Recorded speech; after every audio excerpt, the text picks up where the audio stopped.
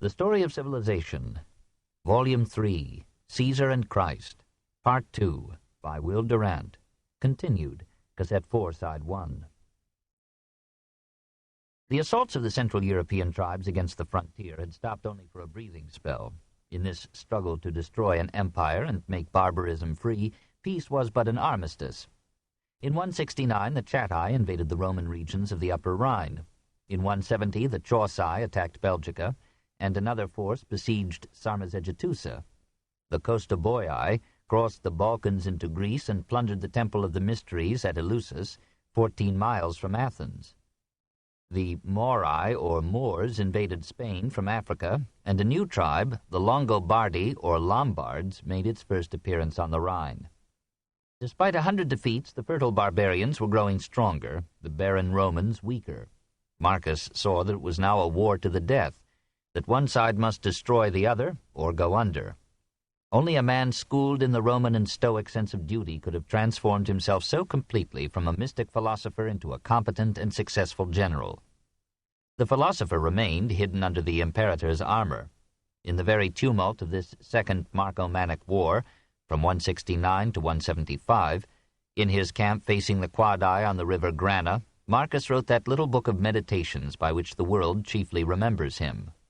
This glimpse of a frail and fallible saint, pondering the problems of morality and destiny while leading a great army in a conflict on which the fate of the empire turned, is one of the most intimate pictures that time has preserved of its great men. Pursuing the Sarmatians by day, he could write with sympathy of them at night. A spider, when it has caught a fly, thinks it has done a great deed. So does one who has run down a hare, or who has captured Sarmatians. Are they not all alike robbers? Nevertheless, he fought the Sarmatians, the Marcomanni, the Quadi, the Yazyges, through 6 hard years, defeated them, and marched his legions as far north as Bohemia. It was apparently his plan to use the Hercynian and Carpathian ranges as a new frontier. If he had succeeded, Roman civilization might have made Germany, like Gaul, Latin in speech and classical in heritage. But at the height of his successes he was shocked to learn that Avidius Cassius, after putting down a revolt in Egypt, had declared himself emperor.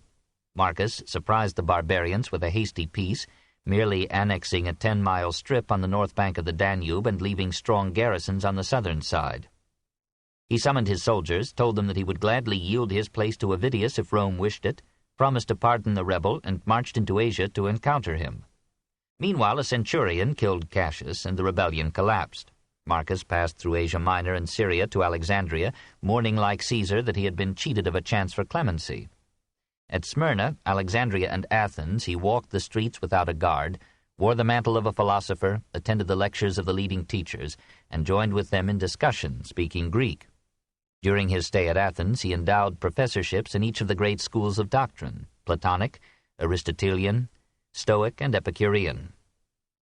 In the fall of 176, after almost 7 years of war, Aurelius reached Rome and was accorded a triumph as the savior of the empire. The emperor associated Commodus with himself in the victory, and now made him, a lad of 15, his colleague on the throne. For the first time in nearly a century, the principle of adoption was put aside, and the hereditary principate was resumed. Marcus knew what perils he was inviting for the empire. He chose them as a lesser evil than the civil war that Commodus and his friends would wage if he were denied the throne. We must not judge him with hindsight. Neither did Rome anticipate the consequences of this love. There the plague had burned itself out, and men were beginning to be happy again. The capital had suffered little from the wars, which had been financed with remarkable economy and little extra taxation. While battle raged on the frontiers, trade flourished within, and money jingled everywhere. It was the height of Rome's tide and of its emperor's popularity. All the world acclaimed him as at once a soldier, a sage, and a saint. But his triumph did not deceive him. He knew that the problem of Germany had not been solved. Convinced that further invasions could be prevented only by an active policy of extending the frontier to the mountains of Bohemia, he set forth with Commodus in 178 on the Third Marcomannic War. Crossing the Danube, he again defeated the Quadi after a long and arduous campaign. No resistance remained, and he was about to annex the lands of the Quadi, the Marcomanni, and the Sarmatians, roughly Bohemia and Danubian Galicia, as new provinces, when sickness struck him down in his camp at Vindobona, now Vienna.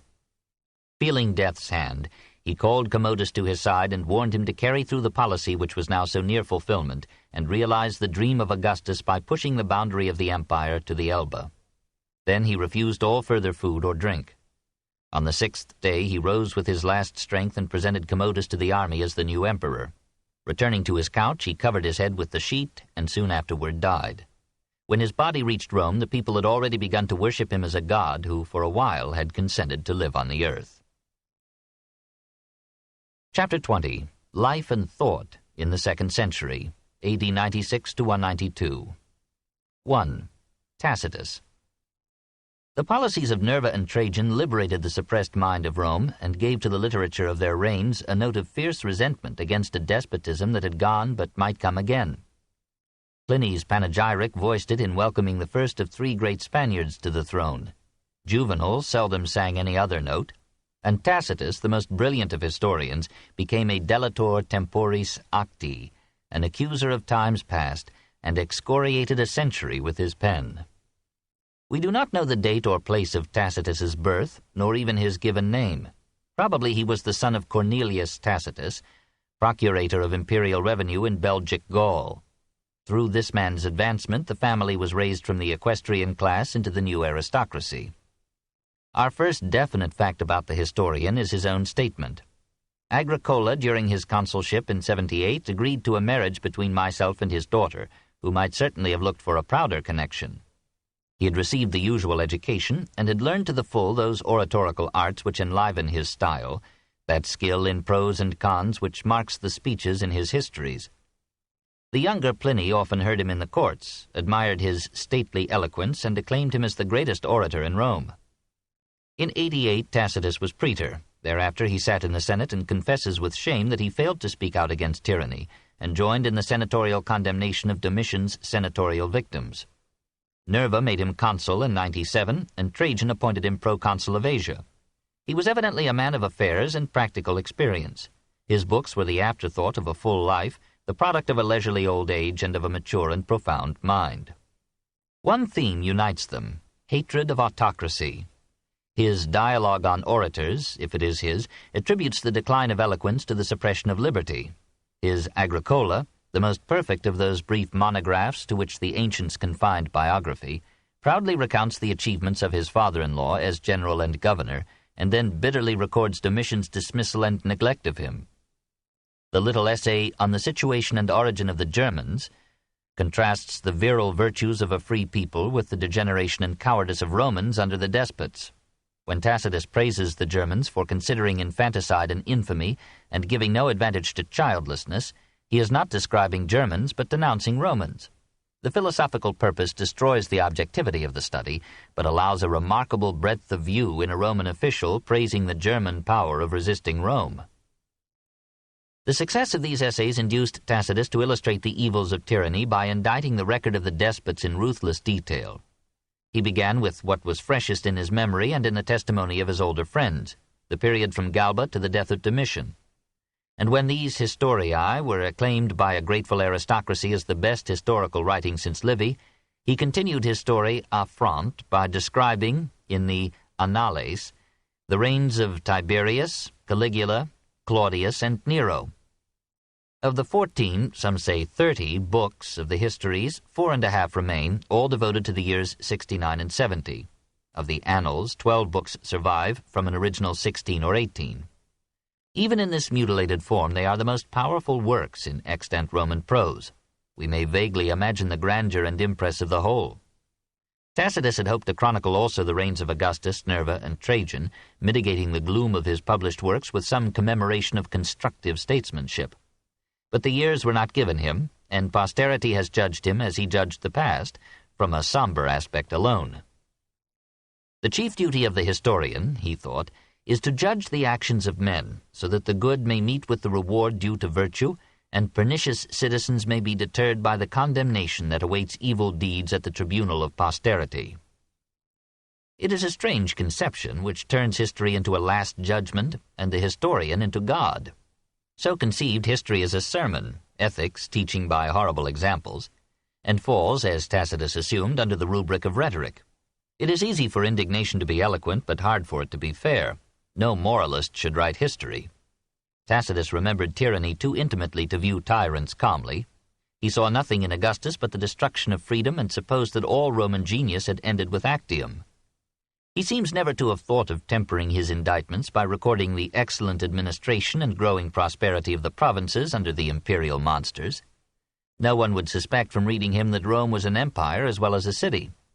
Perhaps the lost books viewed the provincial world. Those that remain make Tacitus a deceptive guide who never lies but never reveals the truth. He often cites and sometimes critically examines his sources, histories, speeches, letters, acta diurna, acta senatus, and the traditions of old families. But for the most part he has heard only the stories of the persecuted nobility, and never imagines that the executions of senators and the assassinations of emperors were incidents in a long contest between vicious, cruel, and competent monarchs and a decadent, cruel, and incompetent aristocracy. He is fascinated by striking personalities and events rather than by forces, causes, ideas, and processes. He draws the most brilliant and unjust character portraits in history, but he has no conception of economic influences upon political events, no interest in the life and industry of the people, the stream of trade, the conditions of science, the status of woman, the vicissitudes of belief, the achievements of poetry, philosophy, or art. In Tacitus, Seneca, Lucan, and Petronius die, but they do not write. The emperors kill, but they do not build. Perhaps the great historian was limited by his audience. Probably he read parts of his work, following the custom of the time, to the aristocratic friends whom Pliny describes as crowding to his receptions. He would have told us that these men and women knew Roman life, industry, literature, and art, and did not have to be reminded of them. What they wanted to hear again and again was the exciting story of the evil emperors, the heroic deeds of Stoic senators, the long war of their noble class against tyrannical power. We cannot condemn Tacitus for not succeeding in what he did not attempt. We can only regret the narrowness of his great purpose and the limitations of his powerful mind. He does not pretend to be a philosopher. He praises Agricola's mother for dissuading her son, who had acquired a keener zest for philosophy than became a Roman and a senator. His imagination and art, like Shakespeare's, were too creatively active to let him ponder quietly the meaning and possibilities of life. He is as rich in illuminating comment as in unverified scandal, but it is difficult to find in him any consistent view of God or man or the state. He is cautiously ambiguous on matters of faith and suggests that it is wiser to accept one's native religion than to try to replace it with knowledge. He rejects most astrologers, auguries, portents, and miracles, but accepts some. He is too much of a gentleman to deny the possibility of what so many have affirmed. In general, events seem to prove the indifference of the gods to good and bad alike, and the existence of some unknown, perhaps capricious force that drives men and states fatally onward to their destiny, urgentibus imperii fatis. He hopes that Agricola has departed to a happy life, but he obviously doubts it and contents himself with the last illusion of great minds, an immortality of fame. Nor does any utopian aspiration console him. Most plans of reformation are at first embraced with ardor, but soon the novelty ceases and the scheme ends in nothing. Matters are temporarily better in his time, he reluctantly admits, but not even the genius of Trajan will prevent renewed deterioration.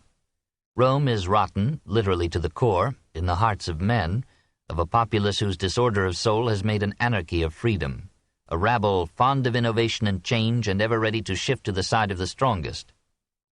He mourns the malignity of the human mind, and scorns like Juvenal the alien stocks in Rome. After blackening the empire, he does not dream of returning to the Republic, but hopes that the adoptive emperors will reconcile the Principate with liberty. In the end, he thinks character is more important than government. What makes a people great is not its laws, but its men. If, despite our surprise in finding a sermon and a drama where we had looked for history, we must nevertheless rank Tacitus among the greatest of historians, it is because the power of his art redeems the limitations of his view. Above all, he sees intensely, sometimes deeply, always vividly. The portraits he draws stand out more clearly, stride the stage more livingly than any others in historical literature. Here, too, however, there are blemishes. Tacitus composes speeches for his varied personages, all in his own fashion and majestic prose. He describes Galba as a simpleton and makes him talk like a sage. And he does not rise to the difficult art of making his characters develop in time. Tiberius is the same at the beginning of his reign as at the end. and if he appeared to be human at the outset, it was, Tacitus thinks, pure dissimulation. First and last in Tacitus is the splendor of his style. No other author has ever said so much so compactly. This does not mean that he is brief. On the contrary, he is desultory and diffuse and takes 400 pages of the histories to chronicle 2 years of time. Sometimes the condensation is extreme to the point of affectation or obscurity. Every second word then requires a sentence to translate it. Verbs and conjunctions are disdained as crutches for crippled minds. This is the culmination of Sallust's concise rapidity, of Seneca's pithy epigrams, of the balanced clauses taught in the schools of rhetoric. In a long work, such a style, unrelieved with passages of a more even tenor, becomes an exhausting excitement to the reader, who nevertheless returns to it with mounting fascination. This martial brusqueness, more economical of words than of men, this scorn of the props of syntax, this passion of feeling and clearness of visualization, this tang of a novel vocabulary and murderous pungency of unhackneyed phrase, give to the writing of Tacitus a swiftness, color, and force which no ancient author has equaled. The color is dark, the mood is gloomy, the sarcasm stings, and the tone of the whole is that of a Dante without tenderness. But the cumulative effect is overwhelming. Along this black river of relentless exposure we are carried, despite our reservations and objections, by a narrative at once dignified and turbulent, stately and impetuous. Character after character rises upon the stage and is struck down. Scene after scene rushes on until all Rome seems ruined and all the participants are dead. We can hardly believe when we emerge from this chamber of horrors that this period of despotism, cowardice, and immorality flowed into the zenith of monarchy under Hadrian and the Antonines, and the quiet decency of Pliny's friends. Tacitus was wrong in scorning philosophy, that is, perspective. All his faults were due to lack of it.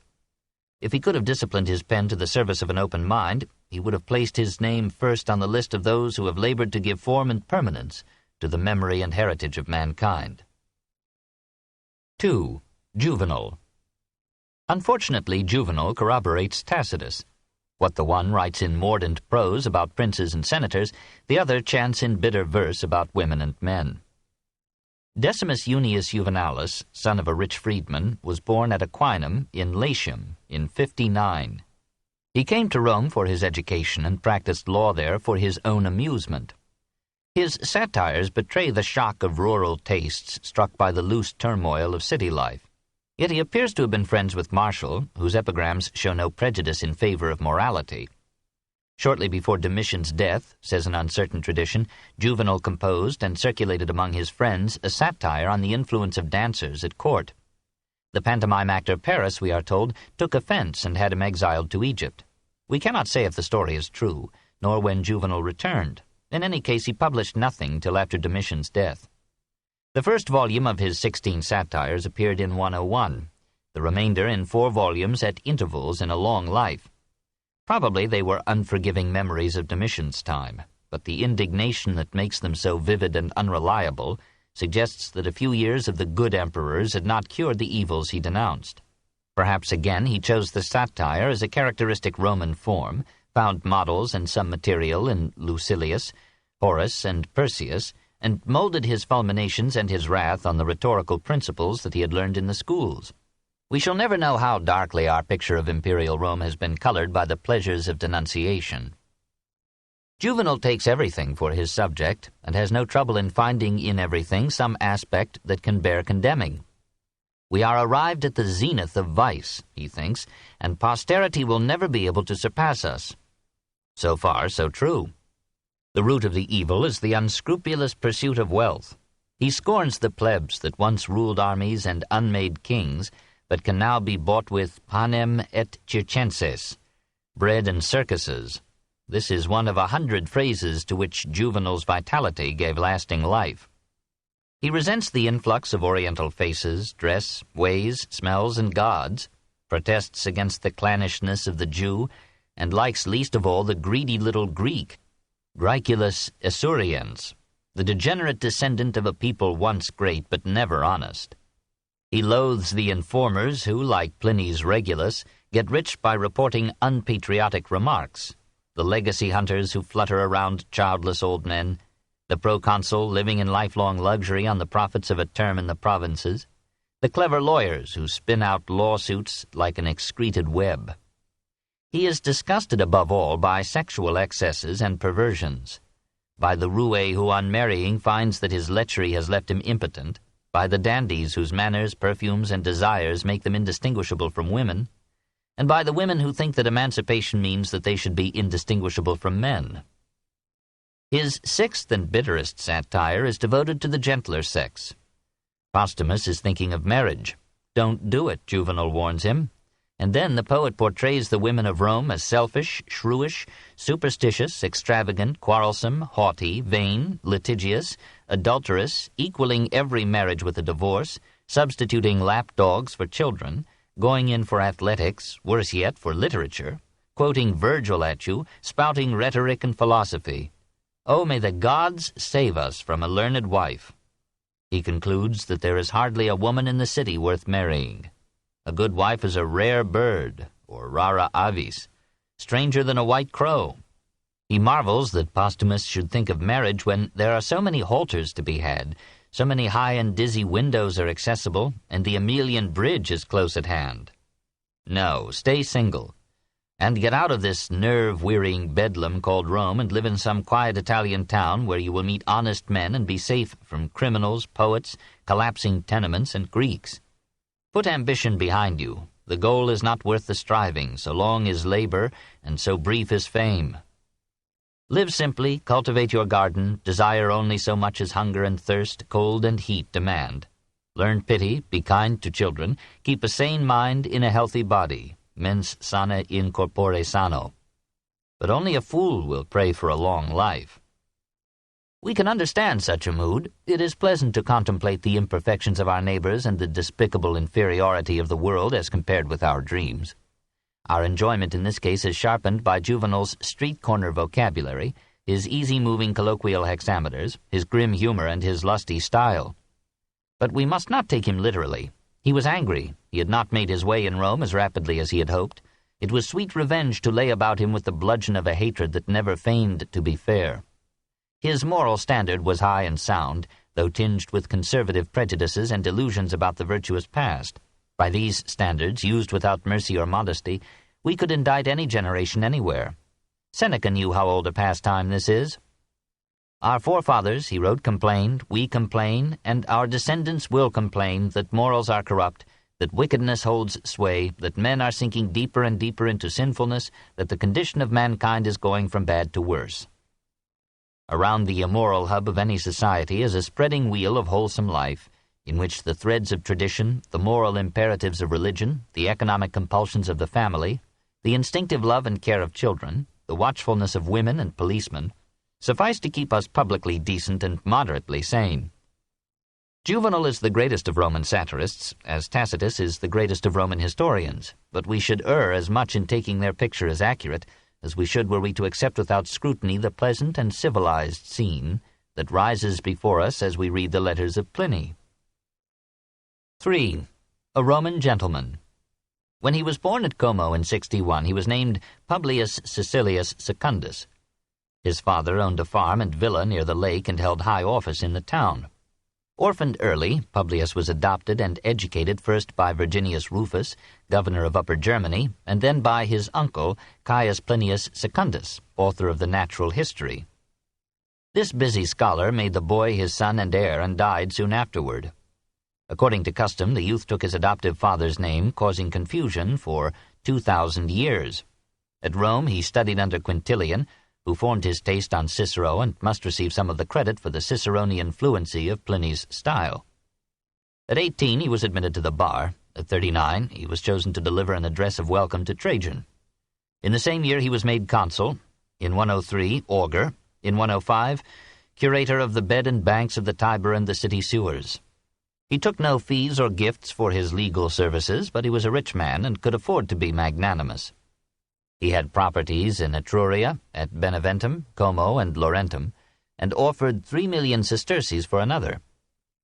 Like many aristocrats of his time, he amused himself by writing, at first a Greek tragedy, then some poems, light-hearted and occasionally obscene.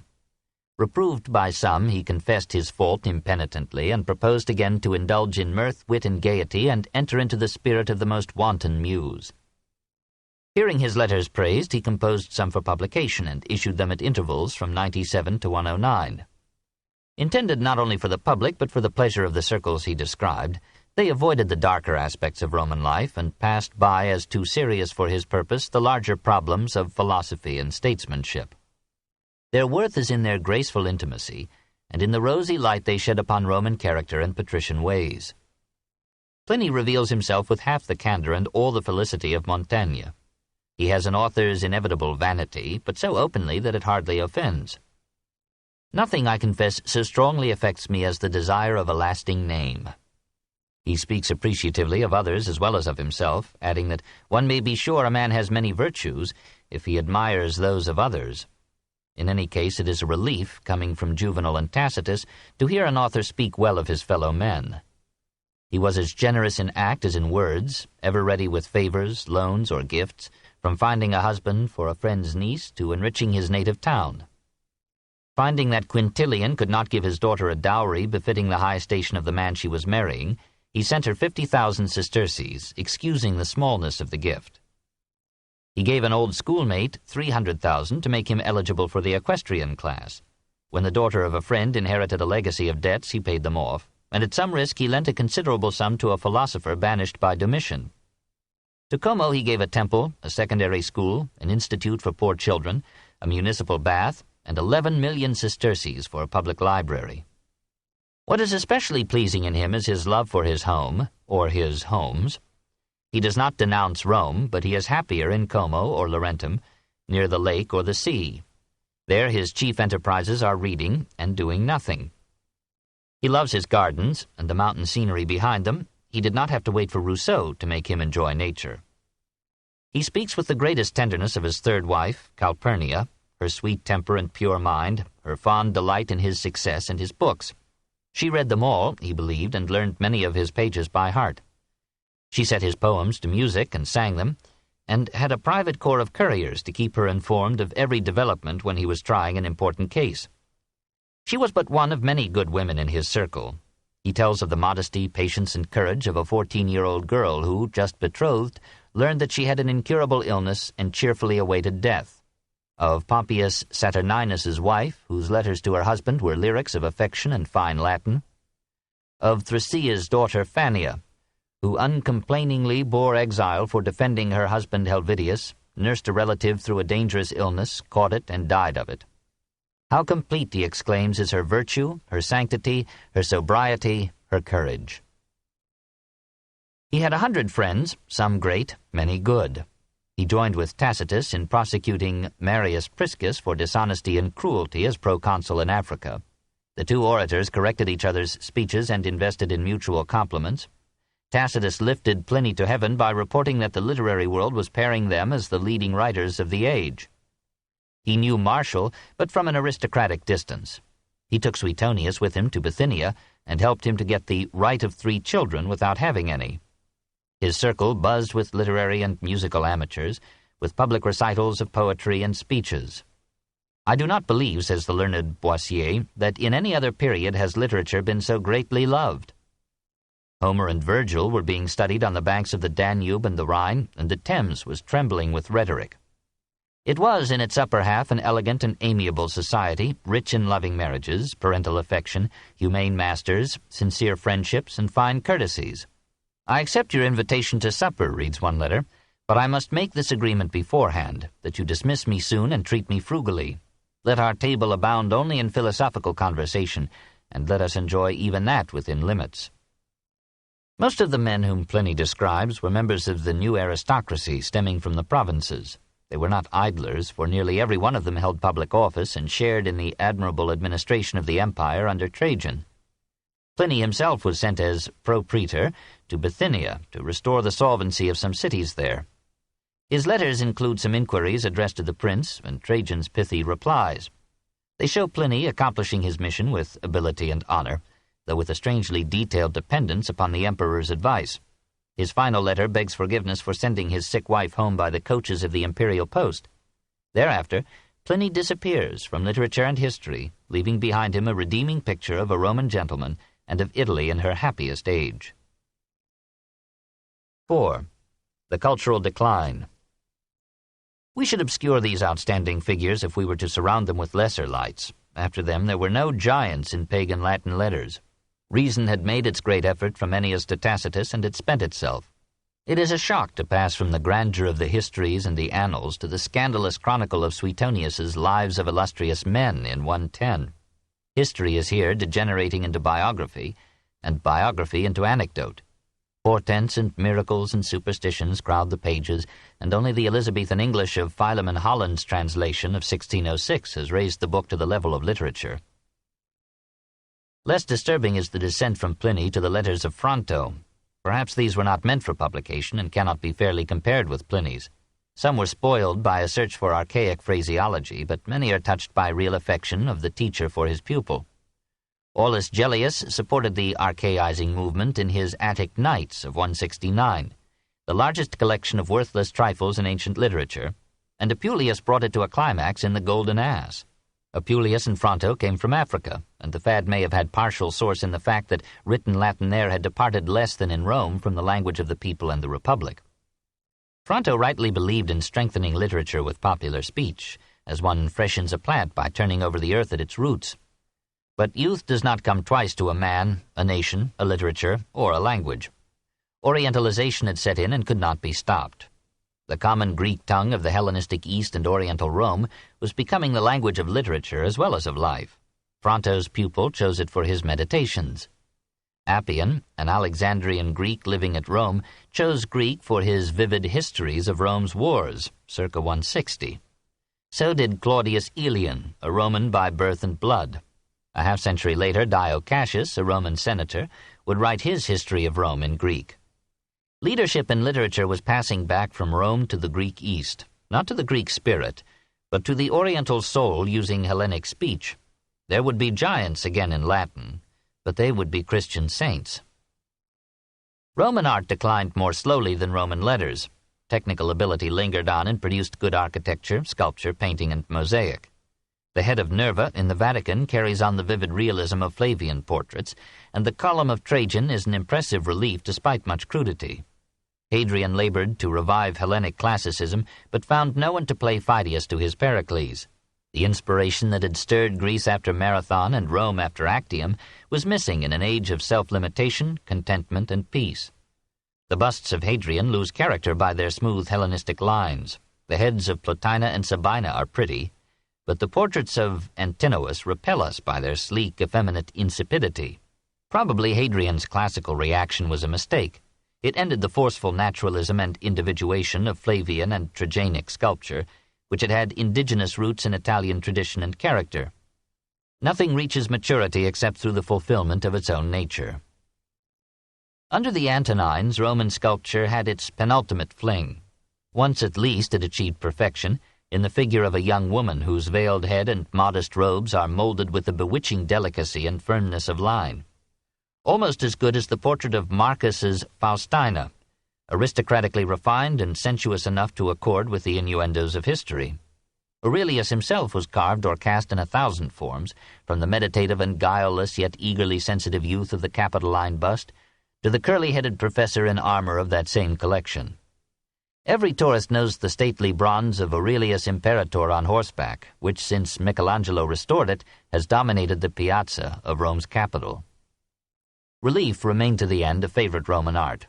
The Etruscan and Hellenistic custom of carving mythological or historical scenes upon sarcophagi returned in Hadrian's time as the hope of immortality took more personal and even physical form, and burial replaced cremation. 11 panels surviving from triumphal arches erected to commemorate the campaigns of Aurelius show the naturalistic style in perfection. No one is idealized, every participant is individualized. Marcus, receiving without pride the submission of a fallen enemy, is an appealingly human figure, and the defeated are shown not as barbarians, but as men worthy of their long struggle for freedom.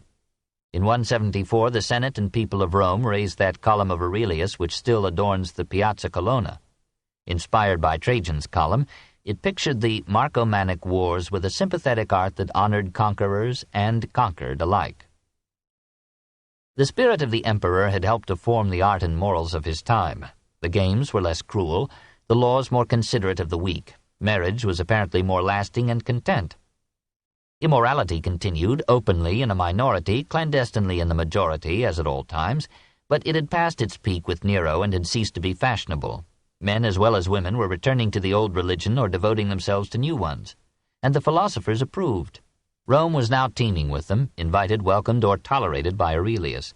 They took full advantage of his generosity and his power, crowded his court, received appointments and emoluments, delivered countless lectures, and opened many schools. In their imperial pupil, they gave the world the culmination and disintegration of ancient philosophy. 5. The Emperor as Philosopher. 6 years before his death, Marcus Aurelius sat down in his tent to formulate his thoughts on human life and destiny. We cannot be sure that the ta eis heauton, to himself, was intended for the public eye. Probably so, for even saints are vain, and the greatest man of action has moments of weakness in which he aspires to write a book. Marcus was not an expert author. Most of the training that Fronto had given him in Latin was wasted now, since he wrote in Greek. Besides, these golden thoughts were penned in the intervals of travel, battles, revolts, and many tribulations. We must forgive them for being disconnected and formless, often repetitious, sometimes dull. The book is precious only for its contents, its tenderness and candor, its half-conscious revelations of a pagan Christian, ancient medieval soul. Like most thinkers of his time, Aurelius conceived philosophy not as a speculative description of infinity, but as a school of virtue and a way of life. He hardly bothers to make up his mind about God.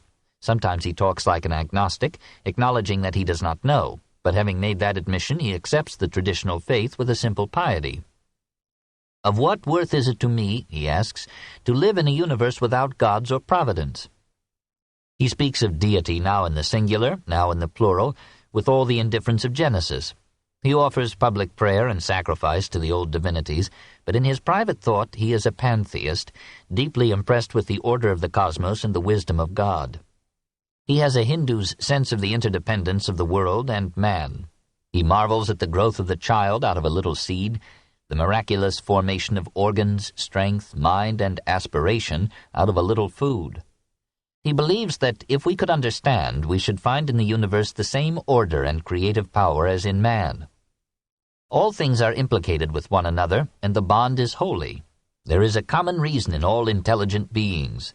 One God pervades all things, one substance, one law, one truth. Can a clear order subsist in thee, and disorder in the all? He admits the difficulty of reconciling evil, suffering, apparently unmerited misfortune, with a good providence, but we cannot judge the place of any element or event in the scheme of things unless we see the whole. And who shall pretend to such total perspective? It is therefore insolent and ridiculous for us to judge the world. Wisdom lies in recognizing our limitations, in seeking to be harmonious parts of the universal order, in trying to sense the mind behind the body of the world, and cooperating with it willingly. To one who has reached this view, everything that happens justly, that is, as in the course of nature. Nothing that is according to nature can be evil. Everything natural is beautiful to him who understands. All things are determined by the universal reason, the inherent logic of the whole, and every part must welcome cheerfully its modest role and fate. Equanimity, the watchword of the dying Antoninus, is the voluntary acceptance of the things that are assigned to thee by the nature of the whole. Everything harmonizes with me that harmonizes with thee, O universe. Nothing for me is too early or too late which is in due time for thee. Everything is fruit to me that thy seasons bring, O nature. From thee are all things, in thee are all things, to thee all things return. Knowledge is of value only as a tool of the good life. What then can direct a man? Only one thing, philosophy. Not as logic or learning, but as a persistent training in moral excellence. Be thou erect, or be made erect. God has given every man a guiding daimon, or inner spirit, his reason. Virtue is the life of reason. These are the principles of the rational soul. It traverses the whole universe, and surveys its form, and extends itself into the infinity of time, and embraces the cyclical renewal of all things, and comprehends that those who come after us will see nothing new, nor have those before us seen anything more. But in a manner he who is 40 years old, if he has any understanding at all, has seen, by virtue of this uniformity, all things that have been or will be. Marcus thinks his premises compel him to Puritanism. Pleasure is neither good nor useful. He renounces the flesh and all its works, and talks at times like some Anthony in the Thebaid. Observe how ephemeral and worthless human beings are, and what was yesterday a little mucus, tomorrow will be a mummy or ashes. The whole space of man's life is but little, and yet with what troubles it is filled, and with what a wretched body it must be passed. Turn it inside out, and see what kind of thing it is. The mind must be a citadel, free from bodily desires, passions, anger, or hate. It must be so absorbed in its work as hardly to notice the adversities of fortune or the barbs of enmity. Every man is worth just so much as the things about which he busies himself. He reluctantly concedes that there are bad men in this world. The way to deal with them is to remember that they too are men, the helpless victims of their own faults by the determinism of circumstance. If any man has done thee wrong, the harm is his own. It is thy duty to forgive him. If the existence of evil men saddens you, think of the many fine persons you have met, and the many virtues that are mingled in imperfect characters. Good or bad, all men are brothers, kinsmen in one God. Even the ugliest barbarian is a citizen of the fatherland to which we all belong. As Aurelius, I have Rome for my country, as a man, the world. Does this seem an impracticable philosophy? On the contrary, nothing is so invincible as a good disposition, if it be sincere. A really good man is immune to misfortune, for whatever evil befalls him leaves him still his own soul. Will this evil that has happened prevent thee from being just, magnanimous, temperate, prudent, modest, free? Suppose that men curse thee, kill thee, cut thee in pieces. What can these things do to prevent thy mind from remaining pure, wise, sober, and just? If a man stand by a limpid pure spring and curse it, the spring never ceases to send up clean water. If he cast dirt into it or filth, it will speedily wash them out and be unpolluted again. On every occasion that brings thee trouble, remember to apply this principle, that this is not a misfortune, but that to bear it nobly is good fortune. Thou seest how few the things are to which, if a man lays hold of, he is able to live a life that flows on quietly, and is like the existence of the gods. Marcus's life, however, did not flow on quietly. He had to kill Germans while writing this fifth gospel, and in the end he faced death with no consolation in the son who would succeed him, and no hope of happiness beyond the grave. Soul and body alike returned to their original elements. For as the mutation and dissolution of bodies make room for other bodies doomed to die, so the souls that are removed into the air after life's existence are transmuted and diffused into the seminal intelligence of the universe, and make room for new souls. Thou hast existed as a part. Thou shalt disappear in that which produced thee. This too nature wills. Pass then through this little space of time conformably to nature, and end thy journeys in content, just as an olive falls when it is ripe, blessing the nature that produced it, and thanking the tree on which it grew. This book is continued at this point on the other side of this cassette. Please reverse or turn the cassette over now. The Story of Civilization, Volume 3, Caesar and Christ, Part 2, by Will Durant. Continued, Cassette 4, Side 2. 6. Commodus. When the officer of the guard asked the dying Marcus for the watchword of the day, he answered, "Go to the rising sun. My sun is setting." The rising sun was then 19, a robust and dashing youth without inhibitions, morals, or fear. One would have expected of him, rather than of Marcus the ailing saint, a policy of war to victory or death. Instead, he offered the enemy immediate peace. They were to withdraw from the vicinity of the Danube, to surrender most of their arms, return all Roman prisoners and deserters, pay Rome an annual tribute of corn, and persuade 13,000 of their soldiers to enlist in the Roman legions. All Rome condemned him except the people. His generals fumed at allowing the trapped prey to escape and fight again another day. During the reign of Commodus, however, no trouble came from the Danubian tribes. The young prince, though no coward, had seen enough of war. He needed peace to enjoy Rome. Back in the capital, he snubbed the Senate and loaded the plebs with unprecedented gifts, 725 denarii to each citizen.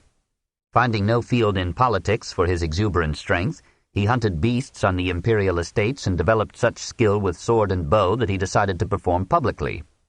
For a time he left the palace and lived in the gladiators' school. He drove chariots in the races and fought in the arena against animals and men. Presumably the men who opposed him took care to let him win, but he thought nothing of fighting unaided and before breakfast a hippopotamus, an elephant, and a tiger, which made no distinctions for royalty. He was so perfect a bowman that with 100 arrows he killed 100 tigers in one exhibition. He would let a panther leap upon some condemned criminal and then slay the animal with one arrow, leaving the man unhurt to die again. He had his exploits recorded in the Acta Diurna and insisted on being paid out of the treasury for each of his 1,000 combats as a gladiator. The historians upon whom we must depend here wrote, like Tacitus, from the viewpoint and traditions of the offended aristocracy. We cannot tell how much of the marvels they relate are history, how much are revenge. We are assured that Commodus drank and gambled, wasted the public funds, kept a harem of 300 women and 300 boys, and liked to vary his sex occasionally, at least by using a woman's garb, even at the public games. Tales of unbelievable cruelty are transmitted to us. Commodus ordered a votary of Bologna to amputate an arm in proof of piety, forced some women devotees of Isis to beat their breasts with pine cones till they died, killed men indiscriminately with his club of Hercules, gathered cripples together and slew them one by one with arrows. One of his mistresses, Marcia, was apparently a Christian. For her sake we are told he pardoned some Christians who had been condemned to the Sardinian mines. Her devotion to him suggests that in this man, described as more bestial than any beast, there was some lovable element unrecorded by history.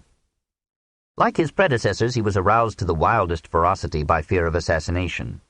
His aunt Lucilla formed a conspiracy to kill him. He discovered it, had her executed, and on proof or suspicion of participation put so many men of rank to death that soon hardly any survived who had been prominent in Marcus's reign. Delators, who had almost disappeared for a century, returned to activity and favor, and a new terror raged in Rome. Appointing Perennis as praetorian prefect, Commodus yielded the reins of government to him and, the tradition says, abandoned himself to sexual dissipation. Perennis ruled efficiently but mercilessly.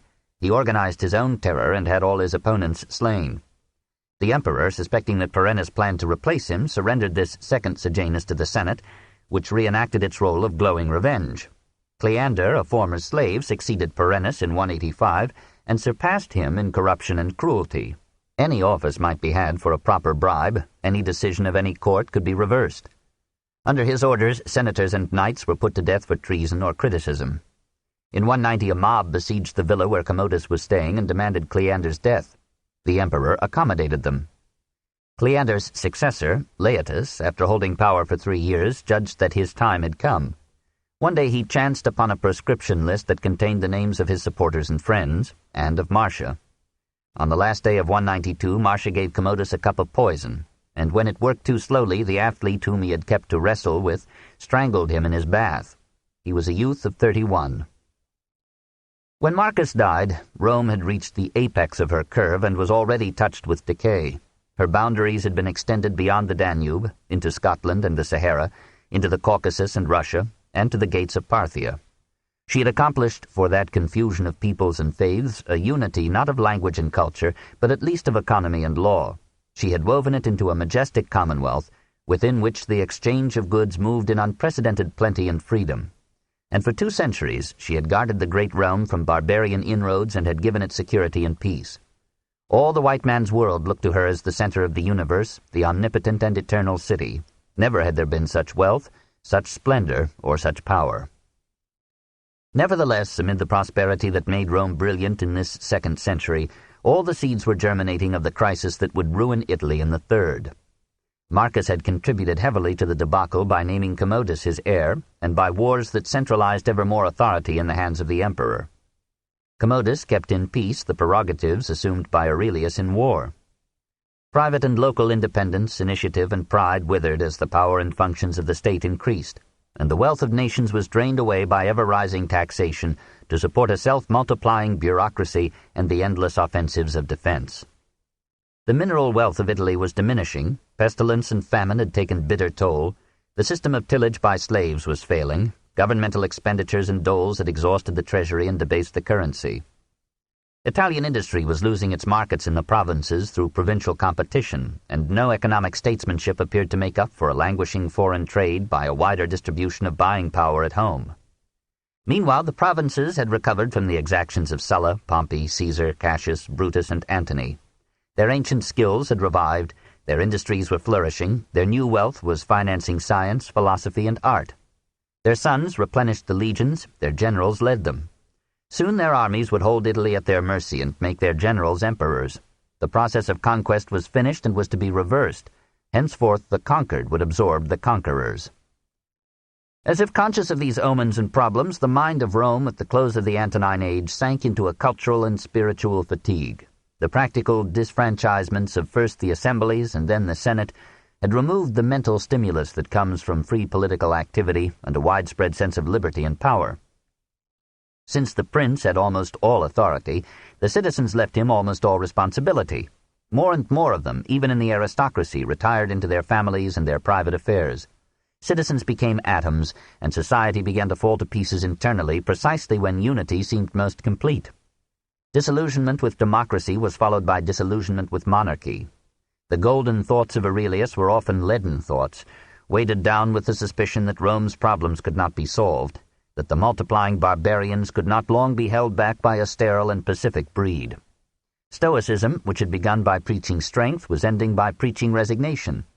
Almost all the philosophers had made their peace with religion. For 400 years, Stoicism had been to the upper classes a substitute for religion. Now the substitute was put aside, and the ruling orders turned back from the books of the philosophers to the altars of the gods. And yet paganism too was dying. Like Italy, it was flushed only with governmental aid and was nearing exhaustion.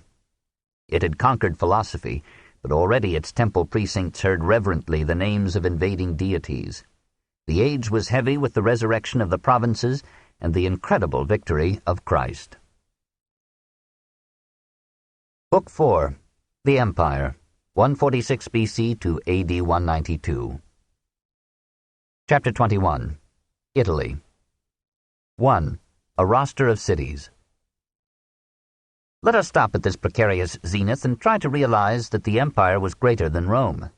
We have lingered unduly at this brilliant center, which hypnotizes historians as it fascinated provincials. In truth, the vitality of the great realm no longer dwelt in the corrupt and dying capital. Its surviving health and strength, much of its beauty, most of its mental life, lay in the provinces and in Italy. We can have no just idea of what Rome meant, nor of its astounding achievement in organization and pacification, until we leave it and surrender ourselves to a tour of the 1,000 cities that made up the Roman world. "How shall I commence this undertaking?" the elder Pliny asked as he began his description of Italy. "So vast is the number of places, what man could enumerate them all? And so great is their individual renown." Around and south of Rome lay Latium, once her mother, then her enemy, then her granary, then a paradise of suburbs and villas for Romans who had both money and taste. South and west from the capital, fine roads and the Tiber led to the rival harbors of Portus and Ostia on the Tyrrhenian Sea. Ostia had its great age in the 2nd and 3rd centuries of our era. Merchants and longshoremen crowded its streets and filled its theaters. Its homes and apartment houses were remarkably like those of Rome today. As late as the 15th century, a Florentine traveler marveled at the wealth of the town and its sumptuous adornment. Some surviving columns and an altar elegantly designed and carved with delicate floral reliefs show even this commercial population had absorbed the classic conception of the beautiful. Southward on the coast rose Antium, now Anzio, where the richest Romans, many emperors, and favored gods had palaces or temples reaching out into the Mediterranean to catch any passing breeze. In its 3 miles of ruins were found such master sculptures as the Borghese Gladiator and the Apollo Belvedere. Nearby, an extant monument reminds excellent citizens, now 19 centuries dead, that they have recently had the pleasure of seeing 11 gladiators die in combat with 10 ferocious bears. To the north, beyond the coastal hills, Aquinum gave birth to Juvenal, and Arpinum plumed itself on Marius and Cicero. 20 miles from Rome was the old town of Praeneste, now Palestrina, its pretty homes built upon terraces in the mountain slopes, its gardens famous for their roses, its peak crowned with a celebrated temple to the goddess Fortuna Primigena, who gave good luck to women in childbirth and exchanged oracles for cash. Tusculum, 10 miles from Rome, was similarly rich in gardens and villas. Here old Cato was born, and Cicero placed his Tusculan Disputations. Most renowned of Rome's suburbs was Tibur, now Tivoli, where Hadrian spread his country house, and Zenobia, queen of Palmyra, spent her captive years. North of Rome, Etruria experienced under the Principate a modest resurrection. Perugia was largely destroyed and partly restored by Augustus, whose artists beautified there an old Etruscan arch. Aretium gave Maecenas to Rome and pottery to the world. Pisa was already hoar with age. It traced its name and origin to a colony of Greeks from Pisa in the Peloponnesus, and made a living by organizing the lumber business along the Arnus River. Farther up the same stream was a young Roman colony, Florentia, rare among cities because it probably underestimated its future. At the northwestern extremity of Etruria were the quarries of Carrara.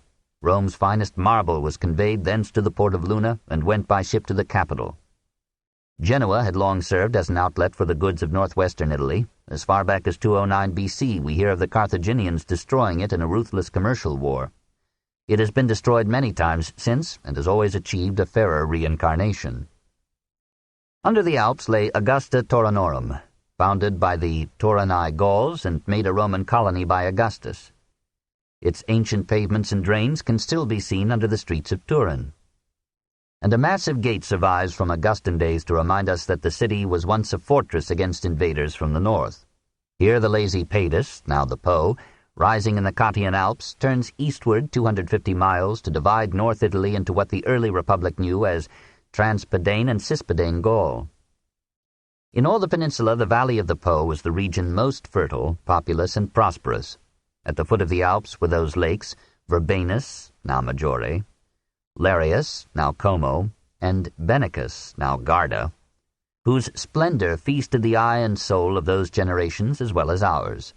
From the younger Pliny's Comum, a main trade route led south to Mediolanum, now Milan. Settled by the Gauls in the 5th century BC, it was already a metropolis and educational center in the days of Virgil. By AD 286 it would replace Rome as the capital of the Western Empire. Verona controlled the trade over the Brenner Pass and was rich enough to have an amphitheater, recently restored, seating 25,000 spectators. Along the winding Po rose Placentia, now Piacenza, Cremona, Mantua, and Ferrara, originally frontier towns designed to hold the Gauls at bay. North of the Po and east of the Adige lay Venetia. The district took its name from the Veneti, early immigrants from Illyria.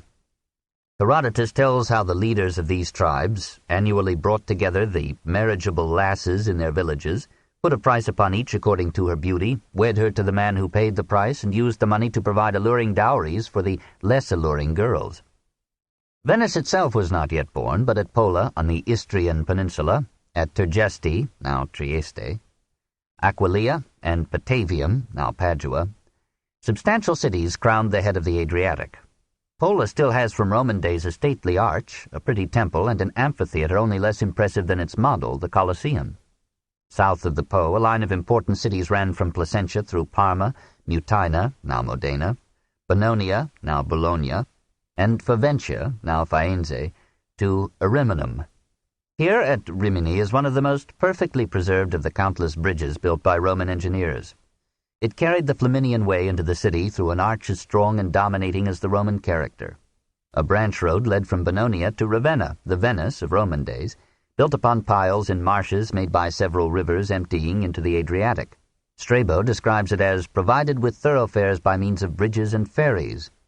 Augustus stationed there his Adriatic fleet, and several emperors in the 5th century made the city their official residence. The superior fertility of northern Italy, its healthier and more stimulating climate, its mineral resources, varied industries, and cheaply borne river trade raised the region to economic supremacy over central Italy in the 1st century of our era and to political leadership in the 3rd. South of Ariminum, the eastern coast, rocky, stormy, and harborless, developed few cities of moment north of Brundisium. And yet there were in Umbria, Picenum, Samnium, and Apulia many small towns whose wealth and art can be judged only by studying Pompeii. Assisium gave birth to Propertius as well as St. Francis, Sarsina to Plautus, Amiternum to Sallust, Sulma to Ovid, Venusia to Horace. Beneventum was famous not only for a Pyrrhic defeat, but for the great arch erected there by Trajan and Hadrian. On its virile reliefs, Trajan told the story of his achievements in war and peace. On the southeastern coast, Brundisium commanded traffic with Dalmatia, Greece, and the east. Within the heel, Tarentum, once a proud city-state, was now a declining winter resort for Roman magnates and aristocrats. In southern Italy, large estates had absorbed most of the land and turned it to pasture. The cities lost their peasant patronage, and their business classes waned. The Greek communities that had sported their Sybaritic wealth in earlier times had been ruined by barbarian infiltration and the Second Punic War, and were now reduced to small towns in which Latin was slowly replacing Greek. On the toe, Rhegium, now Regio, had a good harbor and flourished on the trade with Sicily and Africa. Up the west coast, Velia could hardly remember the days when Parmenides and Zeno had made it, as Ilia, ring with metaphysical poetry and impish paradox. Posidonia, which still amazes visitors with its majestic temples, had been renamed Paestum by its Roman colony, and its Greek stock was melting in a flux of barbarian, here Italian, blood from the countryside. Only in Campania was Greek civilization alive in Italy. Geographically, Campania, the mountains and coast around Naples, was part of Samnium.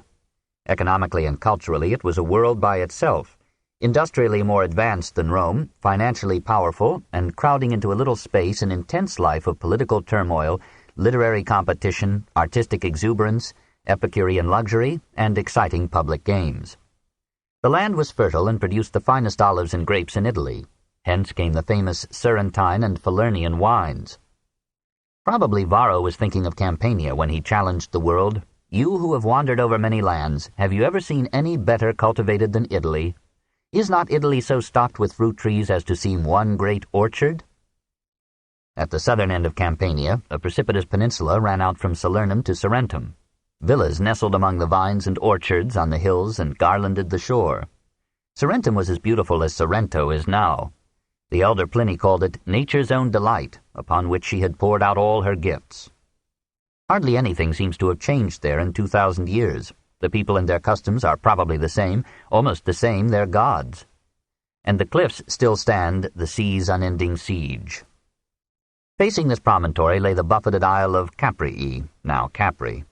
On the southern side of the gulf, Vesuvius smoked, while Pompeii and Herculaneum slept under their lava coat. Then came Neapolis, New Town, the most Greek of Italian cities in Trajan's day. In Naples's laziness we watch an echo of its ancient addiction to love and sport and art. The people were Italian, the culture, customs, games were Greek. Here were fine temples, palaces, and theaters. Here, every 5th year, were held those contests in music and poetry at which Statius had won a prize.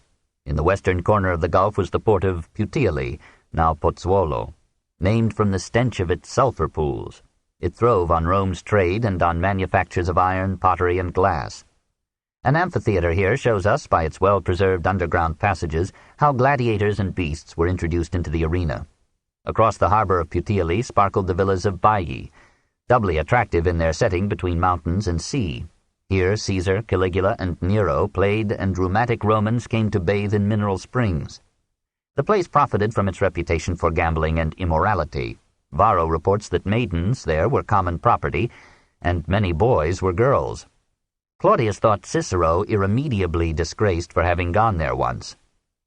"Do you suppose," asks Seneca, "that Cato would ever have dwelt in a pleasure palace, so that he might count the lewd women as they sailed past, the many kinds of barges painted in all sorts of colors, the roses wafted about the lake?" A few miles north of Baiae, in the crater of a dead volcano, Lake Avernus emitted sulphurous fumes of such potency that legend said no bird could fly above it and live. Near it was the cave, through which Aeneas, in Virgil's epic, had made his facilis descensus Averni into Tartarus. North of the lake was the old city of Cumae, now slowly dying through the superior attractions of her daughter city Neapolis, the better harbors of Puteoli and Ostia, and the industries of Capua. Capua lay 30 miles inland, in a fertile region that sometimes harvested 4 crops in a year, and its bronze and iron works were unrivaled in Italy. Rome had so severely punished it for helping Hannibal that for 2 centuries it failed to recover, and Cicero spoke of it as the abode of the politically dead. Caesar restored it with thousands of new colonists, and in Trajan's time it was prospering again. Listed so rapidly, these major cities of classic Italy are merely names. We mistake them for words on a map and hardly feel that they were the noisy abodes of sensitive men eagerly pursuing food and drink, women and gold. Let us turn over the ashes of one Roman habitation, and from its strangely preserved vestiges try to recapture some movement of the life that ran in those ancient streets. 2. Pompeii. Pompeii was one of the minor towns of Italy, hardly noticed in Latin literature except for its fish sauces, its cabbage, and its burial. Founded by Oceans, perhaps as early as Rome, peopled by Greek immigrants, captured by Sulla and turned into a Roman colony, it was partly destroyed by an earthquake in AD 63 and was being rebuilt when Vesuvius destroyed it again. On August 24, AD 79, the volcano exploded and hurled dust and rock high into the air amid clouds of smoke and flashes of flame. A heavy rainfall turned the erupted matter into a torrent of mud and stone, which in 6 hours covered Pompeii and Herculaneum to a depth of 8 or 10 feet. All that day and the next the earth shook and buildings fell. Audiences were buried in the ruins of theaters, hundreds were choked by dust or fumes, and tidal waves shut off escape by sea.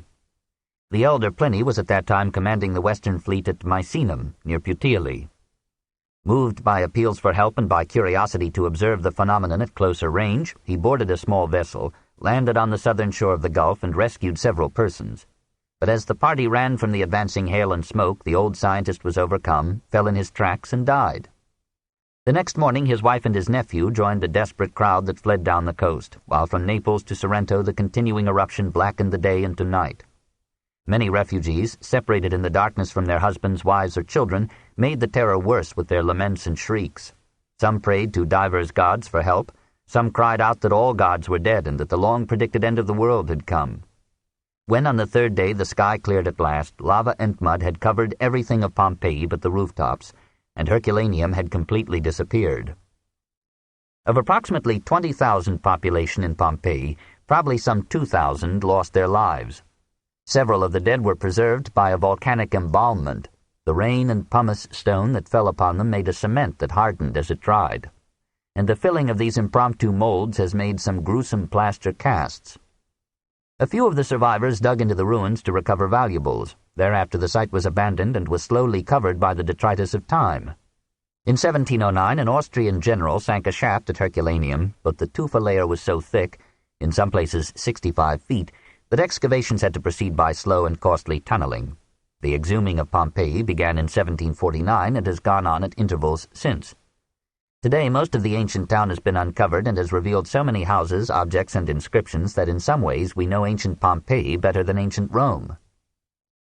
The center of its life, as in every Italian city, was the Forum. Once, doubtless, it had been the gathering point for farmers and their produce on market days. Games were held there and dramas were performed. There the citizens had raised shrines to their gods. At one end to Jupiter, at the other to Apollo, and nearby to Venus Pompeiana, the patron goddess of the town. But they were not a religious people. They were too busy with industry and politics, games and venery to have much time for worship. And even in worship they honored the phallus as the crown of their Dionysian ritual.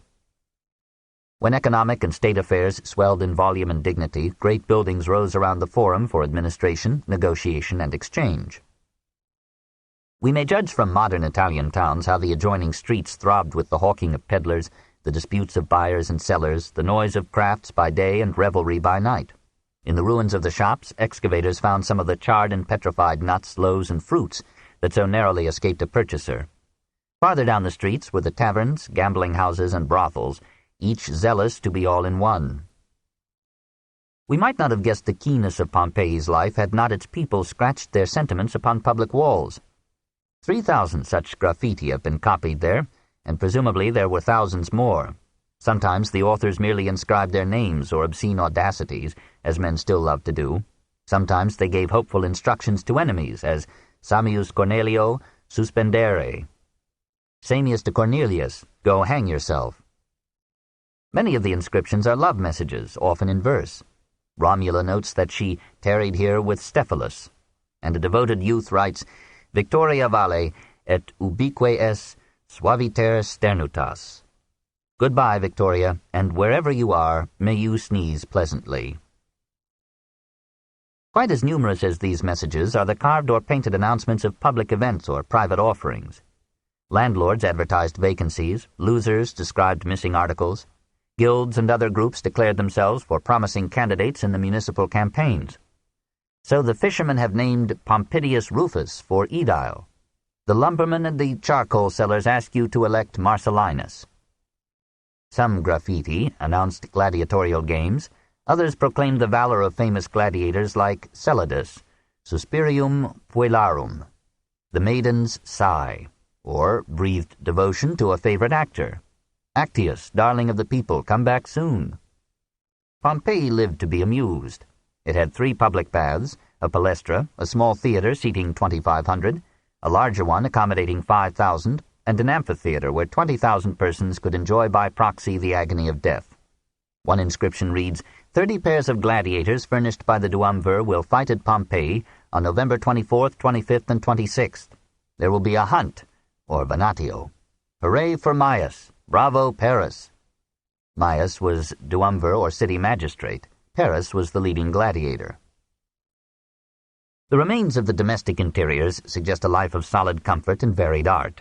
Windows were exceptional, central heating was rare. Bathrooms appear in the richer homes, and a few houses had an outdoor pool in a peristyled garden.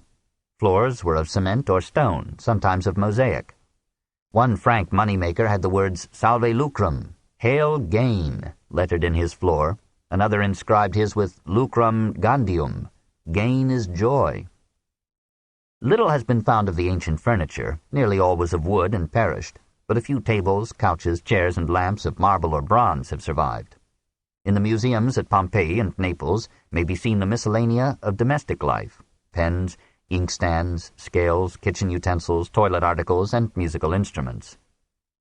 The art recovered from Pompeii or near it suggests that not only the aristocrats of the villas but the merchants of the city enjoyed the cultural accessories of life. A private library unearthed at Herculaneum had 1,756 volumes or rolls. We must not repeat what we have said of the Bosco Reale cups or the rich vistas and graceful women painted upon the walls of Pompeian homes. Many dwellings had excellent sculptures, and the Forum contained 150 statues. In the temple of Jupiter, a head of the god was found which Phidias himself might have carved, strength and justice framed in the curls of abounding hair and beard. In the temple of Apollo was a statue of Diana, equipped with a hole in the back of the head through which a hidden ministrant might utter oracles. In one Herculanean villa, enough first-class bronzes were found to fill a famous room at the Naples Museum. Presumably the masterpieces in this collection, the resting Mercury, the Narcissus or Dionysus, the drunken satyr, and the dancing faun, were of Greek origin or workmanship. They reveal the skillful technique and the shameless joy in the healthy body characteristic of Praxitelean art. One of them, however, a bravely realistic bust in bronze, shows the bald head and sharp but not unkindly face of L. Cecilius Eucundus, a Pompeian auctioneer whose accounts, inscribed upon 154 wax tablets, were found in his house at Pompeii. Supremely human in its mixture of coarseness and intelligence, wisdom and warts, this work of a contemporary, perhaps Italian, sculptor is a welcome foil to the unwrinkled gods and goddesses who surround it in the Naples Museum and who confess by their smooth and placid features that they never lived. 3. Municipal life. Life, private and public, individual and corporate, has never been lived more intensely than in ancient Italy, but the events of our own time are too vital and absorbing to let us spare interest for the details of municipal organization under the Caesars. The confusing diversities of constitution and the jealous gradations of franchise are no longer a part of that living past which is our matrix and our theme. It was a basic feature of the Roman Empire that, though divided into provinces, it was organized into an assemblage of relatively self-governed city-states, each owning an extensive hinterland. Patriotism meant love of one's city rather than of the empire. Normally, the freemen of each community were content to exercise a purely local franchise, and those non-Romans who had won Roman citizenship rarely went to Rome to vote. As the example of Pompeii shows, the decay of the assemblies in the capital was not accompanied by a similar debasement in the cities of the empire. Most Italian municipalities had a senate, or curia, and most eastern cities had a council, or bulle, that formulated ordinances, and an assembly, a comitia or ecclesia, that chose the magistrates. Each magistrate was expected to give his city a substantial sum, summa honoraria, from onos, office, for the privilege of serving it, and custom required him also to make incidental donations for public benefits or games. As no pay attached to office, the democracy, or aristocracy, of freemen issued almost everywhere in an oligarchy of wealth and power. For 200 years, from Augustus to Aurelius, the municipalities of Italy prospered. There was a majority of poor in them, of course. Nature and privilege had seen to this. But never before or since, so far as history tells, have the rich done so much for the poor. Practically all the expenses of operating the city, of financing dramas, spectacles, and games, of building temples, theaters, stadiums, palestras, libraries, basilicas, aqueducts, bridges, and baths, and adorning these with arches, porticos, painting, and statuary, fell upon men of means. And in the first 2 centuries of the empire, these philanthropies were carried out with a competitive patriotism that in some cases bankrupted the families that contributed or the cities that maintained the benefactions. In time of famine, it was usual for the wealthy to buy food and distribute it gratis among the poor. On occasion, they furnished free oil or wine, or a public banquet, or a gift of money to all citizens, sometimes to all inhabitants. Extant inscriptions abound in commemorations of such generosity. A millionaire gave Altinum in Venetia 1,600,000 sesterces for public baths. A rich lady built a temple and an amphitheatre for Casinum. Decimus Tullus gave Tarquinii baths costing 5 million sesterces. Cremona, destroyed by Vespasian's troops, was rapidly rebuilt by the contributions of private citizens, and 2 physicians exhausted their fortunes in gifts to Naples. At populous Ostia, Lucilius Gemella invited all the inhabitants to dinner, paved a long and spacious avenue, repaired or restored 7 temples, rebuilt the municipal baths, and donated 3 million sesterces to the city treasury. It was the custom of many rich men to invite a considerable portion of the citizenry to a feast on the occasion of their birthday, their election to office, their daughter's marriage, their son's assumption of the toga virilis of manhood, or the dedication of a building which they had presented to the community. In return for such favors, the city voted the giver an office, a statue, a panegyric, or an inscription. The poor were not overwhelmed with all these gifts. They accused the rich of deriving the means of philanthropy from exploitation, and they demanded less ornate buildings and cheaper corn, less statuary, and more games. When we add to private munificence the donations of the emperors to the towns, the buildings erected and the catastrophes mitigated in them by imperial funds, and the public works and functions financed by the municipal treasury, we begin to feel the splendor and pride of the Italian cities under the Principate. Streets were paved, drained, policed, and adorned. Free medical service was maintained for the poor. Clean water was piped into private homes for a small fee. Food was offered to the poor at a low price. Public baths were often free through private subsidies. Alimenta were paid to straitened families to help them rear their children. Schools and libraries were built. Plays were presented. Concerts were given. Games were arranged in reckless emulation of Rome. Civilization in the Italian towns was not so materialistic as in the capital. They rivaled one another in erecting amphitheaters, but also they raised noble temples, sometimes equaling Rome's best, and made the months gay with picturesque religious festivals. They spent freely on works of art and provided halls for lecturers, poets, sophists, rhetors, philosophers, and musicians. They supplied their citizens with facilities for health, cleanliness, and recreation, and a vigorous cultural life. From them, not from Rome, came most of the great Latin authors, and some of the finest sculptural masterpieces in our museums, like the Nike of Naples, the Eros of Centum Celli, the Zeus of Otricoli. They supported as large a population as their modern successors before our century, and gave it an unparalleled security from war. The first 200 years of our era saw the zenith of the great peninsula. Chapter 22. Civilizing the West. 1. Rome and the Provinces. The blot on Italian prosperity, aside from a system of slavery common to ancient states, was its partial dependence upon provincial exploitation. Italy was free of taxation because the provinces had yielded so much in plunder and tribute. To them could be traced some of the wealth that came to flower in the Italian towns. Rome, before Caesar, frankly classed the provinces as conquered territory. All their inhabitants were Roman subjects, only a few were Roman citizens. All their land was the property of the Roman state and was held by the possessors on revocable grants from the imperial government. To lessen the likelihood of revolt, Rome cut conquered regions into smaller states, forbade any province to have direct political dealings with another, and favored the business classes against the lower classes everywhere. Divide et impera was the secret of Roman rule. Cicero perhaps exaggerated when, in excoriating Verres, he pictured the Mediterranean nations as desolate under the Republic. All the provinces mourn, all free peoples cry out, all kingdoms protest against our cruelty and greed. From one ocean to another there is no place, however hidden or remote, that has not felt our lust and our iniquity. The Principate dealt more liberally with the provinces, not from generosity so much as from husbandry. Taxation was made bearable, local religions, languages, and customs were respected, freedom of speech was allowed except for attacks against the sovereign power, and local laws were retained so far as they did not conflict with Roman profit and mastery.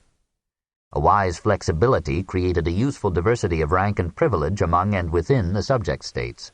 Certain municipalities, like Athens and Rhodes, were free cities. They paid no tribute, were not subject to the provincial governor, and managed their domestic affairs without Roman interference so long as they maintained social order and peace. Some old kingdoms, like Numidia and Cappadocia, were allowed to keep their kings, but these were clients of Rome, dependent upon her protection and her policy, and required to aid her with men and materials at her call. In the provinces, the governor, proconsul or propraetor, combined in himself the power to legislate, to administer, and to judge. His power was limited only by the free cities, by a Roman citizen's right of appeal to the emperor, and by the financial supervision exercised by the provincial quaestor or procurator. Such near omnipotence invited abuse, and though the lengthening of the governor's term under the Principate, his ample salary and allowance, and his financial responsibility to the emperor considerably lessened malfeasance, we may see from the letters of Pliny and some passages in Tacitus that extortion and corruption were still no rarities at the end of the 1st century. Taxation was a primary industry of the governor and his aides. Under the empire, a census was taken of every province for the purpose of assessing the tax on land and the tax on property, which included animals and slaves. To stimulate production, a fixed tribute was substituted for the tithe. Publicans no longer gathered these taxes, but they collected port duties and managed some state forests, mines, and public works. The provinces were expected to contribute towards a golden crown for each new emperor, pay the cost of provincial administration, and in some cases send heavy shipments of grain to Rome. The old custom of liturgies was maintained in the East and spread through the West, by which the local or Roman government might ask rich men to provide loans for war, ships for the navy, buildings for public purposes, food for famine victims, or choruses for festivals and plays. Cicero, having joined the inns, contended that the taxes paid by the provinces barely covered the cost of administration and defense. Defense included the suppression of revolts, and administration presumably embraced the perquisites that made so many Roman millionaires. We must reconcile ourselves to the probability that whatever power establishes security and order will send tax-gatherers to collect something more than the cost. Despite all levies, the provinces prospered under the Principate.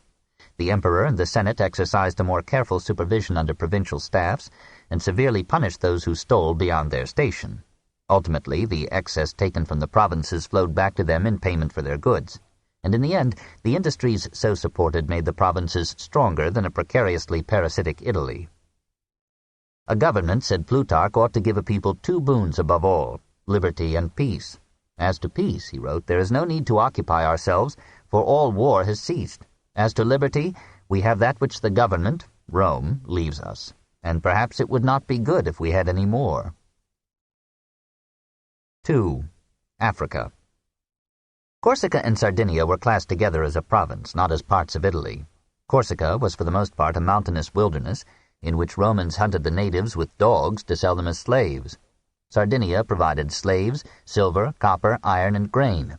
It had 1,000 miles of road and 1 excellent harbor, Careles, now Cagliari. Sicily had been reduced to an almost purely agricultural province as one of the frumentary supports of Rome.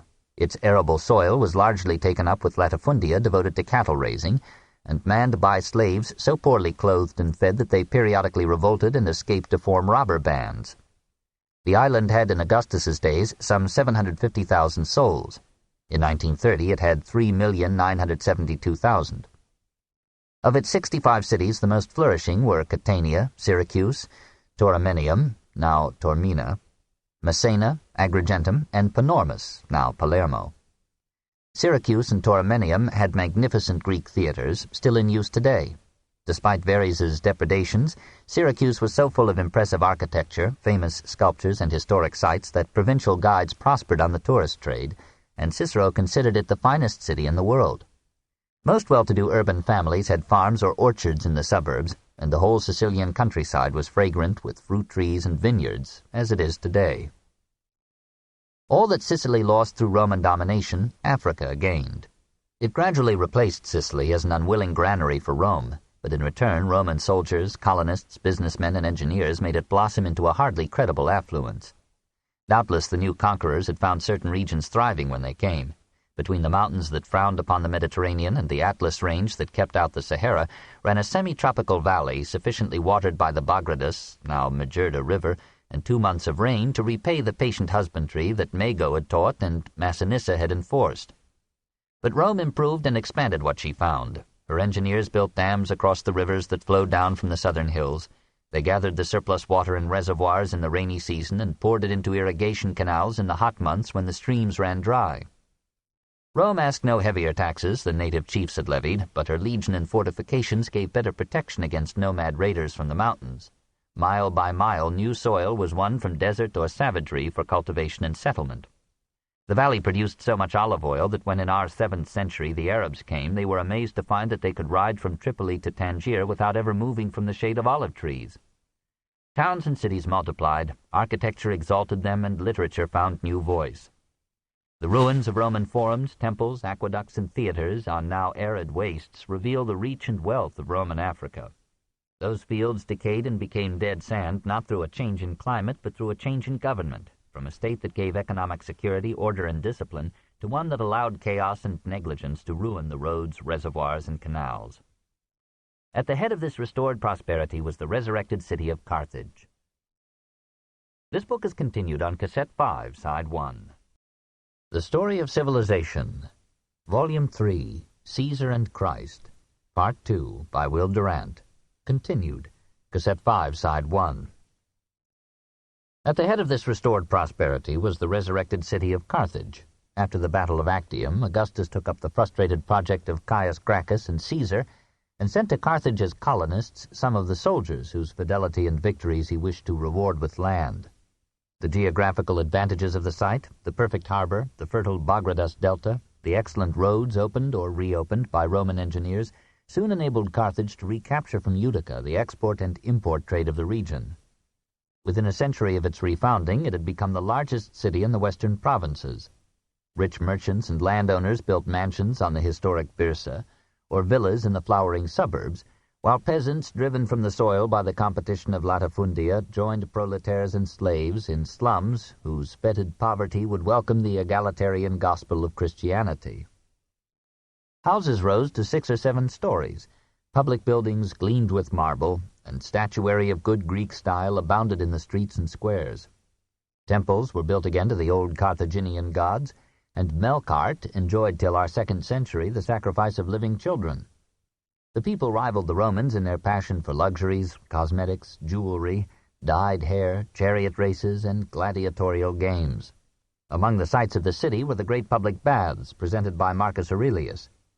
There were lecture halls, schools of rhetoric, philosophy, medicine, and law. Carthage ranked only after Athens and Alexandria as a university town. Here Apuleius and Tertullian came to study everything, and St. Augustine marveled at the pranks and immorality of the students, whose favorite philanthropy was to break into a lecture room and dismiss both the professor and his class. Carthage was the capital of the province called Africa, now eastern Tunisia. South of it, commerce bedecked the eastern coast with cities whose ancient wealth was reviving after 12 centuries when war struck them in our time.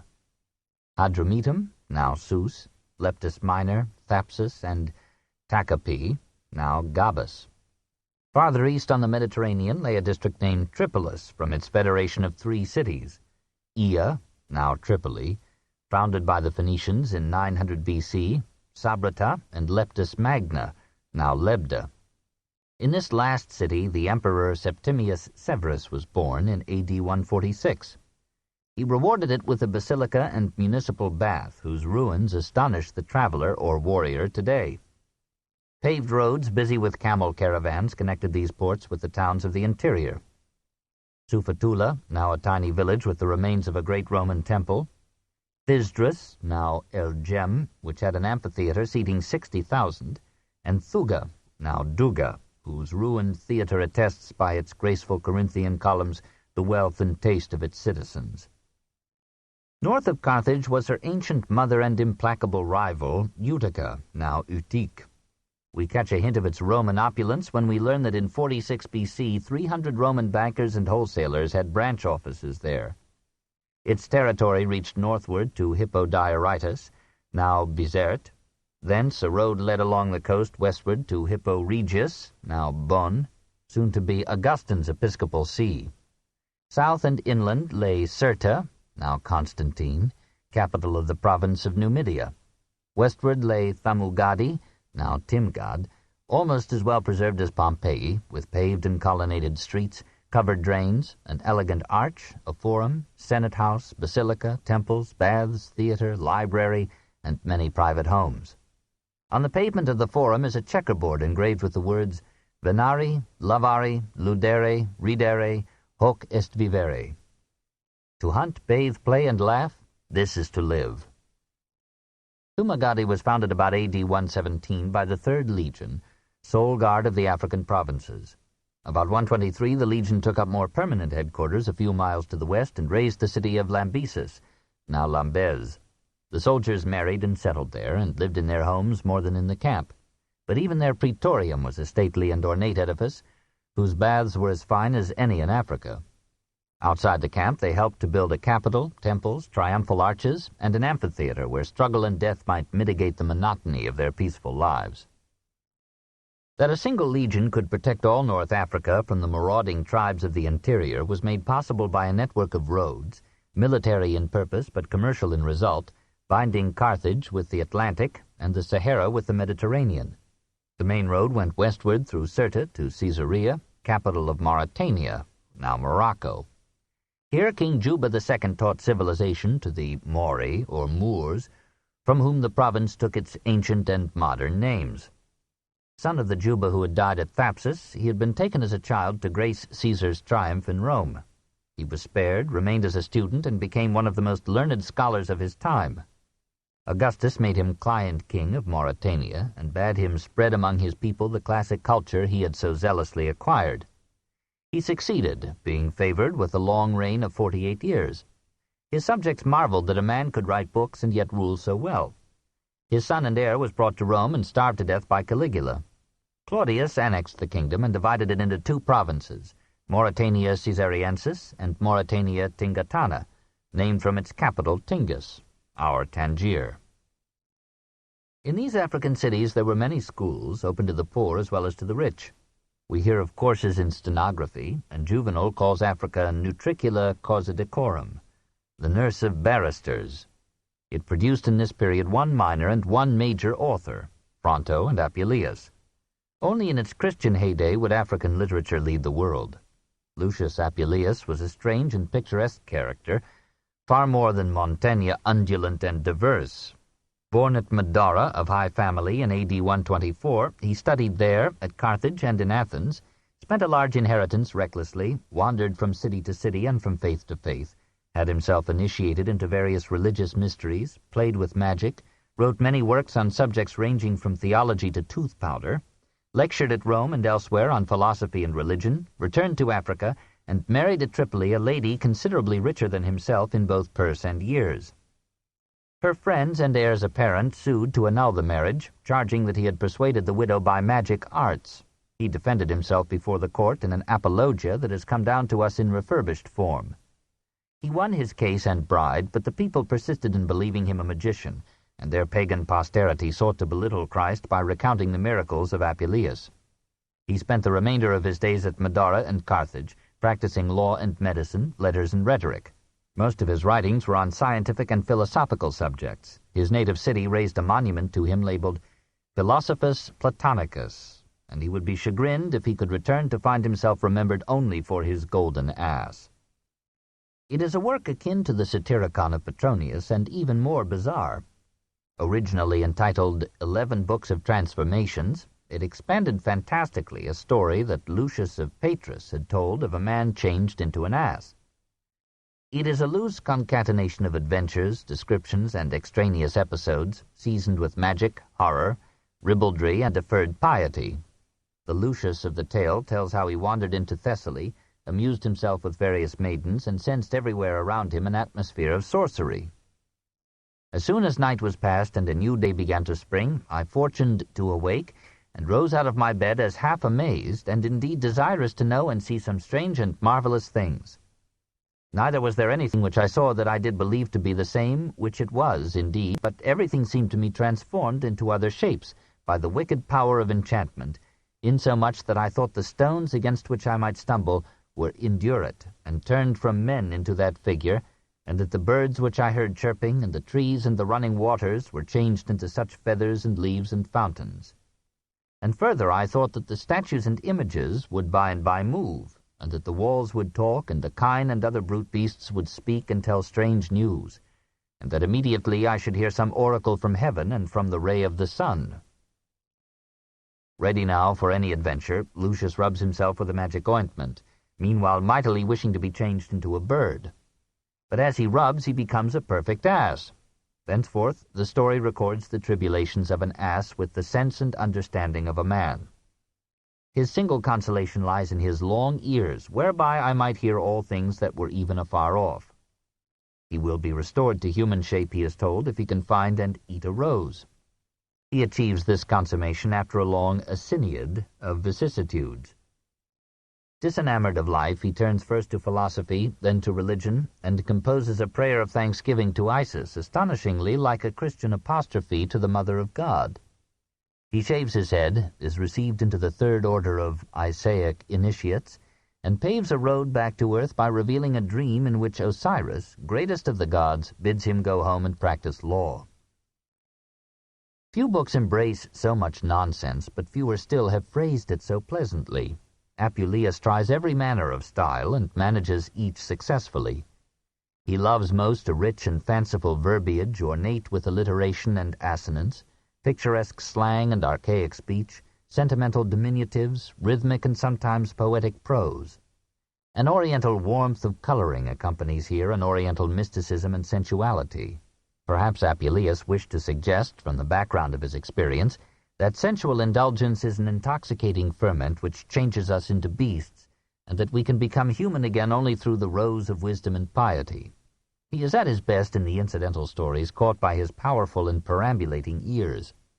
So an old woman comforts a kidnapped maiden by recounting the romance of Cupid and Psyche. How the son of Venus fell in love with a pretty maid, gave her every joy but that of seeing him, aroused his mother to cruel jealousy, and came to a happy ending in the skies. No artist's brush, in many an effort, has bettered the horseshrew's tongue in telling the ancient tale. 3. Spain. Crossing the straits from Tangier, we pass from one of the newest to one of the oldest provinces of Rome.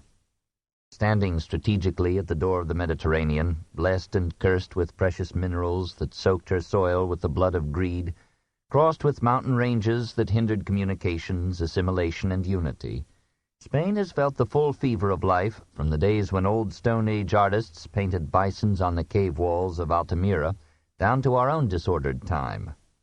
For 30 centuries the Spaniards have been a proud and warlike people, lean and tough, stoically brave, passionate and obstinate, sober and melancholy, frugal and hospitable, courteous and chivalrous, easily provoked to hatred, more easily to love.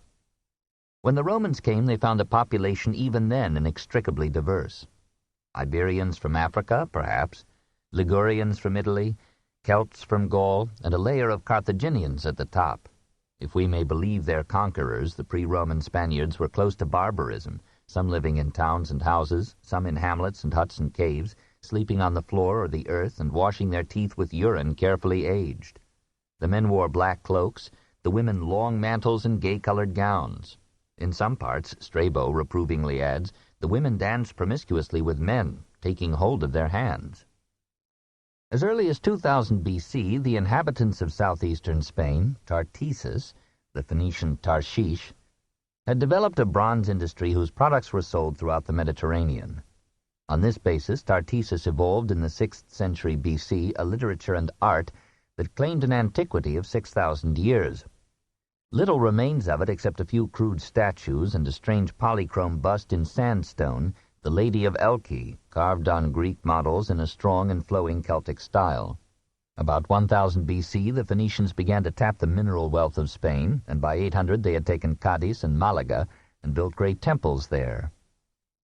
Towards 500 BC, Greek colonists settled along the northeastern coast. About the same time, the Carthaginians, summoned by their Phoenician kin to help suppress a revolt, conquered Tartessus and all south and eastern Spain.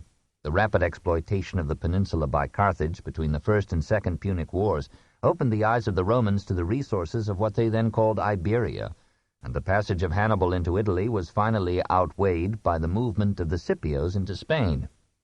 The disunited tribes fought fiercely for their independence. Women killed their children rather than let them fall into Roman hands, and captive natives sang their war songs while dying on the cross. The conquest took 2 centuries, but once completed it proved more fundamental than in most other provinces. The Gracchi, Caesar and Augustus, changed the republic's policy of ruthlessness to one of courtesy and consideration, with good and lasting results.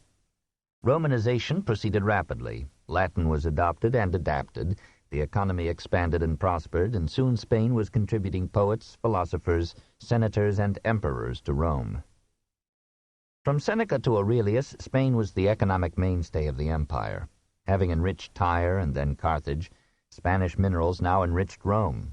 Spain became to Italy what Mexico and Peru would be to Spain. Gold, silver, copper, tin, iron, lead were mined with modern thoroughness. At Rio Tinto one may still see Roman shafts sunk to great depths through solid quartz, and Roman slag with an astonishingly low percentage of copper left in it. In these mines, slaves and prisoners worked day after day, in many cases never seeing the light of the sun for months. Great metallurgical industries rose near the mines.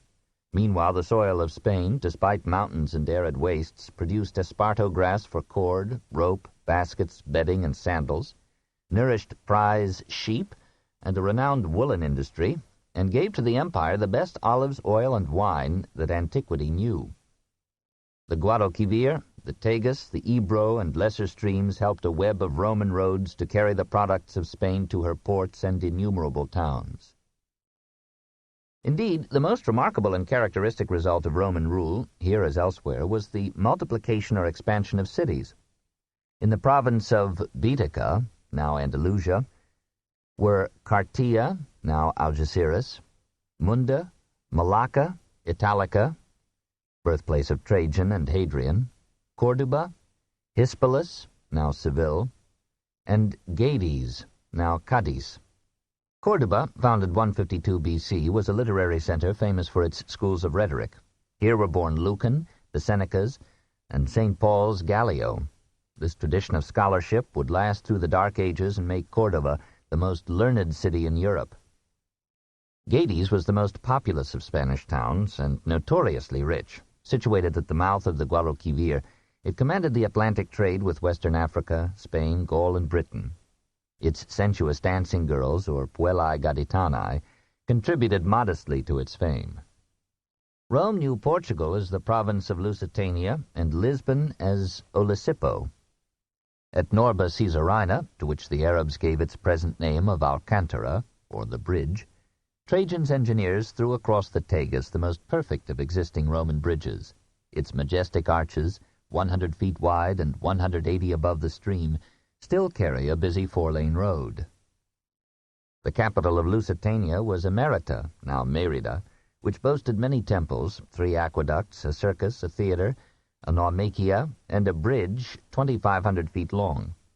Farther east, in the province of Tarraconensis, Segovia still enjoys the pure water brought in by an aqueduct built in Trajan's reign. South of it was Toletum, now Toledo, known in Roman times for its ironworks.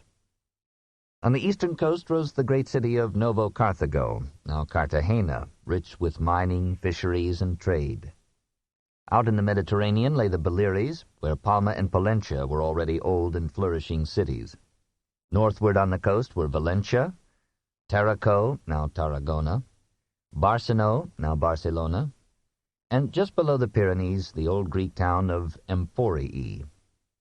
A short sail around the eastern end of the mountains, and the traveler found himself in Gaul. 4. Gaul.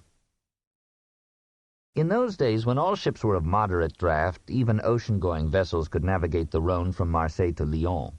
Smaller boats could continue to within 30 miles of the upper Rhine. After a short haul over level land, goods could sail by 100 cities and 1,000 villas into the North Sea. Similar overland leaps led from the Rhone and the Saône to the Loire and the Atlantic, from the Aude to the Garonne and Bordeaux, from the Saône to the Seine and the English Channel. Trade followed these waterways and created cities at their meeting points. France, like Egypt, was the gift of her streams. In a sense, French civilization began with Aurignacian man, 30,000 years before Christ.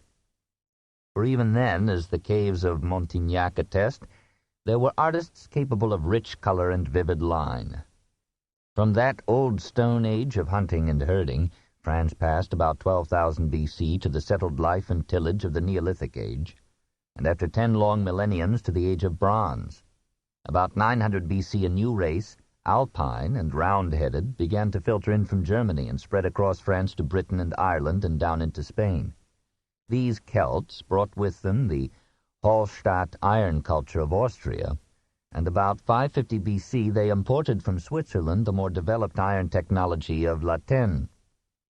When Rome became conscious of France, she named it Celtica. Only in Caesar's time was this name changed to Gallia, or Gaul. The immigrants displaced some native groups and settled down in independent tribes whose names still lurk in the cities they built. The Gauls, said Caesar, were tall, muscular, and strong. They combed their rich blond hair back over their heads and down the nape of their necks. Some had beards, many had powerful mustaches curling around their mouths. They had brought from the East, perhaps from the ancient Iranians, the custom of wearing breeches. To these they added tunics dyed in many colors and embroidered with flowers, and striped cloaks fastened at the shoulders. They loved jewelry and wore gold ornaments, even if nothing else, in war. They liked abundant meat, beer, and undiluted wine, being intemperate by nature, if we may believe Appian. Strabo calls them simple and high-spirited, boastful, insufferable when victorious, scared out of their wits when defeated.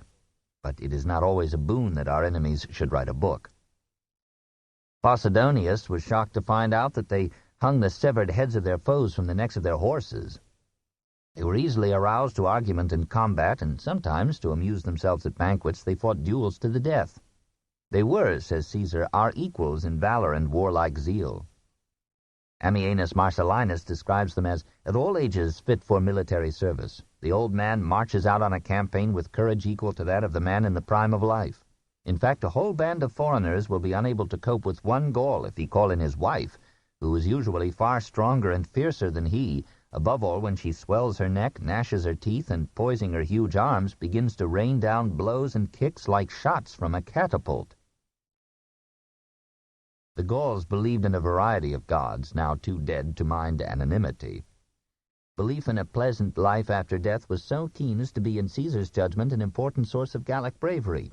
On the strength of it, says Valerius Maximus, men lent money to be repaid in heaven. And Posidonius claimed to have seen Gauls at a funeral write letters to their friends in the other world and throw them upon the pyre so that the dead man might deliver them. We should enjoy a Gaul's opinion of these Roman tales. A priestly class, the Druids, controlled all education and vigorously inculcated religious belief. They conducted a colorful ritual in sacred groves more often than in temples, and to appease the gods they offered human sacrifice of men condemned to death for crime. The custom will appear barbarous to those who have not seen an electrocution. The Druids were the only learned, perhaps the only literate part of the community. They composed hymns, poems, and historical records. They studied the stars and their movements, the size of the universe and the earth and the order of nature, and formulated a practicable calendar. They served as judges and had great influence at the courts of the tribal kings. Pre-Roman, like medieval Gaul, was a political feudalism clothed in theocracy. Under these kings and priests, Celtic Gaul reached its zenith in the 4th century B.C. Population expanded with the productivity of the La Tène techniques, and the result was a series of wars for land. About 400 BC, the Celts, who already held most of Central Europe as well as Gaul, conquered Britain, Spain, and North Italy. In 390 they pushed south to Rome. In 278 they pillaged Delphi and conquered Phrygia. A century later their vigor began to wane, partly through the softening influence of wealth and Greek ways, partly through the political atomism of feudal barons. Just as in medieval France, the kings broke the power of the barons and established a unified state, conversely, in the century before Caesar, the lords of the manors broke the power of the kings and left Gaul more fragmentary than before. The Celtic front was pushed back everywhere except in Ireland. The Carthaginians subdued the Celts in Spain, the Romans drove them out of Italy, the Cimbri and Teutons overran them in Germany and southern Gaul. In 125 BC, the Romans, eager to control the road to Spain, conquered southern Gaul and made it a Roman province. In 58 BC, the Gallic leaders begged Caesar to help them repel a German invasion. Caesar complied and named his own reward. Caesar and Augustus reorganized Gaul into 4 provinces: Gallia Narbonensis in the south, known to the Romans as Provincia and to us as Provence, then largely Hellenized through the Greek settlements on the Mediterranean coast; Aquitania in the southwest, chiefly Iberian in population; in the center, Gallia Lugdunensis, overwhelmingly Celtic; and in the northeast, Belgica, predominantly German. Rome recognized and abetted these ethnic divisions to forestall united revolt. The tribal cantons were retained as administrative areas. The magistrates were chosen by owners of property, whose allegiance was secured by Rome's support of them against the lower classes, and Roman citizenship was granted as a prize to loyal and useful Gauls. A provincial assembly of representatives chosen from every canton met each year in Lyons.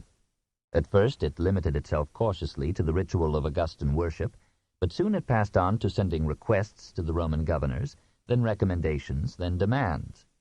The administration of justice was taken out of the hands of the Druids, who were suppressed, and France received Roman law. For almost a century Gaul submitted peacefully to the new yoke. For a moment in AD 68 and again in 71, revolt flared under Vindex and Civilis, but the people gave scant support to these movements, and the love of liberty yielded to the enjoyment of prosperity, security, and peace. Under the Pax Romana, Gaul became one of the richest parts of the empire. Rome marveled at the wealth of the Gallic nobles who entered the Senate under Claudius, and a century later Florus contrasted the flourishing economy of Gaul with the decline of Italy. Forests were cleared, swamps were drained, agriculture was improved even to the introduction of a mechanical reaper, and the grape and the olive spread into every canton of Gaul. Already in the 1st century, Pliny and Columella praised the wines of Burgundy and Bordeaux. There were large estates tilled by serfs and slaves and owned by the forerunners of medieval feudal lords.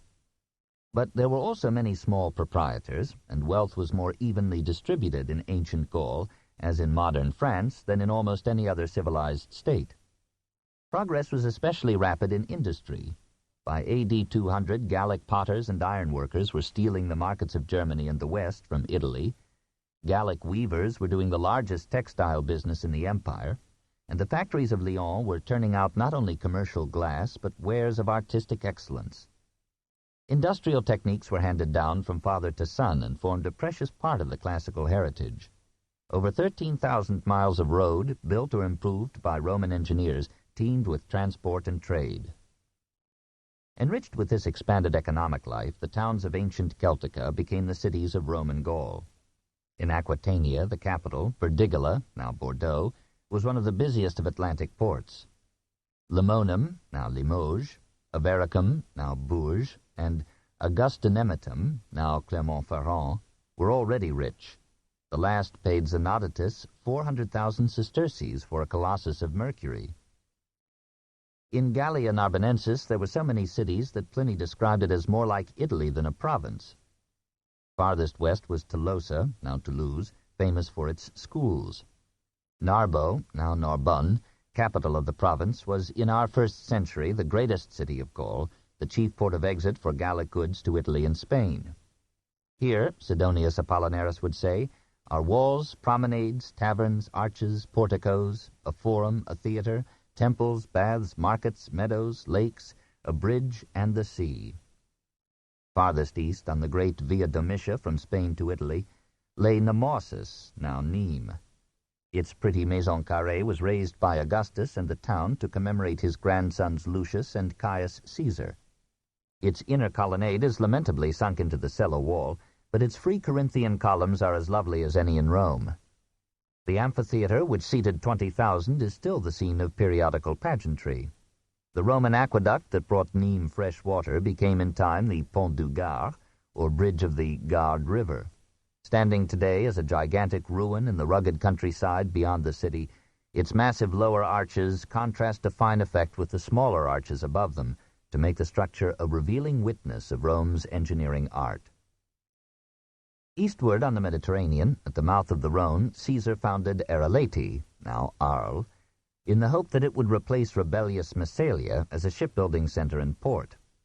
Massalia, now Marseille, already old when Caesar was born, remained Greek in language and culture until his death. Through its harbor, Hellenic agriculture, arboriculture, viticulture, and culture had entered Gaul. Here, above all, Western Europe exchanged its goods for those of the classic world. It was one of the great university centers of the empire, especially renowned for its school of law. It declined after Caesar, but maintained its ancient status as a free city, independent of the provincial governor. Farther east were Forum Iulii, now Fréjus, Antipolis, now Antibes, and Nicaea, now Nice, this in the little province of the Maritime Alps. Sailing up the Rhone from Arelati, the traveler came to Avenio, now Avignon, and Arausio, now Orange. Here a powerful arch survives from Augustus's days, and an immense Roman theater still hears ancient plays. The largest of the Gallic provinces was Gallia Lugdunensis, named from Lugdunum, now Lyon, its capital. Situated at the confluence of the Rhone and the Saône, and at the crossing of great highways built by Agrippa, the city became the trading center of a rich region and the capital of all Gaul. Iron, glass, and ceramic industries helped to sustain a population of 200,000 in our first century. Northward lay Cabellonum, now Chalon-sur-Saône, Caesaridunum, now Tours, Augustodunum, now Autun, Cenabum, now Orléans, and Lutetia, now Paris. "I have spent the winter of 357 to 58, writes the Emperor Julian, in our beloved Lutetia, for so the Gauls term the little town of Parisii, a small island in the river. Good wine is grown here." Belgica, which included parts of France and Switzerland, was almost entirely agricultural. Its industry was for the most part attached to the villas whose numerous remains suggest a baronial life of comfort and luxury. Here Augustus founded the cities now known as Soissons, Saint-Quentin, Senlis, Beauvais, and Trèves. The last, Augusta Treverorum, rose to prominence as the headquarters of the army defending the Rhine. Under Diocletian, it replaced Lyon as the capital of Gaul, and in the 5th century it was the greatest city north of the Alps. It is still rich in classic remains, the Porta Nigra in its Roman wall, the baths of St. Barbara, the tomb of the Secundini family at nearby Igel, and the crude reliefs on the fortress blocks of neighboring Numagen. In and around these towns, life slowly changed its surface and obstinately renewed its elements. The Gauls kept their character, their breeches, and for 3 centuries their language. Latin triumphed in the 6th century, chiefly through its use by the Roman Church, but it was already being clipped and nosed into French. In Gaul, Rome achieved her greatest triumph in the transmission of civilization. Great French historians like Julian and Funck-Brentano have thought that France would have fared better without the Roman conquest, but a still greater historian believed that the Roman conquest was the sole alternative to a German conquest of Gaul. If Caesar had not won there, says Mommsen, the migration of peoples would have occurred 400 years sooner than it did, and would have come at a time when Italian civilization had not become naturalized either in Gaul, or on the Danube, or in Africa and Spain. Inasmuch as the great Roman general and statesman with sure glance perceived in the German tribes the rival antagonists of the Romano-Greek world, inasmuch as with firm hand he established the new system of aggressive defense, down even to its details, and taught men to protect the frontiers of the empire by rivers and artificial ramparts, he gained for the Greco-Roman culture the interval necessary to civilize the West. The Rhine was the frontier between classic and primitive civilization. Gaul could not defend that frontier. Rome did, and that fact determined the history of Europe to this day. 5. Britain. About 1200 BC, a branch of the Celts crossed over from Gaul and settled in England. They found there a mingled population of dark-haired people, possibly Iberian, and light-haired Scandinavians. They conquered these natives, married them, and spread through England and Wales. About 100 BC, for so the egocentric foreshortening of history telescopes eventful centuries and erases vital generations from a crowded memory, another branch of Celts came from the continent and dispossessed their kinsmen of southern and eastern Britain. When Caesar came, he found the island peopled by several independent tribes, each with its expansive king. He gave to all the population the name Britanni, from a Gallic tribe, so called, just south of the Channel, in the belief that the same tribe inhabited both shores. Celtic Britain was in customs, language, and religion essentially like Celtic Gaul, but its civilization was less advanced. It passed from bronze to iron some 6 centuries before Christ, 3 centuries after Gaul. Pythias, the Massiliot explorer, sailing the Atlantic to England about 350 BC, found the Cantii of Kent already prosperous with agriculture and trade. The soil was fertile from abundant rain and contained rich ores of copper, iron, tin, and lead.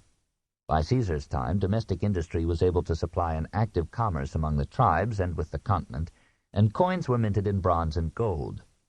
His invasions were reconnaissance raids. He brought back the double assurance that the tribes were incapable of united resistance and that the crops were adequate to feed an invading army coming at the proper time.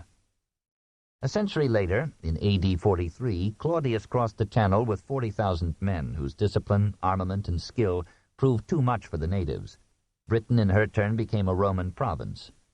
In 61, a British tribal queen, Boudica, or Boadicea, led a furious revolt, alleging that Roman officers had ravished both her daughters, plundered her realm, and sold many of its freemen into slavery. While the Roman governor Paulinus was busy conquering the Isle of Man, Boudica's army overcame the single legion that opposed it and marched upon Londinium, already, says Tacitus, the chief residence of merchants and a great mart of trade. Every Roman found there or in Verulamium, now St. Albans, was killed. 70,000 Romans and their allies were slain before Paulinus and his legions caught up with the rebel force.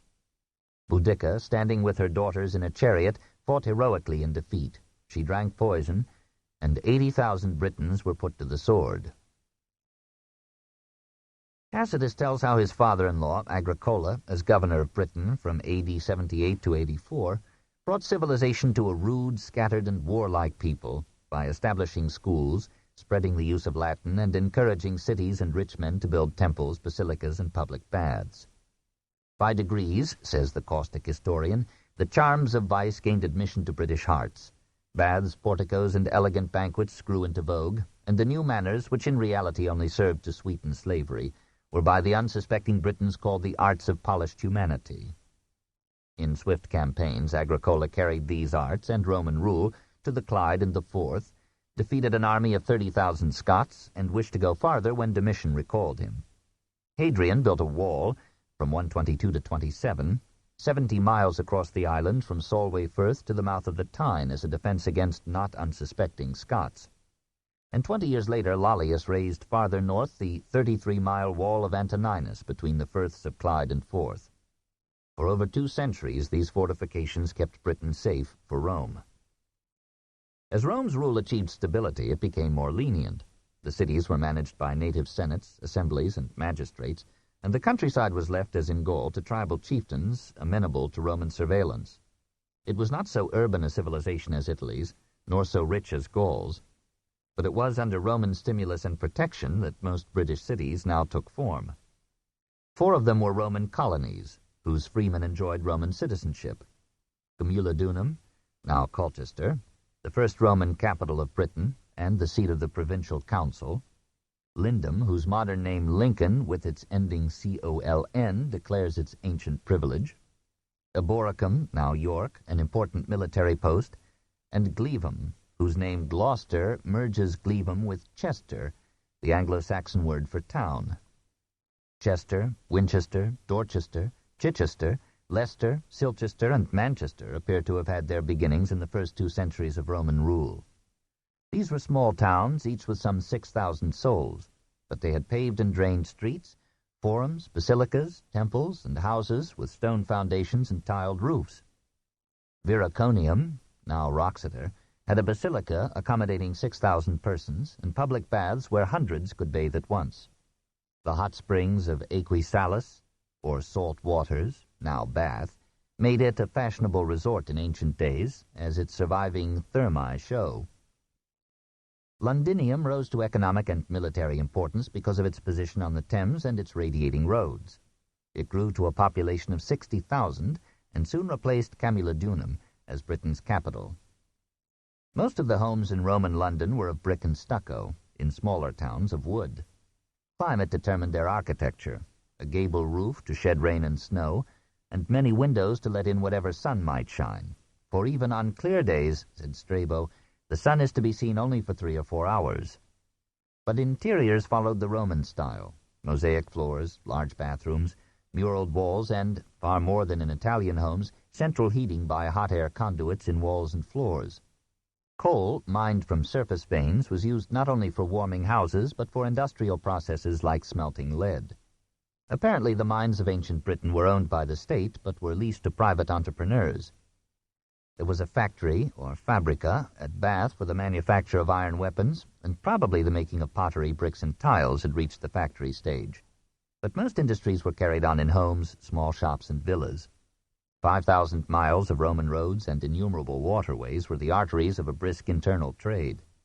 A modest foreign commerce, inverting the custom of Britain today, exported raw materials for manufactured goods. How deeply did Roman civilization, in its 4 centuries of domination, penetrate the life and soul of Britain? Latin became the language of politics, law, literature, and the educated minority. But in the countryside and among many workers in the towns, the Celtic tongue survived. Even now, in Wales and the Isle of Man, it holds its own. Roman schools in Britain spread literacy and determined the Roman form of the English alphabet, and a stream of Latin words poured into English speech. Temples were built to Roman gods, but the common man cherished his Celtic deities and feasts. Even in the cities, Rome sank no lasting roots. The people submitted apathetically to a rule that brought them a fructifying peace and such prosperity as the island would not experience again until the Industrial Revolution. 6. The Barbarians.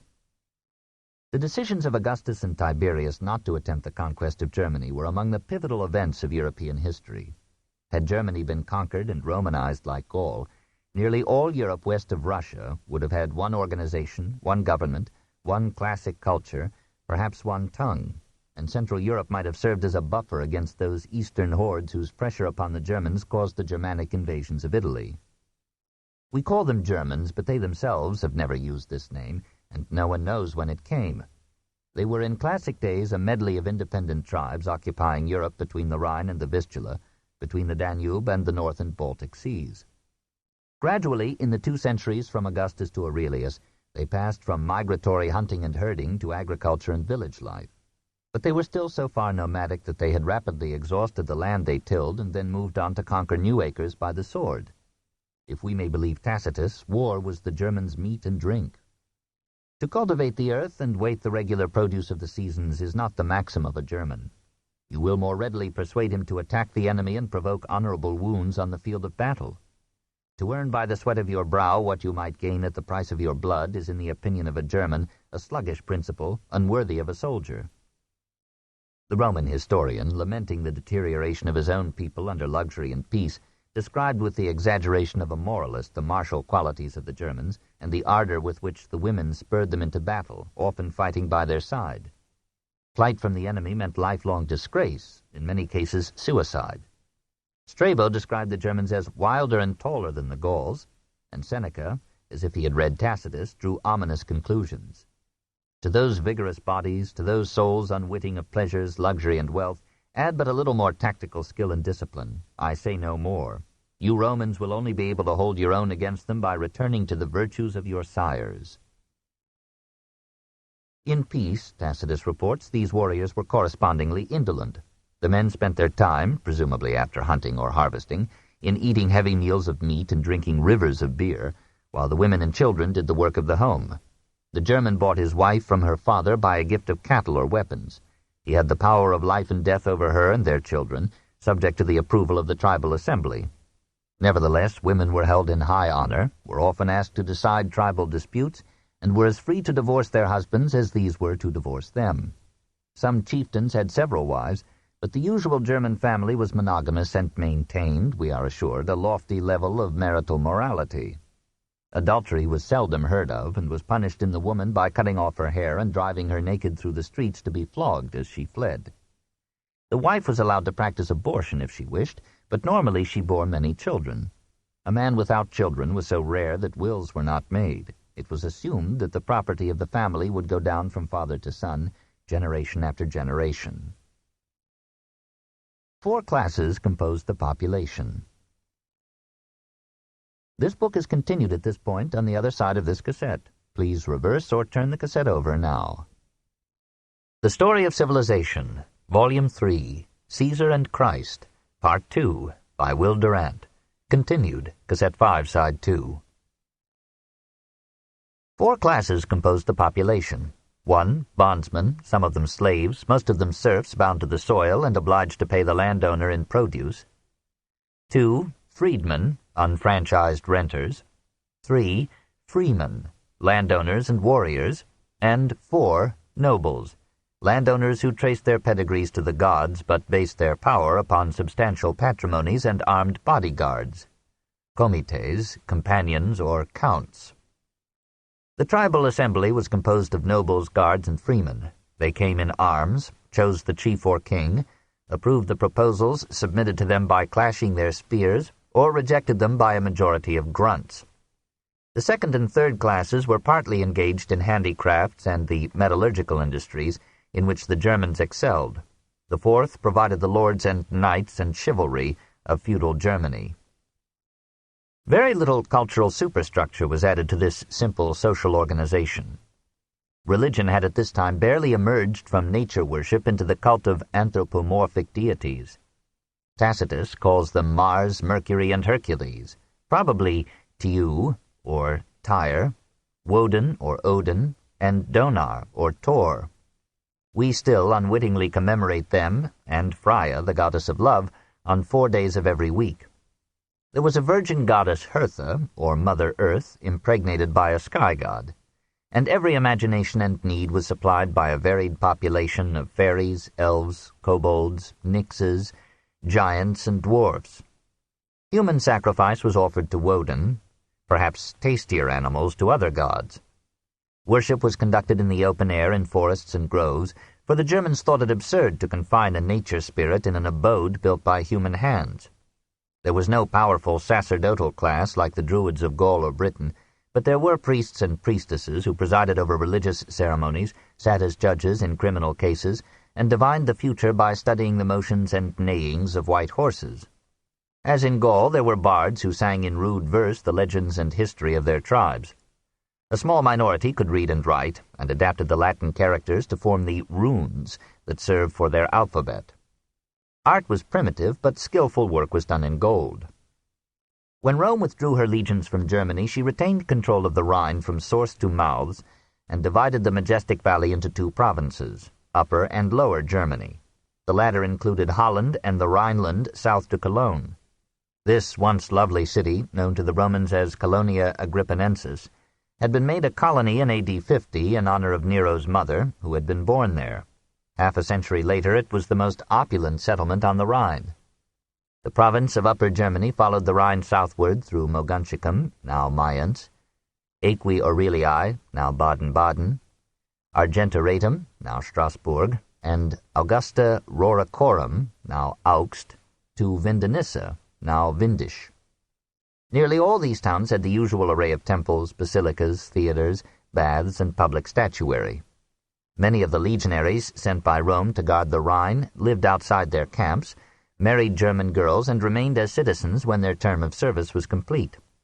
The Rhineland was probably as thickly settled and affluent in Roman days as at any time before the 19th century. Between the Rhine and the Danube, as we have seen, Rome's military engineers built a fortified road, or limes, with a fortress every 9 miles, and 300 miles of wall. It served Rome for a century, but availed little when the Roman birth rate fell too far below the German. Still weaker as a frontier was the Danube, which the ancients considered the longest river in the world. South of it lay the half-barbarous provinces of Rhaetia, Noricum, and Pannonia, approximately composing what our youth knew as Austria-Hungary and Serbia. On the site of modern Augsburg, that is Augustus's town, the Romans established a colony, Augusta Vendelicorum, as a main station on the road from Italy over the Brenner Pass to the Danube. On the river they built two fortress cities, at Vindobona, now Vienna, and at Aquincum, on the heights from which Buda looks down upon Pest. In southeastern Pannonia, on the Save River west of the modern Belgrade, the city of Sirmium, now Mitrovica, rose to be in Diocletian's time one of the four imperial capitals.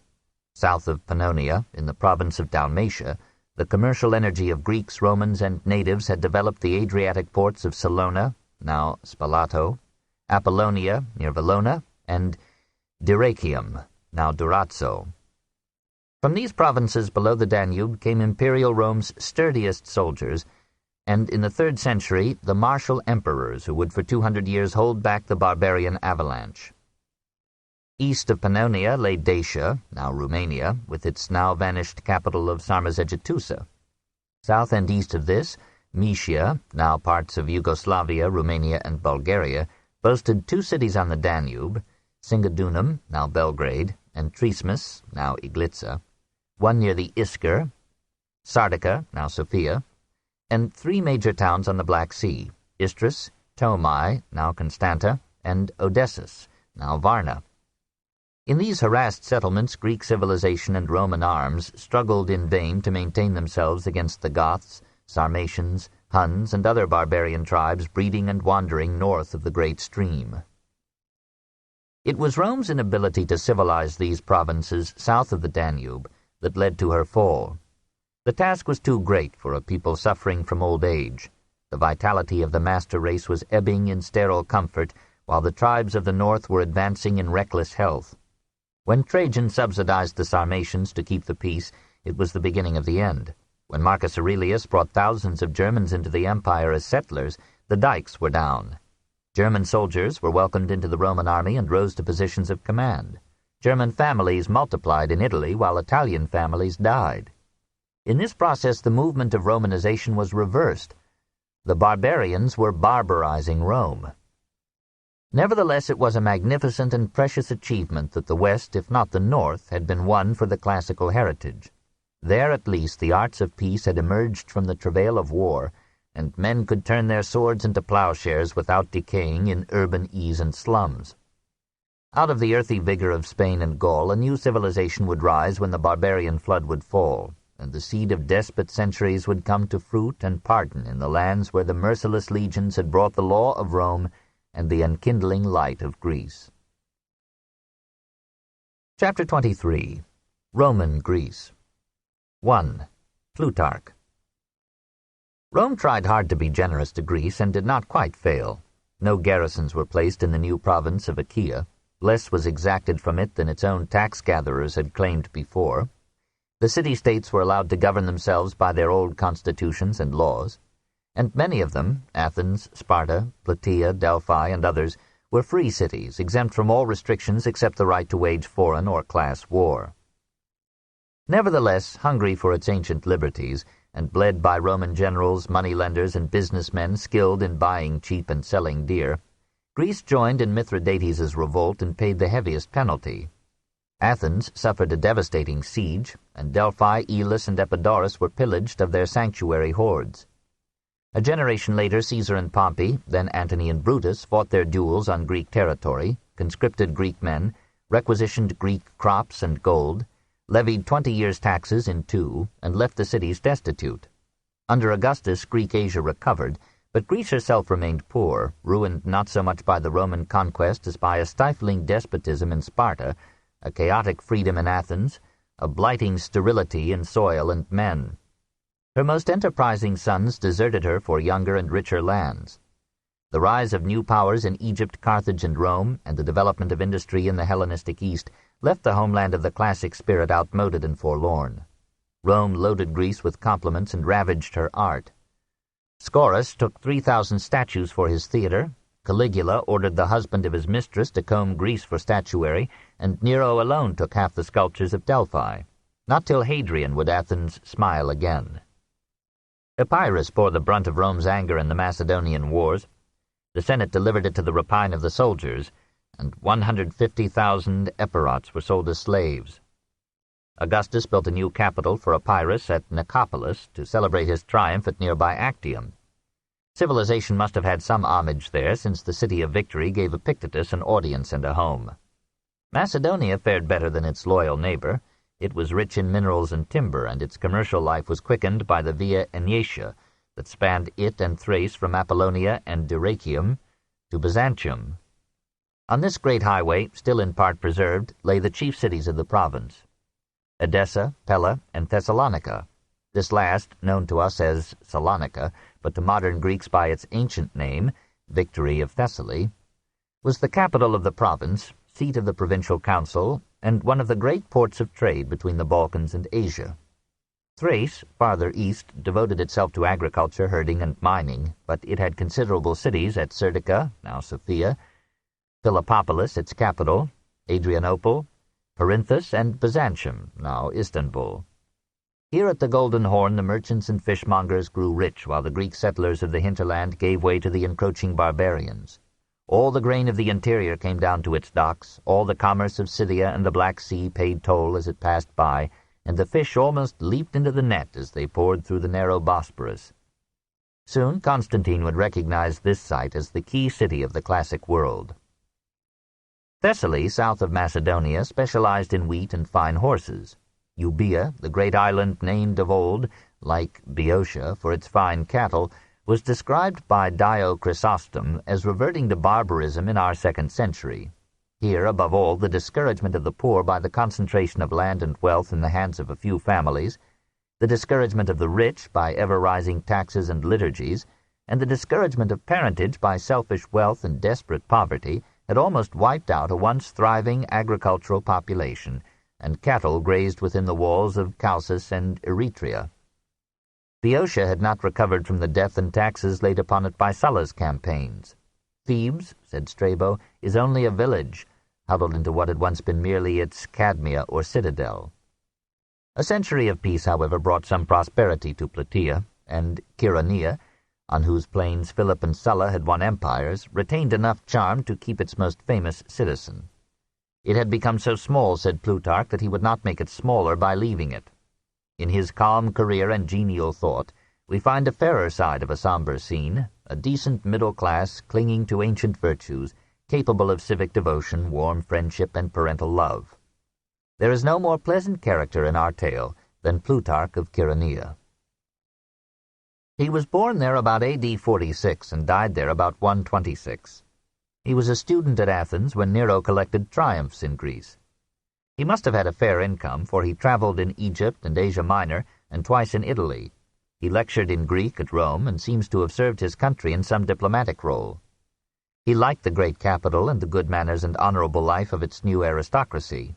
He admired their stoic code, and agreed with Ennius that Rome had been made by morality and character. As he contemplated these living nobles and the noble dead, the thought came to him of comparing the heroes of Rome with those of Greece. He proposed not merely to write history or even biography, but to teach virtue and heroism by historic exemplars. Even his parallel lives were in his mind moralia. He was always a teacher and never lost a chance to tie a moral to a tale, but who has ever done it more gracefully? He warns us in his Alexander that he is more interested in character than in history. He hopes that by pairing and comparing great Romans with great Greeks, he will pass on some moral stimulus, some heroic impulse to his readers. With disarming candor he confesses that he himself has become a better man through keeping company so long with distinguished men.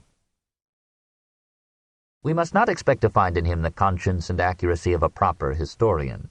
He is rich in errors of name and place and date, and occasionally, if we may judge, misunderstands events. He even fails in two major tasks of the biographer: to show the derivation of his subject's character and work from heredity, environment, and circumstance, and the development of character through growth, responsibility, and crisis. In Plutarch, as in Heraclitus, a man's character is his fate. But no one who has read the Lives can feel their shortcomings. These are lost in the vivid narrative, the exciting episodes, the fascinating anecdotes, the wise comments, the noble style. In all these 1,500 pages there is not a line of padding. Every sentence counts. 100 eminent men, generals, poets, and philosophers, have borne witness to the book.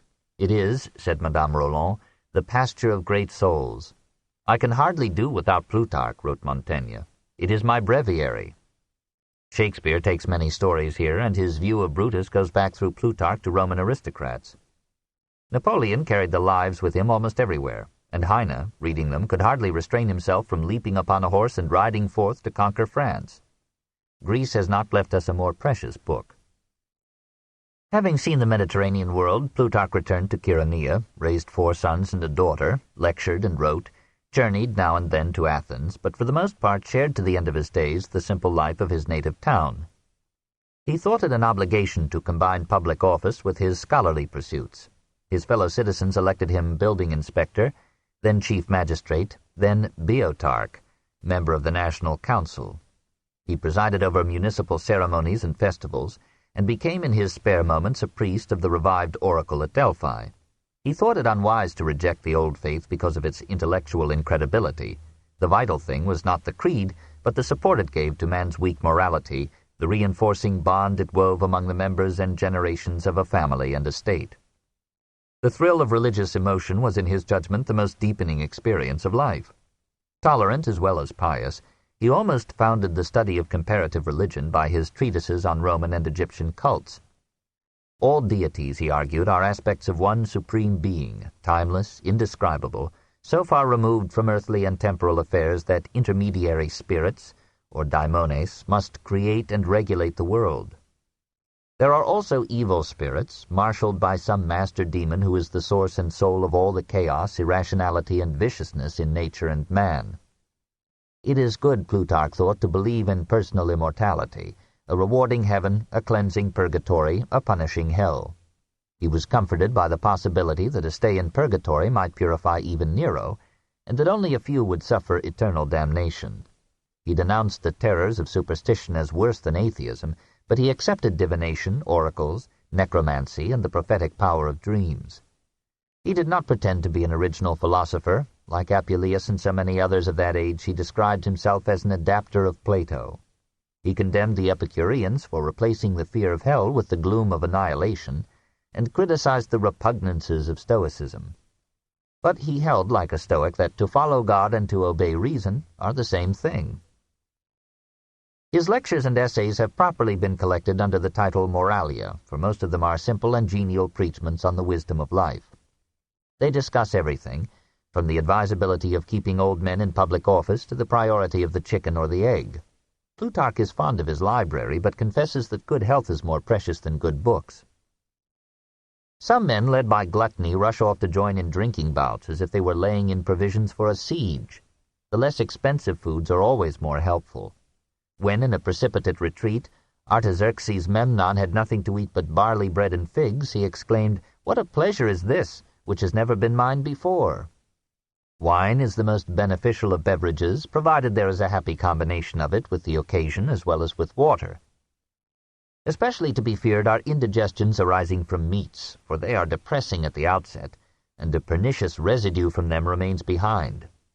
It is best to accustom the body not to require meat in addition to other food, for the earth yields in abundance many things not only for nourishment but for comfort and enjoyment. But since custom has become a sort of unnatural second nature, our use of meat should be as a prop and support of our diet. We should use other foods, more in accord with nature, and less dulling to the reasoning faculty, which, as it were, is kindled from plain and light substances. He follows Plato in advocating equal opportunity for women, and gives many examples of cultured ladies in antiquity. There were some in his own circle, but he views adultery by the man with all the lenience of a pagan male. If a man in private life, who is incontinent and dissolute in regard to his pleasures, commits some peccadillo with a paramour or maidservant, His wedded wife ought not to be indignant or angry, but she should reason that it is respect for her that leads him to share his licentiousness with another woman. Nevertheless, we rise from these charming essays warmed by the fellowship of a man humane, essentially wholesome, and complete. We are not offended by the commonness of his ideas. His moderation is a welcome antidote to the ideological hysteria of our time. His good sense, his kindly humor, and his engaging illustrations carry us on unresisting, even over the shoals of his platitudes. It is refreshing to find a philosopher who is wise enough to be happy. Let us be thankful, he counsels us, for the common boons and graces of life, and feel them none the less gladly for their permanence. We must not forget those blessings and comforts which we share with many more, but must joy in this, that we live, that we have our health, that we behold the light of the sun. Will not the good man consider every day a festival? For the world is the most august of temples, and most worthy of its Lord. Into this temple man is introduced at his birth, into the presence not of statues made with hands and motionless, but such as the divine mind has manifested to our senses. Even the sun, moon, and stars, and the rivers ever pouring forth fresh water, and the earth producing food. As this life is the most perfect of initiations into the most exalted of mysteries, we should ever be filled with good cheer and rejoicing. 2. Indian Summer. Plutarch exemplifies two movements of his time, the return to religion and the passing renaissance of Greek literature and philosophy. The former was universal, the latter was confined to Athens and the Greek East. 6 cities of the Peloponnesus prospered, but contributed little to Greek thought. Western commerce and a busy textile industry kept Patria alive through Roman and medieval history, even to our day. Olympia throve on the leavings of tourists coming to see Phidias's Zeus or the Olympic Games. It is one of the pleasantest aspects of Greek history that these quadrennial contests continued from 776 BC to AD 394, when Theodosius ended them.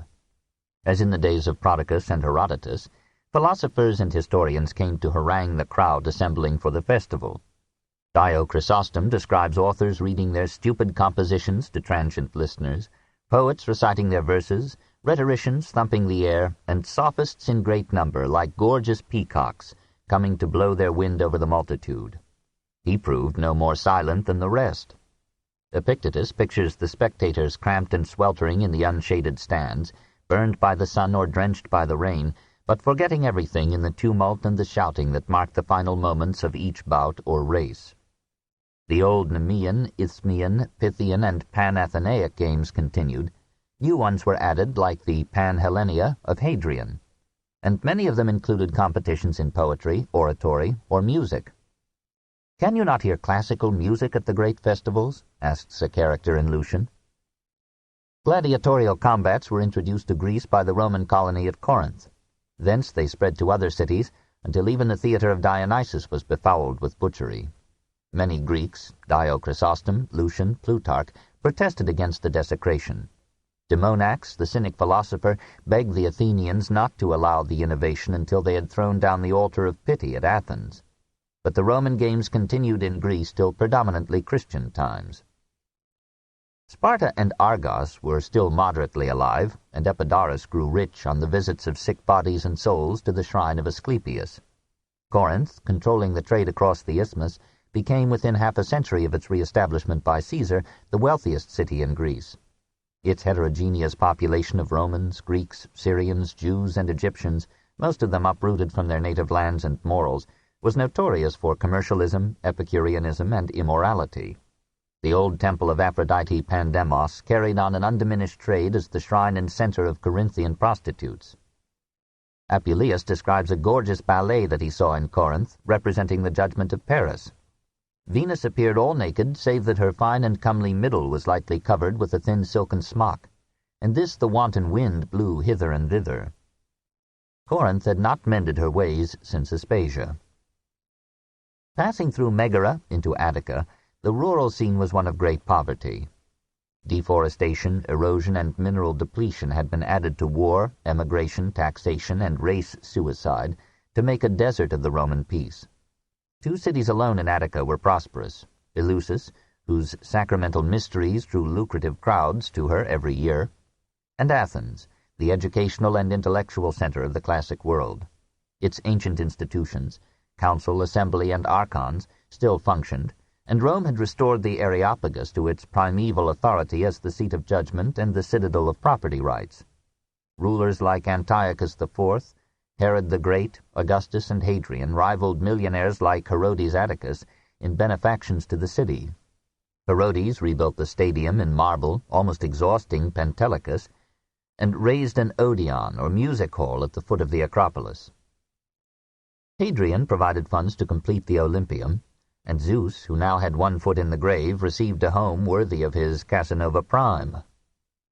Meanwhile, the unrivaled fame of Athens in letters, philosophy, and education brought a stream of rich youths and needy scholars to her schools. The University of Athens consisted of 10 professorships, endowed by the city or the emperor, and a host of private lecturers and tutors. Instruction was given in literature, philology, rhetoric, philosophy, mathematics, astronomy, medicine, and law, usually in gymnasia or theaters, sometimes in temples or homes. Except in oratory or law, the curriculum had no thought of equipping the student to earn a living. It sought rather to sharpen his mind, deepen his understanding, and provide him with a moral code. It produced many brilliant intellects, but it also generated thousands of cobweb spinners who would turn both philosophy and religion into a maze of controversial theories. As Athens depended for a considerable part of its income on the students, it put up patiently with their hilarious ways. Freshmen were hazed with practical jokes that sometimes injured citizens. The students of rival professors became ardent partisans and attacked one another in occasional riots like the cane rushes of our youth. Some students felt that they could learn more from the courtesans and gamblers of the town than from all teachers of philosophy, and we gather from Alciphron that the ladies in question looked upon the professors as dull and incompetent competitors. But there was often a pleasant bond of friendship between learners and teachers. Many of these invited students to dinner, guided their reading, visited them in illness, and kept their parents misinformed about their progress. Most of the lecturers lived on fees paid by each disciple. A small number of professors drew a salary from the state, and the heads of the 4 schools of philosophy received 10,000 drachmas, or $6,000 a year, from the imperial treasury. Under these stimuli, the period of the second sophistic developed, a revival of the orator-philosopher passing from city to city as honorariums might beckon, delivering addresses, teaching pupils, pleading cases in the courts, living in rich homes as spiritual counselors, and sometimes acting as honored emissaries of their city-states. The movement flourished throughout the empire, but especially in the Greek world in the first 3 centuries of our era. Philosophers were then, says Dio, as numerous as cobblers. The new sophists, like the old, had no common doctrine, praised their teaching eloquently, drew large audiences, and attained in many cases high social status, imperial favor, or great wealth. They differed from the earlier sophists in seldom questioning religion or morality. They were more interested in form and style, in oratorical technique and skill, than in the great questions that had shaken the beliefs and morals of the world. Indeed, the new sophists were warm defenders of the ancient faith. Philostratus has preserved for us the lives of the leading sophists of this age. Let one example suffice. Adrian of Tyre studied rhetoric at Athens and rose to the state chair of rhetoric there. He opened his inaugural address with the proud words, "Once again letters have come from Phoenicia." He rode to his lectures in a carriage with silver harness, in rich attire, and gleaming with gems. When Marcus Aurelius visited Athens, he tested Adrian by asking him to improvise an oration on a difficult theme. Adrian carried the matter off so well that Marcus loaded him with honors, silver and gold, houses and slaves. Promoted to the chair of rhetoric at Rome, Adrian's lectures, though in Greek, proved so alluring that senators adjourned their sessions and the populace deserted the pantomimes to go and hear him. Such a career almost announces the death of philosophy. It had been swallowed up in an ocean of rhetoric, and had ceased to think when it learned to speak. At the other extreme were the cynics. We have described them elsewhere, their tattered cloak, their unkempt hair and beard, their wallet and staff, their reduction of life to simplicities, sometimes obscenities. They lived like mendicant friars, had a hierarchical organization with novices and superiors, avoided marriage and work, scorned the conventions and artificialities of civilization, denounced all governments as thieves and superfluities, laughed at all oracles, mysteries, and gods. Everyone satirized them, Lucian most savagely. Yet even Lucian admired Demonax, a cultured cynic who had abandoned his wealth to live in philosophical poverty. He gave his century of life, from AD 50 to 150, to helping others, reconciling hostile individuals and cities, and Athens, which ridiculed everything, respected him. Indicted before an Athenian court for refusing to offer sacrifice to the gods, he won acquittal by saying simply that the gods had no need of offerings, and that religion consisted in kindness to all. When the Athenian assembly was engaged in a quarrel of factions, his mere appearance sufficed to quiet the dispute, whereupon he left without having uttered a word. It was his custom in old age to enter any house uninvited and eat and sleep there, and every home in Athens sought the honor. Lucian speaks with less sympathy of Peregrinus, who tried Christianity, abandoned it for the Cynic regimen, denounced Rome, called all Greece to revolt, and astonished an assemblage at Olympia by making and lighting his own funeral pyre, leaping into it and allowing himself to be consumed in the flames.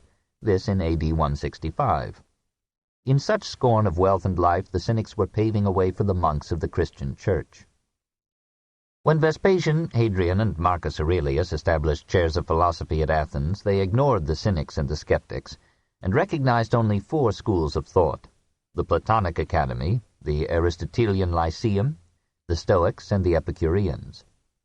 The Academy had diluted Plato's proud faith in reason into the universal doubt of Carneades. But after the latter's death, the school reacted toward orthodoxy, and Antiochus of Ascalon, who taught Cicero at the Academy in 79 BC, returned to Plato's conceptions of reason, immortality, and God. The Lyceum was now devoting itself to natural science in the tradition of Theophrastus, or to pious commentaries on Aristotle's works. The school of Epicurus was declining in this religious age. Few men dared profess its doctrines without diplomatic reservations. In most of Greek Asia, the words Epicurean, atheist, and Christian were synonyms expressive of horror and desecration. The dominant philosophy had long since been Stoicism. The rigorous perfectionism of its early forms had been softened by Panetius and Posidonius, both citizens of Rhodes. Returning to Athens after Scipio's death in 129 BC, Panetius, now head of the Stoa, defined God as a material spirit or breath, or pneuma, permeating all things, appearing in plants as the power of growth, in animals as soul or psyche, in man as reason or logos. His successors developed this vague pantheism into a more definitely religious philosophy. The Stoic theory of moral discipline moved closer to Cynic asceticism, and in the 2nd century AD Cynicism, as one observer put it, differed from Stoicism only by a torn cloak. In Epictetus, as in Marcus Aurelius, we see both movements advancing toward Christianity. 3.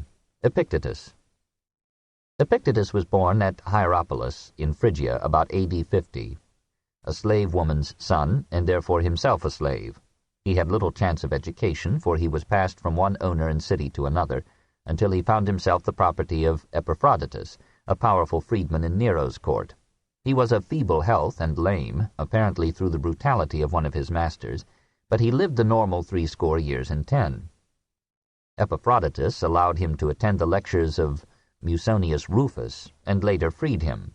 Epictetus must himself have set up as a teacher in Rome, for when Domitian banished the philosophers, Epictetus was among those who fled. He settled in Nicopolis and drew to his lectures there students from many parts. One was Arrian of Nicomedia, later governor of Cappadocia. Arrian took down the words of Epictetus, probably in shorthand, and published them as diatribae, rubbings or copies, now on all lists of the world's best books as the Discourses. It is no dull formal treatise, but a classic of simple speech and bluff humor, intimately expressing a modest and kindly, yet sharp and vigorous character. Epictetus applied his lusty sarcasms to himself and others impartially, and gaily mocked his rough-and-tumble style. He made no complaint when Demonax, hearing that the old bachelor counseled marriage, sarcastically petitioned for his daughter's hand. He excused himself on the ground that teaching wisdom is as great a service as begetting 2 or 3 pug-nosed children. In later years he took a wife to help him care for an infant that he had rescued from exposure. In those years his fame compassed the empire, and Hadrian counted him among his friends.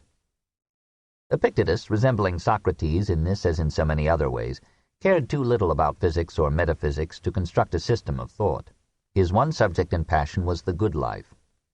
"What do I care," he asks, "whether all existing things are composed of atoms or of fire and earth? Is it not enough to learn the true nature of good and evil?"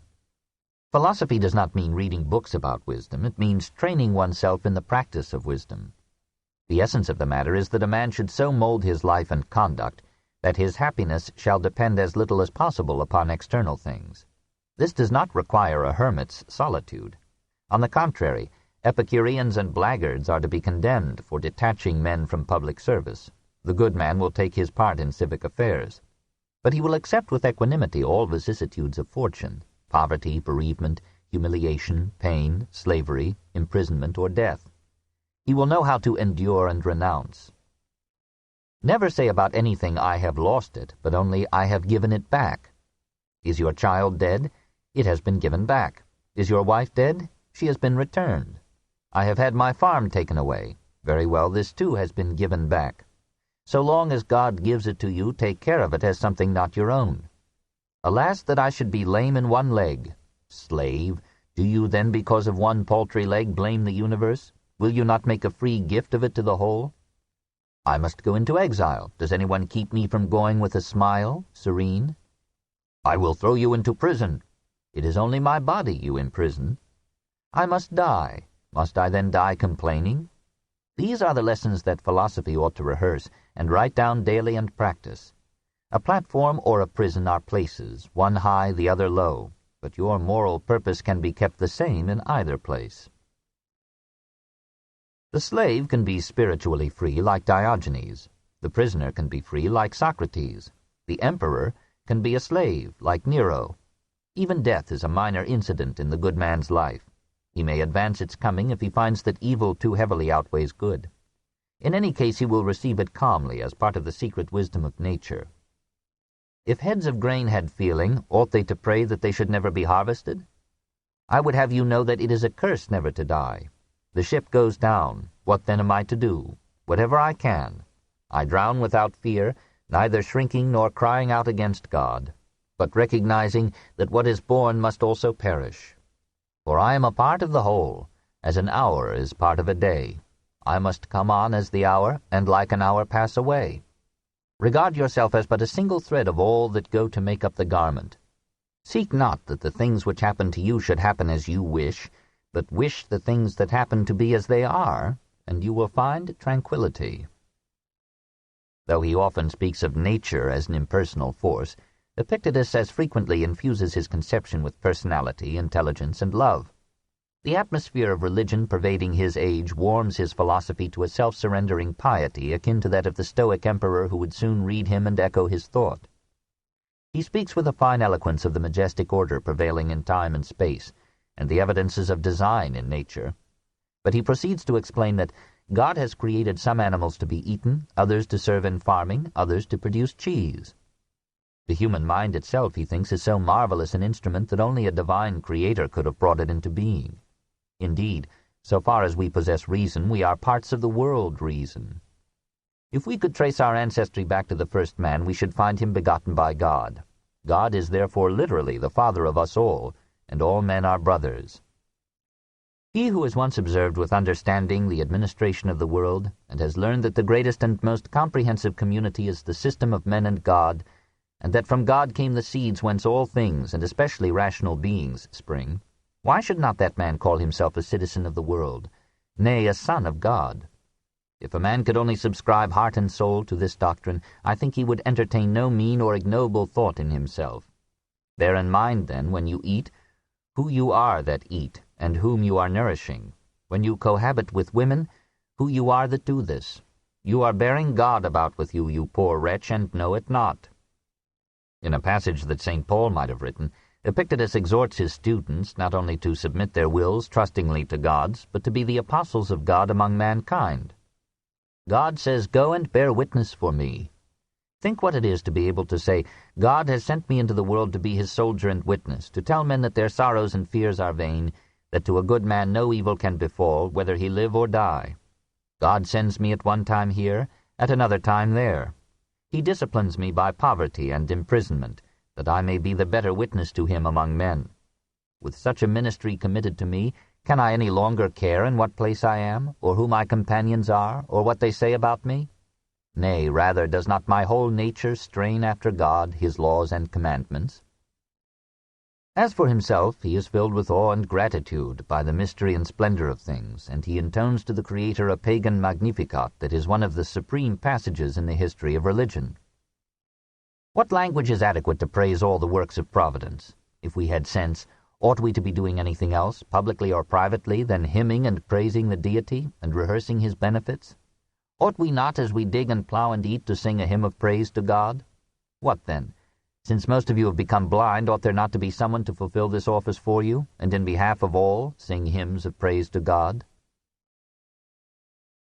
Though we have here no word for immortality, and can trace all these ideas back to the Stoics and the Cynics, we find in these pages remarkable parallels to many attitudes of early Christianity. Epictetus indeed sometimes advances beyond Christianity. He denounces slavery, condemns capital punishment, and wishes to have criminals treated as sick men.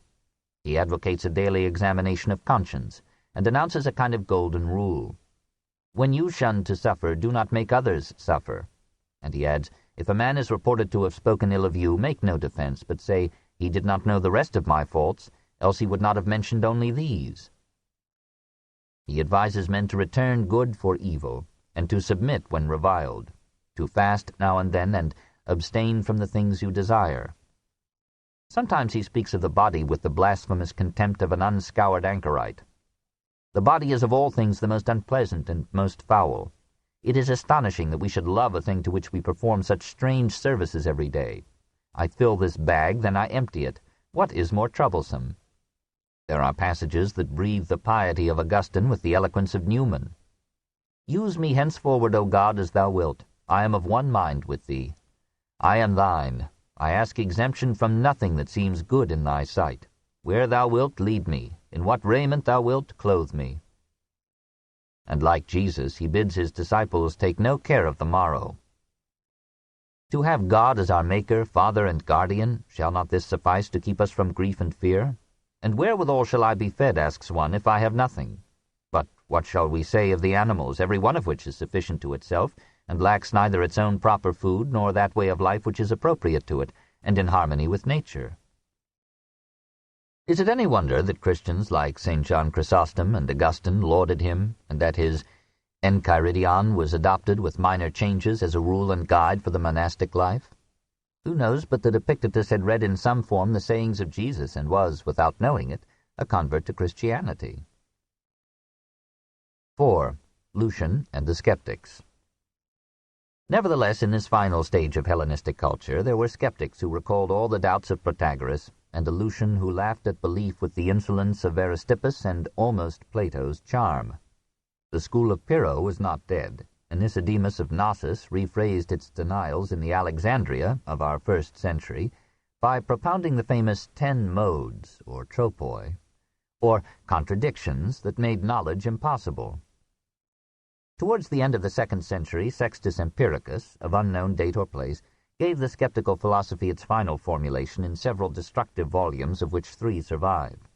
Sextus takes all the world for his enemy. He divides philosophers into diverse species and slays each breed in turn. He writes with the vigor necessary to an executioner, the good order and clarity characteristic of ancient philosophy, occasional sarcastic humor, and much dreary chopping of logic. To every argument, says Sextus, an equal argument can be opposed, so that in the end there is nothing so superfluous as reasoning. This book is continued on Cassette 6, Side 1.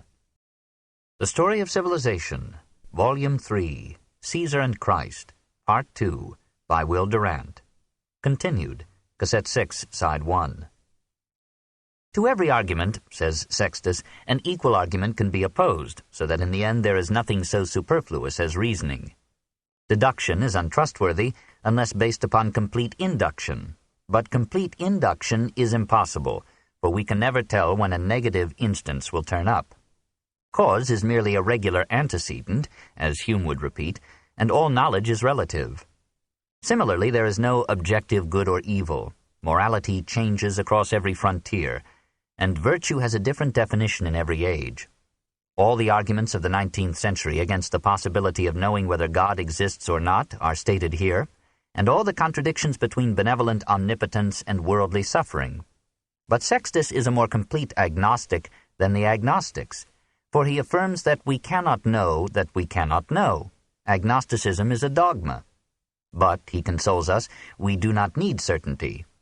Probability is enough for all practical purposes, and the suspension of judgment, epoche, or holding back, aphasia, saying nothing, in philosophical questions, instead of disturbing the mind, brings it a careless peace, or ataraxia. Meanwhile, since nothing is certain, let us accept the conventions and beliefs of our time and place, and modestly worship our ancient gods. Lucian would have belonged to the skeptic school if he had been so unwise as to fetter his judgment with a label. Like Voltaire, whom he resembled in all but pity, he wrote philosophy so brilliantly that no one supposed that he was writing philosophy. As if to show the spread of Hellenism, he was born at Samosata in distant Commagene. "I am a Syrian from the Euphrates," he said.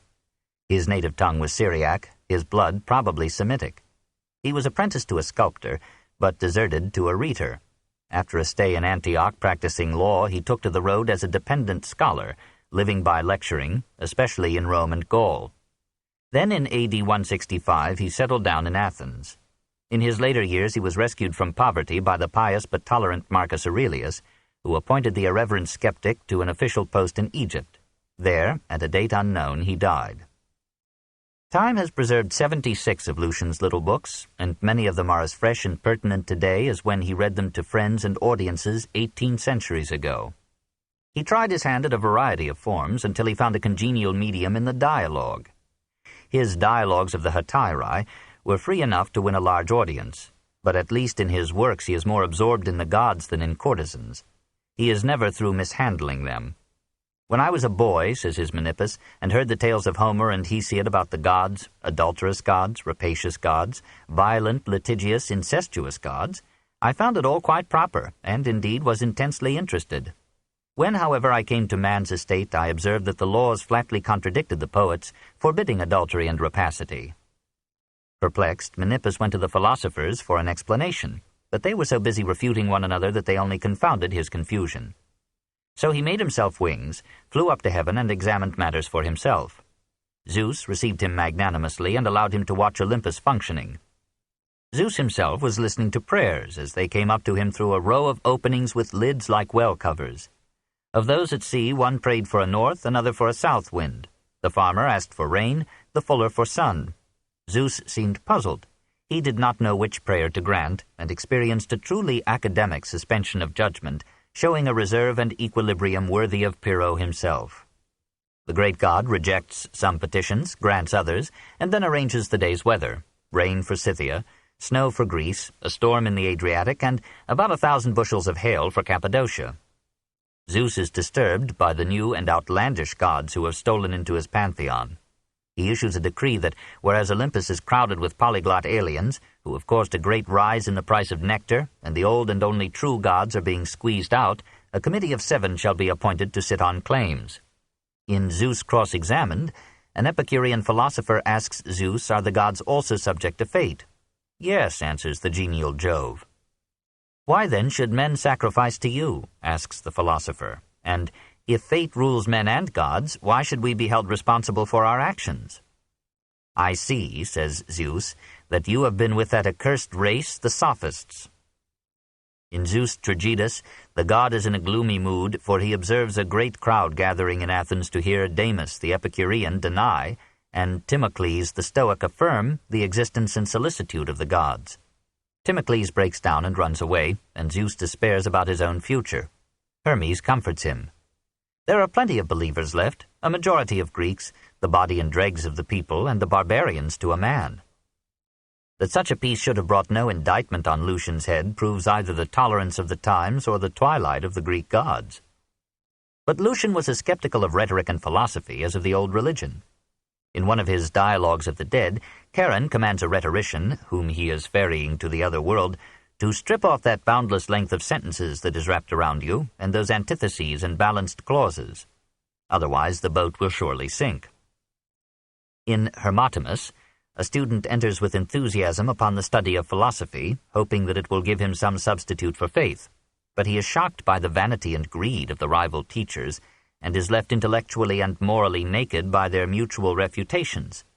Henceforth, he concludes, I shall turn aside from a philosopher as from a mad dog. Lucian himself defines philosophy as an attempt to get an elevation from which you may see in every direction. From such an elevation, life seems to him a ridiculous confusion, a chaotic chorus in which all the dancers move and shout, each at his own individual will, until the impresario dismisses them one by one from the stage. In Charon, he paints a dark picture of the human scene as witnessed by superhuman eyes from some celestial peak. Men plowing, toiling, disputing, suing in the courts, lending at usury, cheating and being cheated, running after gold or pleasure, over their heads a cloud of hopes, fears, follies, and hates. Over these, the fates spinning the web of life for each human atom. One man is lifted high from the mass and then has a resounding fall, and each in turn is drawn away by some messenger of death. Charon observes two armies fighting in the Peloponnesus. Fools, he comments, not to know that though each of them should win a whole Peloponnesus, he will get but a bare foot of ground in the end. Lucian is as impartial as nature. He satirizes the rich for their greed, the poor for their envy, the philosophers for their cobwebs, the gods for their non-existence. In the end, he concludes with Voltaire that one must cultivate his garden. Menippus, finding Tiresias in the lower world, asks him, "What is the best life?" The old prophet answers, "The life of the ordinary man is the best and most prudent choice. Cease from the folly of metaphysical speculation and inquiry into origins and ends. Count all this clever logic as idle talk, and pursue one end alone, how you may do what your hand finds to do, and go your way with never a passion and always a smile." If we sum up Greek thought in the first 2 centuries of our era, we find it, despite Lucian, overwhelmingly religious. Men had once lost faith in faith and taken to logic. Now they were losing faith in logic and were flocking back to faith.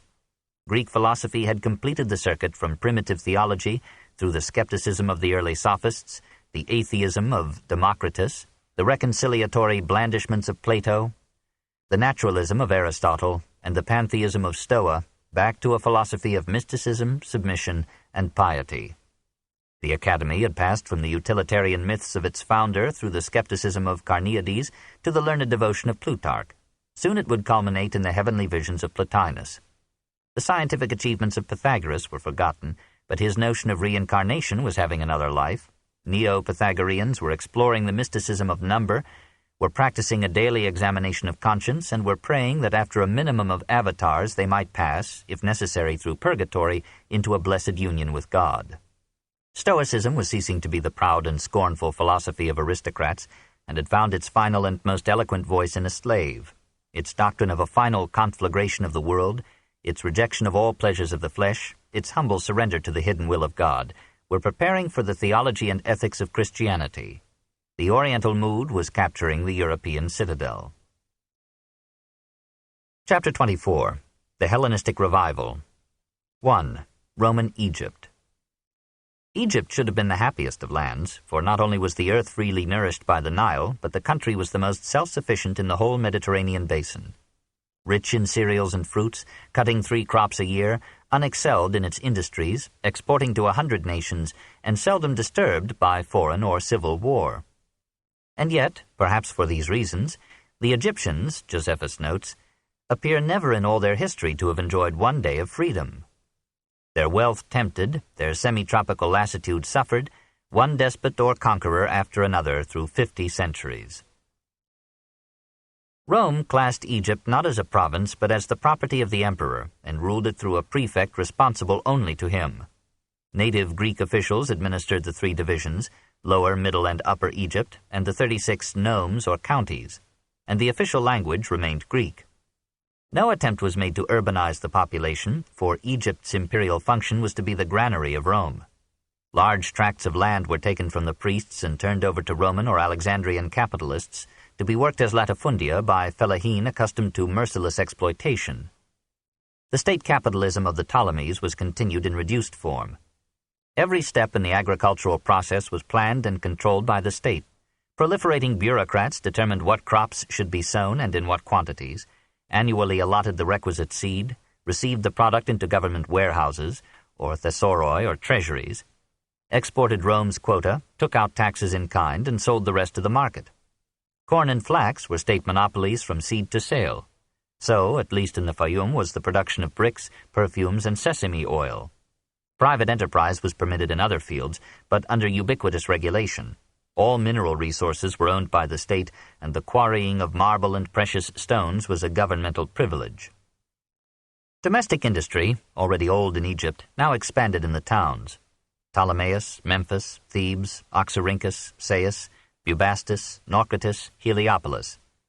In Alexandria, it was half the life of the vibrant capital. Apparently the paper industry had reached the capitalist stage, for Strabo tells how the owners of the papyrus plantations limited production to lift the price. Priests used the temple precincts as factories and turned out fine linens for their own use and for the market. Slaves outside of domestic service were few in Egypt, since free workers were paid only a notch above nudity and starvation. Sometimes the workers went on strike, anachoresis or secession. They left their tasks and took sanctuary on temple grounds, whence they were coaxed by hunger or fair words. Occasionally wages were raised, prices went up, and all was as before. Guilds were permitted, but they were mostly of tradesmen and managers. The government used them as agents for the collection of taxes and for the organization of forced labor on dikes, canals, and other public works. Internal trade was active but slow. Roads were poor and land transport moved on men, donkeys, or camels, which now replaced horses as draft animals in Africa. Much traffic went by inland waterways. A great canal, 150 feet wide, completed in Trajan's reign, bound the Mediterranean and the Indian Ocean through the Nile and the Red Sea, from whose ports at Arsinoe, Myos Hormos, and Berenice ships left daily for Africa or India. The banking system that financed production and trade was under full governmental control. Each known capital had a state bank, which acted as a receiver of taxes and repository of public funds. Loans were made to farmers, industry, and business by the government, by priests from temple treasuries, and by private lending associations.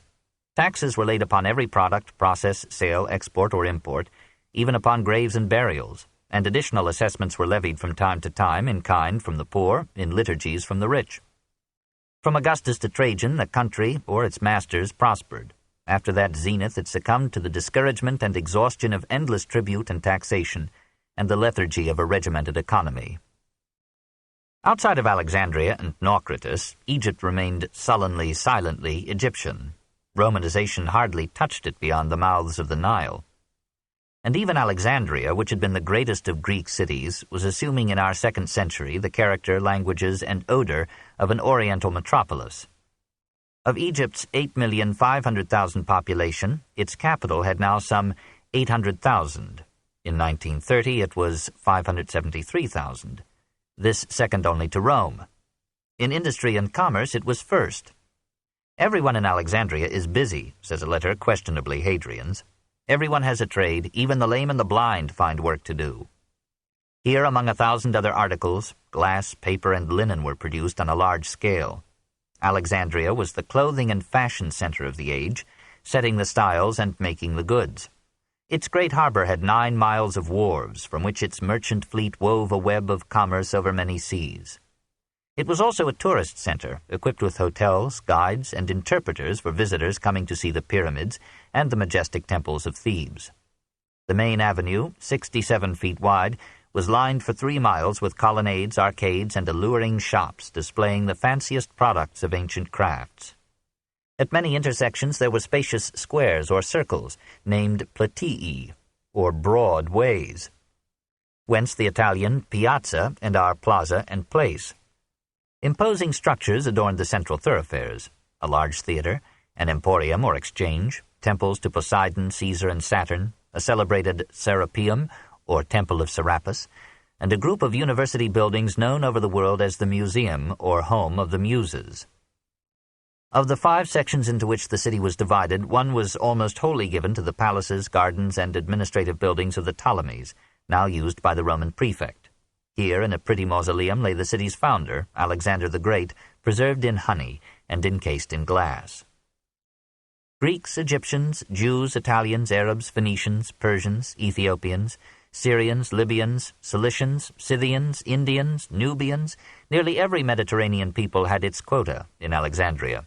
They made a volatile and inflammable mixture, quarrelsome and disorderly, intellectually clever and irreverently witty, shameless in speech, skeptical and superstitious, loose in morals and gay in mood, fanatically fond of the theatre, music, and public games. Dio Chrysostom describes life there as a continuous revel of dancers, whistlers, and murderers. The canals were alive with merrymakers in gondolas at night on their 5-mile sail to the amusement suburb at Canopus. There were musical contests that rivaled the horse races in raising excitement and claques. If we may believe Philo, 40% of the city's population was Jewish. Most Alexandrian Jews were employed in industry and trade and lived in great poverty. Many were merchants, a few were moneylenders, some were rich enough to win enviable places in the government. Originally confined to 1/5 of the city, they had now overflowed to occupy 2/5. They were governed by their own laws and elders, and Rome confirmed the privileges that the Ptolemies had given them to ignore any ordinance that conflicted with their religion. They gloried in their magnificent central synagogue, a colonnaded basilica so vast that a system of signals had to be used to secure proper response at proper times from worshippers too distant from the sanctuary to hear the words of the priest. According to Josephus, the moral life of the Alexandrian Jews was exemplary compared with the sexual looseness of the pagan population. They had an active intellectual culture and contributed substantially to philosophy, historiography, and science. Racial hostility agitated the city at various times. We find in Josephus's tract Against Appian, an anti-Semitic leader, all the causes, arguments, and legends that disturb the relations of Jew and Gentile today. In AD 38, a mob of Greeks invaded the synagogues and insisted on placing in each of them a statue of Caligula as a god. The Roman prefect, Avilius Flaccus, annulled the Alexandrian citizenship of the Jews and ordered those of them who lived outside the original Jewish section to return to it within a few days. When these had elapsed, the Greek populace burned down 400 Jewish homes and killed or clubbed Jews outside the ghetto. And 38 members of the Jewish Jurusia, or Senate, were arrested and publicly scourged in a theater. Thousands of Jews lost their homes, their businesses, or their savings. Flaccus's successors submitted the matter to the emperor, and 2 separate delegations, 5 Greeks and 5 Jews, went to Rome in AD 40 to plead their causes before Caligula. He died before he could judge. Claudius restored the rights of the Jews in Alexandria, confirmed them in their municipal citizenship, and sternly bade both factions keep the peace. 2. Philo. The leader of the Jewish delegation to Caligula was the philosopher Philo, brother of the Arabarch, or manager of the Jewish export trade in Alexandria. Eusebius describes him as belonging to an ancient priestly family. We know hardly anything else of his life, but his pious and generous character stands out in the many works that he wrote to expound Judaism to the Greek world.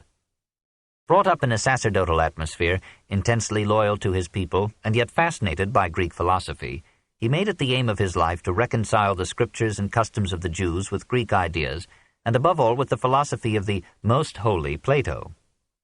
He adopted for his purpose the principle that all events, characters, doctrines, and laws in the Old Testament have an allegorical as well as a literal meaning and symbolize certain moral or psychological truths. By this method he was able to prove anything. He wrote indifferently in Hebrew, but so well in Greek that his admirers said, "Plato writes like Philo." He was a theologian rather than a philosopher, a mystic whose intense piety presaged Plotinus and the medieval mind. God in Philo is the essential being of the world, incorporeal, eternal, indescribable. Reason can know his existence, but can ascribe no quality to him, since every quality is a limitation. To conceive him as having human form is a concession to the sensuous imagination of men. God is everywhere. What place can a man find where God is not? But he is not everything. Matter is also eternal and increate.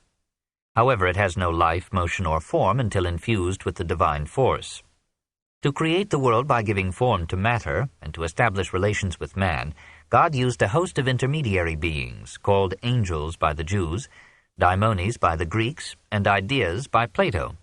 These, says Philo, may popularly be conceived as persons, though really they exist only in the divine mind, as the thoughts and powers of God. Together, these powers constitute what the Stoics called the logos, or divine reason, creating and guiding the world. Fluctuating between philosophy and theology, between ideas and personifications, Philo sometimes thinks of the logos as a person. In a poetic moment he calls the logos the first begotten of God. Son of God by the virgin wisdom, and says that through the Logos, God has revealed himself to man. Since the soul is part of God, it can through reason rise to a mystic vision, not quite of God, but of the Logos. Perhaps if we could free ourselves from the taint of matter and sense, and by ascetic exercises and long contemplation become for a moment pure spirit, we might for an ecstatic moment see God himself. Philo's Logos was one of the most influential ideas in the history of thought. Its antecedents in Heraclitus, Plato, and the Stoics are obvious. Presumably he knew the recent Jewish literature that had made a distinct person of the wisdom of God as creator of the world. And he must have been impressed by those lines in Proverbs, chapter 8, verse 22, where wisdom says, "The Lord possessed me in the beginning of his way, before his works of old. I was set up from everlasting, or ever the earth was." Philo was a contemporary of Christ. He apparently never heard of him, but he shared unknowingly in forming Christian theology. The rabbis frowned upon his allegorical interpretations as likely to be used as an excuse for neglecting literal obedience to the law.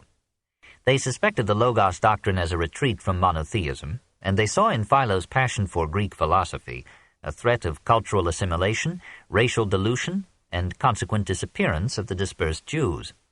But the fathers of the Church admired the Jews' contemplative devotion, made abundant use of his allegorical principles to answer the critics of the Hebrew Scriptures, and joined with Gnostics and Neoplatonists in accepting the mystical vision of God as the crown of human enterprise.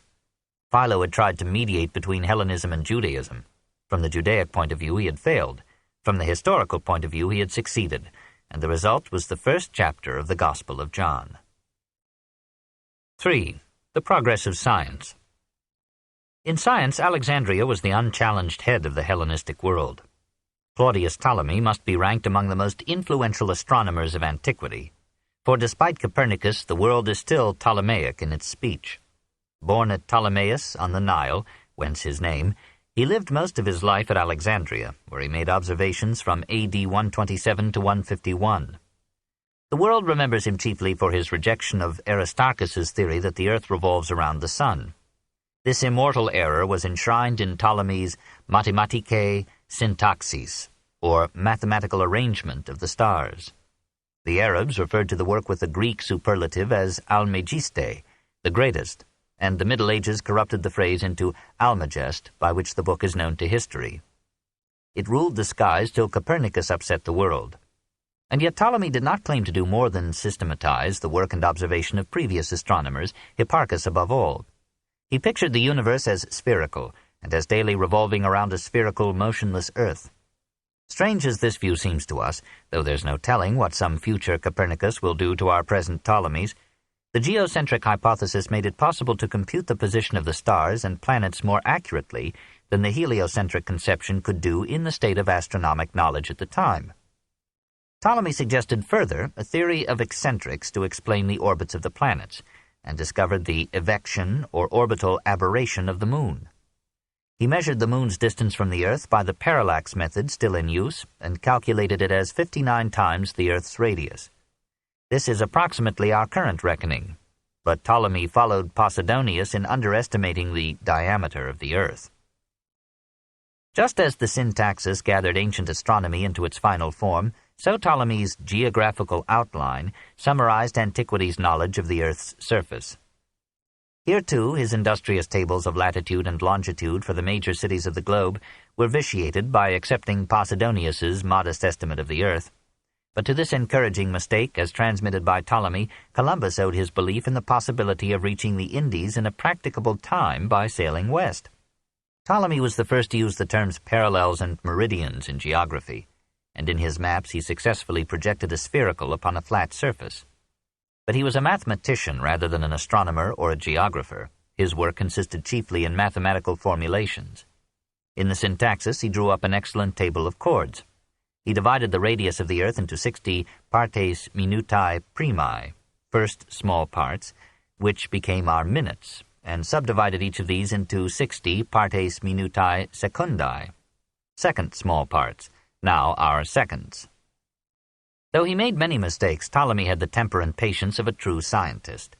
He tried to rest all conclusions upon observation, too seldom his own. In one field he carried out a long series of experiments. His Optica, a study of refraction, has been acclaimed as the most remarkable experimental research of antiquity. It is significant that this greatest astronomer, geographer, and mathematician of his age wrote also a tetrabiblios, or 4 books, on the control of human life by the stars. Meanwhile, a minor Archimedes was giving the classic world a second chance to stage an industrial revolution. A brilliant inventor or compiler, of whom we know only the one name, Hero, issued in this age at Alexandria a long succession of treatises on mathematics and physics, of which several have been preserved through Arabic translations.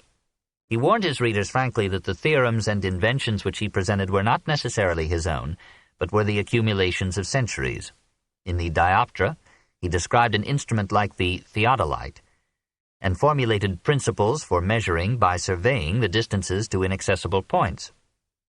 In the Mechanica, he considered the uses and combinations of simple devices like the wheel, axle, lever, pulley, wedge, and screw.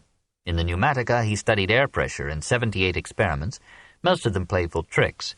For example, he showed how either wine or water could be made to flow from the same small orifice in the bottom of a jug by closing one or the other of the air holes at the top of the divided container.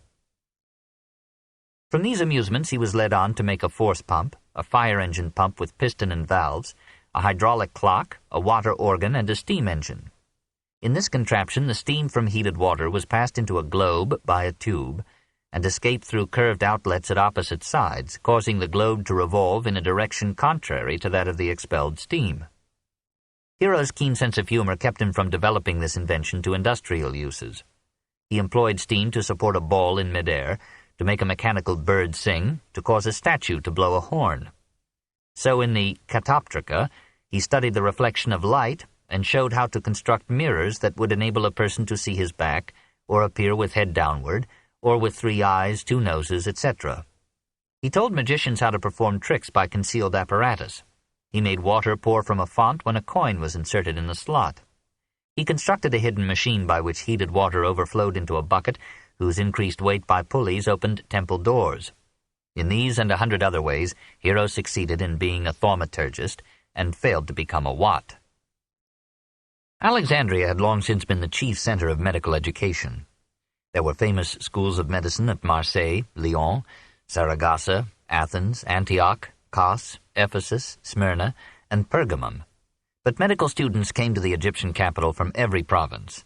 Even as late as the 4th century, when Egypt was in decline, Ammianus Marcellinus wrote that it is enough to commend a physician's skill if he can say that he was trained at Alexandria. Specialization was progressing. No one can be a universal physician, said Philostratus, circa AD 225. There must be specialists for wounds, fevers, eyes, consumption. Dissection of cadavers was practiced at Alexandria, and there seem to have been cases of human vivisection.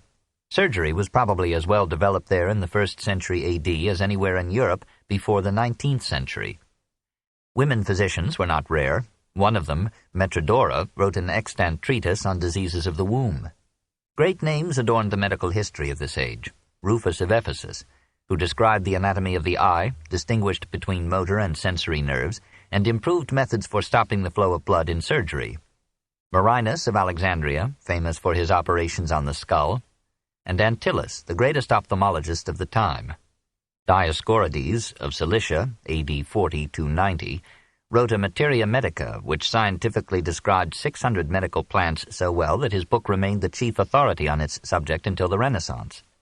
He recommended medicated pessaries for contraception, and his recipe for wine of mandragora to produce surgical anesthesia was successfully applied in 1874. Cyrenus of Ephesus, about AD 116, published a treatise on the diseases of women and the birth and care of children. It ranks only below the Hippocratic collection and the works of Galen among the extant products of ancient medicine. He describes a vaginal speculum and an obstetric chair, gives an excellent anatomy of the uterus, offers almost modern dietetic and operative advice, such as bathing the eyes of the newborn child with oil, suggests 100 contraceptive devices, mostly by vaginal medication, and, unlike Hippocrates, allows abortion where delivery would endanger the mother's life. Cyrenus was the greatest gynecologist of antiquity. No advance was made on his work till Paré, 15 centuries after him. If all his 40 treatises were extant, we should probably rank him with Galen. The most famous physician of the period was the son of a Pergamese architect, who named him Galenus, that is, quiet and peaceable, in the hope that he would not take after his mother. At 14, the youth found his first love in philosophy, from whose dangerous lure he was never freed. At 17, he turned to medicine, studied in Cilicia, Phoenicia, Palestine, Cyprus, Crete, Greece, and Alexandria, a mobility typical of ancient scholars, served as a surgeon in the gladiatorial school at Pergamum, and practiced for a time in Rome, from AD 164 to 168. There his successful cures brought him many rich patients, and his lectures drew distinguished audiences. His repute rose to such a point that people wrote to him from every province for medical advice, and he confidently prescribed by mail. His good father, forgetting the purpose of his name, had counseled him to join no sect or party and always to tell the truth. Galen obeyed, exposed the ignorance and venality of many physicians in Rome, and in a few years had to flee from his enemies. Marcus Aurelius called him back to care for young Commodus in 169 and tried to take him on a Marcomannic campaign. But Galen was clever enough to be soon back in Rome. Thereafter we know nothing of him except his works. He was almost as voluminous as Aristotle. Of 500 volumes ascribed to him, some 118 have survived, covering in 20,000 pages all branches of medicine and several fields of philosophy. They are of little medical value today, but they abound in incidental information and in the vitality of a vigorous and controversial spirit. His fondness for philosophy had given him a bad habit of drawing large deductions from small inductions. His faith in his own knowledge and powers often betrayed him into a dogmatism impossible to a scientific mind, and his great authority prolonged for centuries the life of serious errors. Nevertheless, he was an accurate observer and the most experimental of ancient physicians. I confess the disease from which I have suffered all my life, to trust no statements until, so far as possible, I have tested them for myself. Forbidden by the Roman government to dissect the human body alive or dead, he dissected and vivisected animals, and sometimes too readily concluded to human anatomy from a study of apes, dogs, cows, and pigs. Despite his limitations, Galen made more contributions to anatomy than any other observer in antiquity. He described accurately the bones of the cranium and the spinal column, the muscular system, the lacteal vessels, the ducts of the lingual and submaxillary glands, and the valves of the heart. He showed that an excised heart can continue to beat outside the body. He proved that the arteries contain blood, not air, as the Alexandrian school had taught for 400 years. He missed anticipating Harvey. He thought that most of the blood traveled forth as well as back in the veins, while the remainder, mixed with air from the lungs, moved to and fro in the arteries. He was the first to explain the mechanism of respiration, and brilliantly conjectured that the principal element in the air we breathe is also that which is active in combustion. He differentiated pleurisy and pneumonia, described aneurysm, cancer, and tuberculosis, and recognized the infectious nature of the last. Above all, he founded experimental neurology. He made the first experimental sections of the spinal cord, determined the sensory and motor functions of each segment, understood the sympathetic system, recognized 7 of the 12 pairs of cranial nerves, and caused aphasia at will by cutting the laryngeal nerve. He showed that injuries to one side of the brain produced derangements in the opposite side of the body. He cured the sophist Pausanias of numbness in the 4th and 5th fingers of the left hand by stimulating the brachial plexus in which the ulnar nerve arises that controls those fingers.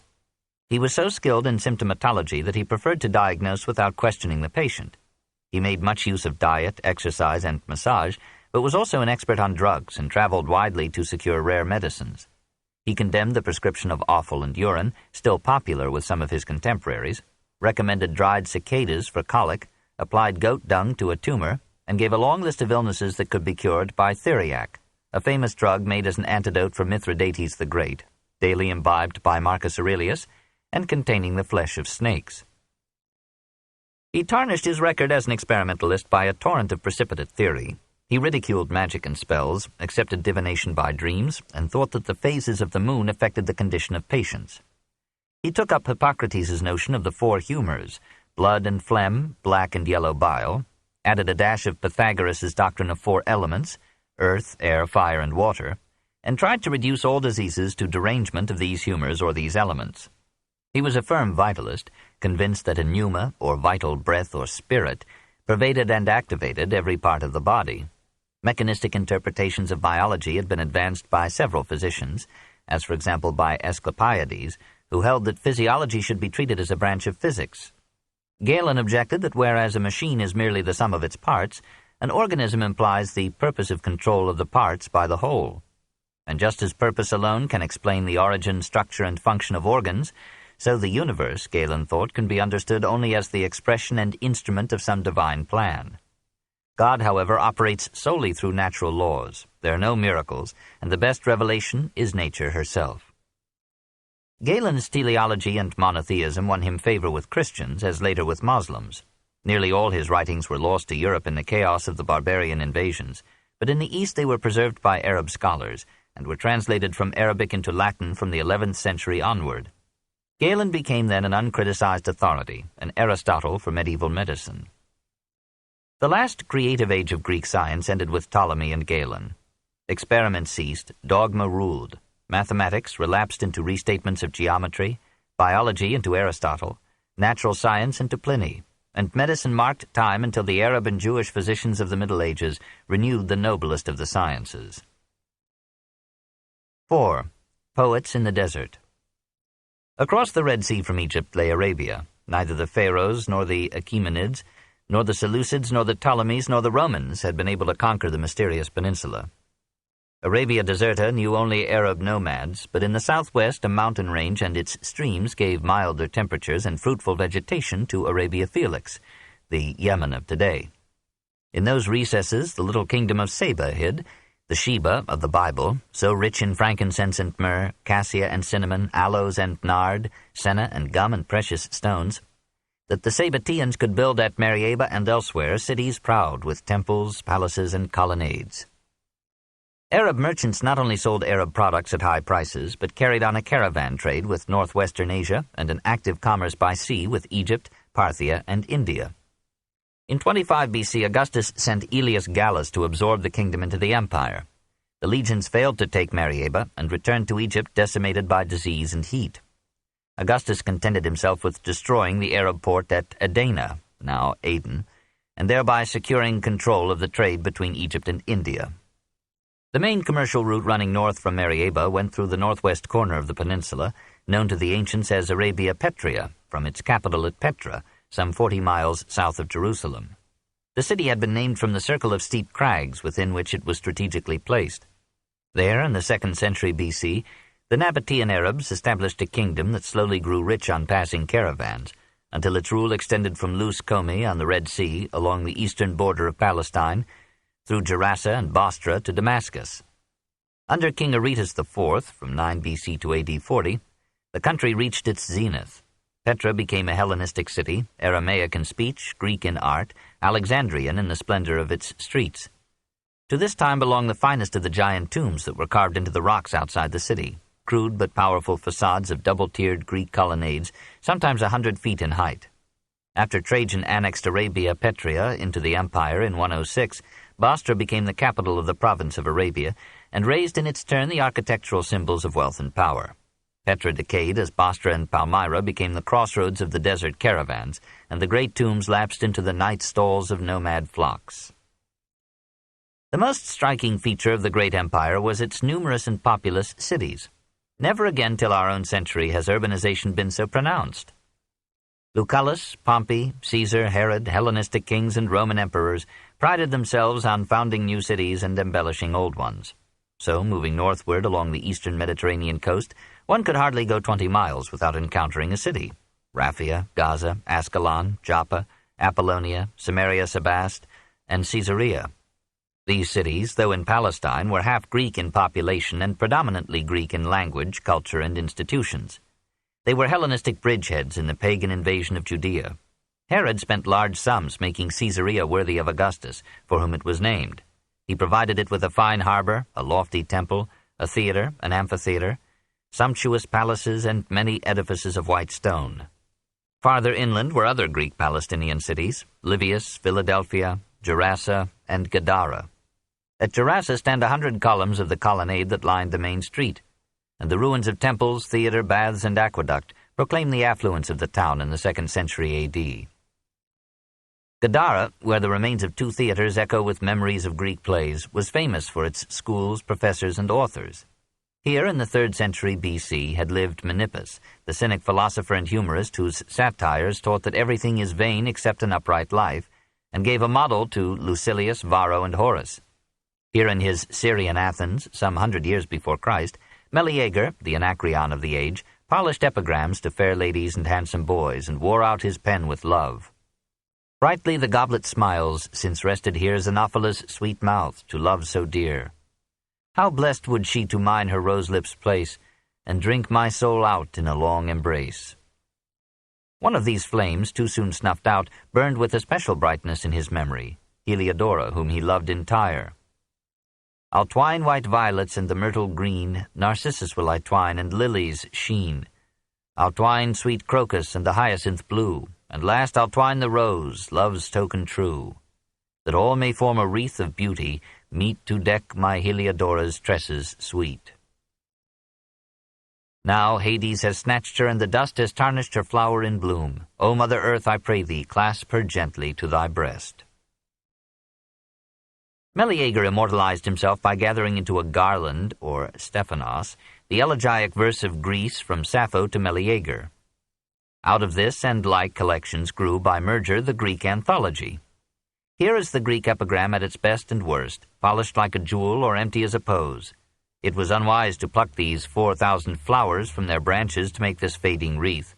Some of the verses commemorate forgotten great men, or famous statues or dead relatives. Some, so to speak, are autotaphs, as when a woman who died of triplets says pithily, "After this, let women pray for children." Some are barbs aimed at physicians, shrews, undertakers, pedagogues, cuckolds, or the miser who, fainting, is revived by the smell of a penny, or the grammarian whose grandchild displayed successively all 3 genders, or the pugilist who retires, marries, and gets more blows than he ever received in the ring, or the dwarf who, carried off by a mosquito, thinks he is suffering the rape of Ganymede. A single epigram celebrates that famous woman who slept with only one man. Others dedicate offerings to the gods. Laius hangs up her mirror as useless now that it does not show her as she was. Nicias, after 50 years of serving men, surrenders her complacent girdle to Venus.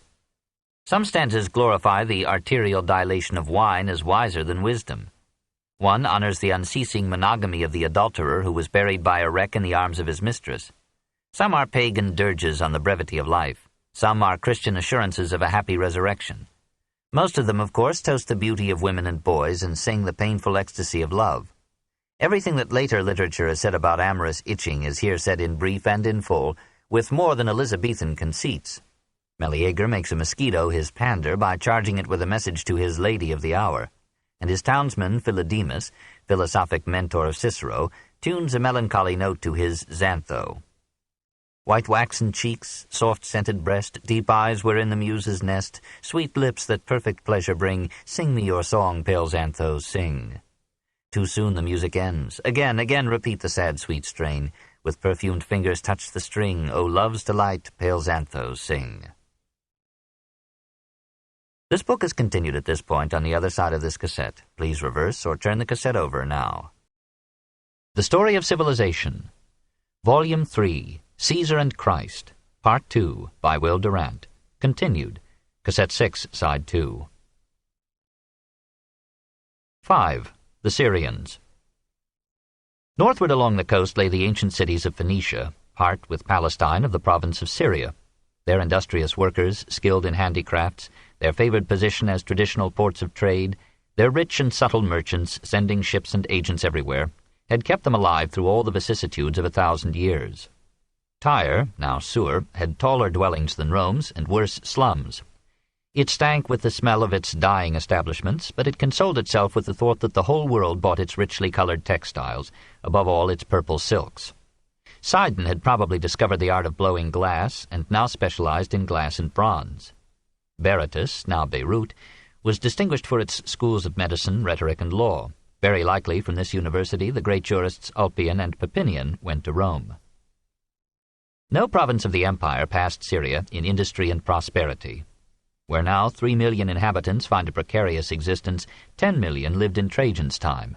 100 cities here enjoyed the pure water, the public baths, the underground drainage system, the clean markets, the gymnasia and palestras, the lectures and music, the schools and temples and basilicas, the porticos and arches, the public statuary and picture galleries, characteristic of the Hellenistic cities in the 1st century after Christ. The oldest of them was Damascus, over the Lebanons from Sidon, fortified by the surrounding desert and turned almost into a garden by the spreading arms and tributaries of a stream gratefully called the River of Gold. Many caravan routes converged here and poured into the bazaars the products of 3 continents. Returning over the ante-Lebanon hills and moving north over dusty roads, the modern traveler is astonished to find, in the tiny village of Baalbek, the ruins of 2 majestic temples and a propylaeum, once the pride of Heliopolis, the Greco-Roman Syrian city of the sun.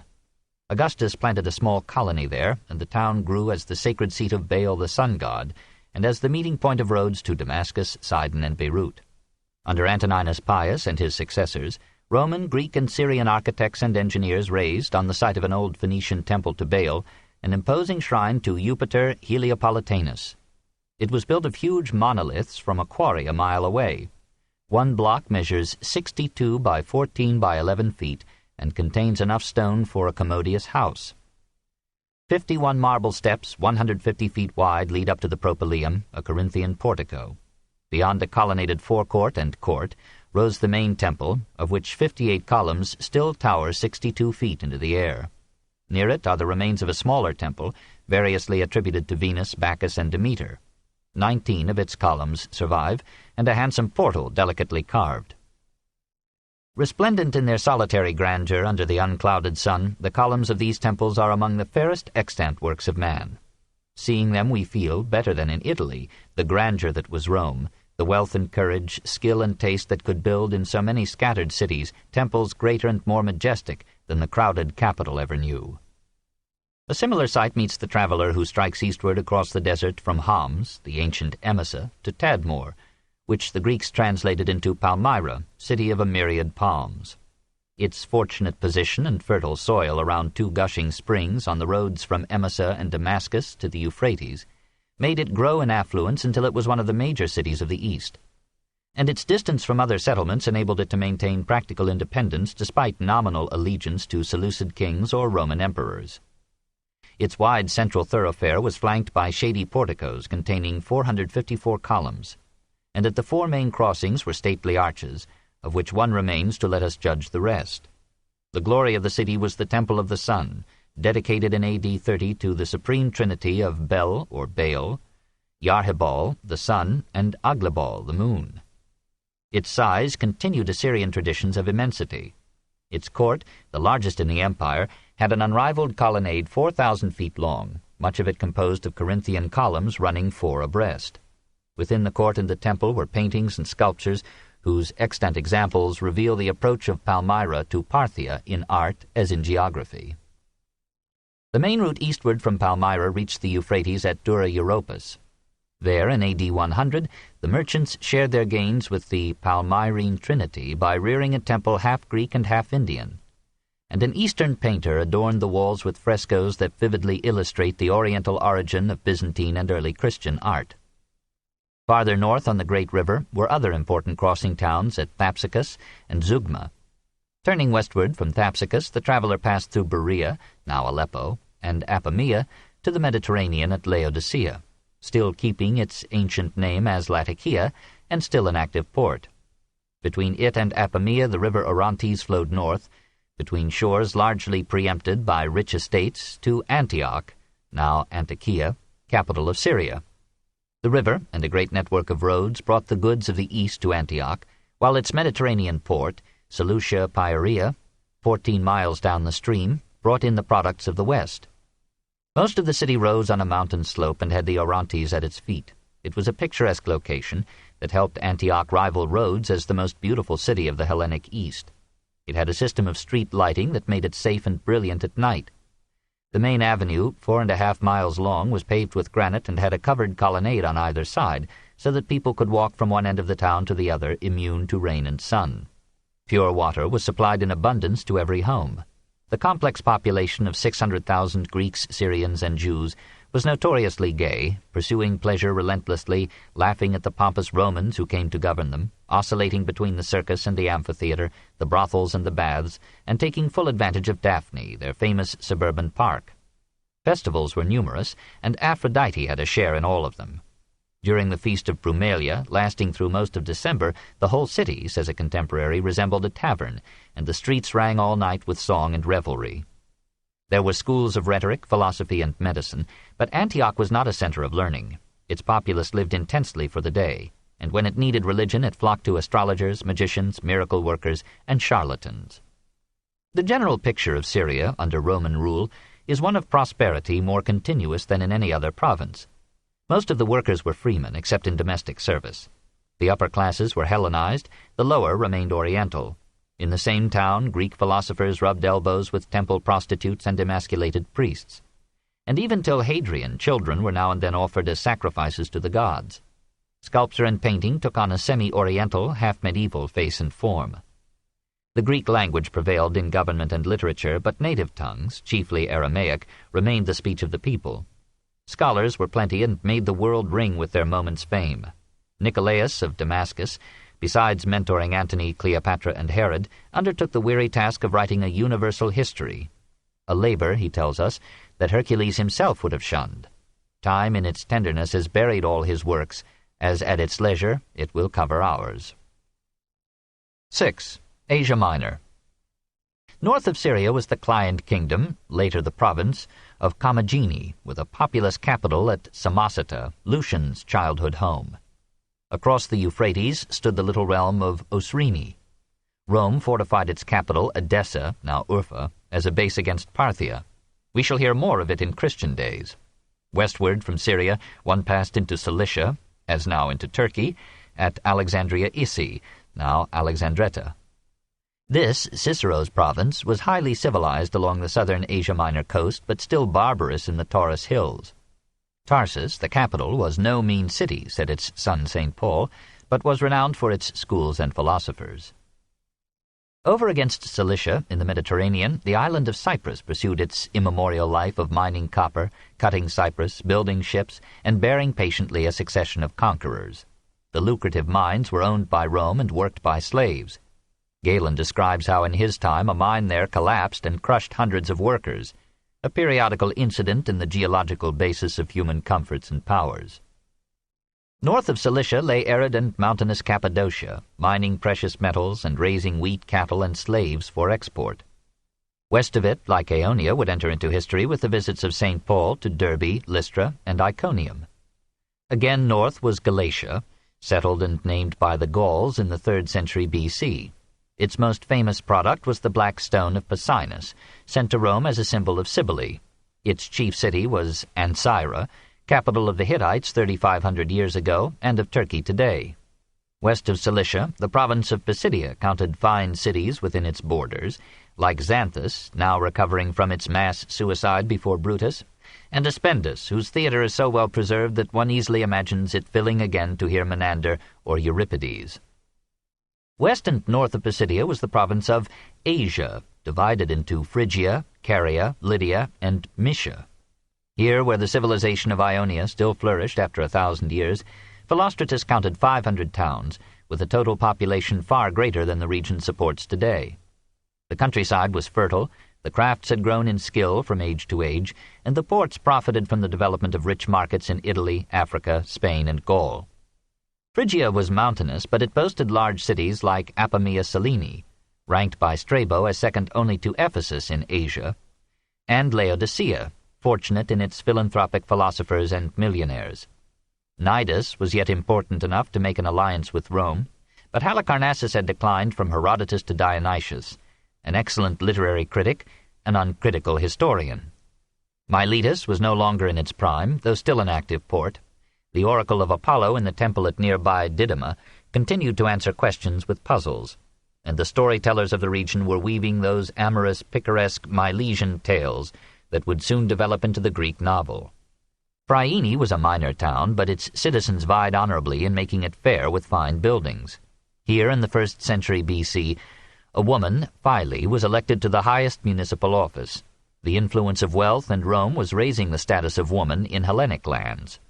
Magnesia on the Meander had what many rated as the most nearly perfect temple in Asia, dedicated to Artemis in 129 B.C.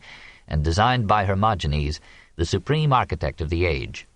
At Mycale, the koinon, or commons, still met annually as a general council and religious union for Ionia. Of the islands lying off the Carian coast, Kos prospered with its silk industry and its medical school, rich with traditions of Hippocrates, and Rhodes, that is, the Rose, was even in her decline the most beautiful city of the Greek world. When, after the Civil War, Augustus sought to relieve the distress of the eastern cities by allowing the cancellation of all debts, Rhodes refused to avail herself of the expedient and met all her obligations faithfully.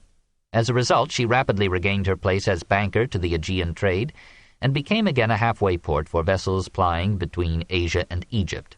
The city was celebrated for its fallen colossus, its handsome buildings, its famous statuary, its clean and orderly streets, its competent aristocratic government, its celebrated schools of rhetoric and philosophy. Here Apollonius Molo taught Caesar and Cicero those arts of style which through them influenced all later Latin prose. The most famous Rhodian of this period was Posidonius, the last great synthetic mind of antiquity. Born at Syrian Apamea in 135 BC, he first earned fame as a long-distance runner. After studying under Panetius in Athens, he made Rhodes his home, served as her magistrate and ambassador, traveled into many provinces, returned to Rhodes, and drew such men as Pompey and Cicero to his lectures on the Stoic philosophy. At 83, he went to live in Rome and died there a year later. His lost universal history, covering Rome and its possessions from 144 to 82 BC, was ranked by ancient scholars as equal to the work of Polybius. His report of his travels in Gaul and his treatise On the Ocean were basic sources for Strabo. His calculation of the sun's distance from the earth, 52 million miles, was closer than that of any other ancient student to our modern reckoning. He went to Cadiz to study the tides and explained them by the joint action of the sun and the moon. He underestimated the distance across the Atlantic and predicted that one sailing from Spain would come to India after 8,000 miles. Despite his wide acquaintance with natural science, he accepted many of the spiritualistic ideas of his time: daimones, divination, astrology, telepathy, and the power of the soul to rise to a mystic union with God, whom he defined as the life force of the world. Cicero too generously ranked him as the greatest of the Stoics. We might also consider him a forerunner of the Neoplatonists, a bridge from Zeno to Plotinus. Following the coast of Asia northward from Caria, the traveler entered Lydia and its greatest city, Ephesus. It flourished under the Romans as never before. Though Pergamum was the formal capital of Asia, Ephesus became the seat of the Roman proconsul and his staff. It was also the main port of the province and the meeting place of the provincial assembly. Its polyglot population of 225,000 ranged from philanthropic sophists to a noisy and superstitious rabble. The streets were well paved and lighted and had miles of shady porticos. There were the usual public buildings, some unearthed as late as 1894. A museum or scientific center, a medical school, a library with a strangely Baroque facade, and a theater that seated 56,000 persons. Here Demetrius the image-maker would arouse the populace against St. Paul. The center and chief bank of the city was the Temple of Artemis, surrounded by 128 columns, each the gift of a king. The eunuch priests were attended by virgin priestesses and a swarm of slaves. The rites were a mixture of Oriental and Greek. The barbarous statue that represented the goddess had 2 rows of supernumerary breasts, symbolizing fertility. The festival of Artemis made all May a month of rejoicing, feasting, and games. Smyrna, despite its fishermen, had a better atmosphere. Apollonius of Tyana, who traveled far and wide, called it the most beautiful city under the sun. It was proud of its long, straight streets, its double-tiered colonnades, its library, and its university. One of its most famous sons, Aelius Aristides, who lived from AD 117 to 187, described it in terms that reveal the splendor of these Roman Hellenistic cities. Go from east to west, and you will pass from temple to temple and from hill to hill along a street fairer than its name, the Golden Way. Stand on the Acropolis. The sea flows beneath you, the suburbs lie about you, the city, through 3 lovely views, fills the goblet of your soul. Everything to the very shore is a shining mass of gymnasia, markets, theaters, baths, so many that you hardly know where to bathe, fountains and public walks, and running water in every home. The abundance of her spectacles, contests, and exhibitions is beyond telling, and the variety of her handicrafts. Of all cities, this is best suited for those who like to live at ease and be philosophers without guile. Elias was one of many rhetors and sophists whose fame drew students to Smyrna from all Hellas. His teacher, Polemo, was so great, says Philostratus, that he talked with cities as his inferiors, with emperors as not his superiors, and with the gods as his equals. When he lectured in Athens, Herodes Atticus, his greatest rival in opulent eloquence, attended as an admiring pupil. In payment for the privilege, Herodes sent him 150,000 drachmas, or $90,000. When Polemo failed to thank him, a friend suggested that he felt underpaid. Herodes sent 100,000 more, which Polemo quietly accepted as his due. Polemo used his fortune to embellish his adopted city. He took part in its government, harmonized its factions, and served as its ambassador. Tradition says that finding his arthritis unbearable, he shut himself up in the tomb of his ancestors at Laodicea and died of voluntary starvation at the age of 56. Sardis, Croesus's ancient capital, was still a great city in Strabo's time. Cicero was impressed by the splendor and refinement of Mytilene, and in the 3rd century Longus described it in terms suggestive of Venice. Pergamum shone with the great altar and costly buildings raised by the Attalid kings out of a treasury fattened by the labor of slaves in state forests, fields, mines, and factories. Attalus III anticipated Roman expansion and social revolution by bequeathing his realm to Rome in 133 BC.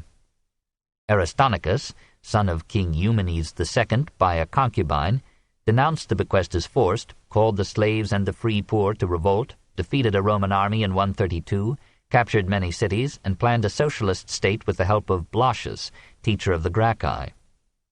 The neighboring kings of Bithynia and Pontus, and the business classes of the occupied cities joined Rome in suppressing the rebellion, and Aristonicus died in a Roman dungeon. This uprising, with the Mithridatic Wars, interrupted the cultural life of Pergamum for half a century, and Antony despoiled its famous library to reimburse Alexandria for the volumes burned during Caesar's stay. Pergamum must have recovered by Vespasian's time, for the elder Pliny judged it the most brilliant city in Asia. It enjoyed a new flurry of building under the Antonines, and developed in its Asclepium a medical school from which Galen went forth to cure the world. Farther north, Alexandria Troas was made a Roman colony by Augustus in memory of Rome's supposed Trojan origin, which gave Rome a convenient claim to all these parts. On a nearby hill, now Hisarlik, Old Troy was rebuilt as New Ilium and became a goal for tourists to whom guides pointed out the exact spot of every exploit in the Iliad, and the cave where Paris had judged Hera, Aphrodite, and Athena. On the Propontis, Cyzicus built ships and sent out a ubiquitous merchant fleet rivaled only by that of Rhodes. Here Hadrian built a temple of Persephone, which was one of the glories of Asia. Its columns, says Dio Cassius, were 6 feet in diameter and 75 feet high, yet each was a single block of stone. Rising from a hill, it towered so high that Elias counted the harbor's lighthouse superfluous. From the Red to the Black Sea, 100 cities flourished under the Roman peace. 7. The Great Mithridates. Along the northern shores of Asia Minor sprawled Bithynia and Pontus, mountainous in the interior but rich in timber and minerals. Here a mixture of Thracians, Greeks, and Iranians overlay an antique Hittite stock. A line of Greco-Thracian kings ruled Bithynia, built a capital at Nicomedia and major cities at Prusa and Nicaea. About 302 BC, a Persian noble, piously called Mithridates, carved a kingdom for himself out of Cappadocia and Pontus, and founded a dynasty of virile Hellenizing monarchs with capitals at Comana Pontica and Sinope. Their rule spread until it impinged upon Roman economic and political interests. The resulting Mithridatic Wars are fitly named from the redoubtable king who united Western Asia and European Greece in a revolt which, if it had succeeded, would have changed the face of history. Mithridates VI had inherited the throne of Pontus as a boy of 11. His mother and his guardians, seeking to supplant him, tried to kill him. He fled from the palace, disguised himself, and for 7 years lived in the woods as a hunter dressed in skins. About 115 BC, a coup d'etat deposed his mother and restored him to power. Surrounded by the conspiracies characteristic of Oriental courts, he took the precaution of drinking a little poison every day until he had developed immunity to most of the varieties available to his intimates. In the course of his experiments, he discovered many antidotes. From these, his interest spread to medicine, on which he compiled data of such value that Pompey had them translated into Latin. His wild and exacting life had given him strength of body as well as of will. He grew to so large a frame that he sent his suit of armor to Delphi to amuse the worshippers. He was an expert horseman and warrior, could, we are assured, run fast enough to overtake a deer, drove a 16-horse chariot, and rode 120 miles in a day. He prided himself on being able to out-eat and out-drink any man, and he attended to a numerous harem. Roman historians tell us that he was cruel and treacherous and slew his mother, his brother, 3 sons and 3 daughters. But Rome has not transmitted his side of this tale. He was a man of some culture, could speak 22 languages, and never used an interpreter. He studied Greek literature, was fond of Greek music, enriched Greek temples, and had Greek scholars, poets, and philosophers at his court. He collected works of art and issued coins of surpassing excellence. But he shared in the sensuality and coarseness of his half-barbarian environment and accepted the superstitions of his time. He defended himself against Rome, not with the far-seeing maneuvers of a great general or statesman, but with the impromptu courage of an animal at bay. Such a man could not be content with the reduced kingdom relinquished by his mother. With the help of Greek officers and mercenaries, he conquered Armenia and the Caucasus, passed over the Kuban River and the Strait of Kerch into the Crimea, and brought under his sway all the Greek cities on the east, north, and west coast of the Black Sea. As the collapse of Greek military power had left these communities almost defenseless against the barbarians of their hinterland, they received the Greek phalanxes of Mithridates as saviors. The subject cities included Sinope, Trapezus, Panticapaeum, and Byzantium, but Bithynian control of the Hellespont, now the Dardanelles, left the Mediterranean commerce of Pontus at the mercy of hostile kings. When he had died in 94 BC, his 2 sons contested the succession. One of them sought the aid of Rome, the other, Socrates, appealed to the Pontic king. Mithridates took advantage of the factional strife in Italy to invade Bithynia and enthrone Socrates. Rome, unwilling to see the Bosporus in hostile hands, ordered Mithridates and Socrates out of Bithynia. Mithridates complied, Socrates refused. The Roman governor of Asia deposed him and crowned Nicomedes III. The new ruler, encouraged by the Roman proconsul Manius Aquilius, invaded Pontus, and the First Mithridatic War began, from 88 to 84 BC. Mithridates felt that his sole chance of survival lay in arousing the Hellenic East to revolt against its Italian overlords. He announced himself as the liberator of Hellas and sent troops to free the Greek cities of Asia, if necessary by force. Opposed by the business classes of the towns, he courted the democratic parties with promises of semi-socialistic reforms. Meanwhile, his navy of 400 ships destroyed the Roman Black Sea fleet, and his army of 290,000 men overwhelmed the forces of Nicomedes and Aquilius. To express his scorn of Roman avarice, the victorious king poured molten gold down the throat of the captured Aquilius, fresh from his triumph over the revolted slaves of Sicily. The Greek cities of Asia Minor, shorn of Roman defense, opened their gates to the armies of Mithridates and declared their allegiance to his cause. At his suggestion, on an appointed day, they slew all Italians, 80,000 men, women, and children, whom they found within their walls, this in 88 BC. Says Appian, "The Ephesians tore away the fugitives who had taken refuge in the temple of Artemis and were clasping the images of the goddess, and slew them. The Pergamenes shot with arrows the Romans who had sought sanctuary in the temple of Aesculapius. The people of Andromitium followed into the sea those who sought to escape by swimming, and killed them and drowned their children. The inhabitants of Caunus in Caria pursued the Italians who had taken refuge about the statue of Vesta, killed the children before their mothers' eyes, then the mothers, then the men, by which it was made plain that it was as much hatred of the Romans as fear of Mithridates that impelled these atrocities." Doubtless the poorer classes, who had borne the brunt of Roman domination, took the lead in this mad massacre. The propertied classes, long protected by Rome, must have trembled at so wild an uprising of revenge. Mithridates sought to appease the well-to-do by exempting the Greek cities from taxes for 5 years and giving them complete home rule. At the same time, however, he proclaimed the cancelling of debts, says Appian, freed the slaves, confiscated many estates, and redistributed the land. Leading men in the communities formed a conspiracy against him. He discovered it and had 1,600 of them killed.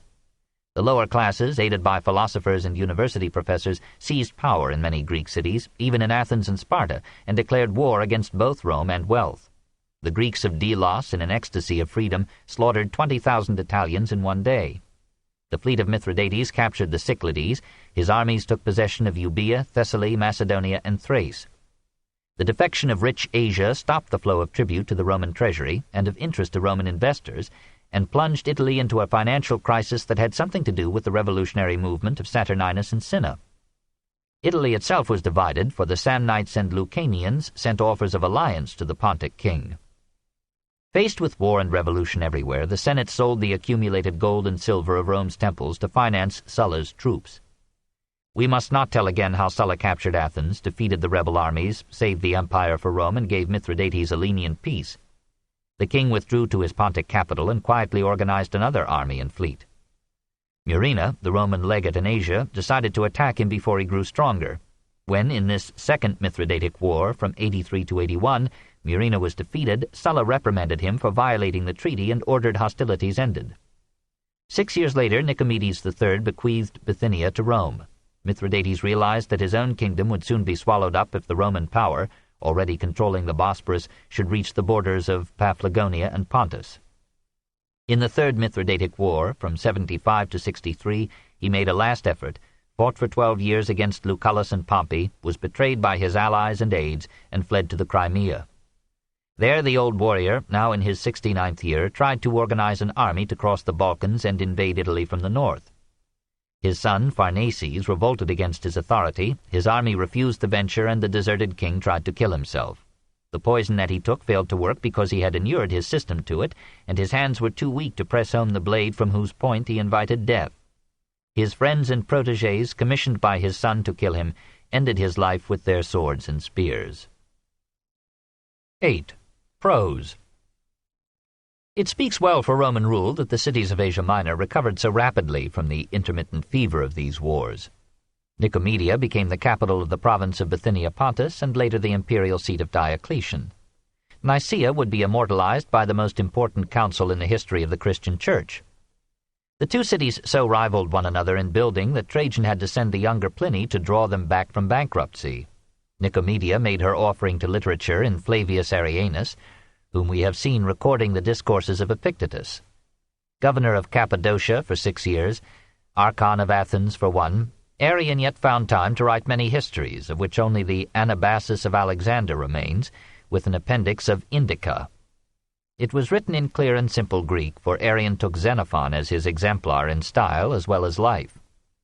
This work, he says with the bold vanity of the ancients, is and has been from my youth up equivalent to native land and family and public office for me, and therefore I do not deem myself unworthy to rank among the greatest authors in the Greek language. Other cities along the Black Sea had goodly buildings and famous scholars. Myrleia had 320,000 inhabitants. Amastris impressed Pliny as a neat and lovely city, known for its fine box trees. Sinope flourished as a fishing center and an outlet for the timber and minerals of its countryside.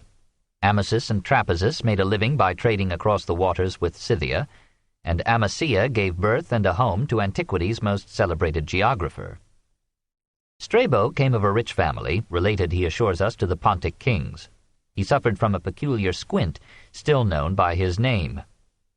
He traveled extensively, apparently on diplomatic missions, and used every opportunity to gather geographical or historical information. He wrote a lost history continuing Polybius, and in 7 BC he issued his great Geography, of whose 17 books time has preserved nearly all. Like Arrian, he begins by proclaiming the virtues of his work. I ask pardon of my readers, and appeal to them not to fasten the blame for the length of my discussion upon me, than upon those who earnestly desire knowledge of things famous and ancient. In this work I must leave untouched what is small, and devote my attention to what is noble and great, useful or memorable or entertaining. And just as, in judging the merits of colossal statues, we do not examine each individual part with minute care, but rather consider the general effect, so should this my book be judged, for it too is a colossal work, worthy of a philosopher. He borrows frankly from Polybius and Posidonius, less frankly from Eratosthenes, brings them all sharply to account for their errors, and suggests that his own should be blamed on his sources. But he acknowledges his sources with rare candor, and usually selects them with discrimination. He notes that the extension of the Roman Empire has widened geographical knowledge, but believes that there are whole continents still unknown, possibly in the Atlantic. He believes that the earth is spheroidal, but the word probably meant spherical, and that if one were to sail westward from Spain he would in time come to India. He describes coastlines as always changing through erosion or eruption, and conjectures that subterranean disturbances may someday sever Suez and unite the seas. His work was a brave summary of the global knowledge of his age and must be ranked as one of the major achievements of ancient science. Far more renowned than Strabo in his time was Dio Chrysostom, Dio of the Golden Mouth, who lived from AD 40 to 120. His family had long been distinguished in Prose. His grandfather had exhausted a fortune in gifts to the Bithynian city and then had made another. His father had gone through the same experience, and Dio followed in their steps. He became an orator and a sophist, went to Rome, was converted to Stoicism by Musonius Rufus, and was banished from Italy and Bithynia by Domitian in 82. Forbidden the use of his property or income, he wandered for 13 years from country to country as a penniless philosopher, refusing money for his discourses and earning his bread for the most part by the work of his hands. When Domitian was succeeded by Nerva, Dio's exile was changed into honors. Nerva and Trajan befriended him and gave his city many favors at his request. He returned to Pruse and devoted most of his wealth to beautifying it. Another philosopher accused him of embezzling public funds. He was tried by Pliny and appears to have been exonerated. Dio left behind him 80 orations. For us today they contain more wind than meat. They suffer from empty amplifications, deceptive analogies, and rhetorical tricks. They stretch half an idea to half 100 pages. No wonder a weary listener complained, "You are letting the sun go down with your interminable questions." But the man had charm and eloquence, else he could hardly have become the most celebrated orator of the century, for whose speeches men would interrupt a war. "I don't know what you mean," said the honest Trajan, "but I love you as myself." The barbarians on the Borysthenes, now the Dnieper, heard him as gladly as the Greeks gathered at Olympia or the excitable Alexandrians. An army about to revolt against Nerva was mollified into acceptance by the impromptu address of the half-naked exile. Probably what drew people to him was not his fine Attic Greek, but the courage of his denunciations. Almost alone in pagan antiquity he condemned prostitution, and few writers of his time so openly attacked the institution of slavery. He was a bit vexed, however, when he found that his slaves had run away. His address to the Alexandrians was a castigation of their luxury, superstition, and vice. He chose Ilium as the scene of an oration in which he argued that Troy had never existed, and that Homer was the boldest liar in history. In the heart of Rome he expounded the case of the countryside against the city, painted in vivid narrative a touching picture of rural poverty, and warned his audience that the land was being neglected and the agricultural basis of civilization was in decay. At Olympia, amid a multitude of fanatical worldlings, he reproved the atheists and Epicureans of the day. "Although popular conceptions of duty may be absurd," said Dio, "the wise man will understand that the simple mind needs simple ideas and pictorial symbols." In truth, no man can conceive the form of the Supreme Being, and even Phidias's noble statue was an anthropomorphic assumption as unwarrantable as the primitive identification of God with a star or a tree. We cannot know what God is, but we have an innate conviction that he exists, and we feel that philosophy without religion is a dark and hopeless thing. The only real freedom is wisdom, that is, the knowledge of what is right and what is wrong. The road to freedom lies not through politics or revolution, but through philosophy. And true philosophy consists not in the speculations of books, but in the faithful practice of honor and virtue according to the dictates of that inmost voice which is, in some mystic sense, the word of God in the heart of man. 9. The Oriental Tide. Religion, which had bided its time and nourished its roots through all the learned or ribald skepticism of the Periclean and Hellenistic periods, now in the 2nd century resumed its immemorial sway, as philosophy, baffled by infinity and human hope, confessed its limitations and abdicated its authority. The people themselves had never lost their faith. Most of them accepted in outline the Homeric description of the afterlife, sacrificed religiously before undertaking a voyage, and still placed an obol in the mouth of the dead to pay his passage across the Styx. Roman statecraft welcomed the aid of established priesthoods and sought popular support by building costly temples to local gods. Throughout Palestine, Syria, and Asia Minor, the wealth of the clergy continued to grow. Hadad and Atargatis were still worshipped by the Syrians, and had an awesome shrine at Hierapolis. The resurrection of the god Tammuz was still hailed in the towns of Syria with the cry, "Adonis, that is the Lord, is risen," and his ascension into heaven was celebrated in the closing scenes of his festival. Similar ceremonies commemorated in Greek ritual the agony, death, and resurrection of Dionysus. From Cappadocia, the worship of the goddess Ma had spread into Ionia and Italy. Her priests, called fanatici as belonging to the fanum or temple, danced dizzily to the sound of trumpets and drums, slashed themselves with knives, and sprinkled the goddess and her devotees with their blood. The making of new deities went on assiduously. Caesar and the emperors, Antinous and many local worthies were deified, that is, canonized, in life or death. Cross-fertilized by trade and war, pantheons were everywhere in flower, and prayers rose hopefully in 1,000 tongues to 1,000 gods. Paganism was not one religion. It was a jungle of rival creeds, often merging in eclectic confusion. The worship of Cybele held its ground in Lydia and Phrygia, Italy and Africa, and elsewhere, and its priests, as before, emasculated themselves in imitation of her beloved Attis. At her spring festival, her worshippers fasted, prayed, and mourned the death of Attis. Her priests cut their arms and drank their own blood, and a solemn procession bore the young god to his grave. But on the morrow the streets rang with exultant shouts as the people celebrated the resurrection of Attis and the renewal of the earth. "Take courage, O mystics," cried the priests. "The god is saved, and for you also will come salvation." On the last day of the feast the image of the Great Mother was carried in triumph through crowds that hailed her at Rome as Nostra Domina, Our Lady. Even more widely honored than Cybele was the Egyptian goddess Isis, the sorrowing mother, the loving comforter, the bearer of the gift of eternal life. All the Mediterranean peoples knew how her great spouse Osiris had died and had risen from the dead. In nearly every great city on that historic sea, this happy resurrection was commemorated with gorgeous pageantry, and jubilant worshippers sang, "We have found Osiris again." Isis was represented in pictures and statues as holding her divine child Horus in her arms, and devout litanies hailed her as Queen of Heaven, Star of the Sea, and Mother of God. Of all pagan cults, this came nearest to Christianity in the tenderness of its story, the refinement of its ritual, the solemnity and yet joyful atmosphere of its chapels, the moving music of its vespers, the conscientious ministry of its white-robed and tonsured priests, the honors and opportunities with which it charmed and comforted women, the universal welcome it gave to every nationality and class. The religion of Isis spread from Egypt to Greece in the 4th century B.C., to Sicily in the 3rd, to Italy in the 2nd, and then to all parts of the empire. Her icons have been found on the Danube, the Rhine, and the Seine, and a temple to her has been unearthed in London. The Mediterranean soul has never ceased to worship the divine creativeness and maternal solicitude of woman. Meanwhile, the masculine cult of Mithras was passing from Persia to the most distant Roman frontiers. In the later Zoroastrian theology, Mithras was the son of Ahura Mazda, the god of light. He, too, was the god of light, of truth, purity, and honor. Sometimes he was identified with the sun, and led the cosmic war against the powers of darkness.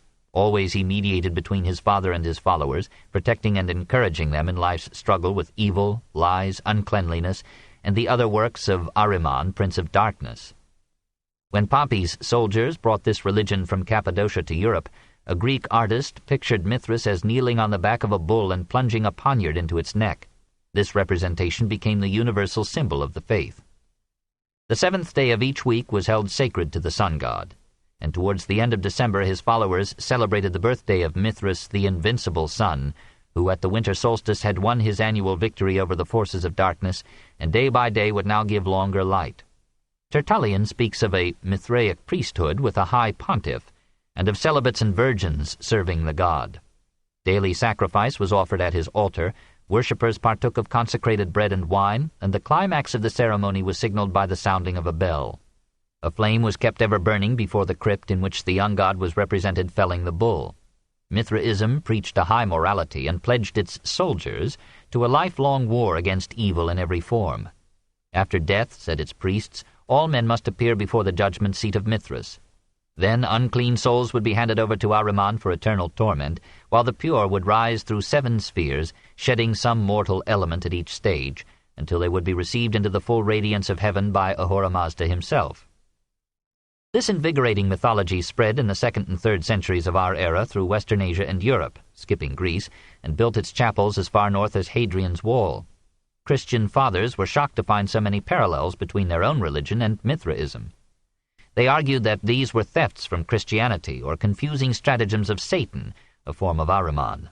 It is difficult to say which faith borrowed from the other. Perhaps both absorbed ideas current in the religious air of the East. Each of the great cults of the Mediterranean region had mysteries, which were usually ceremonies of purification, sacrifice, initiation, revelation, and regeneration, centering about the death and resurrection of the god. New members were admitted into the worship of Cybele by being placed naked in a pit over which a bull was slain. The blood of the sacrificed animal falling upon the candidate purified him of sin and gave him a new spiritual and eternal life.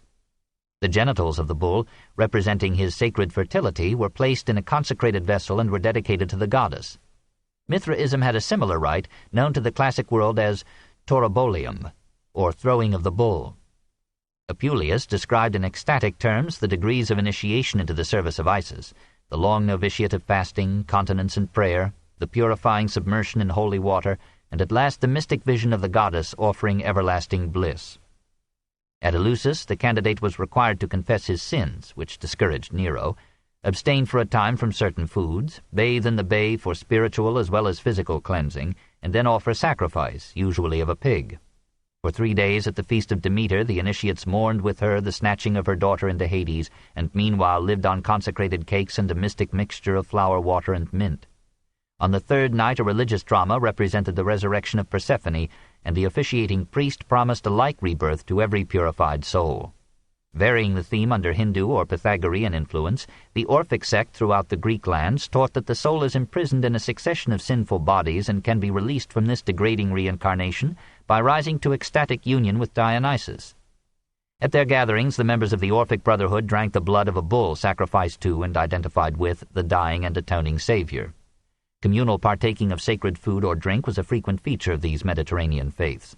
Often the food was thought to take on, by sanctification, the powers of the god, which were then magically conveyed to the communicant. All sects assumed the possibility of magic. This book is continued on Cassette 7, Side 1.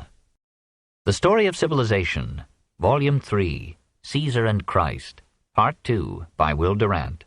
Continued, Cassette 7, Side 1. All sects assumed the possibility of magic. The Magi had disseminated their art through the East and had given a new name to old jugglery.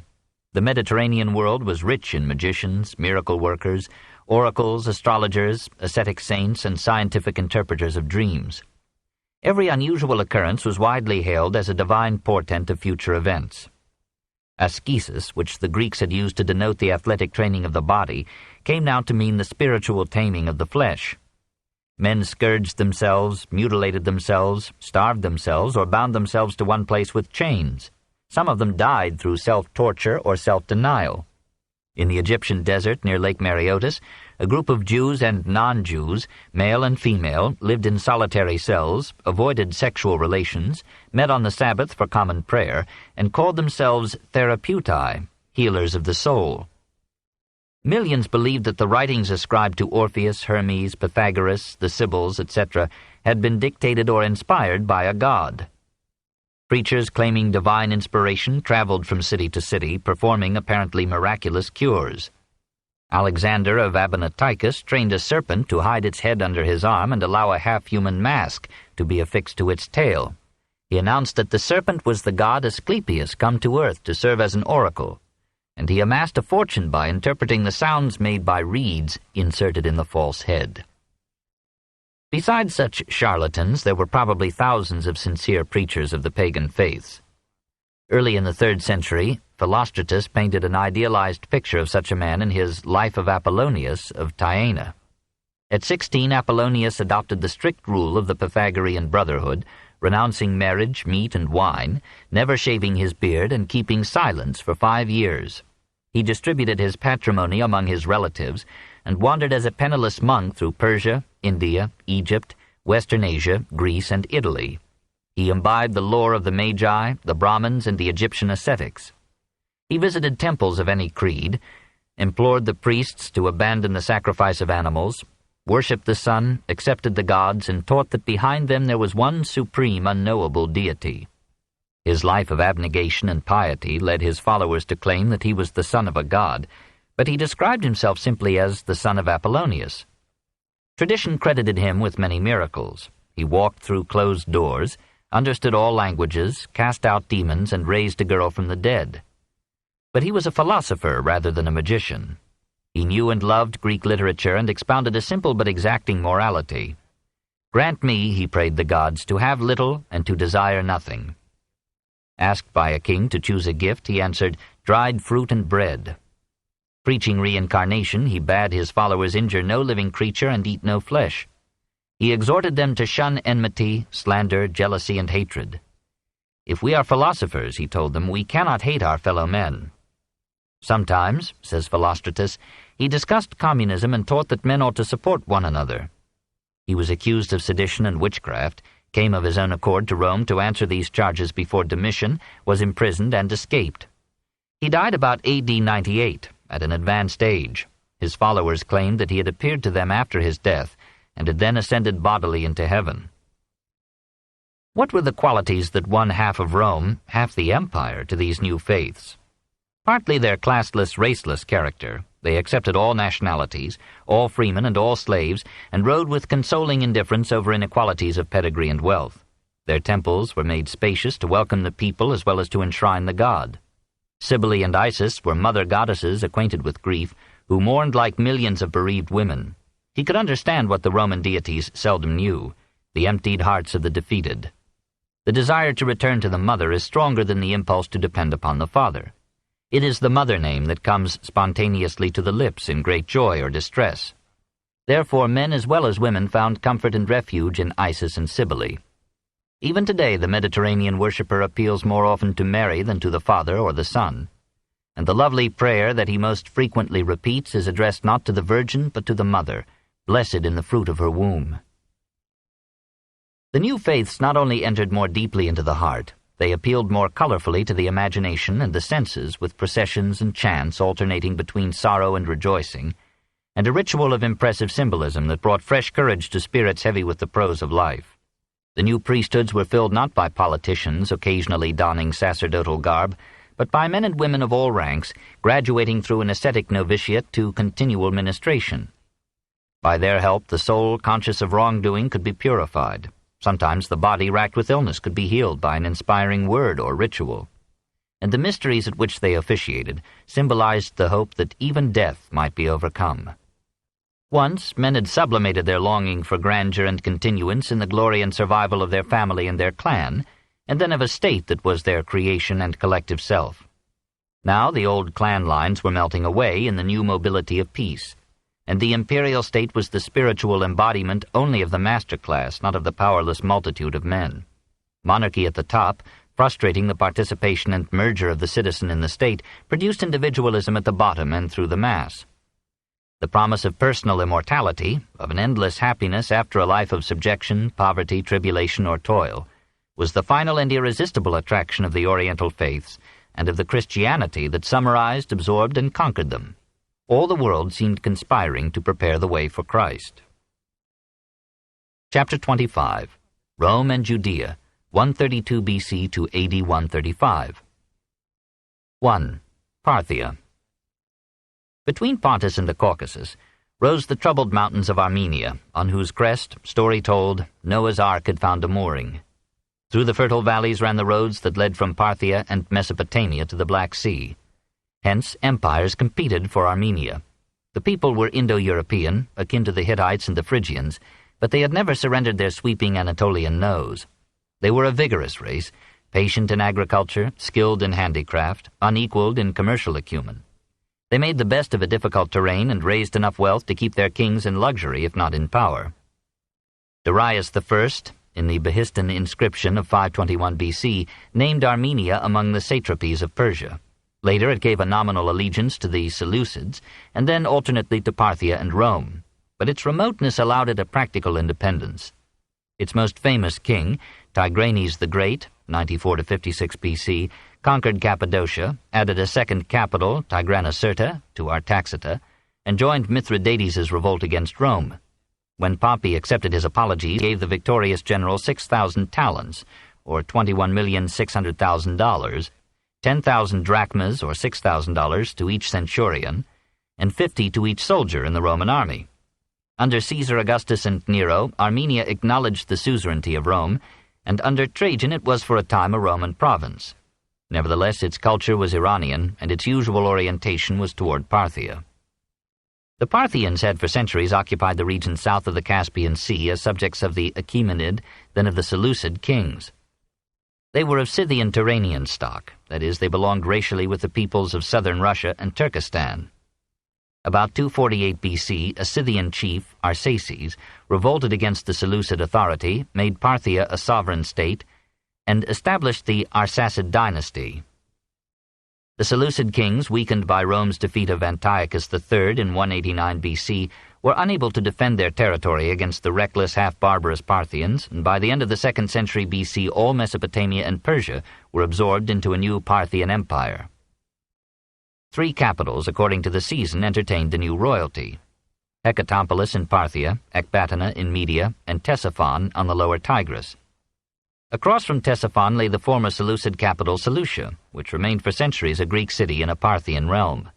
The Arsacid rulers kept the administrative structure built up by the Seleucids, but overlaid it with a feudalism derived from the Achaemenid kings. The mass of the population was composed of agricultural serfs and slaves.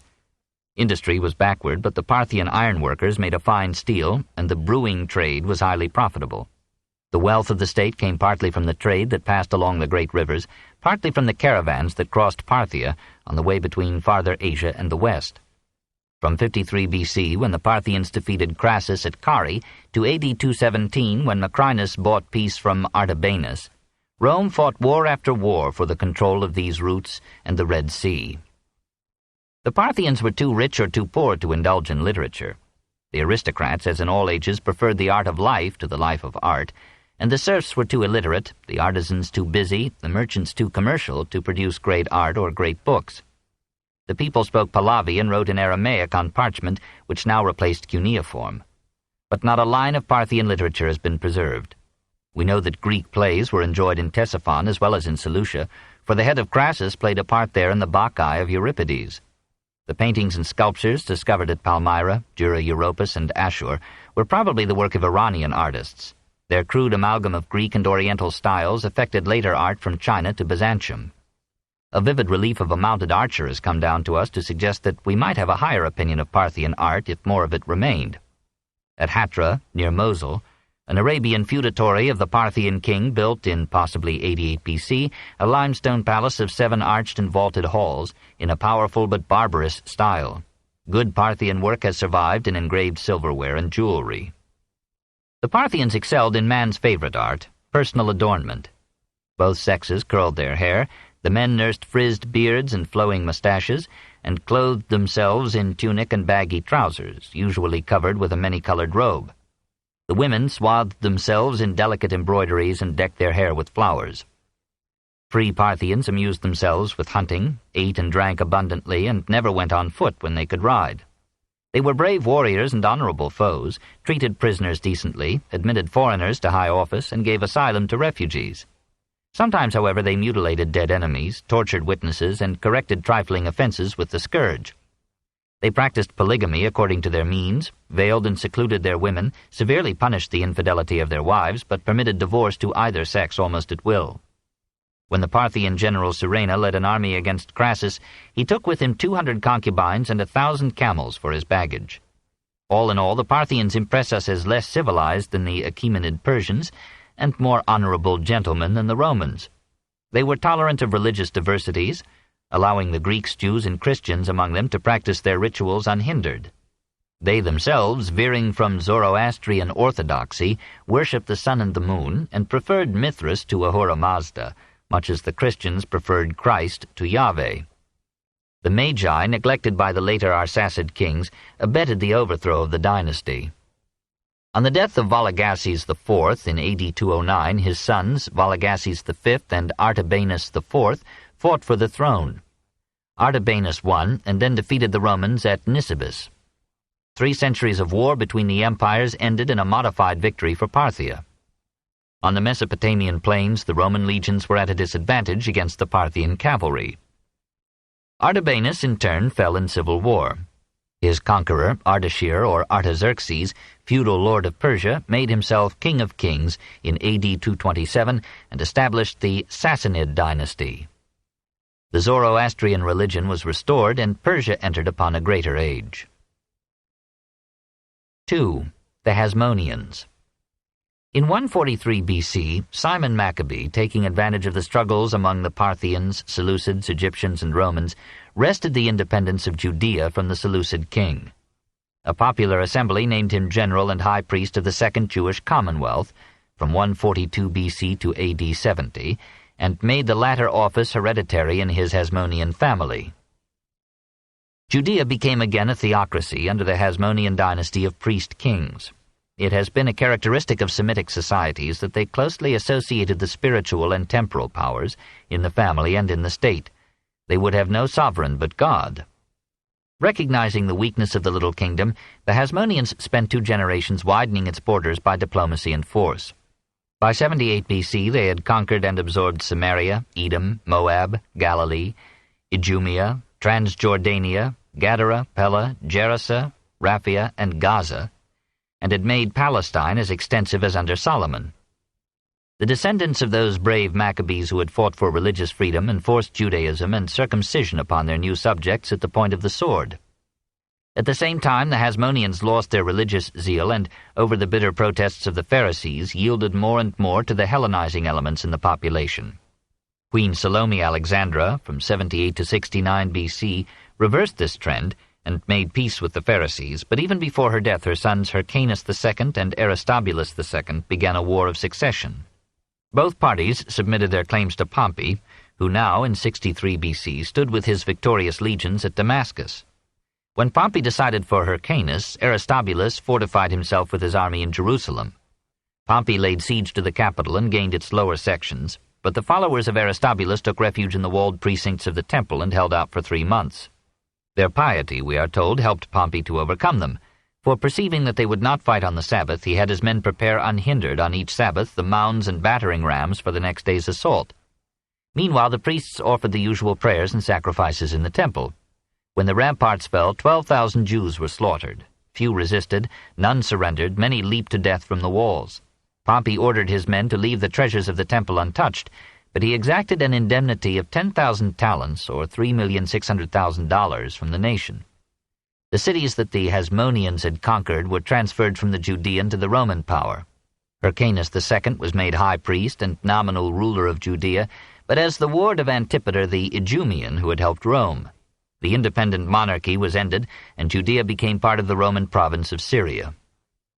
In 54 BC, Crassus, on his way to play the part of Pentheus at Ctesiphon, robbed the temple of the treasures that Pompey had spared, amounting to some 10,000 talents. When news came that Crassus had been defeated and killed, the Jews took the opportunity to reclaim their freedom. Longinus, successor of Crassus as governor of Syria, suppressed the revolt and sold 30,000 Jews into slavery, this in 43 BC. In that same year Antipater died.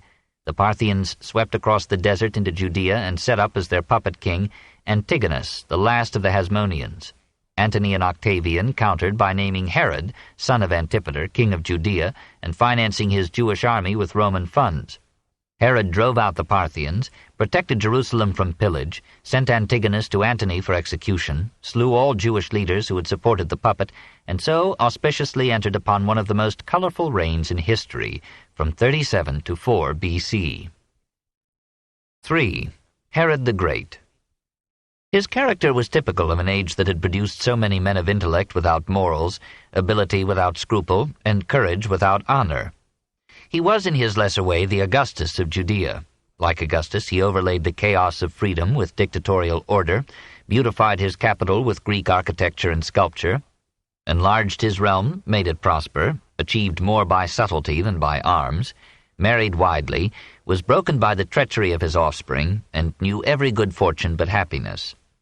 Josephus describes him as a man of great physical bravery and skill, a perfect marksman with arrow and javelin, a mighty hunter who in one day caught 40 wild beasts, and such a warrior as could not be withstood. He must have added some charm of personality to these qualities, for he was always able to outtalk or outbribe the enemies who sought to discredit him with Antony, Cleopatra, or Octavian. From every crisis with the triumvirs he emerged with larger powers and territory than before, until Augustus judged him too great a soul for so small a dominion, restored the cities of Hasmonean Palestine to his kingdom, and wished Herod might rule Syria and Egypt too. The Idumean was a generous as well as a ruthless man, and the benefits he conferred upon his subjects were equaled only by the injuries he did them. He was molded in part by the hatred of those whom he had defeated or whose relatives he had slain, and by the scornful hostility of a people that resented his harsh autocracy and his alien descent. He had become a king by the help and money of Rome, and remained to the end of his life a friend and vassal of the power from which the people night and day plotted to regain their liberty. The modest economy of the country bent and at last broke under the taxes imposed upon it by a luxurious court and a building program out of proportion to the national wealth. Herod sought in various ways to appease his subjects, but failed. He forgave taxes in poor years, persuaded Rome to reduce the tribute it exacted, secured privileges for Jews abroad, relieved famine and other calamities promptly, maintained internal order and external security, and developed the natural resources of the land. Brigandage was ended, trade was stimulated, the markets and ports were noisy with life. At the same time, the king alienated public sentiment by the looseness of his morals, the cruelty of his punishments, and the accidental drowning in the bath of Aristobulus, grandson of Hyrcanus II, and therefore the legitimate heir to the throne. The priests whose power he had ended and whose leaders he appointed conspired against him, and the Pharisees abominated his apparent resolution to make Judea a Hellenistic state. Ruling many cities that were more Greek than Jewish in population and culture, and impressed with the refinement and variety of Hellenic civilization, Herod, himself not by origin or conviction a Jew, naturally sought a cultural unity for his realm and an imposing facade for his rule by encouraging Greek ways, dress, ideas, literature, and art. He surrounded himself with Greek scholars, entrusted to them high affairs of state, and made Nicholas of Damascus, a Greek, his official counselor and historian. He raised at great expense a theater and an amphitheater in Jerusalem, adorned them with monuments to Augustus and other pagans, and introduced Greek athletic and musical contests and Roman gladiatorial combats. He beautified Jerusalem with other buildings in what seemed to the people a foreign architectural style, and set up in public places Greek statuary whose nudity startled the Jews as much as the nakedness of the wrestlers in the games. He built himself a palace, doubtless on Greek models, filled it with gold and marble and costly furniture, and surrounded it with extensive gardens after the manner of his Roman friends. He shocked the people by telling them that the temple which Zerubbabel had set up 5 centuries before was too small, and proposing to tear it down and erect a larger one on its site. Despite their protests and their fears, he realized his plan and reared the lordly temple that Titus would destroy. On Mount Moriah, an area was cleared 750 feet square. Along its boundaries, cloisters were built roofed with cedar, curiously graven, and supported by multiple rows of Corinthian columns, each a marble monolith so large that 3 men could barely join hands around it. In this main court were the booths of the money changers, who for the convenience of pilgrims changed foreign coins into those acceptable to the sanctuary.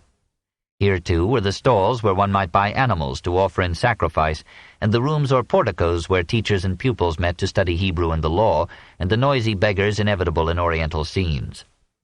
From this outer temple a broad flight of steps led up to an inner walled space which non-Jews were forbidden to enter. Here was the court of the women, where such men as were pure came in with their wives. From this second enclosure the worshipper passed up another flight of steps, and through gates plated with silver and gold, into the court of the priests, where stood in the open air the altar upon which burnt sacrifice was offered to Yahweh. Still other steps led up through bronze doors, 75 feet high and 24 wide, overhung with a famous golden vine, into the temple proper, open only to priests. It was built entirely of white marble, in setback style, and its facade was plated with gold. The interior was divided crosswise by a great embroidered veil, blue and purple and scarlet. Before the veil were the golden 7-branched candlestick, the altar of incense, and the table bearing the unleavened shewbread that the priests laid before Yahweh. Behind the veil was the Holy of Holies, which in the earlier temple had contained a golden censer and the Ark of the Covenant, but in this temple, says Josephus, contained nothing whatever. Here human foot trod only once a year on the Day of Atonement, when the high priest entered alone.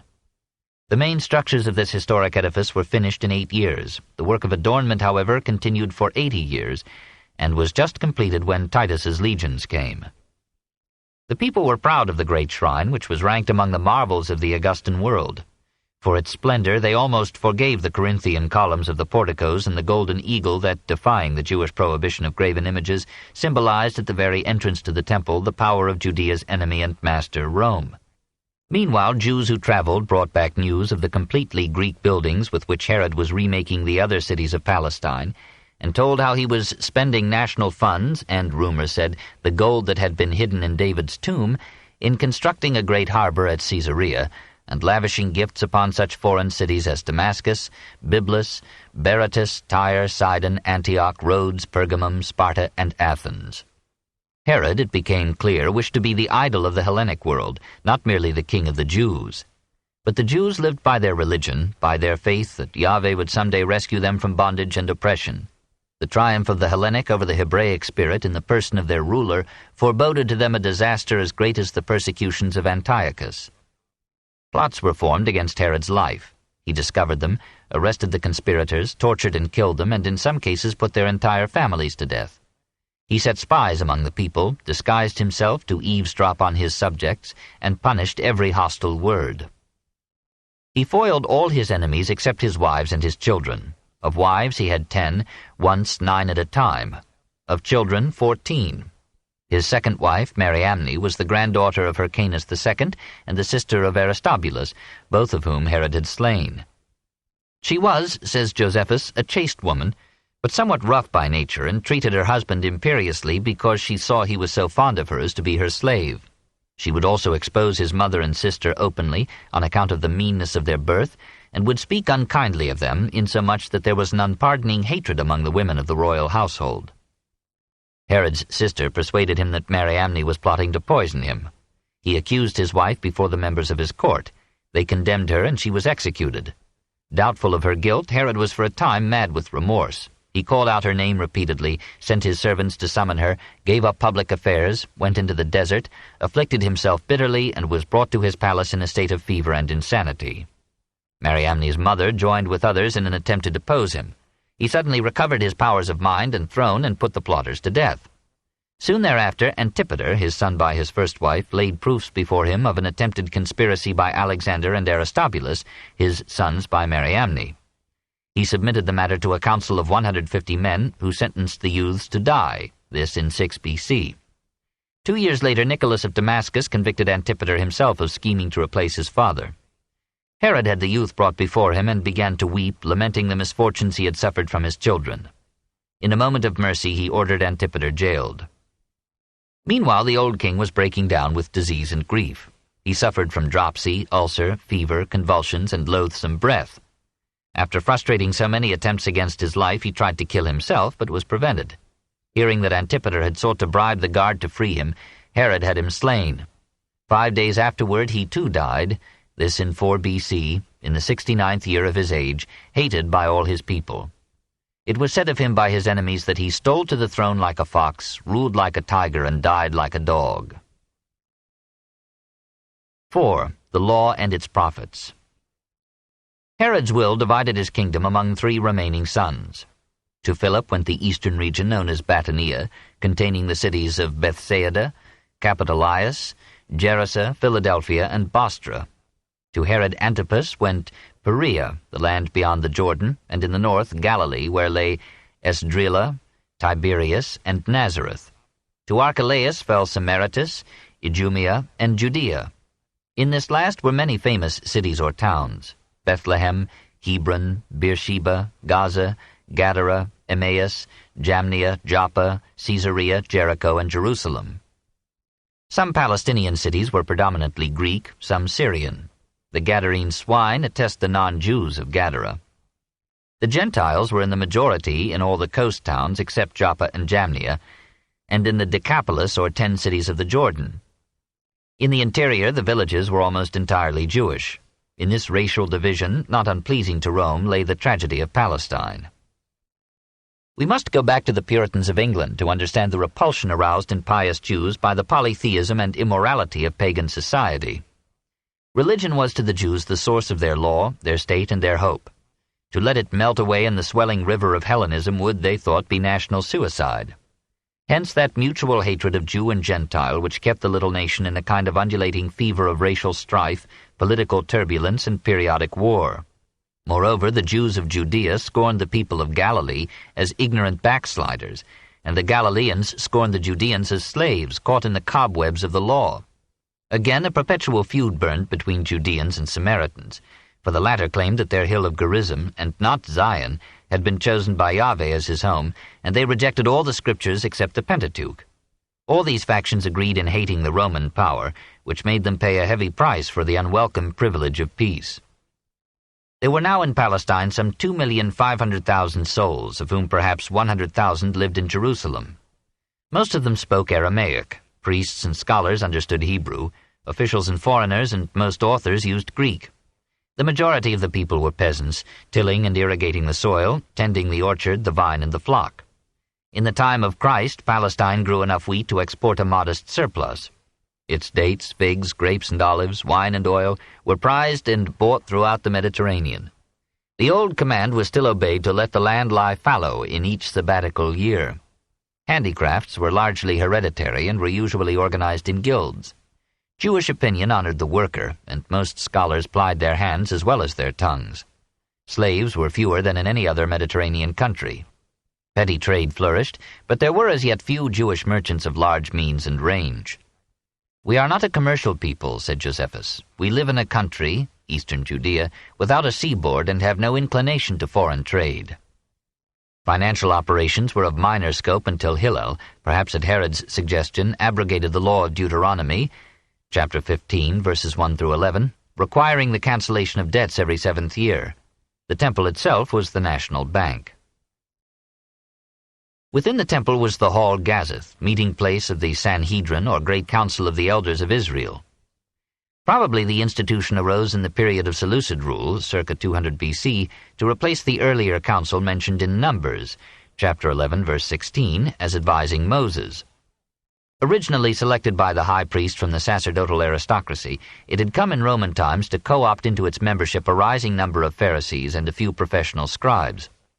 These 71 men, under the presidency of the high priest, claimed supreme power over all Jews everywhere, and Orthodox Jews everywhere acknowledged it. But the Hasmoneans, Herod, and Rome recognized their authority only in violations of Jewish law by a Judean Jew. They could pass sentence of death upon Jews in Judea for religious offenses, but could not execute it without confirmation by the civil power. In this assembly, as in most, two factions fought for predominance: a conservative group led by the higher priests and the Sadducees, and a liberal group led by Pharisees and scribes. Most of the upper clergy and upper classes belonged to the Sadducees, or Zadokim, so named after their founder Zadok. They were nationalistic in politics and orthodox in religion. They stood for the enforcement of the Torah, or written law, but rejected the additional ordinances of the oral tradition and the liberalizing interpretations of the Pharisees. They doubted immortality and were content to possess the good things of the earth. The Pharisees, or Perushim, separatists, were so named by the Sadducees as meaning that they separated themselves, like good Brahmins, from those who contracted religious impurity by neglecting the requirements of ritual cleanliness. They were a continuation of the Hasidim, or devotees of the Maccabean age, who had upheld the strictest application of the law. Josephus, himself a Pharisee, defined them as a body of Jews who professed to be more religious than the rest, and to explain the laws more precisely. For this purpose they added to the written law of the Pentateuch the oral tradition of interpretations and decisions made by recognized teachers of the law. These interpretations were necessary, in the judgment of the Pharisees, to clarify the obscurities of the Mosaic Code, to specify its application in particular cases, and to modify its letter occasionally in adaptation to the changed needs and conditions of life. They were at once rigorous and lenient, softening the law here and there as in Hillel's decree on interest, but demanding the full observation of the oral tradition as well as of the Torah. Only through this full obedience, they felt, could the Jews escape assimilation and extinction. Reconciled to Roman domination, the Pharisees sought consolation in the hope of a physical and spiritual immortality. They lived simply, condemned luxury, fasted frequently, washed sedulously, and were now and then irritatingly conscious of their virtue. But they represented the moral strength of Judaism, won the middle classes to their support, and gave their followers a faith and rule that saved them from disintegration when catastrophe came. After the temple was destroyed in AD 70, the priesthood lost influence, the Sadducees disappeared, the synagogue replaced the temple, and the Pharisees, through the rabbis, became the teachers and shepherds of a scattered but undefeated people. The most extreme of the Jewish sects was that of the Essenes. They derived their piety from the Hasidim, their name probably from the Chaldaic Ashai, or bather, their doctrine and practice from the stream of ascetic theory and regimen circulating through the world of the last century before Christ. Possibly they were influenced by Brahmanic, Buddhist, Parsi, Pythagorean, and Cynic ideas that came to the crossroads of trade at Jerusalem. Numbering some 4,000 in Palestine, they organized themselves into a distinct order, observed both the written and the oral law with passionate exactitude, and lived together as almost monastic celibates tilling the soil in the oasis of En-Gadi, amid the desert west of the Dead Sea. They dwelt in homes owned by their community, had their meals in common and in silence, chose their leaders by a general vote, mingled their goods and earnings in a common treasury, and obeyed the Hasidic motto, "Mine and thine belong to thee." Most of them, says Josephus, lived more than 100 years because of their simple diet and regular life. Each clothed himself in white linen, carried a little hoe to cover his droppings, washed himself like a Brahmin afterward, and considered it a sacrilege to evacuate on the Sabbath. A few of them married and lived in towns, but practiced the Tolstoyan rule of cohabiting with their wives only to beget children. The members of the sect avoided all sensual pleasure and sought through meditation and prayer a mystic union with God. They hoped that by piety, abstinence, and contemplation they might acquire magic powers and foresee the future. Like most people of their time, they believed in angels and demons, thought of diseases as possession by evil spirits, and tried to exorcise these by magical formulas. From their secret doctrine came some parts of the Kabbalah. They looked for the coming of a Messiah who would establish a communistic egalitarian kingdom of heaven, or Malchuth Shamayim, on earth. Into that kingdom only those would enter who had led a spotless life. They were ardent pacifists and refused to make implements of war. But when the legions of Titus attacked Jerusalem and the temple, the Essenes joined other Jews in defending their city and its shrine, and fought till nearly all of their order were dead. As Josephus describes their customs and their sufferings, we enter into the atmosphere of Christianity. Although they were tortured and racked, burnt and torn to pieces, and went through every torment to force them either to blaspheme their legislator or to eat what was forbidden them, yet could they not be made to do either of them, no, nor once to flatter their tormentors or to shed a tear. But they smiled in their very pains, and laughed those to scorn who tortured them, and gave up their souls in great cheerfulness as expecting to receive them again. These, Sadducees, Pharisees, Essenes, were the chief religious sects of Judea in the generation before Christ. The scribes, or Hakamin, learned, whom Jesus so often bracketed with the Pharisees, were not a sect but a profession. They were scholars learned in the law, who lectured on it in synagogues, taught it in schools, debated it in public and private, and applied it in judgment on specific cases. A few of them were priests, some were Sadducees, most were Pharisees. They were, in the 2 centuries before Hillel, what the rabbis were after him. They were the jurisprudentes of Judea, whose legal opinions, selected by time and transmitted by word of mouth from teacher to pupil, became part of that oral tradition which the Pharisees honored along with the written law. Under their influence, the Code of Moses proliferated into thousands of detailed precepts designed to meet every circumstance. The earliest definite figure among these lay teachers of the law is that of Hillel, and even he is nearly lost in the web of legend that a fond posterity wove about his name. We are told that he was born in Babylon, possibly in 75 BC, of a distinguished but impoverished family. He came as a grown man to Jerusalem, where he supported his wife and children by manual labor. Half his daily wage he paid for admission to the school where 2 famous masters, Shemaiah and Abdalom, expounded the law. Lacking the fee one day and denied entry, he climbed upon a windowsill that he might hear the words of the living God. Frozen with cold, the story says, he fell into the snow and was found there half dead the next morning. He became in his turn a revered rabbi or teacher, renowned for his modesty, patience, and gentleness. One account tells how a man wagered he could anger Hillel and lost. He laid down 3 principles for the guidance of life: love of man, of peace, and of the law and the knowledge of it. When a would-be proselyte asked him to explain the law in as little time as a man could stand on one foot, Hillel answered, "What is hateful to thyself, do not do to another." It was a cautiously negative form of that golden rule which had long before been phrased positively in Leviticus. Again Hillel taught, "Judge not thy neighbor until thou art in his place." He sought to quiet the quarreling sects by laying down 7 rules for interpreting the law. His own interpretations were liberal. Most notably, he facilitated the lending of money and the procurement of divorce. He was a pacifier, not a reformer. "Separate not thyself from the congregation," he advised the young rebels of his day. He accepted Herod as an inescapable evil and was appointed by him president of the Sanhedrin, this in 30 BC. Its Pharisee majority loved him so well that he remained head of the Great Council until his death in AD 10. Out of respect for his memory, the office was made hereditary in his family for 400 years.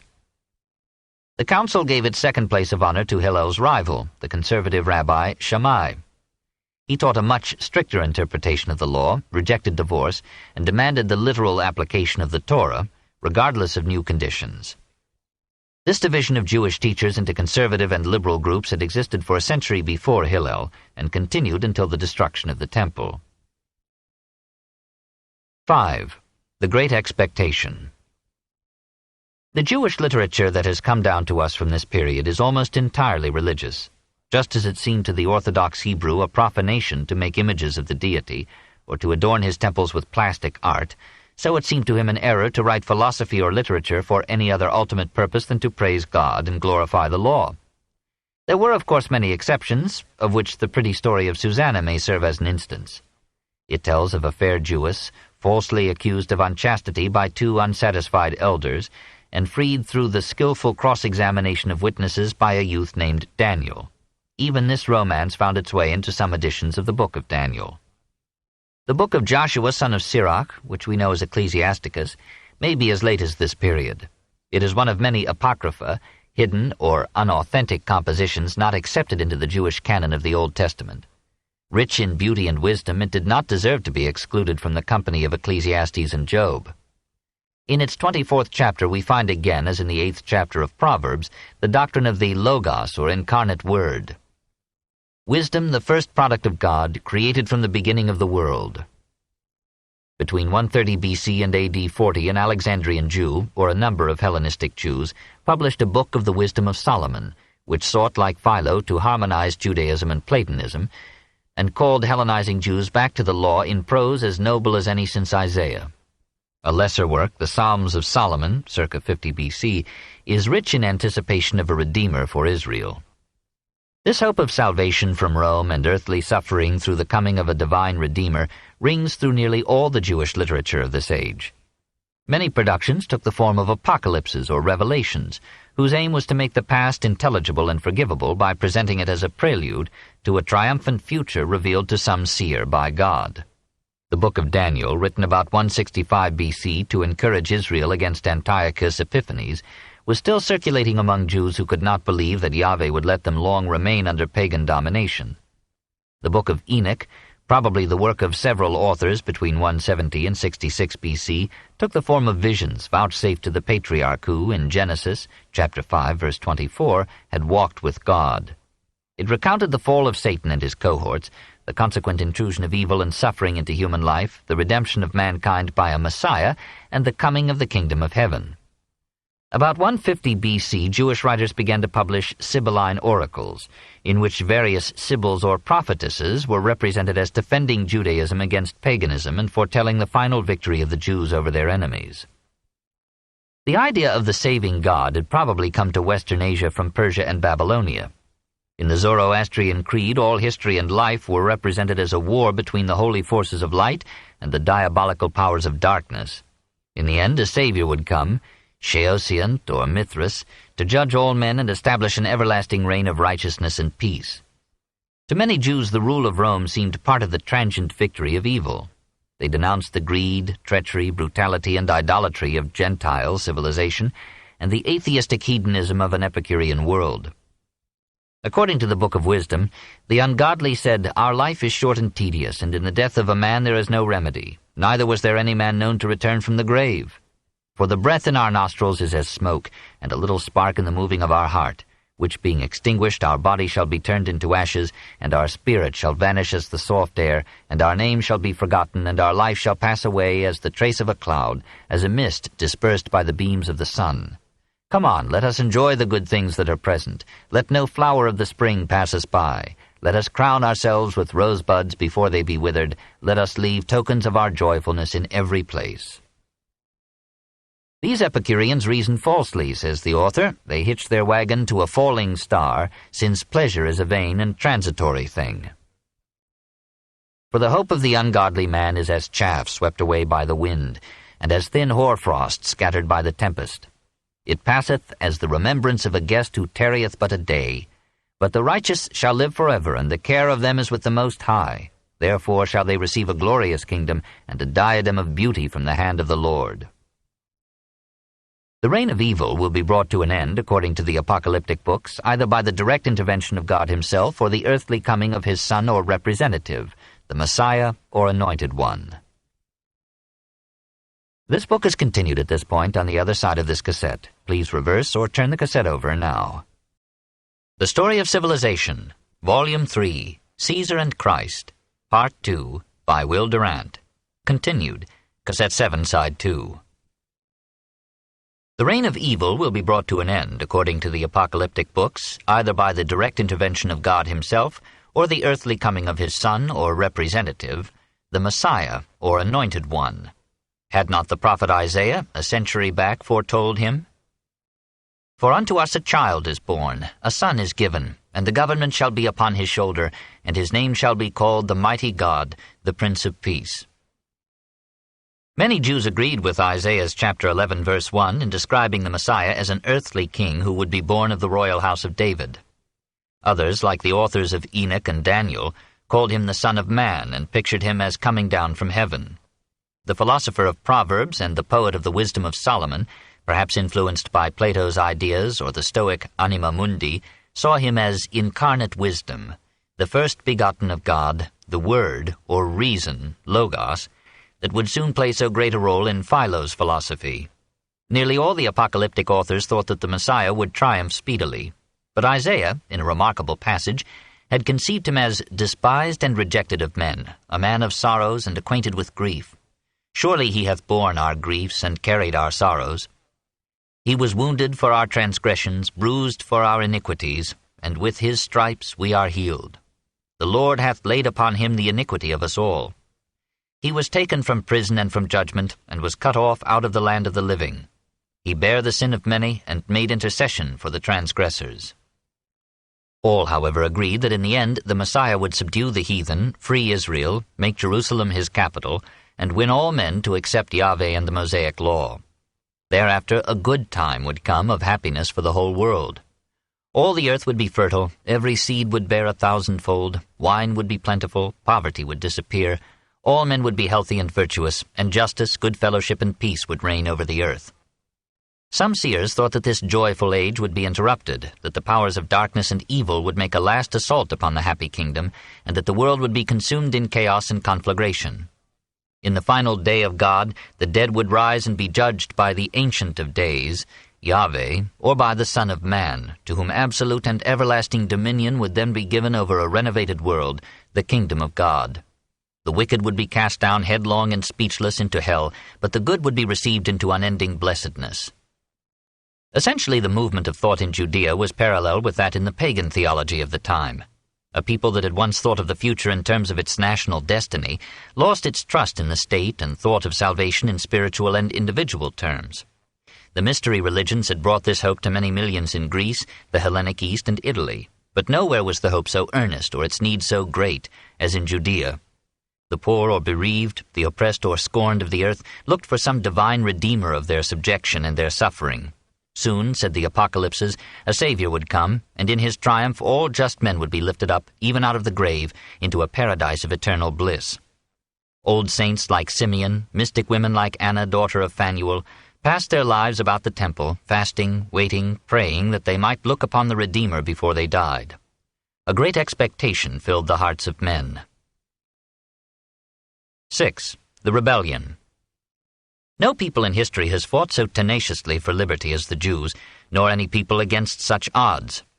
From Judas Maccabee to Simeon Bar Kokhba, and even into our own time, the struggle of the Jews to regain their freedom has often decimated them, but has never broken their spirit or their hope. When Herod the Great died, the nationalists, spurning the pacific counsels of Hillel, declared a revolt against Herod's successor Archelaus, and encamped in tents about the temple.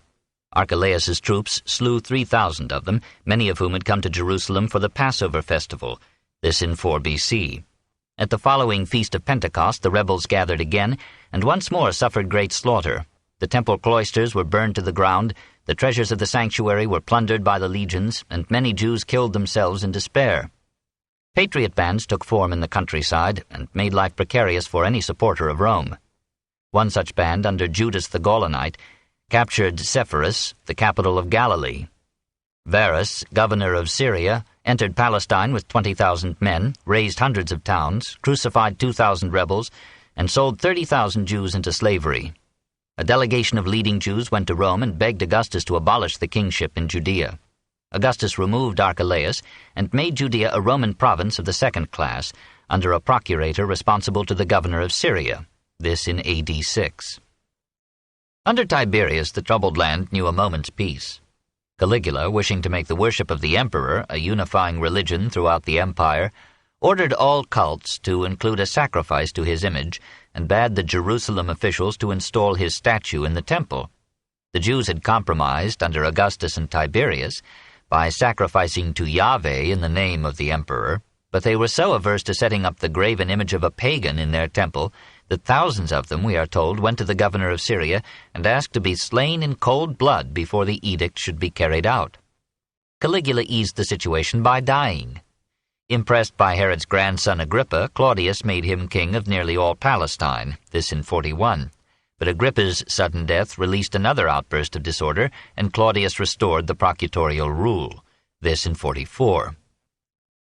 The men whom his mercenary freedmen chose for this office were mostly incompetents or scoundrels.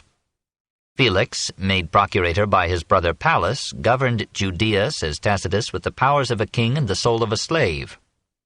Festus ruled more justly, but died in the attempt. Albinus, if we may believe Josephus, plundered and taxed assiduously and made a fortune by releasing criminals from jail for a consideration. Nobody remained in prison but those who gave him nothing. Florus, says the same friend and admirer of the Romans, behaved like an executioner rather than a governor, despoiled whole cities, and not only stole on his own account but connived at other robberies if allowed to share the loot. These reports retained some odor of war propaganda.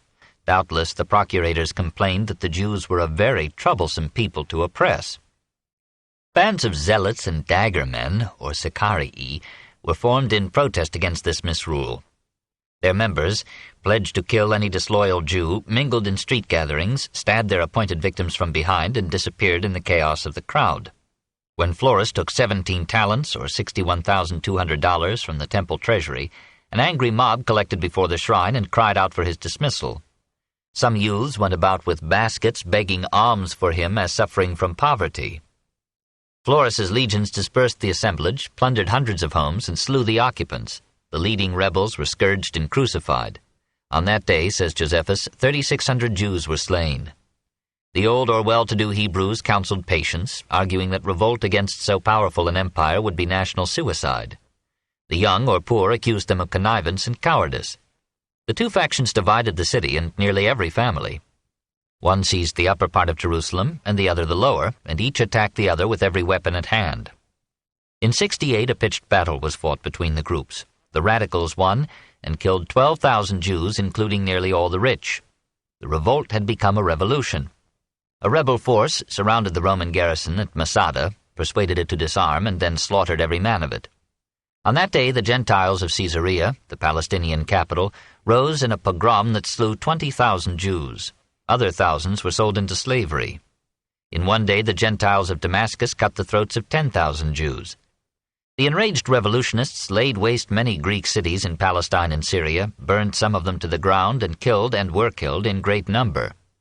It was then common, says Josephus, to see cities filled with dead bodies, unburied, those of old men mixed with infants, and women lying among them without any cover.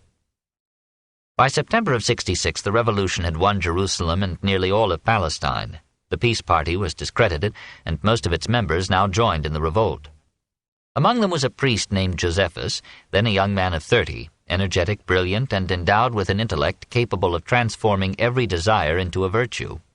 Commissioned by the rebels to fortify Galilee, he defended its stronghold, Jatapata, against Vespasian's siege until only 40 Jewish soldiers remained alive, hiding with him in a cave.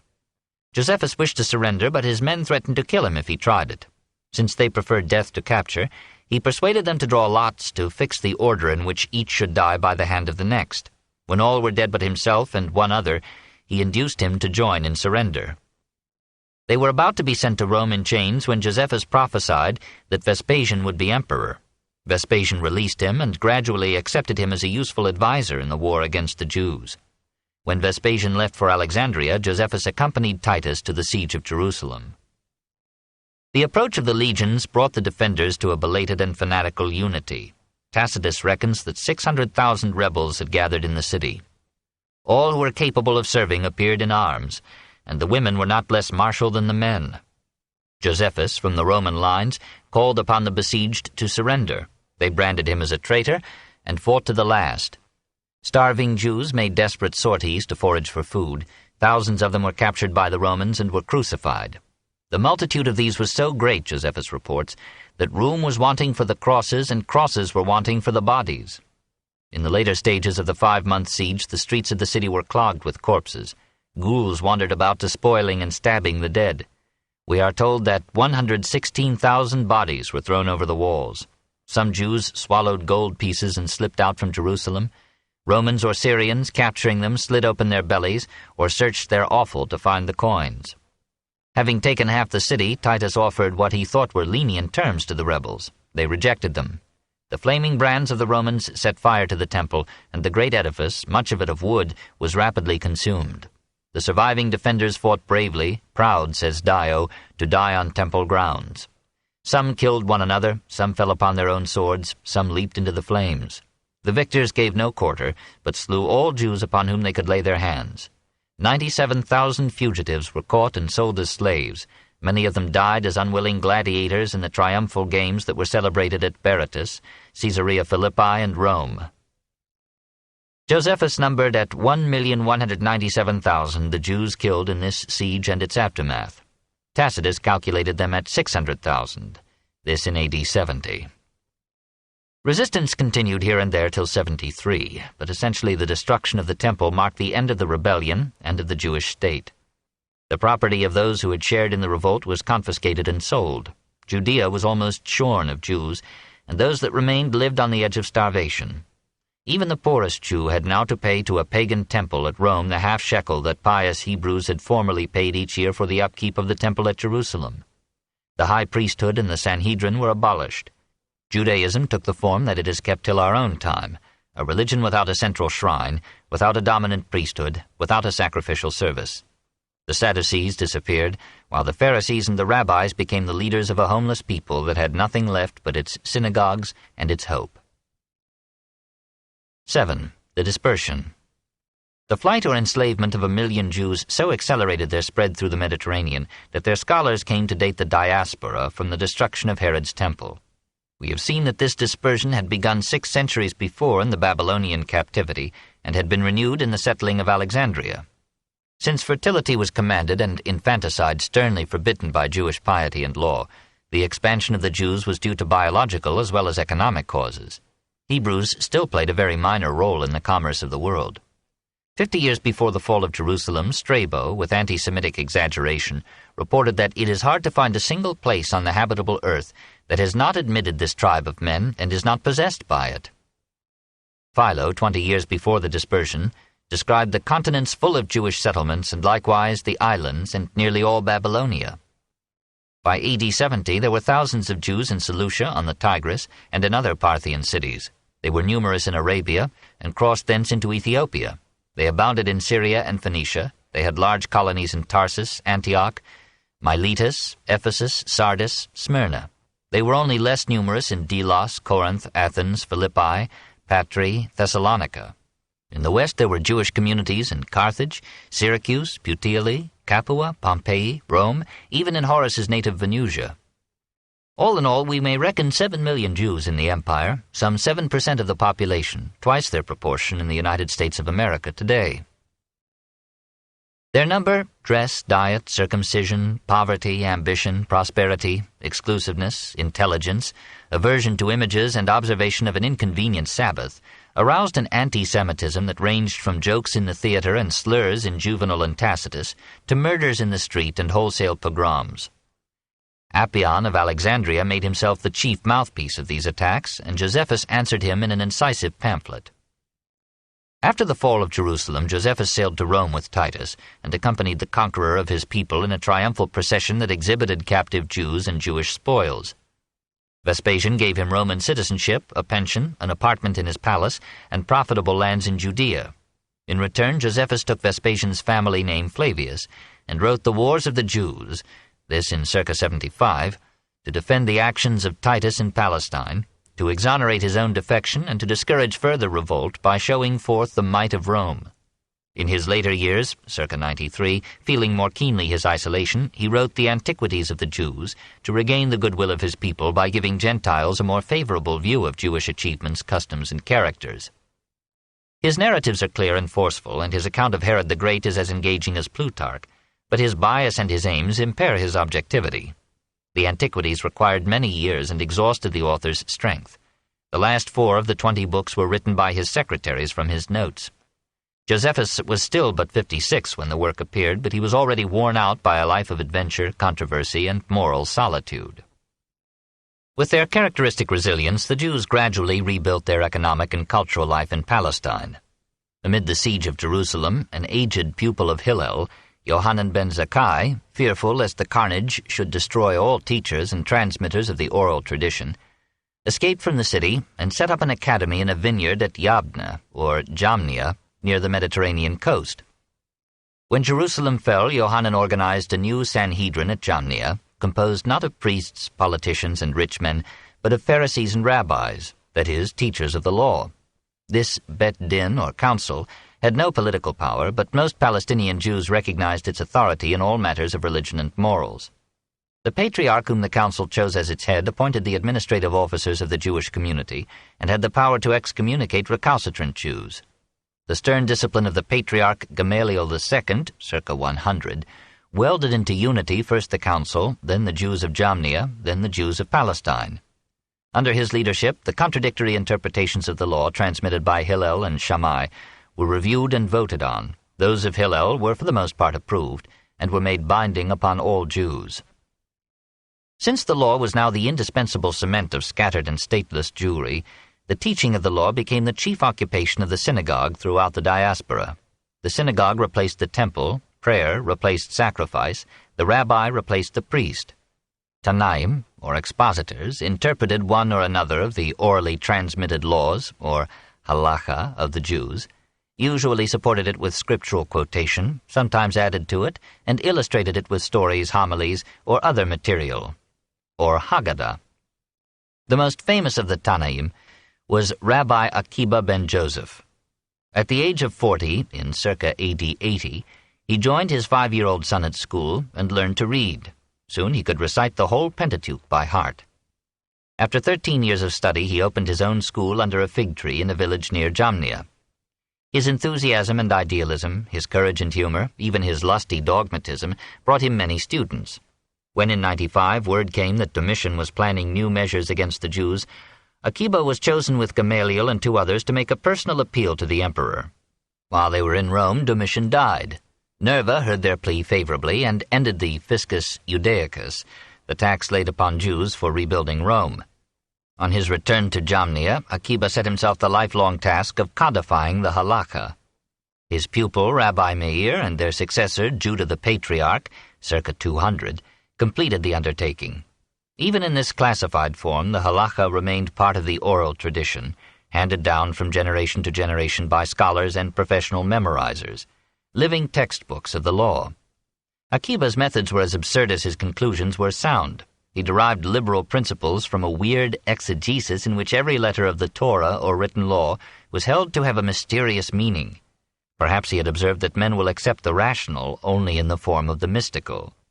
From Akiba came that painstaking organization and exposition of theology and ethics, which passed down through the Talmud to Maimonides, and ultimately to the methods of the scholastic philosophers. In his 90th year, when he had grown weak and reactionary, Akiba found himself, as in his youth, surrounded by revolution. In 115 to 116, the Jews of Cyrene, Egypt, Cyprus, and Mesopotamia rose once more against Rome. The massacre of Gentiles by Jews and of Jews by Gentiles became the order of the day. 220,000 men, says Dio, were killed in Cyrene, 240,000 in Cyprus. The figures are incredible, but we know that Cyrene never recovered from the devastation, and that for centuries thereafter no Hebrew was allowed in Cyprus. The uprisings were suppressed, but the surviving Jews kept fiercely alive their hope of a Messiah who would rebuild the temple and restore them in triumph to Jerusalem. Roman stupidity reanimated the revolt. In 130, Hadrian declared his intention to raise a shrine to Jupiter on the site of the temple. In 131, he issued a decree forbidding circumcision and public instruction in the Jewish law. Under the leadership of Simeon bar Kokhba, who claimed to be the Messiah, the Jews made their last effort in antiquity to recover their homeland and their freedom, this in 132. Akiba, who all his life had preached peace, gave his blessing to the revolution by accepting bar Kokhba as the promised redeemer. For 3 years the rebels fought valiantly against the legions. Finally they were beaten by lack of food and supplies. The Romans destroyed 985 towns in Palestine and slew 580,000 men. A still larger number, we are told, perished through starvation, disease, and fire. Nearly all Judea was laid waste. Bar Kokhba himself fell in defending Bethar. So many Jews were sold as slaves that their price fell to that of a horse. Thousands hid in underground channels rather than be captured.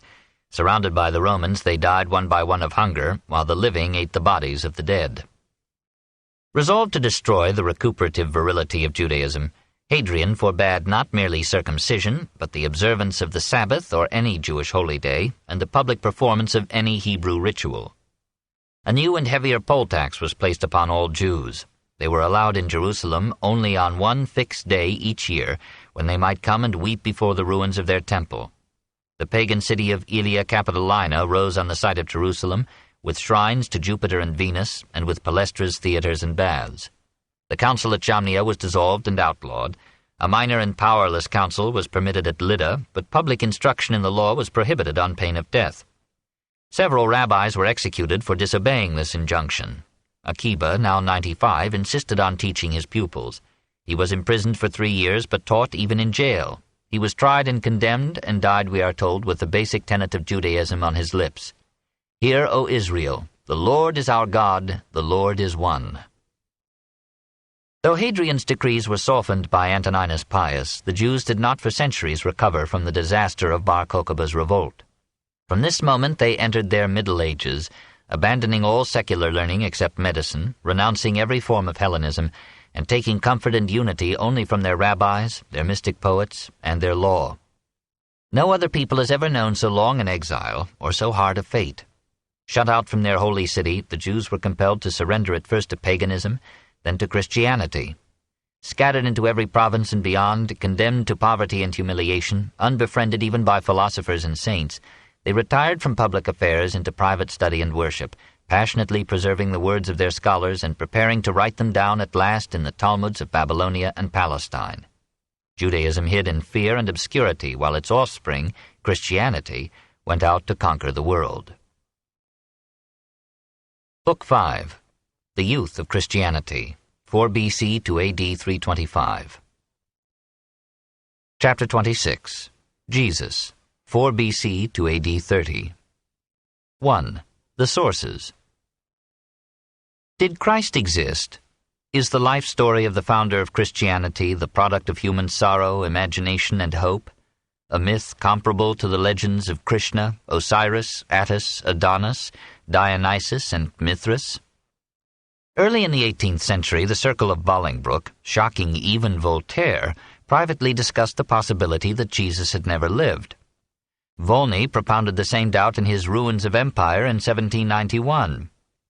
Napoleon, meeting the German scholar Wieland in 1808, asked him no petty question of politics or war, but did he believe in the historicity of Christ?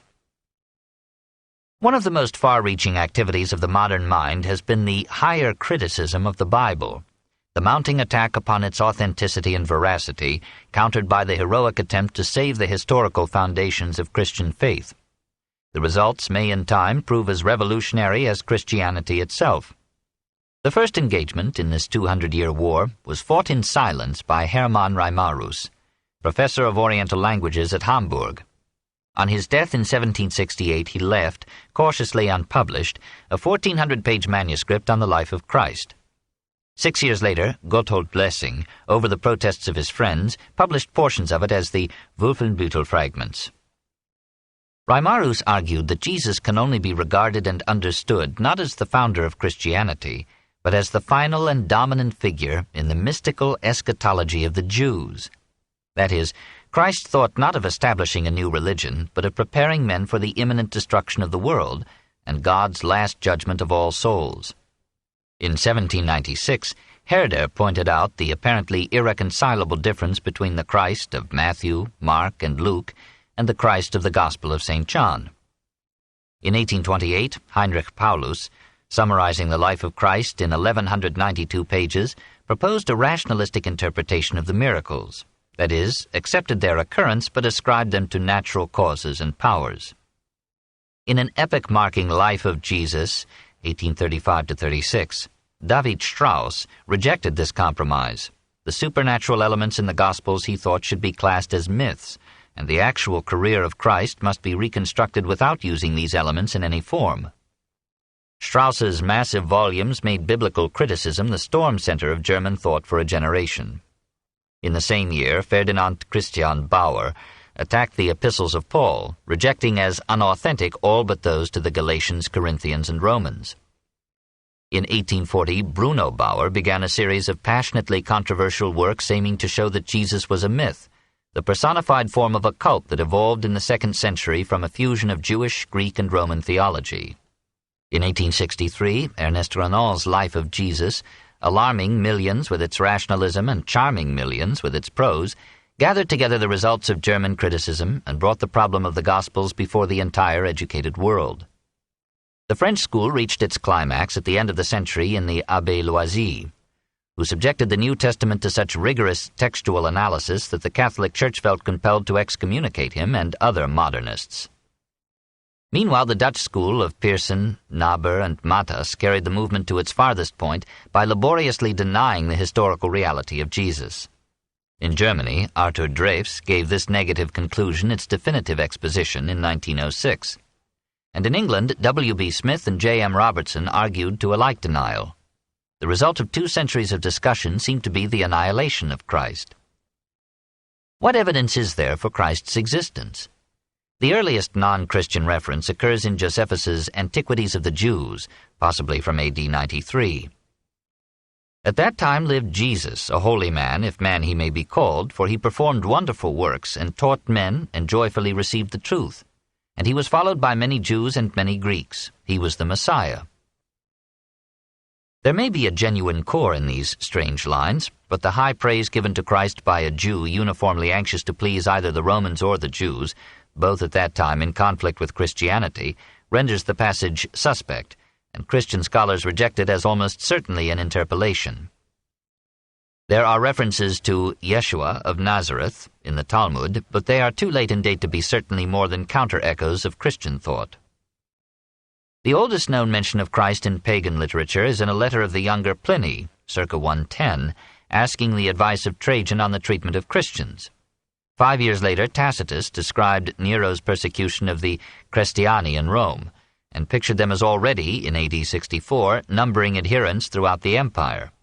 The paragraph is so Tacitian in style, force, and prejudice that of all biblical critics only Dreves questions its authenticity.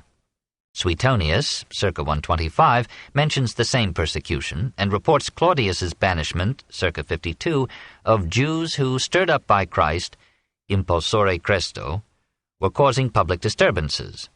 The passage accords well with the Acts of the Apostles, which mentions a decree of Claudius that the Jews should leave Rome. These references prove the existence of Christians rather than of Christ, but unless we assume the latter, we are driven to the improbable hypothesis that Jesus was invented in one generation. Moreover, we must suppose that the Christian community in Rome had been established some years before 52 to merit the attention of an imperial decree. About the middle of this 1st century, a pagan named Thallus, in a fragment preserved by Julius Africanus, argued that the abnormal darkness alleged to have accompanied the death of Christ was a purely natural phenomenon and coincidence. The argument took the existence of Christ for granted. The denial of that existence seems never to have occurred even to the bitterest Gentile or Jewish opponents of nascent Christianity. The Christian evidence for Christ begins with the letters ascribed to St. Paul. Some of these are of uncertain authorship. Several, antedating AD 64, are almost universally accounted as substantially genuine. No one has questioned the existence of Paul or his repeated meetings with Peter, James, and John, and Paul enviously admits that these men had known Christ in the flesh. The accepted epistles frequently refer to the Last Supper and the crucifixion. Matters are not so simple as regards the Gospels. The 4 that have come down to us are survivors from a much larger number that once circulated among the Christians of the first 2 centuries. Our English term gospel, Old English Godspell or good news, is a rendering of the Greek euangelion, which is the opening word of Mark and means glad tidings, that the Messiah had come and the kingdom of God was at hand. The Gospels of Matthew, Mark, and Luke are synoptic. Their contents and episodes allow of being arranged in parallel columns and viewed together. They were written in the Greek koine of popular speech and were no models of grammar or literary finish. Nevertheless, the directness and force of their simple style, the vivid power of their analogies and scenes, the depth of their feeling, and the profound fascination of the story they tell give even the rude originals a unique charm, immensely enhanced for the English world by the highly inaccurate but lordly version made for King James. The oldest extant copies of the Gospels go back only to the 3rd century. The original compositions were apparently written between AD 60 and 120, and were therefore exposed to 2 centuries of errors in transcription and to possible alterations to suit the theology or aims of the copyists, sect, or time. Christian writers before 100 quote the Old but never the New Testament. The only reference to a Christian gospel before 150 is in Papias, who about 135 reports an unidentified John the Elder as saying that Mark had composed his gospel from memories conveyed to him by Peter. Papias adds, Matthew transcribed in Hebrew the Logia, apparently an early Aramaic collection of the sayings of Christ. Probably Paul had some such document, for though he mentions no Gospels, he occasionally quotes the direct words of Jesus. Criticism generally agrees in giving the Gospel of Mark priority, and in dating it between 65 and 70. Since it sometimes repeats the same matter in different forms, it is widely believed to have been based upon the Logia, and upon another early narrative which may have been the original composition of Mark himself. Our Gospel of Mark was apparently circulated while some of the apostles or their immediate disciples were still alive. It seems unlikely, therefore, that it differed substantially from their recollection and interpretation of Christ. We may conclude with the brilliant but judicious Schweitzer that the Gospel of Mark is, in essentials, genuine history. Orthodox tradition placed Matthew's Gospel first. Irenaeus describes it as originally composed in Hebrew, that is, Aramaic, but it has come down to us only in Greek. Since in this form it apparently copies Mark and probably also the Logia, criticism inclines to ascribe it to a disciple of Matthew rather than to the publican himself. Even the most skeptical students, however, concede to it as early a date as AD 85 to 90. Aiming to convert Jews, Matthew relies more than the other evangelists on the miracles ascribed to Jesus and is suspiciously eager to prove that many Old Testament prophecies were fulfilled in Christ. Nevertheless, it is the most moving of the 4 Gospels and must be ranked among the unconscious masterpieces of the world's literature. The Gospel according to St. Luke, generally assigned to the last decade of the 1st century, announces its desire to coordinate and reconcile earlier accounts of Jesus and aims to convert not Jews but Gentiles. Very probably Luke was himself a Gentile, the friend of Paul, and the author of the Acts of the Apostles. Like Matthew, he borrows much from Mark. Of the 661 verses in the received text of Mark, over 600 are reproduced in Matthew and 350 in Luke, mostly word for word. Many passages in Luke that are not in Mark occur in Matthew, again nearly verbatim. Apparently Luke borrowed these from Matthew, or Luke and Matthew took them from a common source, now lost. Luke works up these candid borrowings with some literary skill. Renan thought this Gospel the most beautiful book ever written. The fourth Gospel does not pretend to be a biography of Jesus. It is a presentation of Christ from the theological point of view, as the divine Logos, or Word, creator of the world and redeemer of mankind. It contradicts the synoptic Gospels in 100 details and in its general picture of Christ. The half-Gnostic character of the work and its emphasis on metaphysical ideas have led many Christian scholars to doubt that its author was the Apostle John. Experience suggests, however, that an old tradition must not be too quickly rejected. Our ancestors were not all fools. Recent studies tend to restore the fourth Gospel to a date near the end of the 1st century. Probably tradition was correct in assigning to the same author the epistles of John. They speak the same ideas in the same style. In summary, it is clear that there are many contradictions between one gospel and another, many dubious statements of history, many suspicious resemblances to the legends told of pagan gods, many incidents apparently designed to prove the fulfillment of Old Testament prophecies, many passages possibly aiming to establish a historical basis for some later doctrine or ritual of the Church. The evangelists shared with Cicero, Sallust, and Tacitus the conception of history as a vehicle for moral ideas. And presumably the conversations and speeches reported in the Gospels were subject to the frailties of illiterate memories and the errors or emendations of copyists. All this granted, much remains. The contradictions are of minutiae, not substance. In essentials, the synoptic Gospels agree remarkably well and form a consistent portrait of Christ.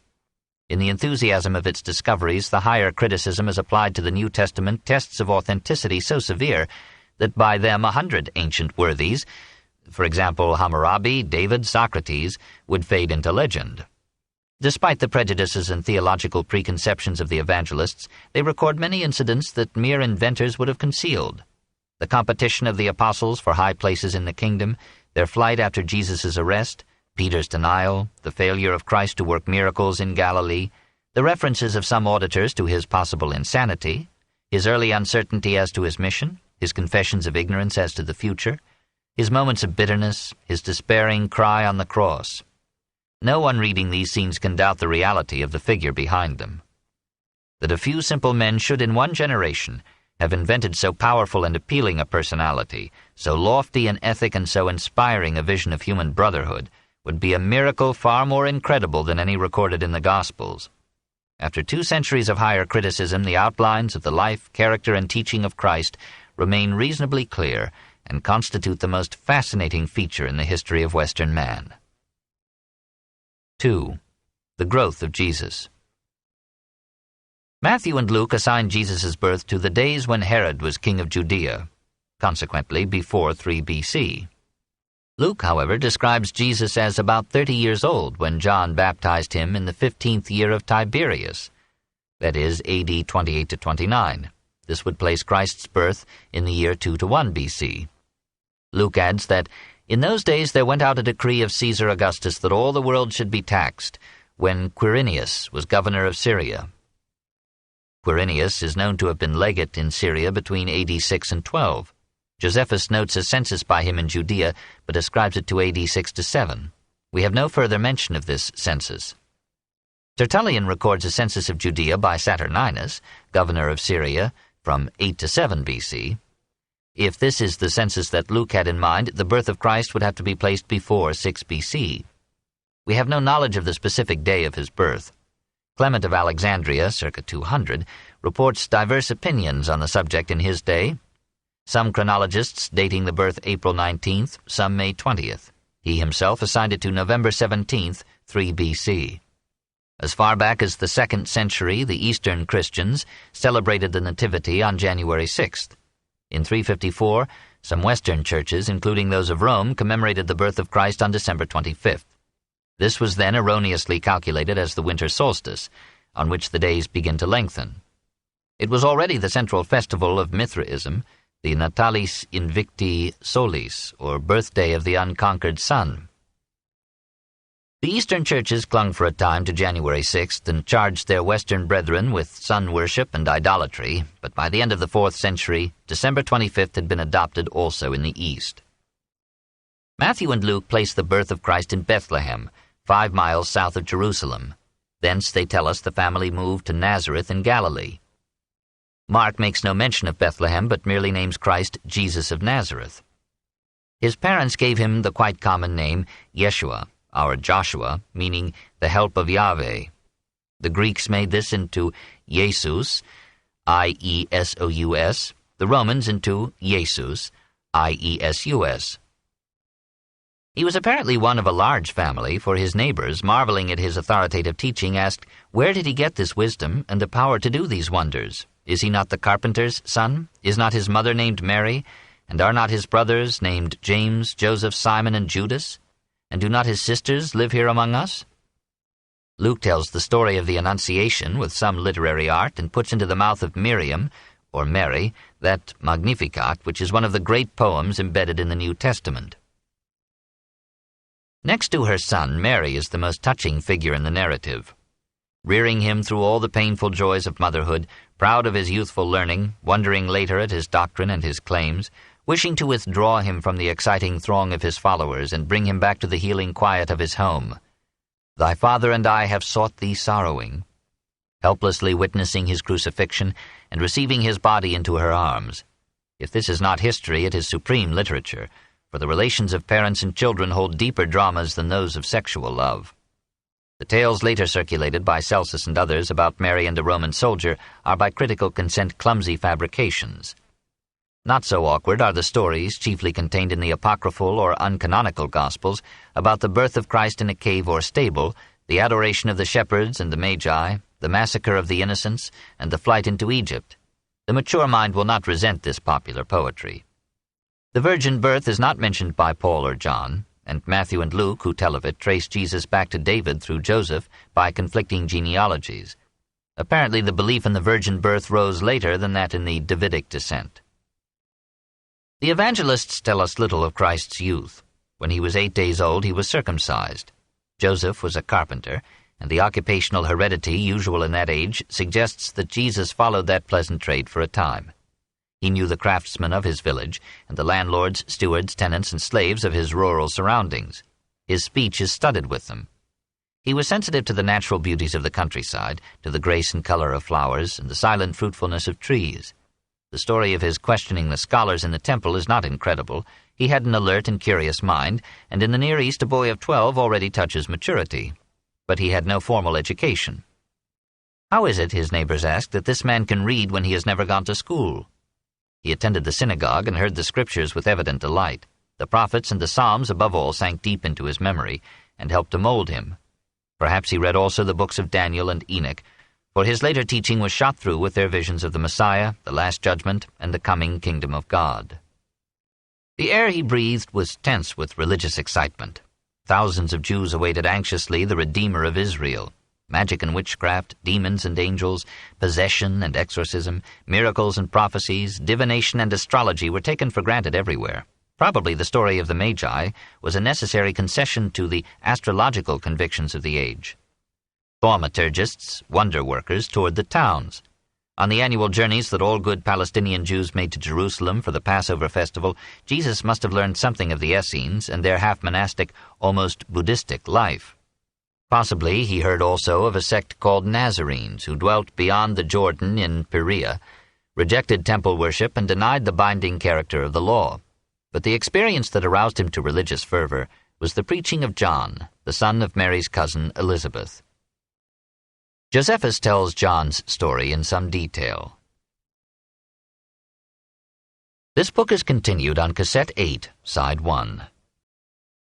The Story of Civilization, Volume 3, Caesar and Christ, Part 2, by Will Durant, continued, Cassette 8, Side 1.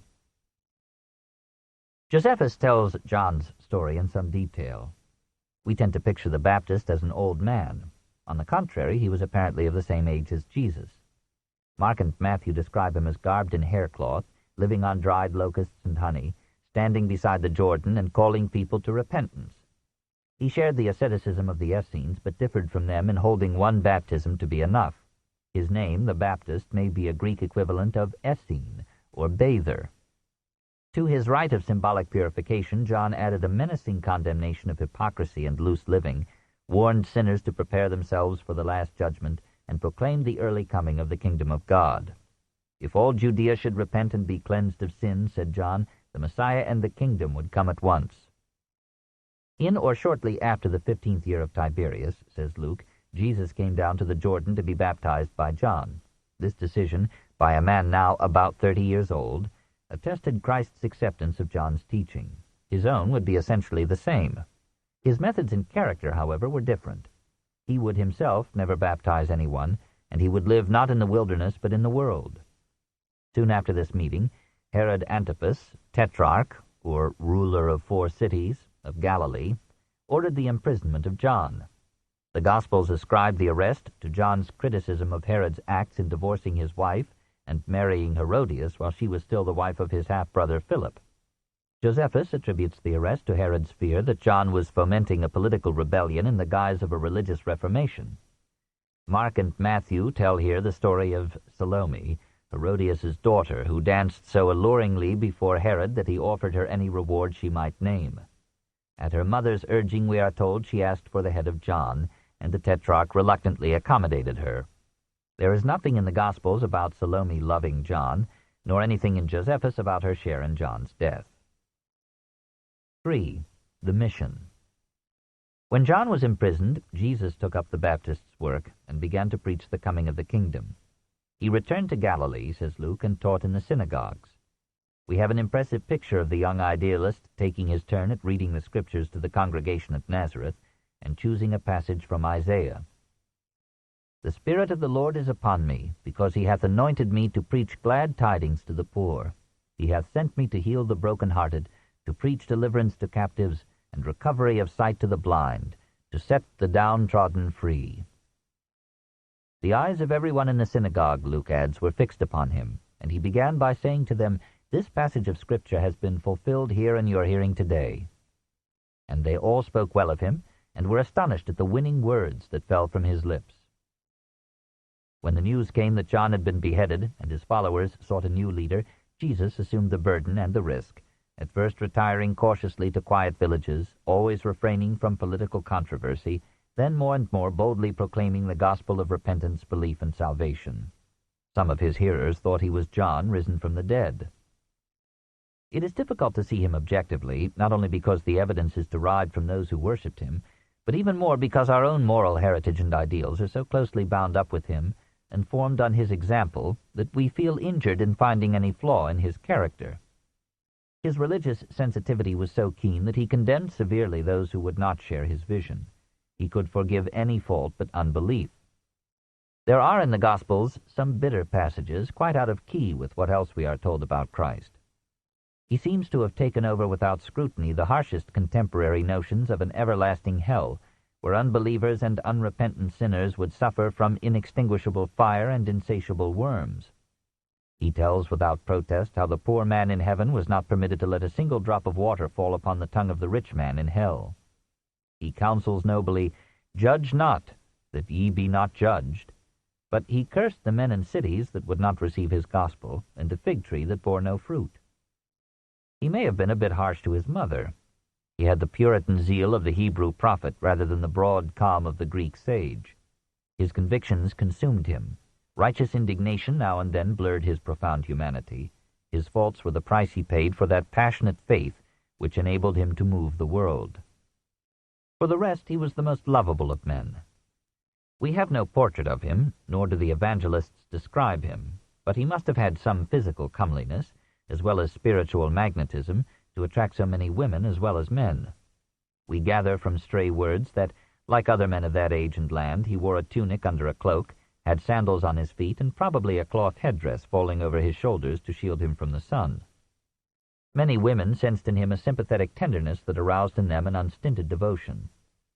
The fact that only John tells the story of the woman taken in adultery is no argument against its truth. It does not help John's theology, and is completely in character with Christ. Of like beauty, and hardly within the inventive powers of the evangelists, is the account of the prostitute who, moved by his ready acceptance of repentant sinners, knelt before him, anointed his feet with precious myrrh, let her tears fall upon them, and dried them with her hair. Of her Jesus said that her sins were forgiven because she loved so much. We are told that mothers brought their children to be touched by him, and he took the children in his arms, laid his hands upon them, and blessed them. Unlike the prophets, the Essenes, and the Baptist, he was no ascetic. He is represented as providing abundant wine for a marriage feast, as living with publicans and sinners, and receiving a Magdalene into his company. He was not hostile to the simple joys of life, though he was unbiologically harsh on the desire of man for a maid. Occasionally he partook of banquets in the homes of rich men. Generally, however, he moved among the poor, even among the almost untouchable Amhares, so scorned and shunned by Sadducees and Pharisees alike. Realizing that the rich would never accept him, he built his hopes upon an overturn that would make the poor and humble supreme in the coming kingdom. He resembled Caesar only in taking his stand with the lower classes and in the quality of mercy. Otherwise, what a world of outlook, character, and interests separated them. Caesar hoped to reform men by changing institutions and laws. Christ wished to remake institutions and lessen laws by changing men. Caesar, too, was capable of anger, but his emotions were always under the control of his clear-eyed intellect. Jesus was not without intellect. He answered the tricky questions of the Pharisees with almost a lawyer's skill, and yet with wisdom. No one could confuse him, even in the face of death. But his powers of mind were not intellectual, did not depend upon knowledge. They were derived from keenness of perception, intensity of feeling, and singleness of purpose. He did not claim omniscience. He could be surprised by events. Only his earnestness and enthusiasm led him to overestimate his capacities, as in Nazareth and Jerusalem. That his powers were nevertheless exceptional seems proved by his miracles. Probably these were in most cases the result of suggestion, the influence of a strong and confident spirit upon impressionable souls. His presence was itself a tonic. At his optimistic touch, the weak grew strong and the sick were made well. The fact that like stories have been told of other characters in legend and history does not prove that the miracles of Christ were myths. With a few exceptions, they are not beyond belief. Similar phenomena may be observed almost any day at Lourdes, and doubtless occurred in Jesus' time at Epidaurus and other centers of psychic healing in the ancient world. The apostles, too, would work such cures. The psychological nature of the miracles is indicated by two features. Christ himself attributed his cures to the faith of those whom he healed, and he could not perform miracles in Nazareth, apparently because the people there looked upon him as the carpenter's son and refused to believe in his unusual powers. Hence his remark that a prophet is not without honor, save in his own country and in his own house. We are told of Mary Magdalene that 7 demons had been driven out of her. That is, she suffered from nervous diseases and seizures. The word recalls the theory of possession. These seemed to abate in the presence of Jesus. Therefore she loved him as one who had restored her to life, and whose nearness was indispensable to her sanity.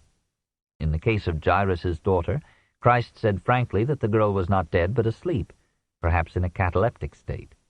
In calling upon her to awake, he used not his wonted gentleness, but the sharp command, "Little girl, get up." This is not to say that Jesus considered his miracles to be purely natural phenomena. He felt that he could work them only through the help of a divine spirit within him. We do not know that he was wrong, nor can we yet set limits to the powers that lie potential in the thought and will of man. Jesus himself seems to have experienced a psychical exhaustion after his miracles. He was reluctant to attempt them, forbade his followers to advertise them, reproved men for requiring a sign, and regretted that even his apostles accepted him chiefly because of the wonders he performed. These men were hardly of the type that one would have chosen to remold the world. The Gospels realistically differentiate their characters and honestly expose their faults. They were frankly ambitious. To quiet them, Jesus promised that at the last judgment they would sit upon 12 thrones and judge the 12 tribes of Israel. When the Baptist was imprisoned, one of his followers, Andrew, attached himself to Jesus and brought with him his brother Simon, whom Christ called Cephas, the rock. The Greeks translated the name into Petros. Peter is a thoroughly human figure, impulsive, earnest, generous, jealous, at times timid to the point of a forgivable cowardice. He and Andrew were fishermen on the Lake of Galilee. So were the 2 sons of Zebedee, James and John. These 4 forsook their work and their families to become an inner circle about Christ. Matthew was the collector of customs at the frontier town of Capernaum. He was a publican, that is, a man engaged in public or state business, therefore in this case serving Rome, and hated by every Jew who longed for freedom. Judas of Kerioth was the only one of the apostles who did not come from Galilee. The 12 pooled their material possessions and entrusted Judas with their common funds. As they followed Christ in his missionary wandering, they lived on the country, taking their food now and then from the fields they passed, and accepting the hospitality of converts and friends. In addition to the 12, Jesus appointed 72 others as disciples, and sent 2 of them to each town that he intended to visit. He bade them carry no purse, nor wallet, nor shoes. Kindly and pious women joined the apostles and disciples, contributed to their support, and performed for them those solicitous domestic functions which are the supreme consolation of male life. Through that little band, lowly and letterless, Christ sent his gospel into the world. 4. The Gospel. He taught with the simplicity required by his audiences, with interesting stories that insinuated his lessons into the understanding, with pungent aphorisms rather than with reasoned argument, and with similes and metaphors as brilliant as any in literature. The parable form that he used was customary in the East, and some of his fetching analogies had come down to him, perhaps unconsciously, from the prophets, the psalmists, and the rabbis. Nevertheless, the directness of his speech, the vivid colors of his imagery, the warm sincerity of his nature lifted his utterances to the most inspired poetry. Some of his sayings are obscure, some seem at first sight unjust, some are sharp with sarcasm and bitterness. Nearly all of them are models of brevity, clarity, and force. His starting point was the Gospel of John the Baptist, which itself went back to Daniel and Enoch. Historia non facit saltum. The kingdom of heaven was at hand. He said, soon God would put an end to the reign of wickedness on earth. The Son of Man would come on the clouds of the sky to judge all humanity, living and dead. The time for repentance was running out. Those who repented, lived justly, loved God, and put their faith in his messenger, would inherit the kingdom, would be raised to power and glory in a world at last freed from all evil, suffering, and death. As these ideas were familiar to his hearers, Christ did not define them clearly, and many difficulties obscure his conception now. What did he mean by the kingdom? A supernatural heaven? Apparently not, for the apostles and the early Christians unanimously expected an earthly kingdom. This was the Jewish tradition that Christ inherited, and he taught his followers to pray to the Father, "Thy kingdom come, thy will be done on earth as it is in heaven." Only after that hope had faded did the Gospel of John make Jesus say, "My kingdom is not of this world." Did he mean a spiritual condition or a material utopia? At times he spoke of the kingdom as a state of soul reached by the pure and sinless. The kingdom of God is within you. At other times he pictured it as a happy future society in which the apostles would be rulers, and those who had given or suffered for Christ's sake would receive 100-fold reward. He seems to have thought of moral perfection as only metaphorically the kingdom, as the preparation and price for the kingdom, and as the condition of all saved souls in the kingdom when realized. When would the kingdom come? Soon. "I will drink no more of the fruit of the vine until I drink it new in the kingdom of God. Ye shall not have gone over the cities of Israel," he told his followers, "till the Son of Man is come." Later he deferred it a bit. "There be some standing here that shall not taste of death till they see the Son of Man coming in the kingdom. And this generation shall not pass till all these things be done." In more politic moments he warned his apostles, "Of that day and hour knoweth no man, no, not the angels in heaven, neither the Son, but the Father." Certain signs would precede the coming. Wars and rumors of war. Nation will rise against nation. There will be famines and earthquakes. Many shall be offended and shall hate one another. Many false prophets will appear. Many will be misled by them. And because of the increase of wickedness, most men's love will grow cold. Sometimes Jesus made the advent of the kingdom depend and wait upon the conversion of man to God and justice.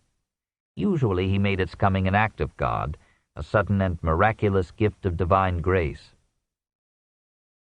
Many have interpreted the kingdom as a communist utopia and have seen in Christ a social revolutionist. The Gospels provide some evidence for this view. Christ obviously scorned the man whose chief purpose in life is to amass money and luxuries. He promised hunger and woe to the rich and filled, and comforted the poor with beatitudes that pledged them the kingdom. To the rich youth who asked what he should do besides keeping the commandments, Christ answered, "Sell your property, give your money to the poor, and follow me." Apparently the apostles interpreted the kingdom as a revolutionary inversion of the existing relationships between the rich and the poor. We shall find them and the early Christians forming a communistic band which had all things in common. The charge on which Jesus was condemned was that he had plotted to make himself king of the Jews. But a conservative can also quote the New Testament to his purpose. Christ made a friend of Matthew, who continued to be an agent of the Roman power. He uttered no criticism of the civil government, took no known part in the Jewish movement for national liberation, and counseled a submissive gentleness hardly smacking of political revolution. He advised the Pharisees to render unto Caesar the things that are Caesar's, and unto God the things that are God's. His story of the man who, before going on a journey, called on his slaves and put his property in their hands, contains no complaint against interest or slavery, but takes these institutions for granted. Christ apparently approves of the slave who invested the 10 minas, or $600, that the master had entrusted to him, and made 10 more. He disapproves of the slave who, left with 1 mina, held it in unproductive safekeeping against the master's return. And he puts into the master's mouth the hard saying that, to him who has, more will be given, and from him who has nothing, even that which he has will be taken away. An excellent summary of market operations, if not of world history. In another parable, workers grumbled at their employer, who paid as much to one who had labored an hour as to those who had toiled all day. Christ makes the employer answer, "Is it not lawful for me to do what I will with my own?" Jesus does not seem to have thought of ending poverty. The poor ye have always with you. He takes for granted, like all ancients, that a slave's duty is to serve his master well. Blessed is the slave whom his master, returning, finds performing his charge. He is not concerned to attack existing economic or political institutions. On the contrary, he condemns those ardent souls who would take the kingdom of heaven by storm. The revolution he sought was a far deeper one, without which reforms could only be superficial and transitory. If he could cleanse the human heart of selfish desire, cruelty, and lust, utopia would come of itself, and all those institutions that rise out of human greed and violence, and the consequent need for law, would disappear. Since this would be the profoundest of all revolutions, beside which all others would be mere coups d'état, of class ousting class and exploiting in its turn, Christ was in this spiritual sense the greatest revolutionist in history. His achievement lay not in ushering in a new state, but in outlining an ideal morality. His ethical code was predicated on the early coming of the kingdom, and was designed to make men worthy of entering it. Hence the Beatitudes, with their unprecedented exaltation of humility, poverty, gentleness, and peace. The counsel to turn the other cheek, and be as little children, no paragons of virtue. The indifference to economic provision, property, government, the preference of celibacy to marriage, the command to abandon all family ties. These were not rules for ordinary life.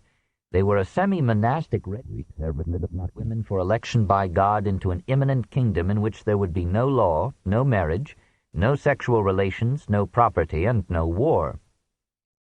Jesus praised those who leave house or parents or brethren or wife or children, even those who make themselves eunuchs for the kingdom of heaven's sake. Obviously, this was intended for a devoted religious minority, not for a continuing society. It was an ethic limited in purpose but universal in its scope, for it applied the conception of brotherhood and the golden rule to foreigners and enemies as well as to neighbors and friends. It visioned a time when men would worship God not in temples, but in spirit and truth, in every deed rather than in passing words. Were these moral ideas new? Nothing is new except arrangement. The central theme of Christ's preaching, the coming judgment and kingdom, was already a century old among the Jews. The law had long since inculcated brotherhood. "Thou shalt love thy neighbor as thyself," said Leviticus. "Even the stranger that dwelleth with you shall be unto you as one born among you, and thou shalt love him as thyself." Exodus had commanded the Jews to do good to their enemies. A good Jew will restore the straying ox or ass even of the enemy that hateth thee. The prophets, too, had ranked a good life above all ritual, and Isaiah and Hosea had begun to change Yahweh from a Lord of hosts into a God of love. Hillel, like Confucius, had phrased the golden rule. We must not hold it against Jesus that he inherited and used the rich moral lore of his people.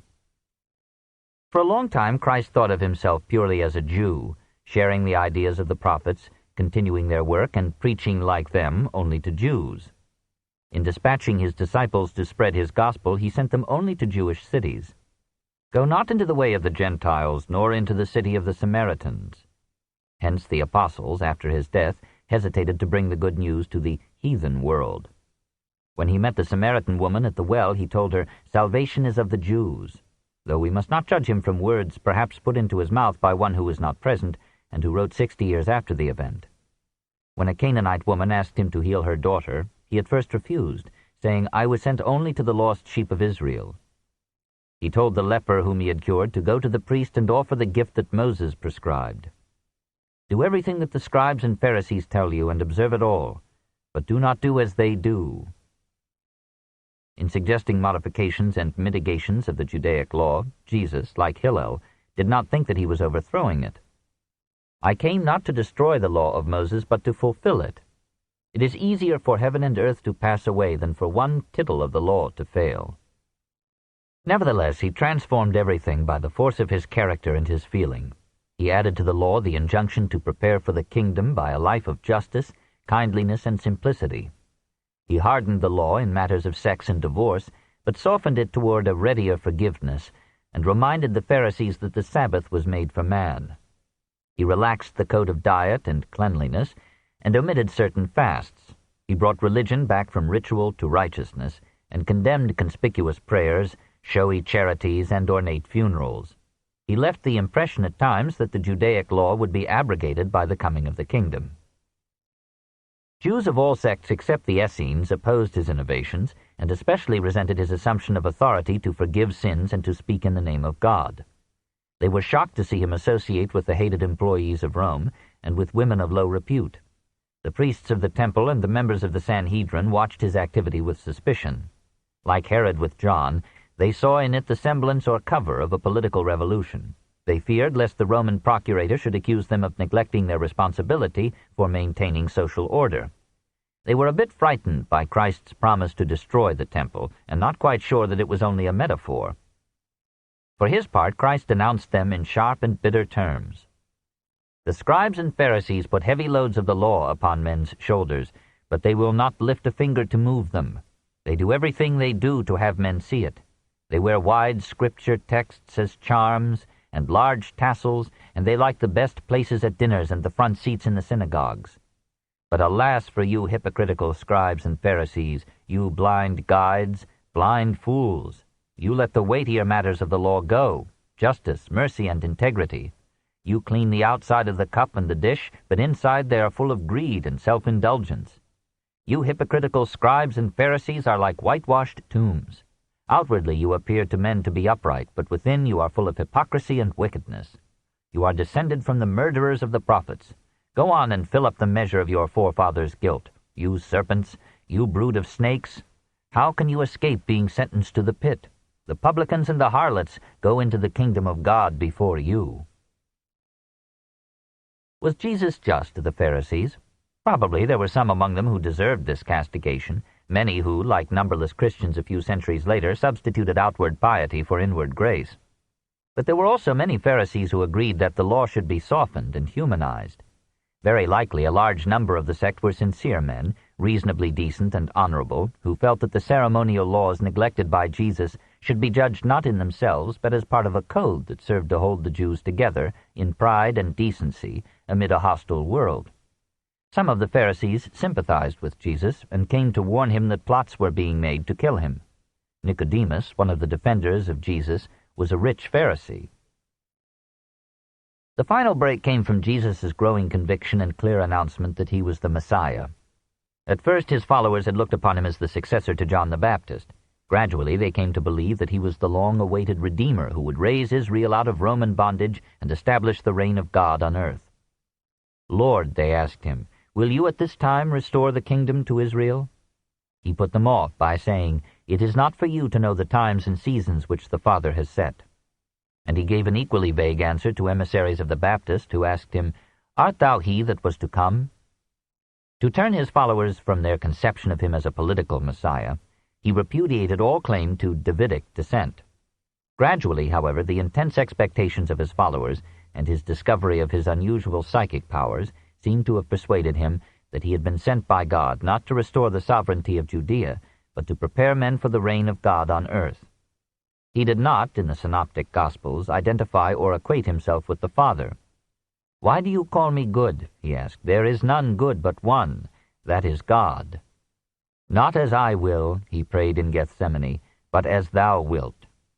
He took the phrase Son of Man, which Daniel had made a synonym for the Messiah, used it at first without clearly meaning himself, and ended by applying it to himself in such statements as, "The Son of Man is master of the Sabbath," which seemed high blasphemy to the Pharisees. He called God Father at times in no exclusive sense. Occasionally, however, he spoke of my Father, apparently signifying that he was the Son of God in an especial manner or degree. For a long time he forbade the disciples to call him the Messiah, but at Caesarea Philippi he approved Peter's recognition of him as the Christ, the Son of the living God. When, on the last Monday before his death, he approached Jerusalem to make a final appeal to the people, the whole throng of his disciples greeted him with the words, "Blessed is the King who comes in the name of the Lord." And when some Pharisees asked him to reprove this salutation, he answered, "I tell you, if they keep silence, the stones will cry out." The fourth Gospel reports that the crowd hailed him as King of Israel. Apparently his followers still thought of him as a political Messiah, who would overthrow the Roman power and make Judea supreme. It was these acclamations that doomed Christ to a revolutionist's death. 5. Death and Transfiguration. The feast of the Passover was at hand, and great numbers of Jews were gathering in Jerusalem to offer sacrifice in the temple. The outer court of the shrine was noisy with vendors selling doves and other sacrificial animals, and with money changers offering locally acceptable currency for the idolatrous coins of the Roman realm. Visiting the temple on the day after his entry into the city, Jesus was shocked by the clamor and commercialism of the booths. In a burst of indignation, he and his followers overthrew the tables of the money changers and the dove merchants, scattered their coins on the ground, and, with a scourge of rods, drove the traders from the court. For several days thereafter he taught in the temple, unhindered, but at night he left Jerusalem and stayed on the Mount of Olives, fearing arrest or assassination. The agents of the government, civil and ecclesiastical, Roman and Jewish, had kept watch on him probably from the time when he had taken up the mission of John the Baptist. His failure to secure a large following had inclined them to ignore him, but his enthusiastic reception in Jerusalem seems to have set the Jewish leaders wondering whether this excitement, working upon the emotional and patriotic Passover throngs, might flare up into an untimely and futile revolt against the Roman power, and issue in the suppression of all self-government and religious freedom in Judea. The high priest called a meeting of the Sanhedrin, and expressed the opinion that one man should die for the people instead of the whole nation being destroyed. The majority agreed with him, and the council ordered the arrest of Christ. Some news of this decision seems to have reached Jesus, perhaps through members of the Sanhedrin minority. On the 14th day of the Jewish month of Nisan, our April 3rd, probably in the year 30, Jesus and his apostles ate the Seder, or Passover supper, in the home of a friend in Jerusalem. They looked to the Master to free himself by his miraculous powers. He, on the contrary, accepted his fate, and perhaps hoped that his death would be received by God as a sacrificial atonement for the sins of his people. He had been informed that one of the 12 was conspiring to betray him, and at this Last Supper he openly accused Judas Iscariot. In accord with Jewish ritual, Jesus blessed, in Greek Eucharisticai, the wine that he gave the apostles to drink, and then they sang together the Jewish ritual song Hallel. He told them, says John, that he would be with them only a little longer. "I give you a new command. Love one another. Let not your hearts be troubled. Believe in God and believe in me. In my Father's house are many mansions. I go to prepare a place for you." It seems quite credible that in so solemn a moment he should ask them to repeat this supper periodically, as Jewish custom required, in commemoration of him, and not improbable that, with Oriental intensity of feeling and imagery, he asked them to think of the bread they ate as his body, and of the wine they drank as his blood. That night, we are told, the little band hid in the Garden of Gethsemane, outside Jerusalem. There a detachment of temple police found them and arrested Jesus. He was taken first to the house of Annas, a former high priest, then to that of Caiaphas. According to Mark, the council, probably a committee of the Sanhedrin, had already gathered there. Various witnesses testified against him, especially recalling his threat to destroy the temple. When Caiaphas asked whether he was the Messiah, the Son of God, Jesus is reported to have answered, "I am he." In the morning the Sanhedrin met, found him guilty of blasphemy, then a capital crime, and decided to bring him before the Roman procurator, who had come to Jerusalem to keep an eye on the Passover crowds. Pontius Pilate was a hard man, who would later be summoned to Rome accused of extortion and cruelty and removed from office. Nevertheless, it did not seem to him that this mild-mannered preacher was a real danger to the state. "Are you the king of the Jews?" he asked. Jesus, says Matthew, answered ambiguously, "You have said it." Such details, reported presumably from hearsay and long after the event, must be held suspect. If we accept the text, we must conclude that Jesus had resolved to die, and that Paul's theory of atonement had some support in Christ. John quotes Jesus as adding, "For this I was born, to give testimony for the truth." "What is truth?" asked the procurator. A question perhaps due to the metaphysical propensities of the fourth gospel, but well revealing the chasm between the sophisticated and cynical culture of the Roman and the warm and trustful idealism of the Jew. In any case, after Christ's confession, the law required conviction, and Pilate reluctantly issued the sentence of death. Crucifixion was a Roman, not a Jewish form of punishment. It was usually preceded by scourging, which, carried out thoroughly, left the body a mass of swollen and bloody flesh. The Roman soldiers crowned Christ with a wreath of thorns, mocked his royalty as King of the Jews, and placed upon his cross an inscription in Aramaic, Greek, and Latin: Jesus Nazaretius Rex Iudæorum. Whether or not Christ was a revolutionist, he was obviously condemned as one by Rome. Tacitus, too, understood the matter so. A small crowd, such as could gather in Pilate's courtyard, had called for Christ's execution. Now, however, as he climbed the hill of Golgotha, he was followed by a great crowd of the people, says Luke, and of women who beat their breasts and mourned for him. Quite clearly, the condemnation did not have the approval of the Jewish people. All who cared to witness the horrible spectacle were free to do so. The Romans, who thought it necessary to rule by terror, chose for capital offenses by other than Roman citizens what Cicero called the most cruel and hideous of tortures. The offender's hands and feet were bound, seldom nailed, to the wood. A projecting block supported the backbone or the feet. Unless mercifully killed, the victim would linger there for 2 or 3 days, suffering the agony of immobility, unable to brush away the insects that fed upon his naked flesh, and slowly losing strength until the heart failed and brought an end. Even the Romans sometimes pitied the victim and offered him a stupefying drink. The cross, we are told, was raised at the 3rd hour, that is, at 9 in the morning. Mark reports that 2 robbers were crucified with Jesus and reviled him. Luke assures us that one of them prayed to him. Of all the apostles, only John was present. With him were 3 Marys, Christ's mother, her sister Mary, and Mary Magdalene. There were also some women watching from a distance. Following the Roman custom, the soldiers divided the garments of the dying men, and as Christ had but one, they cast lots for it. Possibly we have here an interpolated remembrance of Psalm 22, verse 18. "They part my garments among them and cast lots upon my vesture." The same psalm begins with the words, my God, why hast thou forsaken me?" And this is the desperately human utterance that Mark and Matthew attribute to the dying Christ. Can it be that in those bitter moments the great faith that had sustained him before Pilate faded into black doubt? Luke, perhaps finding such words repugnant to the theology of Paul, substitutes for them, "Father, into thy hands I commend my spirit," which in turn echoes Psalm 31, verse 5, with suspicious accuracy. A soldier, pitying Christ's thirst, held up to his mouth a sponge soaked in sour wine. Jesus drank and said, "It is consummated."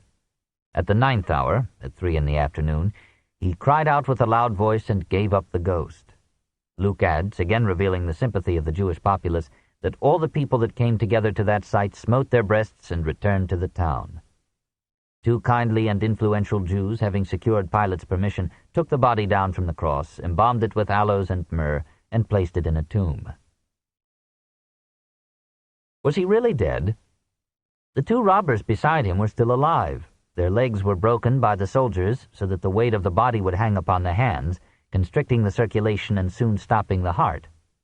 This was not done in Jesus' case, though we are told that a soldier pierced his breast with a lance, drawing forth first blood and then lymph. Pilate expressed surprise that a man should die after 6 hours of crucifixion.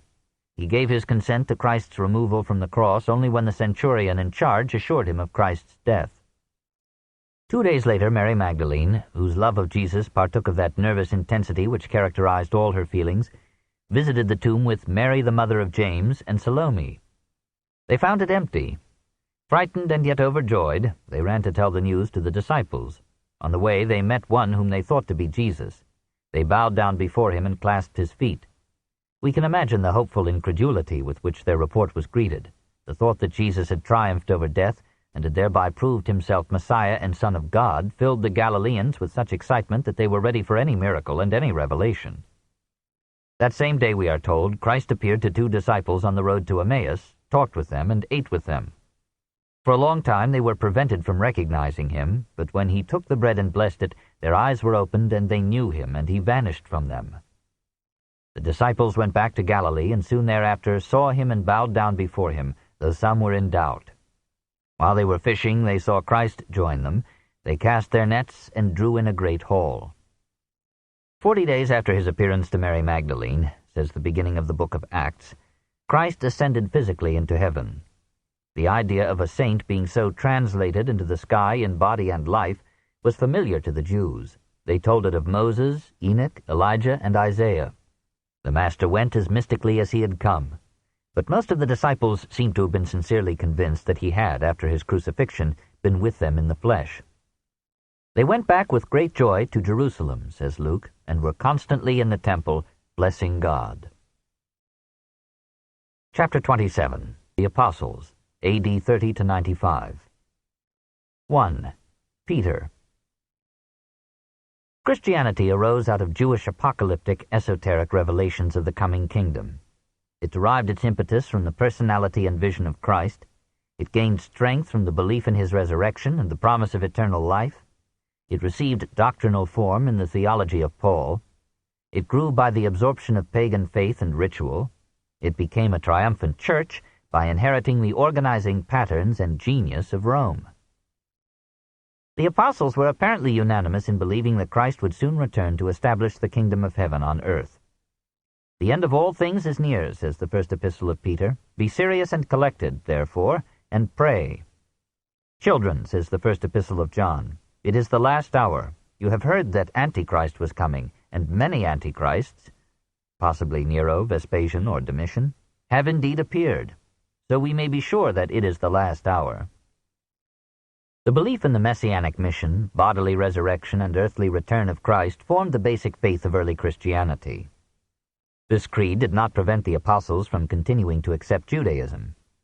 Day after day, says Acts, they all went regularly to the temple. They obeyed the dietetic and ceremonial laws. They proclaimed their faith at first only to Jews, and often preached it in the temple courts.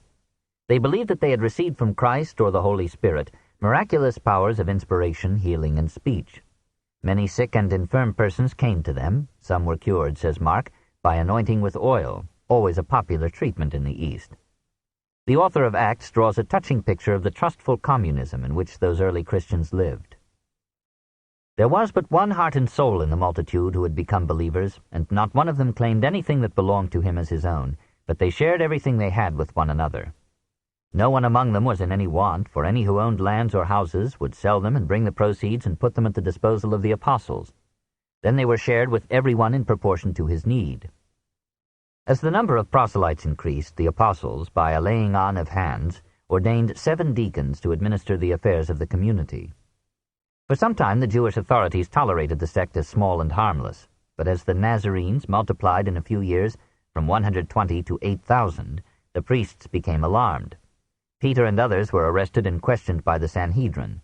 The Sadducees wished to condemn them to death, but a Pharisee named Gamaliel, probably the teacher of Paul, advised a suspended judgment. As a compromise, the prisoners were flogged and released. A little later, possibly A.D. 30, Stephen, one of the ordained deacons, was summoned before the Sanhedrin on the charge that he had used abusive language about Moses and about God. He defended himself with reckless vehemence. You stubborn people with heathen hearts and ears, you are always opposing the Holy Spirit, just as your forefathers did. Which of the prophets did not your forefathers persecute? They killed the men who foretold the coming of the righteous one, whom you have now betrayed and killed. You who had the law given you by angels and did not obey it.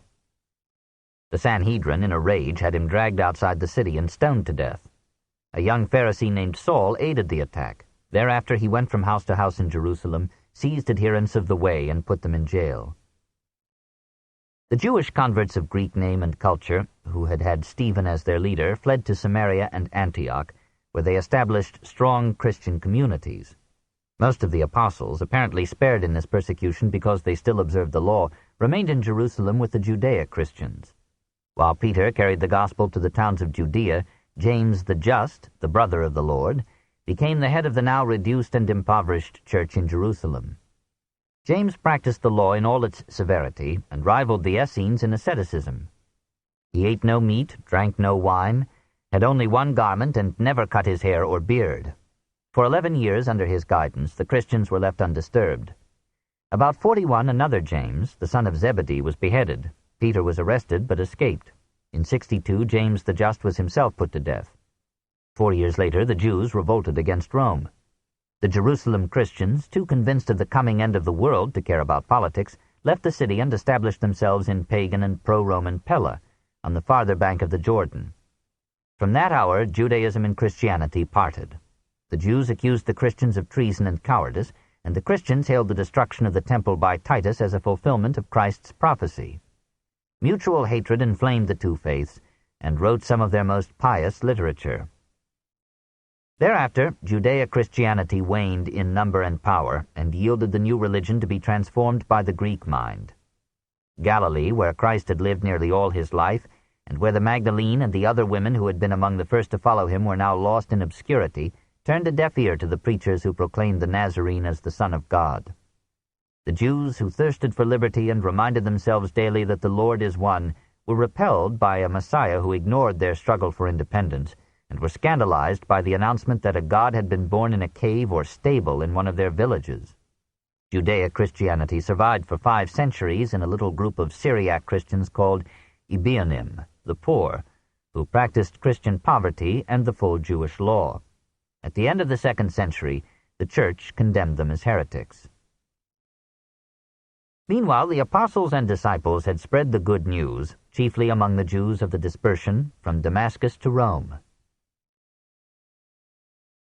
This book is continued at this point on the other side of this cassette. Please reverse or turn the cassette over now. The Story of Civilization, Volume 3, Caesar and Christ, Part 2, by Will Durant. Continued, Cassette 8, Side 2. Meanwhile, the apostles and disciples had spread the good news, chiefly among the Jews of the dispersion, from Damascus to Rome. Philip made converts in Samaria and Caesarea, John developed a strong church in Ephesus, and Peter preached in the cities of Syria. Like most of the apostles, Peter took a sister with him on his missions to serve as his wife and aide. He healed the sick so successfully that at Samaria, a magician, Simon Magus, offered him money for a share in his mysterious powers. At Joppa, he raised Tabitha from apparent death. At Caesarea, he won a Roman centurion to Christianity. A vision, says the Book of Acts, convinced him that he should accept pagan as well as Jewish converts, and from this time forward, with some amiable vacillations, he contented himself with baptizing, rather than also circumcising, non-Jewish proselytes. We feel some of the ardor of these early missionaries in the first epistle of Peter. Peter, an apostle of Jesus Christ, to those Christian Jews who were scattered as foreigners over Pontus, Galatia, Cappadocia, Asia, and Bithynia, God bless you and give you perfect peace. My dearly beloved, I pray you as aliens and exiles to live upright lives among the Gentiles, so that they may, from observing the uprightness of your conduct, come to praise God. Submit to all human authority for the Master's sake. Live like free men, but do not make your freedom an excuse for wrongdoing. Servants, be submissive to your masters, and perfectly respectful to them, not only to those who are kind and considerate, but also to those who are unreasonable. You married women likewise must be submissive to your husbands, so that any who refuse to believe may be won over when they see how chaste and submissive you are. You must not adopt the external attractions of arranging your hair or wearing jewelry. You must be a quiet and gentle spirit. You married men also must be considerate to your wives. Show deference to women as the weaker sex, sharing the gift of life with you. Return not evil for evil. Above all, keep your love for one another strong, for love covers a multitude of sins. We do not know when and by what stages Peter made his way to Rome. Jerome, circa 390, dates his first arrival there as early as 42. The tradition that he played a leading role in establishing the Christian community in the capital has survived all criticism. Lactantius speaks of Peter's coming to Rome in Nero's reign. Probably the apostle visited the city on divers occasions. He free and Paul in prison labored as rivals to win converts there until both of them suffered martyrdom, perhaps in the same year 64. Origen reports that Peter was crucified head downward, for he had asked that he might suffer that way, perhaps hoping that in that position death would come sooner, or, said the opinion of the faithful, holding himself unworthy to die in the same manner as Christ. Ancient texts testify that his wife was killed with him, and that he had to see her led to execution. A later story named Nero's circus on the Vatican field as the place of his death. Over the site the Cathedral of St. Peter rose, and claimed to enshrine his bones. His missions in Asia Minor and Rome must have helped to preserve many Judaic elements in Christianity. Through him and the other apostles it inherited Jewish monotheism, Puritanism, and eschatology. Through them and Paul the Old Testament became the only Bible that first-century Christianity knew. Till 70, Christianity was preached chiefly in synagogues or among Jews. The form, ceremony, and vestments of Hebrew worship passed down into Christian ritual. The paschal lamb of sacrifice was sublimated in the Agnus Dei, the expiatory Lamb of God, of the Catholic Mass. The appointment of elders, or presbyteri, priests, to govern the churches was adopted from Jewish methods of administering the synagogue. Many Judaic festivals, for example Passover and Pentecost, were accepted into the Christian calendar, however altered in content and date. The Jewish dispersion aided the rapid dissemination of Christianity. The frequent movement of Jews from city to city and their connections throughout the empire cooperated with commerce, Roman roads, and the Roman peace to open a path for the Christian faith. In Christ and Peter, Christianity was Jewish. In Paul, it became half Greek. In Catholicism, it became half Roman. In Protestantism, the Judaic element and emphasis were restored. 2. Paul. 1. The Persecutor. The founder of Christian theology was born at Tarsus in Cilicia, about the 10th year of our era. His father was a Pharisee, and brought up the youth in the fervent principles of that sect. The apostle of the Gentiles never ceased to consider himself a Pharisee, even after he had rejected the Judaic law.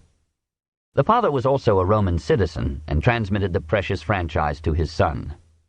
Probably the name Paul was the Greek equivalent of the Hebrew Saul, so that both names belonged to the apostle from infancy. He did not receive a classical education, for no Pharisee would have permitted such outright Hellenism in his son, and no man with Greek training would have written the bad Greek of the epistles. Nevertheless, he learned to speak the language with sufficient fluency to address an Athenian audience, and he occasionally referred to famous passages in Greek literature. We may believe that some Stoic theology and ethics passed from the university environment of Tarsus into the Christianity of Paul. So he uses the Stoic term pneuma, or breath, for what his English translators call spirit. Like most Greek cities, Tarsus had followers of the Orphic or other mystery religions who believed that the god they worshipped had died for them, had risen from the grave, and would, if appealed to by lively faith and proper ritual, save them from Hades, and share with them his gift of eternal and blessed life. The mystery religions prepared the Greeks for Paul, and Paul for the Greeks. After the youth had learned the trade of tent-making and had received instruction in the local synagogue, his father sent him to Jerusalem, where, Paul tells us, he was educated at the feet of Gamaliel according to the strict manner of the law. Gamaliel was reputedly the grandson of Hillel. He succeeded Hillel as president of the Sanhedrin, and carried on the tradition of interpreting the law with the lenient regard for the frailty of mankind. Stricter Pharisees were shocked to find him gazing appreciatively even upon pagan women. He was so learned that the Jews, who keenly honor scholarship, called him the beauty of the law, and gave to him first, as to only 6 men after him, the title of Rabban, our master. From him and others Paul learned that shrewd and subtle, sometimes casuistic and sophistical manner of biblical interpretation which was to disport itself in the Talmud. Despite Paul's initiation into Hellenism, he remained to the end a Jew in mind and character, uttered no doubt of the Torah's inspiration, and proudly maintained the divine election of the Jews as the medium of man's salvation. He describes himself as insignificant in appearance, and adds, "To keep me from being too much elated, a bitter physical affliction was sent me." He does not further specify. Tradition pictured him at 50 as a bent and bald and bearded ascetic, with vast forehead, pale face, stern countenance, and piercing eyes. Dürer imagined him so in one of the greatest drawings of all time, but in truth, these representations are literature and art, not history. His mind was of a type frequent among Jews, penetrating and passionate rather than genial and urbane, emotional and imaginative rather than objective and impartial. He was powerful in action because he was narrow in thought. Even more than Spinoza, he was a God-intoxicated man, consumed with religious enthusiasm in the literal sense of this word, holding a God within. He believed himself divinely inspired and endowed with the ability to work miracles. He was also a practical soul, capable of laborious organization, impatiently patient in founding and preserving Christian communities. As in so many men, his faults and virtues were near allied and mutually indispensable. He was impetuous and courageous, dogmatic and decisive, domineering and energetic, fanatical and creative, proud before man and humble before God, violently wrathful and capable of the tenderest love. He advised his followers to bless them that persecute you, but he could hope that his enemies, the party of circumcision, would get themselves emasculated. He knew his failings, struggled against them, and begged his converts to put up with a little folly from me. The postscript to his first epistle to the Corinthians sums him up.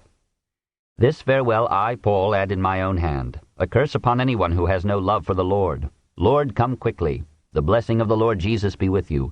My love be with you all. He was what he had to be to do what he did. He began by attacking Christianity in the name of Judaism, and ended by rejecting Judaism in the name of Christ. At every moment he was an apostle.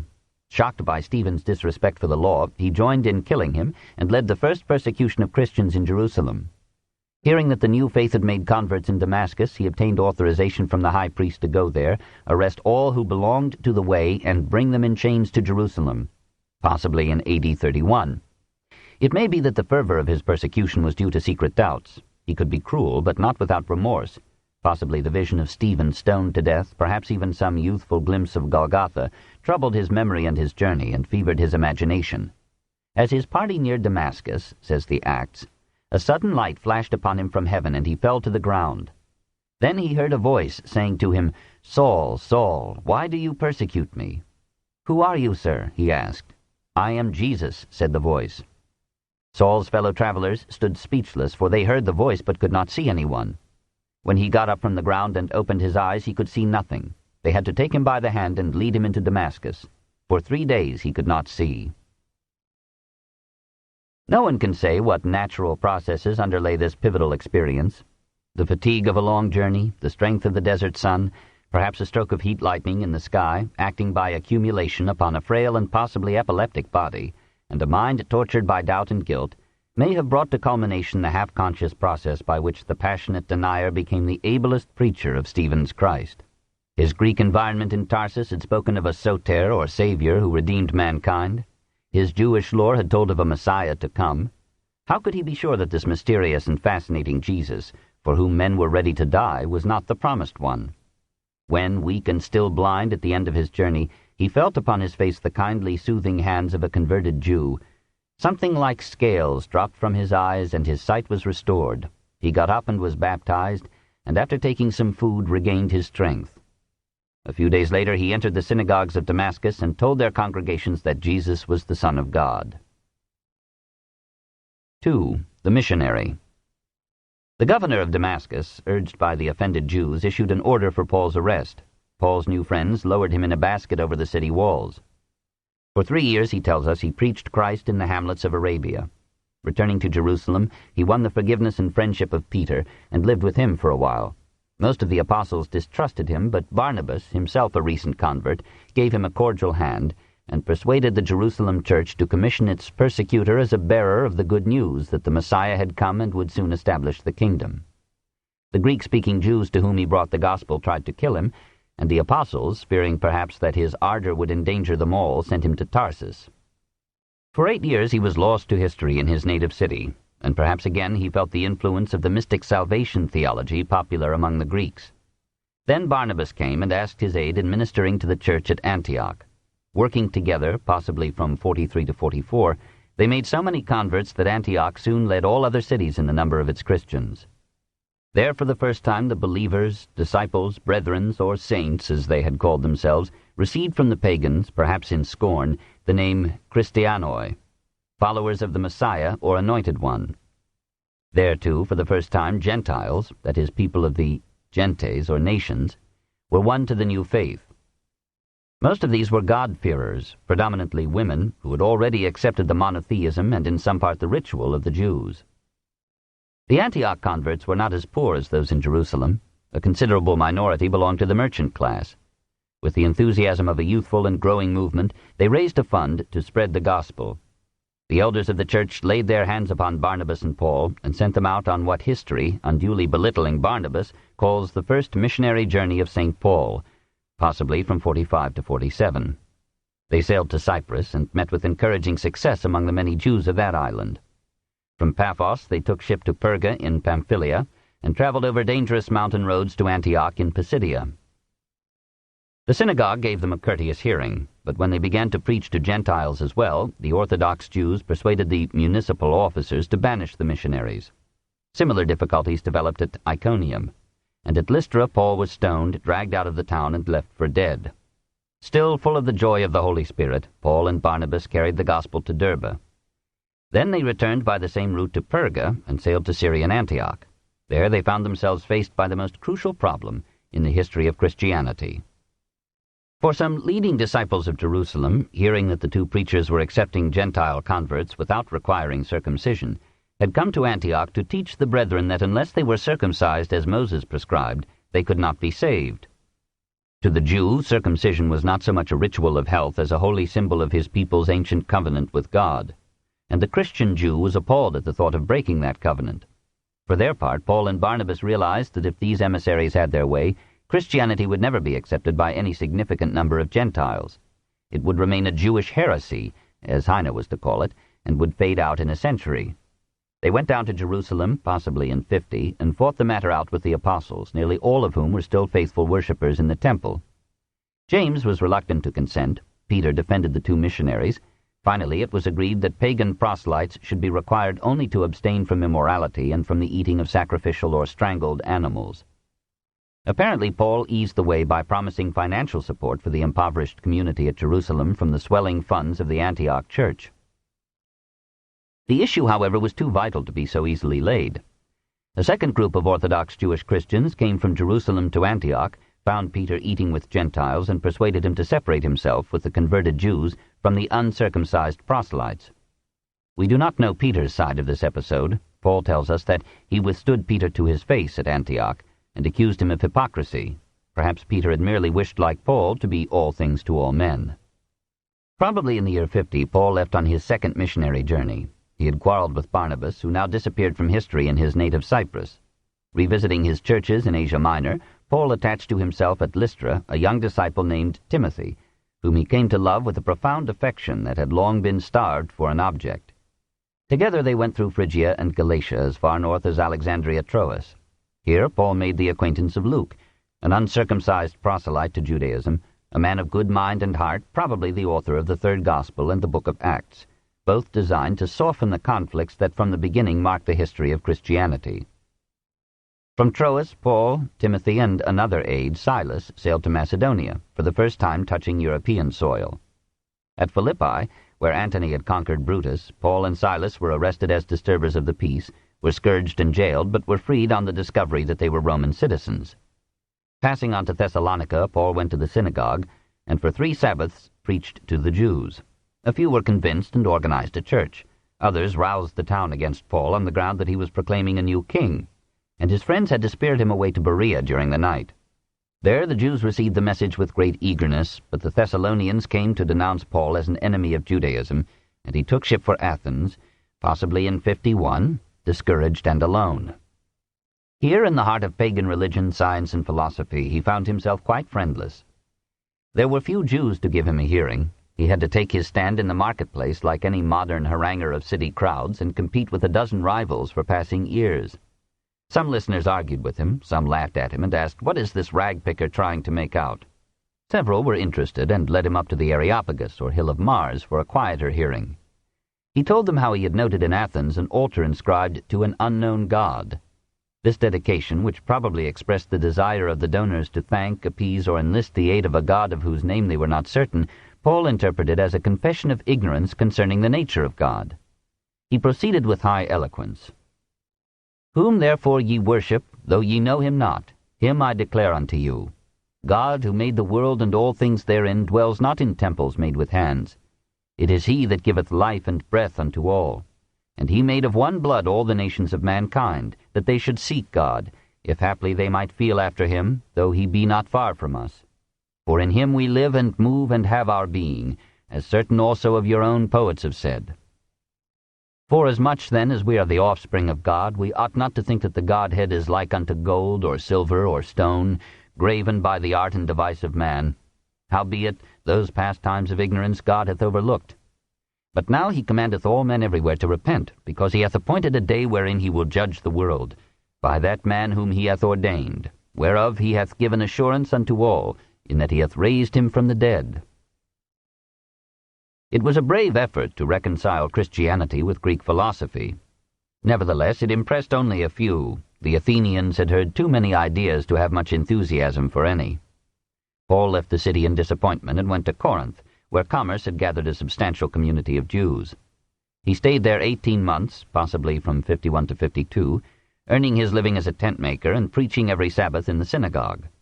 The leader of the synagogue was converted, and so many others, that the alarmed Jews indicted Paul before the Roman governor, Gallio, on the charge of trying to induce people to worship God in ways that are against the law. Gallio replied, "As it is only a question of words and titles and your own law, you must look after it yourselves. I will not decide such matters," and he dismissed them from the court. The two parties fell to blows, but Gallio paid no attention. Paul offered his gospel to the Gentiles of Corinth and made many converts among them. Christianity may have seemed to them an acceptable variation of the mystery faiths that had so often told them of resurrected saviors. Possibly in accepting it they assimilated it to these beliefs and influenced Paul to interpret Christianity in terms familiar to the Hellenistic mind. From Corinth Paul went to Jerusalem, possibly in 53, to salute the church. Soon, however, he was off on his third missionary journey, visiting the Christian communities in Antioch and Asia Minor, and reinvigorating them with his fervor and confidence. At Ephesus he spent 2 years and did such extraordinary wonders that many looked upon him as a miracle worker and sought to cure ailments by applying to the sick the linens Paul had used. The manufacturers of the images that pagan worshippers dedicated in the temple of Artemis found their trade slackening. Perhaps Paul had repeated here his Athenian indictment of image worship or idolatry. One Demetrius, who made silver models of the great shrine for pious pilgrims, organized a protest against Paul and the new faith, and led to the city theater a crowd of Greeks whose catchword, repeated for 2 hours, was, "Great is Artemis of the Ephesians." A local official dissolved the gathering, but Paul thought it the better part of valor to leave for Macedonia. He spent some happy months with the little congregations he had founded in Philippi, Thessalonica, and Berea. Hearing that dissension and immorality were disordering the church at Corinth, he not only reprimanded it in several epistles, but went down to it in person, possibly in 56, to face his detractors. They had accused him of profiting materially from his preaching, laughed at his visions, and renewed the demand that all Christians should obey the Jewish law. Paul reminded the turbulent community that he had everywhere earned his living with the work of his hands. And as to material profit, what had he not suffered from his missions? 8 floggings, 1 stoning, 3 shipwrecks, and 1,000 dangers from robbers, patriots, and streams. Amid this turmoil, word was brought him that the party of the circumcision, apparently violating the Jerusalem agreement, had gone into Galatia and demanded of all converts the full acceptance of the Jewish law. He wrote to the Galatians a wrathful epistle in which he broke completely with the Judaizing Christians and declared that men were to be saved not by adherence to the Mosaic law, but by an active faith in Christ as the redeeming Son of God. Then, not knowing what sharper tribulations awaited him there, he left for Jerusalem, eager to defend himself before the apostles, and wishing to celebrate in the holy city the ancient feast of Pentecost. From Jerusalem he hoped he might go to Rome, even to Spain, and never rest till every province of the empire had heard the news and promise of the risen Christ. 3. The Theologian. The leaders of the Mother Church gave him a hearty welcome, possibly in 57, but privately they admonished him, "You see, brother, how many thousand believers there are among the Jews, all of them zealous upholders of the law. They have been told that you teach all Jews who live among the heathen to turn away from Moses. that you tell them not to circumcise their children or to observe the old customs. They will be sure to hear that you have come. So do what we tell you. We have 4 men here who are under a vow. Join them, undergo the rites of purification with them, and pay their expenses. Then everybody will understand that there is no truth in the stories told about you, but that you yourself observe the law."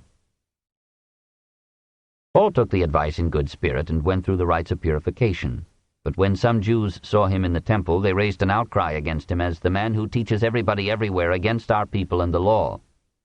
A mob seized him, dragged him from the temple, and were trying to kill him when a squad of Roman soldiers rescued him by arrest. Paul turned to speak to the crowd and affirmed both his Judaism and his Christianity. They shouted for his death. The Roman officer ordered him to be flogged, but desisted when he learned of Paul's Roman citizenship. The next day he brought the prisoner before the Sanhedrin. Paul addressed it, proclaimed himself a Pharisee, and won some support. But his excited opponents again sought to do him violence, and the officer withdrew him into the barracks. That night a nephew of Paul came to warn him that 40 Jews had vowed not to eat or drink until they had killed him. The officer, fearing a disturbance that would compromise him, sent Paul in the night to the procurator Felix at Caesarea. 5 days later the high priest and some elders came up from Jerusalem and accused Paul of being a pest and a disturber of the peace among Jews all over the world. Paul admitted that he was preaching a new religion, but added, "I believe everything that is taught in the law." Felix dismissed the accusers. Nevertheless, he kept Paul under house arrest, accessible to friends, for 2 years, possibly from 58 to 60, hoping perhaps for a substantial bribe. When Festus succeeded Felix, he suggested that Paul should stand trial before him at Jerusalem. Fearing that hostile environment, Paul exercised his rights as a Roman citizen and demanded trial before the emperor. King Agrippa, passing through Caesarea, gave him another hearing and judged him mad with great learning, but otherwise innocent. He might be let go, said Agrippa, if he had not appealed to the emperor. Paul was put on a trading vessel which sailed so leisurely that it encountered a winter storm before it could reach Italy. Through 14 days of tempest, we are told, he gave crew and passengers an encouraging example of a man superior to death and confident of rescue. The ship broke to pieces on Malta's rocks, but all on board swam safely to shore. 3 months later, Paul arrived in Rome, possibly in 61. The Roman authorities treated him leniently, awaiting his accusers from Palestine and Nero's leisure to hear the case. He was allowed to live in a house of his choosing, with a soldier to guard him. He could not move about freely, but he could receive whomever he wished. He invited the leading Jews of Rome to come to him. They heard him patiently, but when they perceived that in his judgment the observance of the Jewish law was not necessary to salvation, they turned away. The law seemed to them the indispensable prop and solace of Jewish life. "Understand, then," said Paul, "that this message of God's salvation has been sent to the heathen. They will listen to it." His attitude offended also the Christian community that he found in Rome. These converts, chiefly Jews, preferred the Christianity that had been brought to them from Jerusalem. They practiced circumcision and were hardly distinguished by Rome from the Orthodox Jews. They welcomed Peter but were cold to Paul. He made some converts among the Gentiles, even in high place, but a bitter sense of frustration darkened the loneliness of his imprisonment. He found some solace in sending long and tender letters to his distant flocks. For 10 years now he had written such epistles. There were doubtless many more than have come down to us under his name. They did not come directly from his pen. He dictated them, often adding a postscript in his own rough hand. He left them apparently unrevised, with all their repetitions, obscurities, and bad grammar on their head. Nevertheless, the depth and sincerity of their feeling, their angry devotion to a great cause, their profusion of noble and memorable speech, make them the most forceful and eloquent letters in all literature. Even Cicero's charm seems slight beside this passionate faith. Here are strong words of love from one to whom his churches were his fiercely protected children. Violent attacks upon his numberless enemies, reprimands to sinners, backsliders, and divisive disputants, and everywhere tender exhortations. Be filled with thanksgiving. Let the presence of Christ dwell in you, a wellspring of abounding wisdom. Teach and encourage one another with hymns and songs of the spiritual life. Make music in your hearts in gratitude to God. Here are great phrases that all Christendom quotes and cherishes. The letter kills, the spirit gives life. Evil communications corrupt good manners. To the pure all things are pure. The love of money is the root of all evil. Here are frank confessions of his faults, even of his statesmanlike hypocrisies. I have made myself everyone's slave so as to win over all the more. To the Jews I have become like a Jew to win Jews. To those without the law I have become like a man without any law. I have become all things to all men, that I might save some of them. I do it all for the sake of the good news, that I may share its blessings with the rest." These epistles were preserved and often publicly read by the congregations to which they were addressed.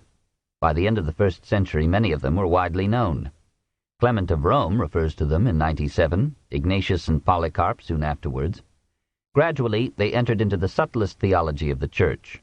Moved by his own somber spirit and remorse, and his transforming vision of Christ, influenced perhaps by Platonist and Stoic denunciations of matter and the body as evil, recalling, it may be, Jewish and pagan customs of sacrificing a scapegoat for the sins of the people, Paul created a theology of which none but the vaguest warrants can be found in the words of Christ: that every man born of woman inherits the guilt of Adam and can be saved from eternal damnation only by the atoning death of the Son of God.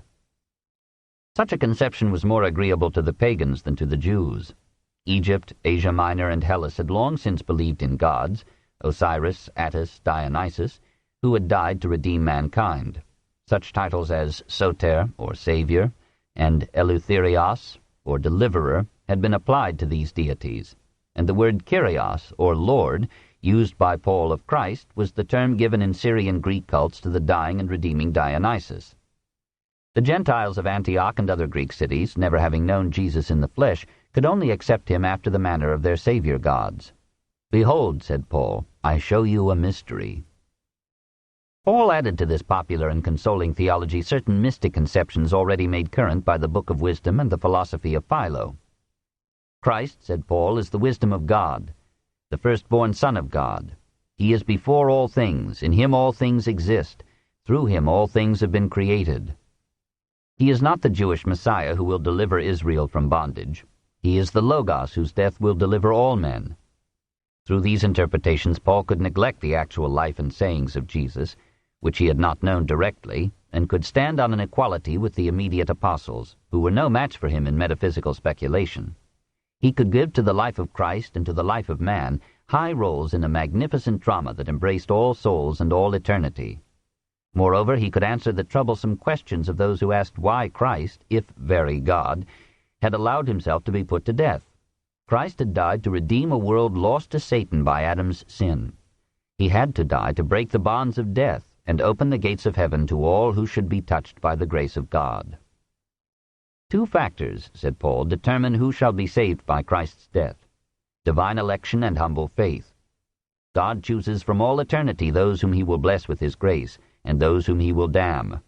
Nevertheless, Paul bestirred himself to awaken faith as a rod to catch God's grace. Only through such assurance of things longed for, such confidence in things unseen, can the soul experience that profound change which makes a new man, unites the believer with Christ, and allows him to share in the fruits of Christ's death.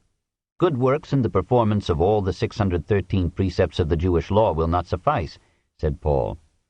"They cannot remake the inner man or wash the soul of sin. The death of Christ had ended the epoch of the law. Now there should be no more Jew and Greek, slave and freeman, male and female, for in union with Christ Jesus you are all one."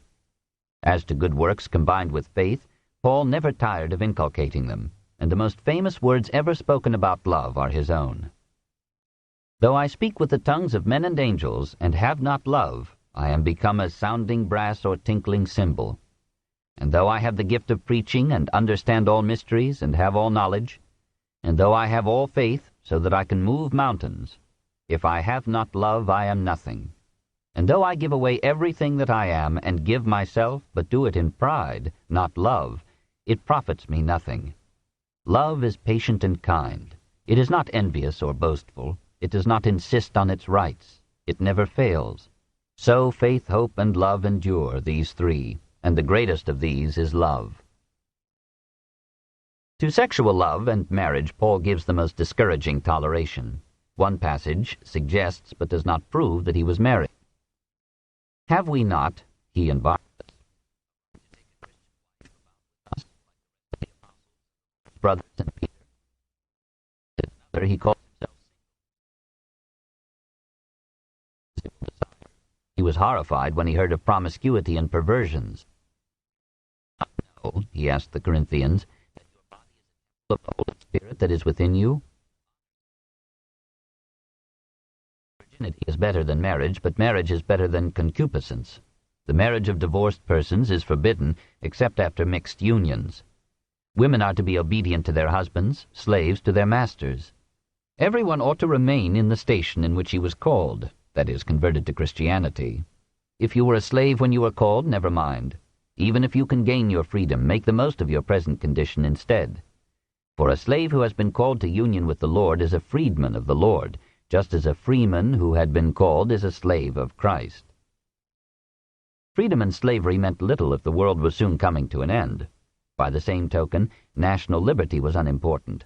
Let every soul be in subjection to the higher powers, for there is no power but God, and the powers that be are ordained by God. It was ungracious of Rome to destroy so accommodating a philosopher. 4. The Martyr. "Do your best to come to me soon," runs the doubtful second letter to Timothy. "For Demas has deserted me for love of the present world. Crescens is gone, and Titus. No one but Luke is with me. At my first appearance in court, no one came to help me. Everybody deserted me. But the Lord stood by me and gave me strength, so that I might make a full presentation of the message and let all the heathen hear it. So I was saved from the jaws of the lion. My life is already being poured out, and the time has come for my departure. I have had a part in the great contest. I have run my race. I have preserved the faith." He spoke bravely, but he was desolate. One ancient tradition said that he was freed, went to Asia and Spain, preached again, and once more found himself a prisoner in Rome.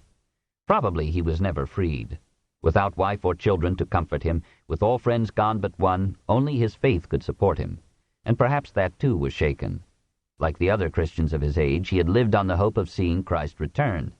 He had written to the Philippians, "We are eagerly awaiting the coming of a Savior, the Lord Jesus Christ. The Lord is coming soon."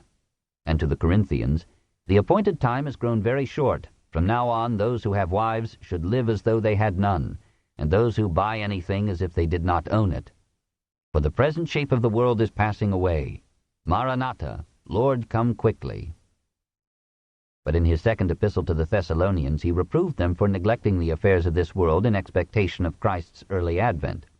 The coming will be delayed until the adversary, Satan, makes his appearance and proclaims himself to be God. We surmise from his last letters that he had struggled during his imprisonment to reconcile his early faith with the long delay in the parousia, or second appearance.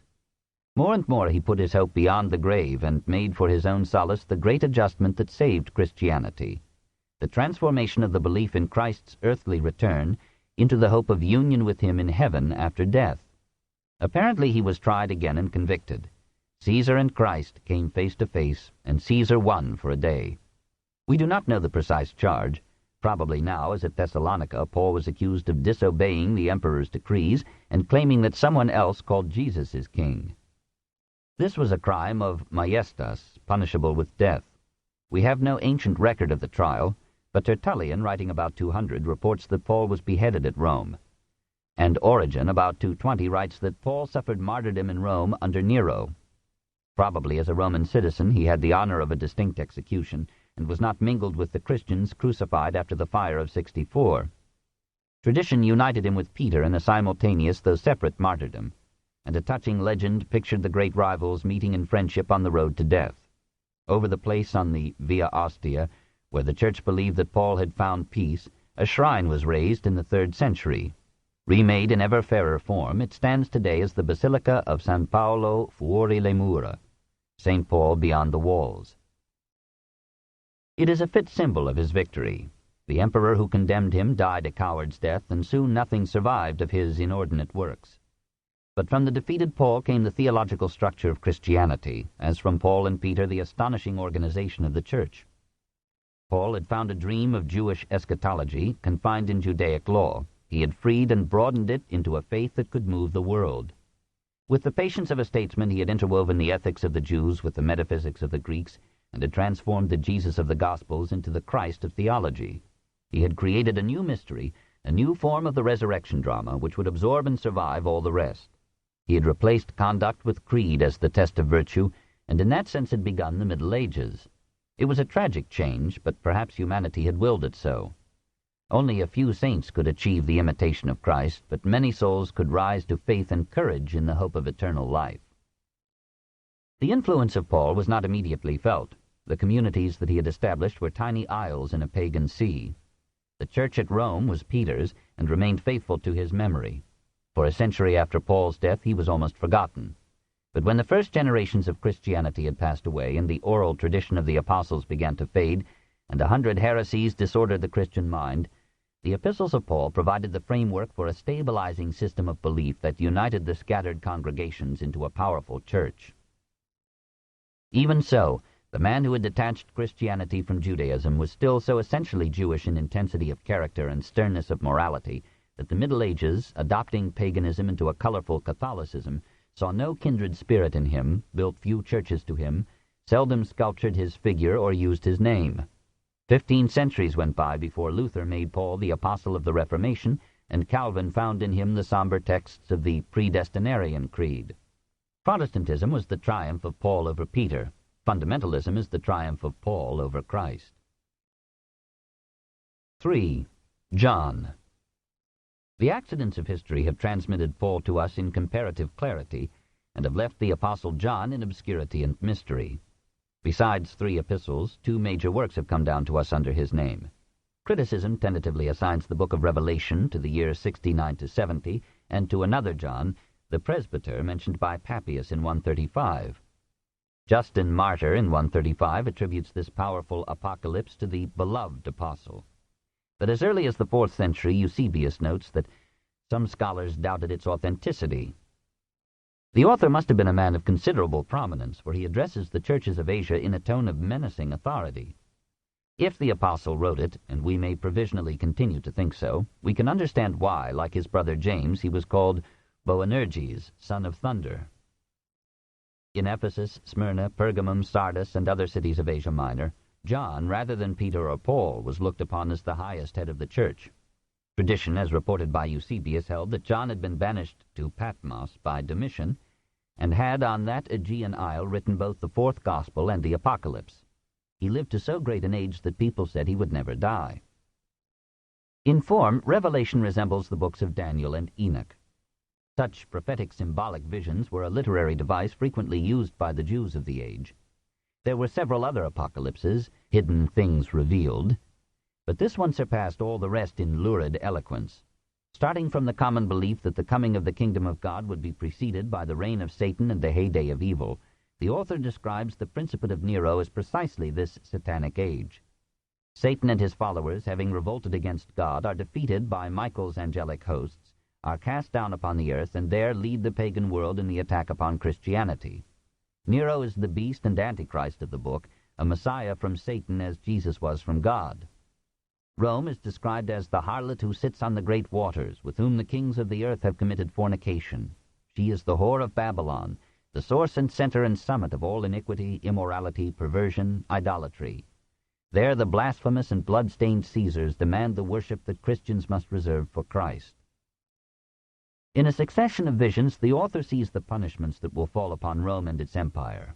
A plague of locusts will for 5 months torture all inhabitants except the 144,000 Jews who have on their foreheads the sign of Christianity. Other angels will empty the 7 vials of God's wrath upon the earth, afflicting men with terrible sores and turning the sea into blood like a dead man's, so that every living thing in the sea will die. Another angel will let loose the full heat of the sun upon all unrepentant men. Another will cover the earth with darkness. 4 angels will lead twice 10,000 times 10,000 nights to slaughter 1/3 of mankind. 4 horsemen will ride forth to kill the people with sword, famine, death, and the wild animals of the earth. A great earthquake will tumble the planet into ruins. Huge hailstones will fall upon the surviving infidels, and Rome will be utterly destroyed. The kings of the earth will come together on the plains of Armageddon to make their last stand against God, but they will be overwhelmed in death. Satan and his cohorts, everywhere defeated, will be plunged into hell. Only true Christians will be saved from these calamities, and those who have suffered for Christ's sake, who have been washed in the blood of the Lamb, will receive abounding reward. After 1,000 years, Satan will be released to prey again upon mankind. Sin will mount again in an unbelieving world, and the forces of evil will make a last effort to undo the work of God. But they will once more be overcome, and this time Satan and his followers will be cast into hell forever. Then will come the last judgment, when all the dead will be raised from their graves, and the drowned will be drawn up out of the seas. On that dread day, all whose names are not found in the book of life will be flung into a burning lake of fire and brimstone.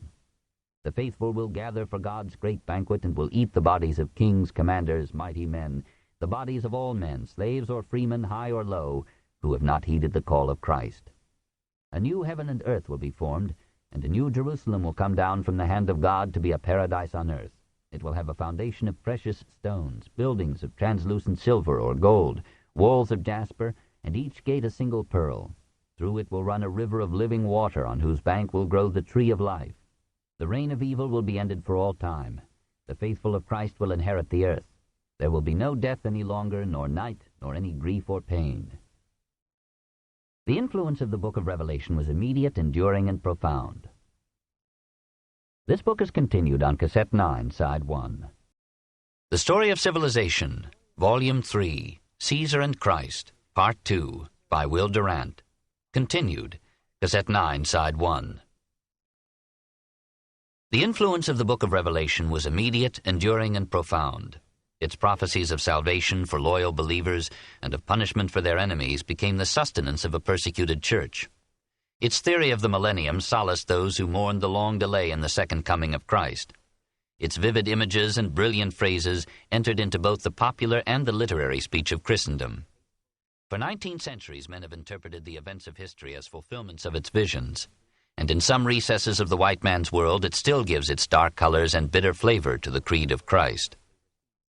It seems incredible that the Apocalypse and the fourth Gospel should have come from the same hand. The Apocalypse is Jewish poetry, the fourth Gospel is Greek philosophy. Perhaps the Apostle wrote Revelation in justifiable wrath after Nero's persecution, and the Gospel in the mellow metaphysics of his old age, possibly around AD 90. His memories of the Master may by this time have faded a bit, so far as one could ever forget Jesus. And doubtless in the isles and cities of Ionia he had heard many an echo of Greek mysticism and philosophy. Plato had set a theme by picturing the ideas of God as the patterns on which all things were formed. The Stoics had combined these ideas into the logos spermatikos, or fertilizing wisdom of God. The Neo-Pythagoreans had made the ideas a divine person, and Philo had turned them into the logos, or reason of God, a second divine principle through which God created and communicated with the world.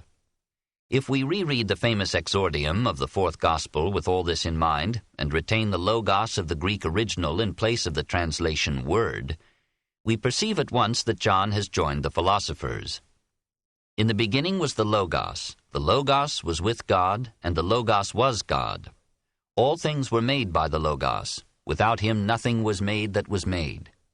It was by him that all things came into existence. So the Logos became flesh and blood and dwelt amongst us. Just as Philo, learned in Greek speculation, had felt a need to rephrase Judaism in forms acceptable to the logic-loving Greeks, so John, having lived for 2 generations in a Hellenistic environment, sought to give a Greek philosophical tinge to the mystic Jewish doctrine that the wisdom of God was a living being, and to the Christian doctrine that Jesus was the Messiah. Consciously or not, he continued Paul's work of detaching Christianity from Judaism. Christ was no longer presented as a Jew, living more or less under the Jewish law. He was made to address the Jews as you, and to speak of their law as yours. He was not a Messiah sent to save the lost sheep of Israel.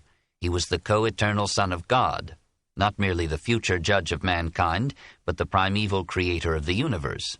In this perspective, the Jewish life of the man Jesus could be put into the background, faded almost as in Gnostic heresy, and the God Christ was assimilated to the religious and philosophical traditions of the Hellenistic mind. Now the pagan world, even the anti-Semitic world, could accept him as its own. Christianity did not destroy paganism, it adopted it. The Greek mind, dying, came to a transmigrated life in the theology and liturgy of the Church. The Greek language, having reigned for centuries over philosophy, became the vehicle of Christian literature and ritual. The Greek mysteries passed down into the impressive mystery of the Mass. Other pagan cultures contributed to the syncretist result. From Egypt came the ideas of a divine trinity, the last judgment, and a personal immortality of reward and punishment. From Egypt, the adoration of the mother and child, and the mystic theosophy that made Neoplatonism and Gnosticism and obscured the Christian creed. There, too, Christian monasticism would find its exemplars and its source. From Phrygia came the worship of the Great Mother, from Syria the resurrection drama of Adonis, from Thrace, perhaps, the cult of Dionysus, the dying and saving god. From Persia came millenarianism, the ages of the world, the final conflagration, the dualism of Satan and God, of darkness and light. Already in the fourth gospel, Christ is the light shining in the darkness, and the darkness has never put it out. The Mithraic ritual so closely resembled the Eucharistic sacrifice of the Mass that Christian fathers charged the devil with inventing these similarities to mislead frail minds. Christianity was the last great creation of the ancient pagan world. Chapter 28. The Growth of the Church, AD 96 to 305. 1. The Christians. They met in private rooms or small chapels and organized themselves on the model of the synagogue. Each congregation was called an ecclesia, the Greek term for the popular assembly and municipal governments. Slaves were welcomed, as in the Isaic and Mithraic cults. No attempt was made to liberate them, but they were comforted by the promise of a kingdom in which all could be free. The early converts were predominantly proletarian, with a sprinkling of the lower middle classes and an occasional conquest among the rich.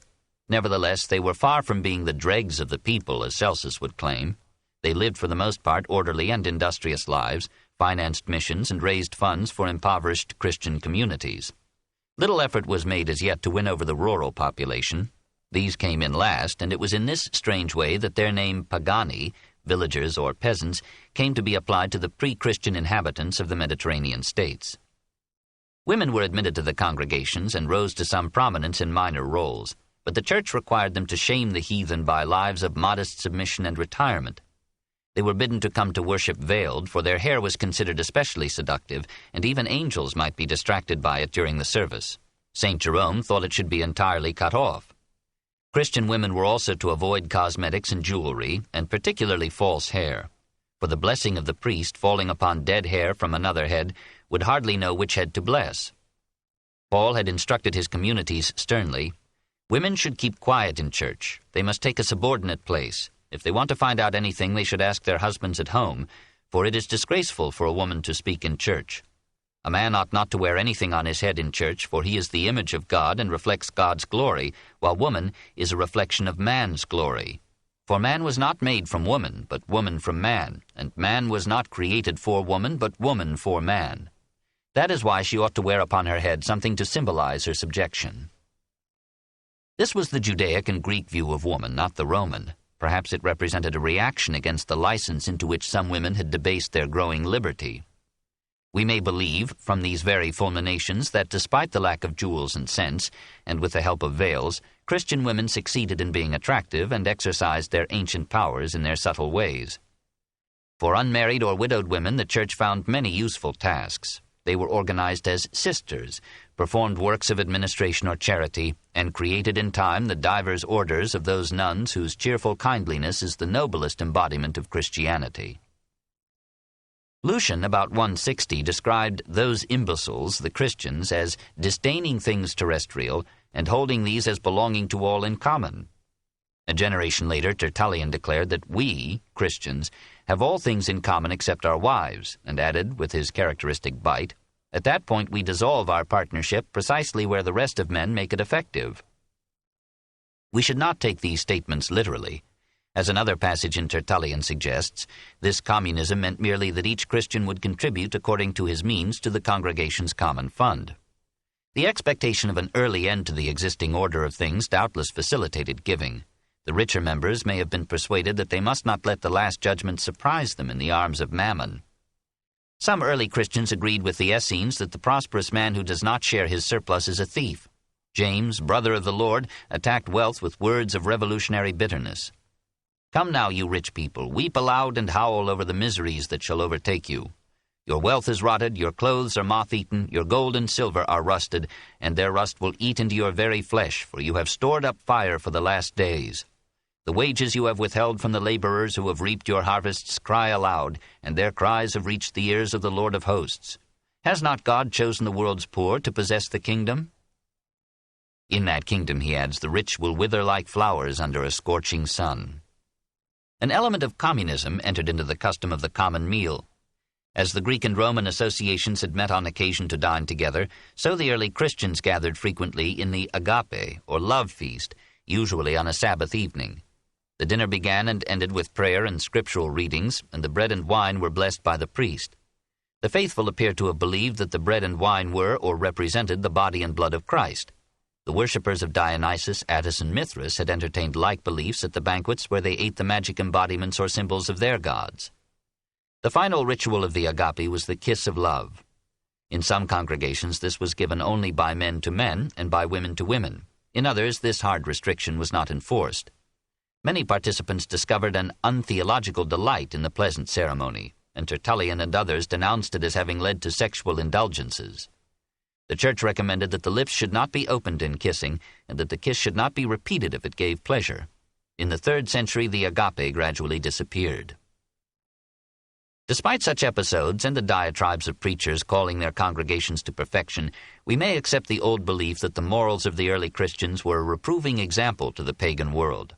After the weakening of the ancient faiths had removed their frail support from the moral life, and the attempt at stoicism and an almost natural ethic had failed with all but the best of men, a new supernatural ethic accomplished, at whatever cost to the free and dissolvent intellect, the task of regulating the jungle instincts of man into a viable morality. The hope of the coming kingdom carried with it belief in a judge who saw every act, knew man's every thought, and could not be eluded or deceived. To this divine surveillance was added mutual scrutiny. In these little groups, sin could with difficulty find a hiding place, and the community publicly reprimanded those members who had violated the new moral code with insufficient secrecy. Abortion and infanticide, which were decimating pagan society, were forbidden to Christians as the equivalents of murder. In many instances, Christians rescued exposed infants, baptized them, and brought them up with the aid of the community fund. The Church forbade with less success the attendance of Christians at the theater or the public games, and their participation in the festivities of pagan holidays. In general, Christianity continued and exaggerated the moral sternness of the embattled Jews. Celibacy and virginity were recommended as ideal, marriage was tolerated only as a check on promiscuity and as a ridiculous means of continuing the race, but husband and wife were encouraged to refrain from sexual relations. Divorce was allowed only when a pagan wished to annul a marriage with a convert. The remarriage of widows or widowers was discountenanced, and homosexual practices were condemned with an earnestness rare in antiquity. So far as sex is concerned, said Tertullian, the Christian is content with the woman. Much of this difficult code was predicated on the early return of Christ. As that hope faded, the voice of the flesh rose again, and Christian morals were relaxed. An anonymous pamphlet, The Shepherd of Hermas, circa 110, inveighed against the reappearance among Christians of avarice, dishonesty, rouge, dyed hair, painted eyelids, drunkenness, and adultery. Nevertheless, the general picture of Christian morals in this period is one of piety, mutual loyalty, marital fidelity, and a quiet happiness in the possession of a confident faith. The younger Pliny was compelled to report to Trajan that the Christians led peaceful and exemplary lives. Galen described them as so far advanced in self-discipline and intense desire to attain moral excellence that they are in no way inferior to true philosophers. The sense of sin took on a new intensity with the belief that all mankind had been tainted by Adam's fall, and that soon the world would end in a judgment of eternal punishment or reward. Many Christians were absorbed in the effort to come clean to that dread assize. They saw a lure of Satan in every pleasure of the senses, denounced the world and the flesh, and sought to subdue desire with fasts and varied chastisements. They looked with suspicion upon music, white bread, foreign wines, warm baths, or shaving the beard, which seemed to flout the evident will of God. Even for the ordinary Christian, life took on a more somber tint than paganism had ever given it, except in the occasional apotropaic appeasement of subterranean deities. The serious temper of the Jewish Sabbath was transferred to the Christian Sunday that replaced it in the 2nd century. On that Dies Domini, or Lord's Day, the Christians assembled for their weekly ritual. Their clergy read from the Scriptures, led them in prayer, and preached sermons of doctrinal instruction, moral exhortation, and sectarian controversy. In the early days, members of the congregation, especially women, were allowed to prophesy, that is, to speak forth in trance or ecstasy, words to which meaning could be given only by pious interpretation. When these performances conduced to ritual fever and theological chaos, the Church discouraged and finally suppressed them. At every step, the clergy found itself obliged not to generate superstition, but to control it. By the close of the 2nd century, these weekly ceremonies had taken the form of the Christian Mass. Based partly on the Judaic temple service, partly on Greek mystery rituals of purification, vicarious sacrifice, and participation through communion in the death-overcoming powers of the deity, the Mass grew slowly into a rich congeries of prayers, psalms, readings, sermon, antiphonal recitations, and above all that symbolic atoning sacrifice of the Lamb of God, which replaced in Christianity the bloody offerings of older faiths. The bread and wine, which these cults had considered as gifts placed upon the altar before the god, were now conceived as changed by the priestly act of consecration into the body and blood of Christ, and were presented to God as a repetition of the self-immolation of Jesus on the cross. Then, in an intense and moving ceremony, the worshippers partook of the very life and substance of their Savior. It was a conception long sanctified by time. The pagan mind needed no schooling to receive it. By embodying it in the mystery of the Mass, Christianity became the last and greatest of the mystery religions. It was a custom lowly in origin and beautiful in development. Its adoption was part of the profound wisdom with which the Church adjusted itself to the symbols of the age and the needs of her people. No other ceremony could have so heartened the essentially solitary soul, or so strengthened it to face a hostile world. The Eucharist, or blessing of the bread and wine, was one of the 7 Christian sacraments, sacred rituals believed to convey divine grace. Here, too, the Church used the poetry of symbols to console and dignify the life of man, to renew at each step in the human odyssey the fortifying touch of deity. In the 1st century, we find only 3 ceremonies conceived of as sacraments: baptism, communion, and holy orders. But already, in the customs of the congregations, the germs of the rest were present. It was apparently the practice of the early Christians to add to baptism an imposition of hands, whereby the apostle or priest introduced the Holy Spirit into the believer. In the course of time, this action was separated from baptism and became the sacrament of confirmation. As the baptism of adults was gradually replaced by the baptism of infants, men felt the need of some later spiritual cleansing. Public acknowledgement of sin passed into private confession to the priest, who claimed to have received from the apostles or their episcopal successors the right to bind and loose, to impose penances and pardon sins. The sacrament of penance was an institution capable of abuse through the ease of forgiveness, but it gave the sinner strength to reform and spared anxious souls the neuroses of remorse. In these centuries, marriage was still a civil ceremony, but by adding and requiring her sanction, the Church lifted it from the level of a passing contract to the sanctity of an inviolable vow. By the year 200, the laying on of hands took the added form of holy orders, by which the bishops assumed the exclusive right to ordain priests capable of administering the sacraments validly. Finally, the Church derived from the Epistle of James, chapter 5, verse 14, the sacrament of extreme unction, or last blessing, by which the priest anointed the sense organs and extremities of a dying Christian, cleansed him again of sin, and prepared him to meet his God.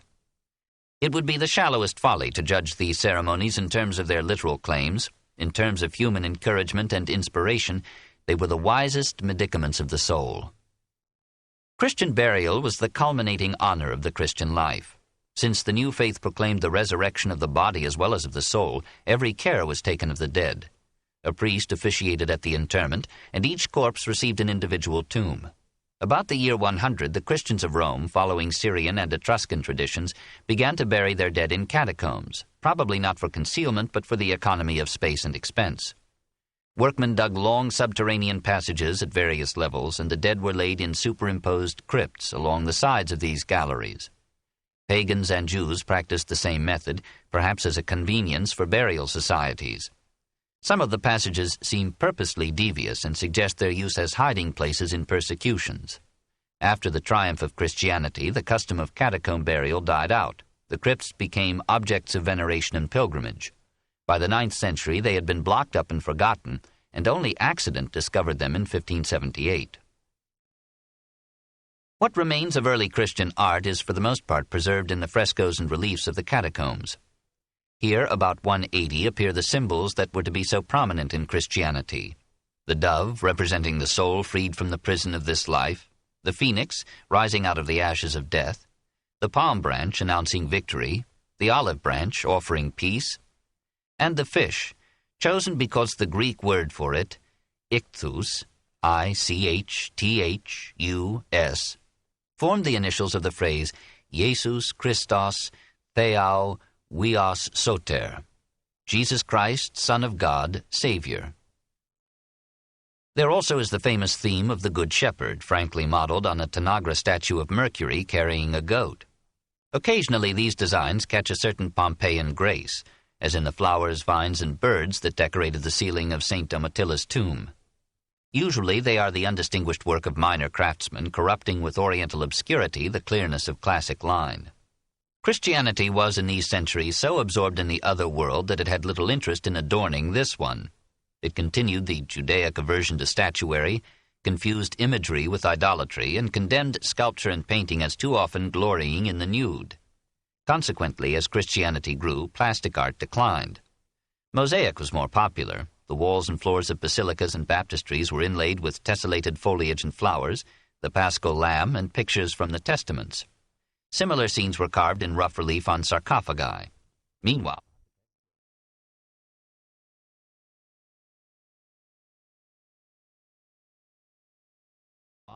arches designed to enclose whole congregations. The spacious nave and aisles of the basilica lent themselves to this purpose, and its apse seemed naturally destined to become the sanctuary. In these new shrines, Christian music inherited diffidently the Greek notation, modes, and scales. Many theologians frowned upon the singing of women in church, or indeed in any public place, for a woman's voice might arouse some profane interest in the ever-excitable male.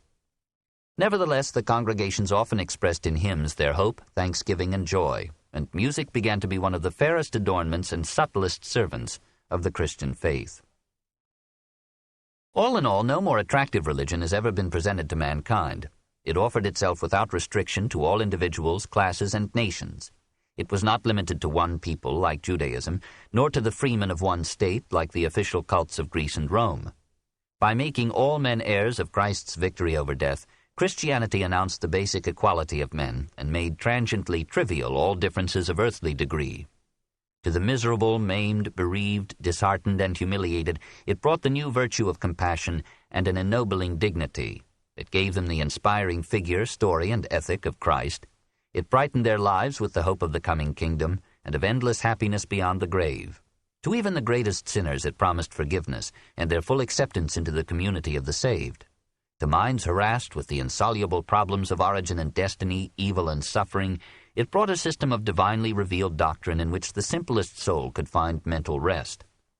To men and women imprisoned in the prose of poverty and toil, it brought the poetry of the sacraments and the Mass, a ritual that made every major event of life a vital scene in the moving drama of God and man.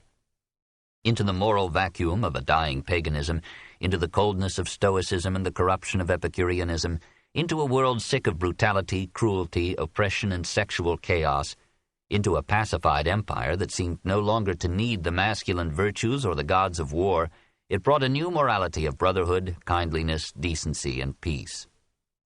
So molded to men's wants, the new faith spread with fluid readiness. Nearly every convert, with the ardor of a revolutionary, made himself an office of propaganda. The roads, rivers, and coasts, the trade routes and facilities of the empire largely determined the lines of the church's growth. Eastward from Jerusalem to Damascus, Edessa, Dura, Seleucia, and Ctesiphon. Southward through Bostra and Petra into Arabia. Westward through Syria into Egypt. Northward through Antioch into Asia Minor and Armenia. Across the Aegean from Ephesus and Troas to Corinth and Thessalonica. Over the Egnatian Way to Dyrrachium. Across the Adriatic to Brundisium, or through Scylla and Charybdis to Puteoli and Rome, through Sicily and Egypt to North Africa, over the Mediterranean or the Alps to Spain and Gaul, and thence to Britain. Slowly the cross followed the fasces, and the Roman eagles made straight the way for Christ. Asia Minor was in these centuries the stronghold of Christianity. By 300, the majority of the population in Ephesus and Smyrna were Christians. The new faith fared well in North Africa. Carthage and Hippo became leading centers of Christian learning and dispute. Here rose the great fathers of the Latin Church, Tertullian, Cyprian, Augustine. Here the Latin text of the Mass and the first Latin translation of the New Testament took form. In Rome, the Christian community numbered some 100,000 by the end of the 3rd century. It was able to send financial aid to other congregations. Long since it had claimed for its bishop the supreme authority in the Church. Altogether, we may count a fourth of the population in the East as Christian by 300, and a 20th in the West. Men proclaim, said Tertullian, circa 200, that the state is beset with us. Every age, condition, and rank is coming over to us. We are only of yesterday, but already we fill the world. 2. The conflict of creeds. It would have been surprising if, in the multitude of relatively independent centers of Christianity, subject to different traditions and environments, there had failed to develop a diversity of customs and creeds. Greek Christianity in particular was destined to a flood of heresies by the metaphysical and argumentative habits of the Greek mind. Christianity can be understood only in the perspective of these heresies, for even in defeating them it took something of their color and form. One faith united the scattered congregations, that Christ was the Son of God, that he would return to establish his kingdom on earth, and that all who believed in him would at the last judgment be rewarded with eternal bliss. But Christians differed as to the date of the second advent. When Nero died and Titus demolished the temple, and again when Hadrian destroyed Jerusalem, many Christians hailed these calamities as signs of the second coming. When chaos threatened the empire at the close of the 2nd century, Tertullian and others thought that the end of the world was at hand. A Syrian bishop led his flock into the desert to meet Christ halfway, and a bishop in Pontus disorganized the life of his community by announcing that Christ would return within a year. As all signs failed and Christ did not come, wiser Christians sought to soften the disappointment by reinterpreting the date of his return. He would come in 1,000 years, said an epistle ascribed to Barnabas. He would come, said the most cautious, when the generation or race of the Jews was quite extinct, or when the gospel had been preached to all Gentiles. Or, said the Gospel of John, he would send in his stead the Holy Spirit or Paraclete. Finally, the kingdom was transferred from earth to heaven, from the years of our life to a paradise beyond the grave. Even the belief in the millennium, in the return of Jesus after 1,000 years, was discouraged by the Church and was ultimately condemned. The faith in the second advent had established Christianity. The hope of heaven preserved it. Aside from these basic tenets, the followers of Christ in the first 3 centuries divided into 100 creeds. We should misjudge the function of history, which is to illuminate the present through the past, were we to detail the varieties of religious belief that sought and failed to capture the growing Church, and which the Church had to brand one after another as disintegrating heresies. Gnosticism, the quest of godlike knowledge, or gnosis, through mystic means, was not a heresy so much as a rival. It antedated Christianity, and had proclaimed theories of a soter, or savior, before Christ was born. That same Simon Magus of Samaria, whom Peter rebuked for simony, was probably the author of a great exposition which gathered together a maze of Oriental notions about the complicated steps that could lead the human mind to a divine comprehension of all things. In Alexandria, the Orphic, Neo-Pythagorean, and Neo-Platonist traditions, fusing with the Logos philosophy of Philo, stirred Basilides in 117, Valentinus in 160, and others to form weird systems of divine emanations and personified eons of the world. In Edessa, Bardesanes in 200 created literary Syriac by describing these eons in prose and verse. In Gaul, the Gnostic Marcus offered to reveal to women the secrets of their guardian angels. His revelations were flattering, and he accepted their persons as his reward. The greatest of the early heretics was not a Gnostic, but was influenced by their mythology. About 140, Marcion, a rich youth of Sinope, came to Rome vowing to complete Paul's work of divorcing Christianity from Judaism. The Christ of the Gospels, said Marcion, had described as his father a God of tenderness, forgiveness, and love, but the Yahweh of the Old Testament was a harsh God of unrelenting justice, tyranny, and war. This Yahweh could not be the father of the gentle Christ. What good God, asked Marcion, would have condemned all mankind to misery for eating an apple, or desiring knowledge, or loving woman? Yahweh exists and is the creator of the world, but he made the flesh and bones of man from matter, and therefore left man's soul imprisoned in an evil frame. To release the soul of man, a greater God sent his Son to earth. Christ appeared, already 30 years of age, in a phantasmal, unreal body, and by his death won for good men the privilege of a purely spiritual resurrection. The good, said Marcion, are those who, following Paul, renounce Yahweh and the Jewish law, reject the Hebrew Scriptures, shun marriage and all sensual enjoyment, and overcome the flesh by a stern asceticism. To propagate these ideas, Marcion issued a New Testament composed of Luke's Gospel and the letters of Paul. The Church excommunicated him and returned to him the substantial sum that he had presented to it on coming to Rome. While the Gnostic and Marcionite sects were spreading rapidly in both East and West, a new heresiarch appeared in Mysia. About 156, Montanus denounced the increasing worldliness of Christians and the growing autocracy of bishops in the Church. He demanded a return to primitive Christian simplicity and austerity and a restored right of prophecy or inspired speech to the members of the congregations. 2 women, Priscilla and Maximilla, took him at his word and fell into religious trances, and their utterances became the living oracles of the sect.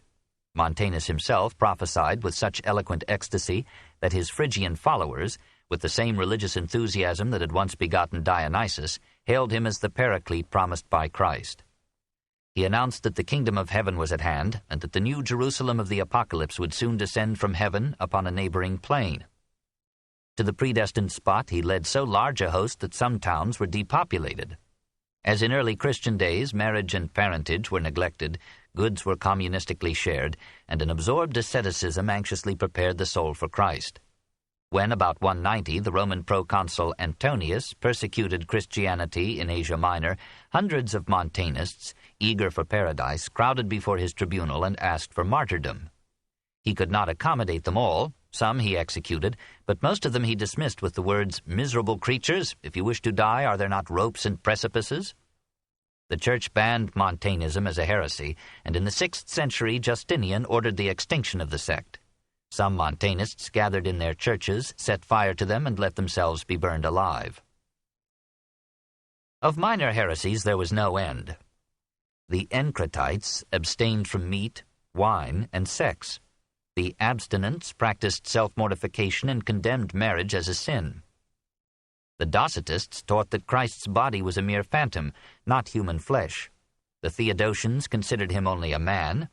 The Adoptionists and the followers of Paul of Samosata thought that he had been born a man but had achieved divinity through moral perfection. The Modalists, Sabellians, and Monarchians recognized in the Father and the Son only one person, the Monophysites only one nature, the Monothelites only one will. The Church overcame them by its superior organization, its doctrinal tenacity, and its better understanding of the ways and needs of men.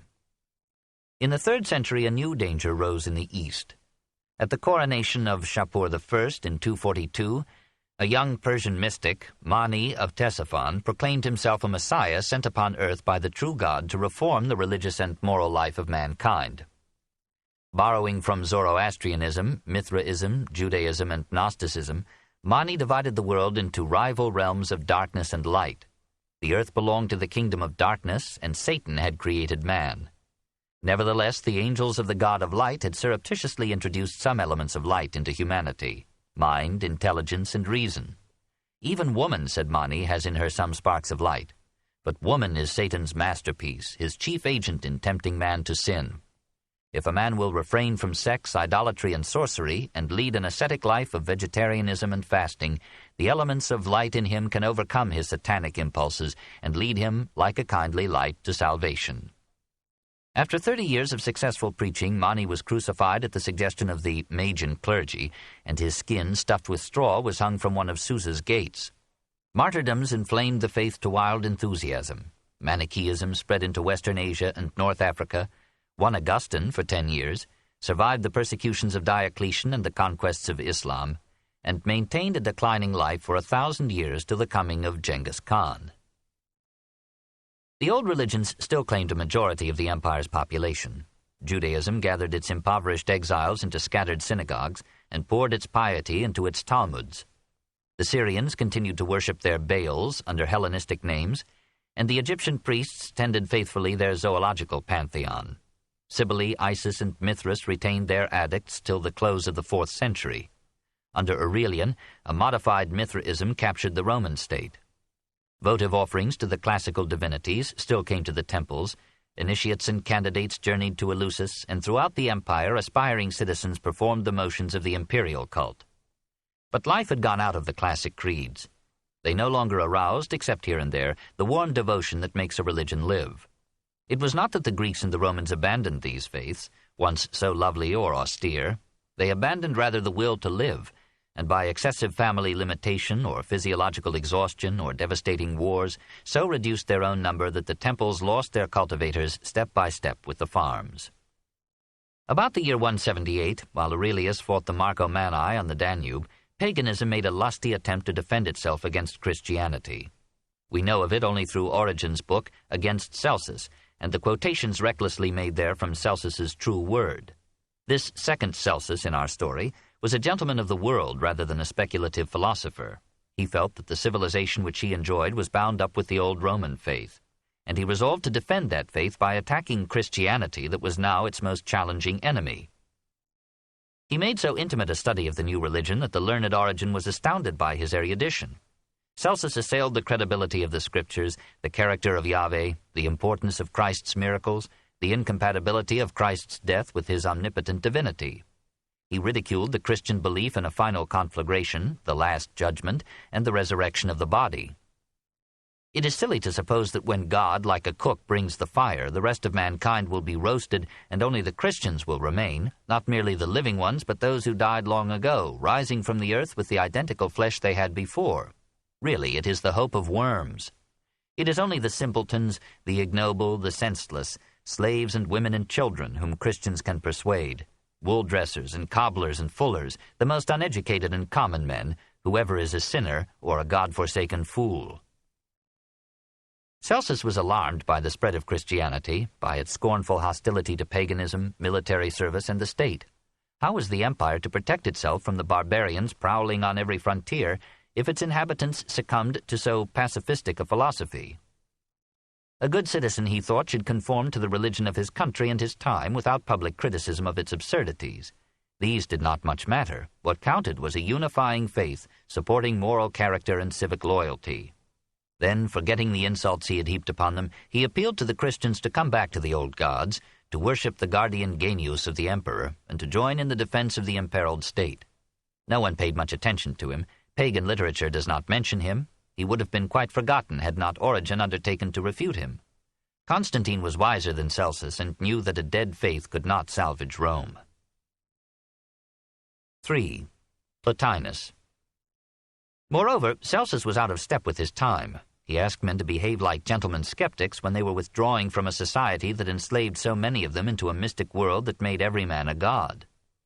That consciousness of supersensible powers which is the foundation of religion was prevailing universally over the materialism and determinism of a prouder age.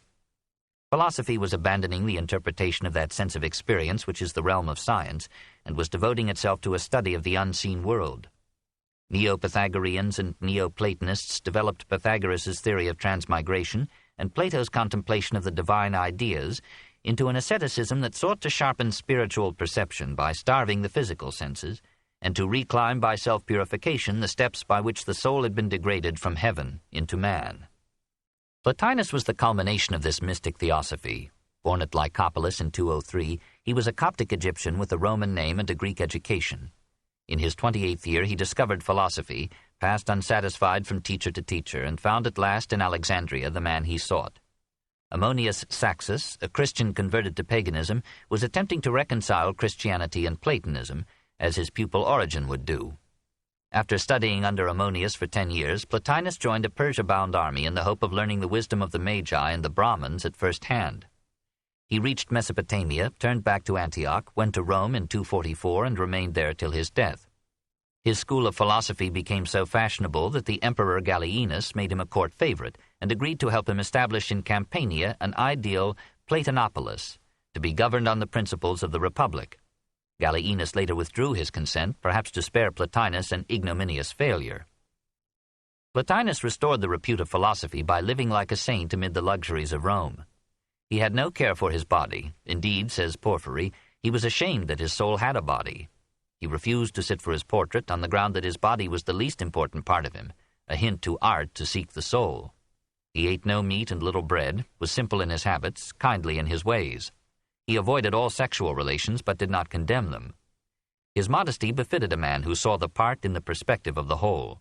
When Origen attended his class, Plotinus blushed and wished to end his lecture, saying, "The zest dies down when the speaker feels that his hearers have nothing to learn from him." He was not an eloquent speaker, but his devotion to his subject and his absorbed sincerity were good substitutes for oratory. Reluctantly and only late in life, he put his doctrines into writing. He never revised his first draft, and despite Porphyry's editing, the Aeneid remains among the most disorderly and difficult works in the history of philosophy. Plotinus was an idealist who graciously recognized the existence of matter. But matter by itself, he argued, is only the formless possibility of form. Every form that matter takes is given it by its inward energy or soul, or psyche. Nature is the total of energy or soul, producing the totality of forms in the world. The lower reality does not produce the higher. The higher being, soul, produces the lower, embodied form. The growth of the individual man from his beginnings in the womb, through the slow formation of organ after organ to full maturity, is the work of the psyche or vital principle within him. The body is gradually molded by the longings and directives of the soul. Everything has soul, an inward energy creating outward form. Matter is evil only insofar as it has not received mature form. It is an arrested development, and evil is the possibility of good. We know matter only through idea, through sensation, perception, thought. What we call matter is, as Hume would say, only a bundle of ideas. At most, it is an elusive hypothetical something pressing against our nerve ends. Mill's permanent possibility of sensation. Ideas are not material. The notion of extension in space is obviously inapplicable to them. The capacity to have and use ideas is reason, or nous. This is the peak of the human triad of body, soul, and mind. Reason is determined insofar as it depends upon sensation. It is free insofar as it is the highest form of the creative, molding soul. The body is both the organ and the prison of the soul. The soul knows that it is a higher kind of reality than the body. It feels its kinship with some vaster soul, some cosmic creative life and power. And in the perfection of thought it aspires to join again that supreme spiritual reality from which it appears to have fallen in some primeval catastrophe and disgrace. Plotinus here surrenders discursively to the Gnosticism that he professes to reject, and describes the descent of the soul through various levels from heaven to corporeal man. Generally, he prefers the Hindu notion that the soul transmigrates from lower to higher, or from higher to lower forms of life, according to its virtues and vices in each incarnation. Sometimes he is playfully Pythagorean. Those who have loved music too much will become songbirds in their next avatar, and over-speculative philosophers will be transformed into eagles. The more developed the soul is, the more persistently it seeks its divine source, like a child strayed from its parent, or a wanderer longing for home. If it is capable of virtue or true love or devotion to the muses or patient philosophy, it will find the ladder down which it came and will climb it to its God. Let the soul then purify itself. Let it desire the unseen essence passionately. Let it lose the world in meditation. Suddenly, perhaps in some moment when all the noise of the senses is stilled and matter ceases to pound on the gates of mind, the soul will feel itself absorbed in the ocean of being, the spiritual and final reality. Sometimes, wrote Thoreau, idly drifting on Walden Pond, I ceased to live and began to be. When this takes place, says Plotinus, the soul will see divinity as far as it is lawful, and she will see herself illuminated, full of intellectual light. Or rather, she will perceive herself to be a pure light, unburdened, agile, and becoming God. But what is God? He, too, is a triad of unity, hen, reason, nous, and soul, or psyche. Beyond being there is the one. Through the seeming chaos of mundane multiplicity runs a unifying life. We know almost nothing of it except its existence. Any positive adjective or prejudiced pronoun applied to it would be an unwarrantable limitation. We may only call it one and first, and good as the object of our supreme desire. Emanating from this unity is the world reason, corresponding to Plato's ideas, the formative models and ruling laws of things. They are, so to speak, the thoughts of God, the reason in the one, the order and rationality of the world. Since these ideas persist while matter is a kaleidoscope of passing shapes, they are the only true or enduring reality. But unity and reason, though they hold the universe together, do not create it. This function is performed by the third aspect of the Godhead, the vitalizing principle that fills all things and gives them their power and predestined form. Everything, from atoms to planets, has an activating soul, which is itself a part of the world soul. Every Atman is Brahman. The individual soul is eternal only as vitality or energy, not as a distinct character. Immortality is not the survival of personality. It is the absorption of the soul in deathless things. Virtue is the movement of the soul toward God. This book is continued at this point on the other side of this cassette. Please reverse or turn the cassette over now. The Story of Civilization, Volume 3, Caesar and Christ, Part 2, by Will Durant, continued, Cassette 9, Side 2.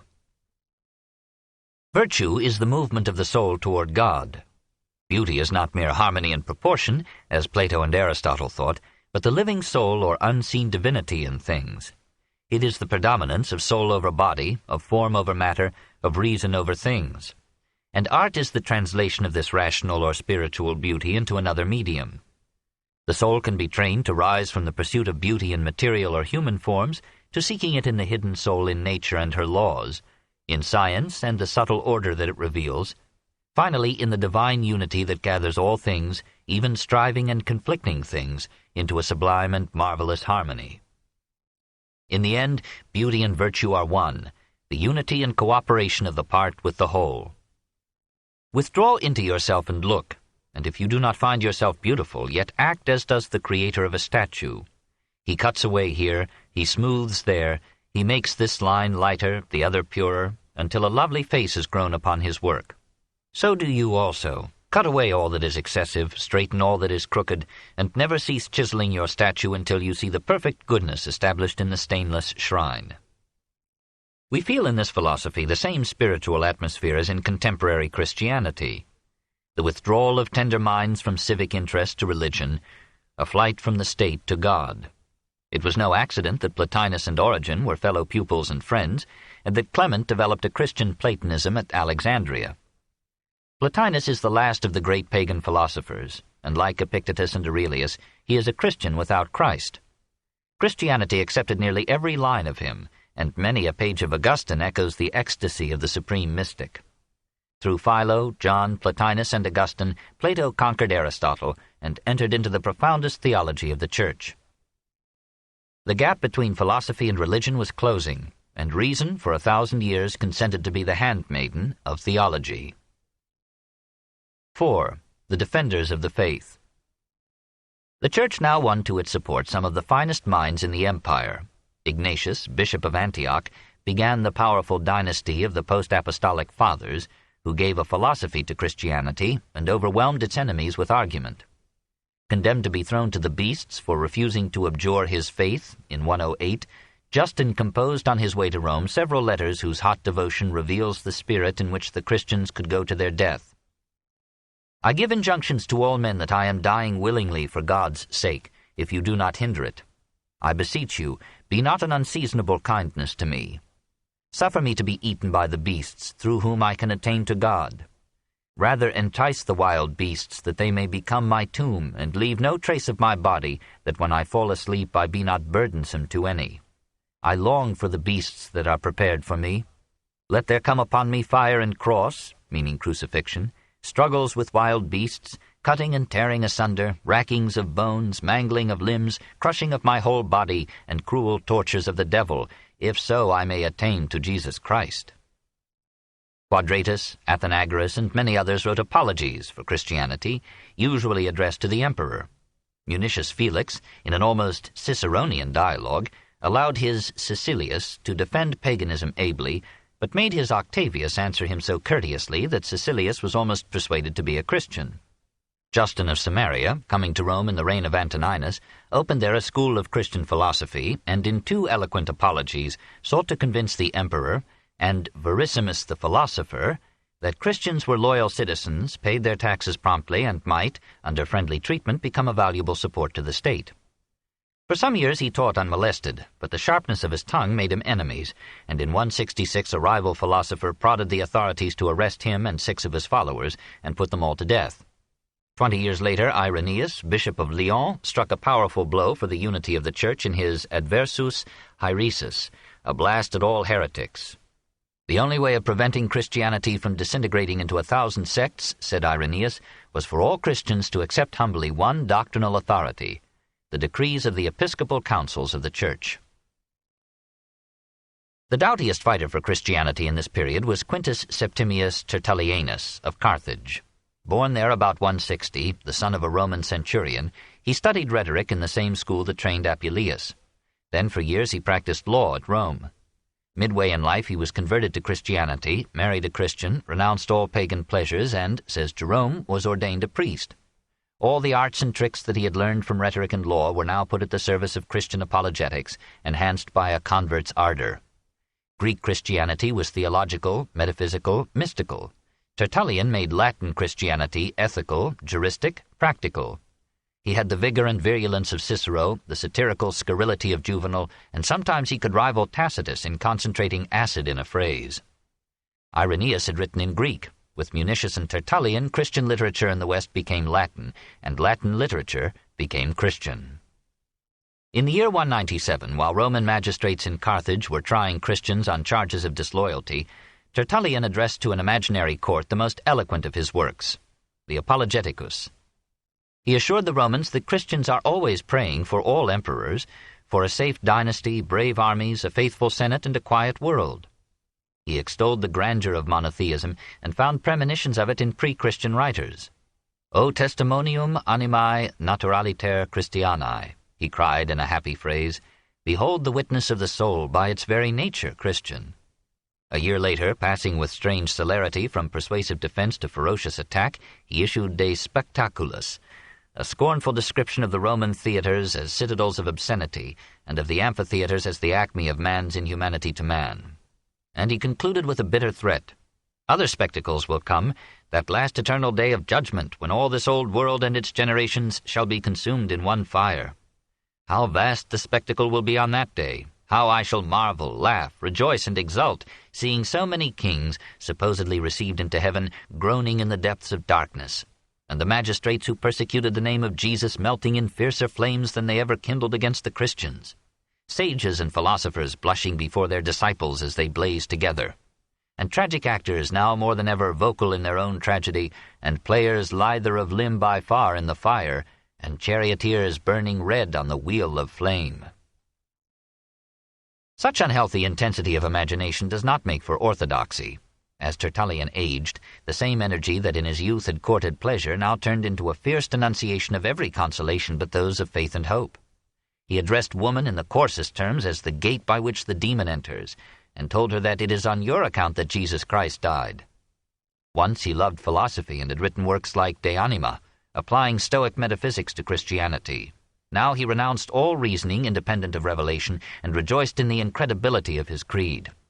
God's Son died. It is believable precisely because it is absurd. He was buried and rose again. It is certain because it is impossible. Sinking into a morose Puritanism, Tertullian in his 58th year rejected the Orthodox Church as too sullied with worldly ways, and embraced Montanism as a more outright application of the teachings of Christ. He condemned all Christians who became soldiers, artists, or state officials, all parents who did not veil their daughters, all bishops who restored repentant sinners to communion. Finally, he called the Pope Pastor Micorum, shepherd of adulterers. Despite him, the Church prospered in Africa. Able and devoted bishops like Cyprian made the diocese of Carthage almost as rich and influential as Rome's. In Egypt, the growth of the Church was slower, and its early stages are lost to history. Suddenly, late in the 2nd century, we hear of a catechetical school in Alexandria, which wedded Christianity to Greek philosophy and produced two major fathers of the Church. Both Clement and Origen were well versed in pagan literature and loved it after their own fashion. If their spirit had prevailed, there would have been a less destructive break between classical culture and Christianity. When Origenes Adamantius was 17 in 202, his father was arrested as a Christian and condemned to death. The boy wished to join him in prison and martyrdom. His mother, failing to deter him by other means, hid all his clothes. Origen sent his father letters of encouragement. "Take heed," he bade him, "not to change your mind on our account." The father was beheaded, and the youth was left to care for the mother and 6 young children. Inspired to greater piety by the many martyrdoms he saw, he adopted the ascetic life. He fasted much, slept little, and on bare ground. wore no shoes, and subjected himself to cold and nakedness. Finally, in rigorous interpretation of Matthew, chapter 19, verse 12, he emasculated himself. In 203 he succeeded Clement as head of the catechetical school. Though he was only 18, his learning and eloquence drew many students, pagan as well as Christian, and his fame spread throughout the Christian world. Some ancients reckoned his books at 6,000. Many, of course, were brief brochures. Even so, Jerome asked, "Which of us can read all that he has written?" In love with the Bible, which through boyhood memorizing had become part of his mind, Origen spent 20 years and employed a corps of stenographers and copyists, collating in parallel columns the Hebrew text of the Old Testament, a Greek transliteration of that text, and Greek translations of it by the Septuagint, Aquila, Symmachus, and Theodotion. By comparing these diverse renderings and using his knowledge of Hebrew, Origen offered to the Church a corrected Septuagint. Insatiate, he added commentaries, sometimes of great length, on every book in the Bible. In Periarchon, First Principles, he achieved the first orderly and philosophical exposition of Christian doctrine. In a Miscellany, or Stromatise, he undertook to demonstrate all Christian dogmas from the writings of the pagan philosophers. To lighten his task, he availed himself of that allegorical method by which pagan philosophers had made Homer accord with reason, and Philo had reconciled Judaism with Greek philosophy. The literal meaning of Scripture, argued Origen, overlay two deeper layers of meaning, the moral and the spiritual, to which only the esoteric and educated few could penetrate. He questioned the truth of Genesis as literally understood. He explained away as symbols the unpleasant aspects of Yahweh's dealings with Israel, and he dismissed as legends such stories as that of Satan taking Jesus up to a high mountain and offering him the kingdoms of the world. Sometimes, he suggested, scriptural narratives were invented in order to convey some spiritual truth.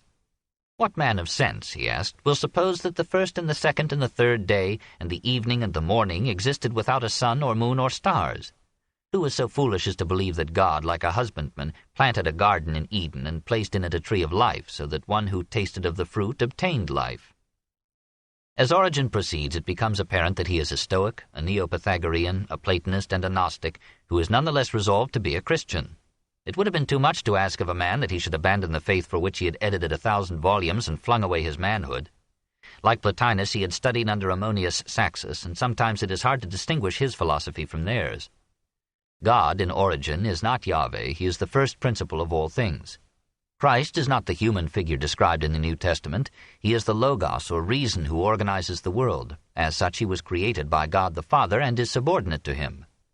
In Origen, as in Plotinus, the soul passes through a succession of stages and embodiments before entering the body, and after death it will pass through a like succession before arriving at God. Even the purest souls will suffer for a while in purgatory, but in the end all souls will be saved. After the final conflagration there will be another world with its long history, and then another and another. Each will improve on the preceding, and the whole vast sequence will slowly work out the design of God. We cannot wonder that Demetrius, Bishop of Alexandria, looked with some doubt upon the brilliant philosopher who adorned his diocese and corresponded with emperors. He refused to ordain Origen to the priesthood on the ground that emasculation disqualified him. But while Origen was traveling in the Near East, 2 Palestinian bishops ordained him. Demetrius protested that this infringed his rights. He convened a synod of his clergy. It annulled Origen's ordination and banished him from Alexandria. Origen removed to Caesarea and continued his work as a teacher. There he wrote his famous defense of Christianity, Contra Celsum, in 248. With magnanimous spirit he admitted the force of Celsus's arguments, but he replied that for every difficulty and improbability in Christian doctrine there were worse incredibilities in paganism. He concluded not that both were absurd, but that the Christian faith offered a nobler way of life than could possibly come from a dying and idolatrous creed. In 250, the Decian persecution reached Caesarea. Origen, now 65, was arrested, stretched on the rack, loaded with chains and an iron collar, and kept in prison for many days. But death caught up with Decius first, and Origen was released. He lived only 3 years more. Torture had fatally injured a body already weakened by unremitting asceticism. He died as poor as when he had begun to teach, and the most famous Christian of his time. As his heresies ceased to be the secret of a few scholars, the Church found it necessary to disown him. Pope Anastasius condemned his blasphemous opinions in 400, and in 553 the Council of Constantinople pronounced him anathema. Nevertheless, nearly every later Christian savant for centuries learned from him and depended upon his work. and his defense of Christianity impressed pagan thinkers as no apology had done before him. With him, Christianity ceased to be only a comforting faith. It became a full-fledged philosophy, buttressed with Scripture but proudly resting on reason. 5. The organization of authority. The Church might be excused for condemning Origen. His principle of allegorical interpretation not only made it possible to prove anything, but at one blow it did away with the narratives of Scripture and the earthly life of Christ, and it restored individual judgment precisely while proposing to defend the faith. Faced with the hostility of a powerful government, the Church felt the need of unity. It could not safely allow itself to be divided into 100 feeble parts by every wind of intellect, by disloyal heretics, ecstatic prophets, or brilliant sons. Celsus himself had sarcastically observed that Christians were split up into ever so many factions, each individual desiring to have his own party.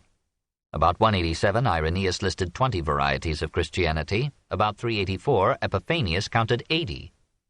At every point, foreign ideas were creeping into Christian belief, and Christian believers were deserting to novel sects. The Church felt that its experimental youth was ending, its maturity was near. It must now define its terms and proclaim the conditions of its membership. 3 difficult steps were necessary: the formation of a scriptural canon, the determination of doctrine, and the organization of authority. The literature of Christianity in the 2nd century abounded in Gospels, epistles, apocalypses, and Acts. Christians differed widely in accepting or rejecting these as authoritative expressions of the Christian creed. The Western churches accepted the Book of Revelation. The Eastern churches generally rejected it. These accepted the Gospel according to the Hebrews and the epistles of James. The Western churches discarded them.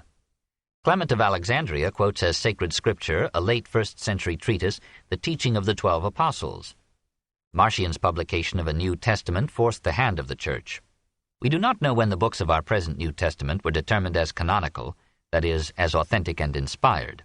We can only say that a Latin fragment discovered by Muratori in 1740, named after him and generally assigned to circa 180, assumes that the canon had by that time been fixed. Ecclesiastical councils or synods met with increasing frequency in the 2nd century. In the 3rd, they were limited to bishops. By the close of that century, they were recognized as the final arbiters of Catholic, that is, universal, Christian belief. Orthodoxy survived heresy because it satisfied the need for a definite creed that could moderate dispute and quiet doubt, and because it was supported by the power of the Church. The problem of organization lay in determining the center of that power.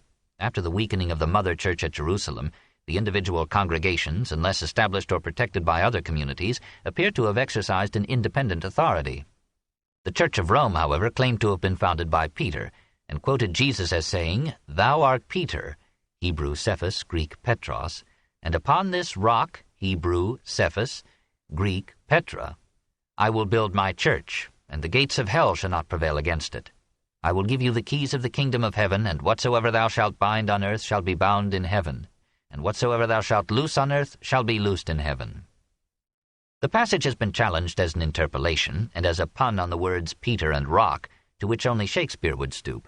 But the likelihood remains that Peter, if he did not establish the Christian colony in Rome, preached to it and appointed its bishop. Irenaeus in 187 wrote that Peter committed to the hands of Linus the office of the episcopate. Tertullian in 200 confirmed this tradition, and Cyprian in 252, bishop of Rome's great rival Carthage, urged all Christians to accept the primacy of the Roman see. The earliest occupants of Peter's throne left no mark upon history. The 3rd, Pope Clement, stands out as the author of an extant letter written about 96 to the Church of Corinth, appealing to its members to maintain harmony and order. Here, only a generation after Peter's death, the Bishop of Rome speaks with authority to the Christians of a distant congregation. The other bishops, while acknowledging the primacy of the Roman bishop as the lineal successor of Peter, repeatedly challenged his power to overrule their own decisions. The Eastern churches celebrated Easter on the 14th day of the Jewish month of Nisan, whatever day of the week this might be. The Western churches postponed the feast to the following Sunday. Polycarp, bishop of Smyrna, visiting Rome about 156, tried and failed to persuade Anicetus, bishop of Rome, to have the Eastern date observed in the West. And on his return he rejected the Pope's suggestion that the Eastern churches should accept the Western date. Pope Victor in 190 rephrased Anicetus's request as a command. The bishops of Palestine obeyed, those of Asia Minor refused. Victor sent out letters to the Christian congregations excommunicating the recalcitrant churches. Many bishops, even in the West, protested against so severe a measure, and apparently Victor did not insist. His successor, Zephyrinus, from 202 to 218, was a simple and unlettered man. To aid him in administering the spreading episcopate of Rome, Zephyrinus raised to the archdeaconate a man whose intelligence was less questioned than his morals. Callistus, said his enemies, had begun his career as a slave, had become a banker, had embezzled the funds deposited with him, had been sentenced to hard labor, had been released, had started a riot in a synagogue, had been condemned to the mines of Sardinia, had escaped by having his name surreptitiously inserted into a list of pardoned prisoners, and had then lived for 10 years at Antium in painful peace. When Zephyrinus placed him in charge of the papal cemetery, he transferred it to the Via Appia in the catacomb that bears his name. When Zephyrinus died and Callistus was chosen pope, Hippolytus and some other priests denounced him as unfit and set up a rival church and papacy, this in 218. Doctrinal differences accentuated the schism. Callistus believed in readmitting to the church those who, after baptism, had committed a mortal sin, such as adultery, murder, apostasy, and who professed their penitence. Hippolytus considered such lenience ruinous and wrote a refutation of all heresies, with special attention to this one. Callistus excommunicated him, gave the Church a competent administration, and vigorously asserted the supreme authority of the Roman See over all Christendom. The schism of Hippolytus ended in 235, but under Pope Cornelius, from 251 to 253, his heresy was revived by two priests, Novatus at Carthage and Novatian at Rome, who set up schismatic churches dedicated to the unrelenting exclusion of post-baptismal sinners. The Council of Carthage under Cyprian and the Council of Rome under Cornelius excommunicated both groups. Cyprian's appeal for Cornelius's support strengthened the papacy, but when Pope Stephen I, from 254 to 257, ruled that converts from heretical sects need not be rebaptized, Cyprian led a synod of African bishops in rejecting the decree. Stephen, like another Cato, excommunicated them in an ecclesiastical Punic war. His providentially early death allowed the quarrel to lapse and averted the secession of the powerful African Church. Despite overreachings and setbacks, the Roman See increased its power with almost every decade. Its wealth and ecumenical charities exalted its prestige. It was consulted by the Christian world on every issue of gravity. It took the initiative in repudiating and combating heresies and in defining the canon of the Scriptures. It was deficient in scholars and could not boast a Tertullian, an Origen, or a Cyprian. It gave its attention to organization rather than to theory. It built and governed and let others write and talk. Cyprian rebelled, but it was he who, in his De Catholicae Ecclesiae Unitate, acclaimed the see or seat of Peter, Cathedra Patri, as the center and summit of Christendom, and proclaimed to the world those principles of solidarity, unanimity, and persistency which have been the essence and mainstay of the Catholic Church. By the middle of the 3rd century, the position and resources of the papacy were so strong that Decius vowed he would rather have a rival emperor at Rome than a pope. The capital of the empire naturally became the capital of the Church. As Judea had given Christianity ethics and Greece had given it theology, so now Rome gave it organization. All these, with a dozen absorbed and rival faiths, entered into the Christian synthesis.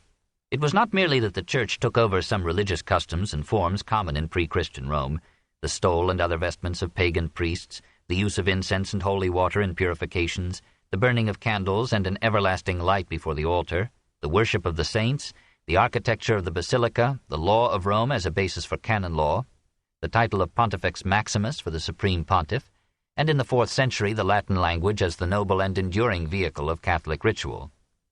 The Roman gift was above all a vast framework of government which, as secular authority failed, became the structure of ecclesiastical rule.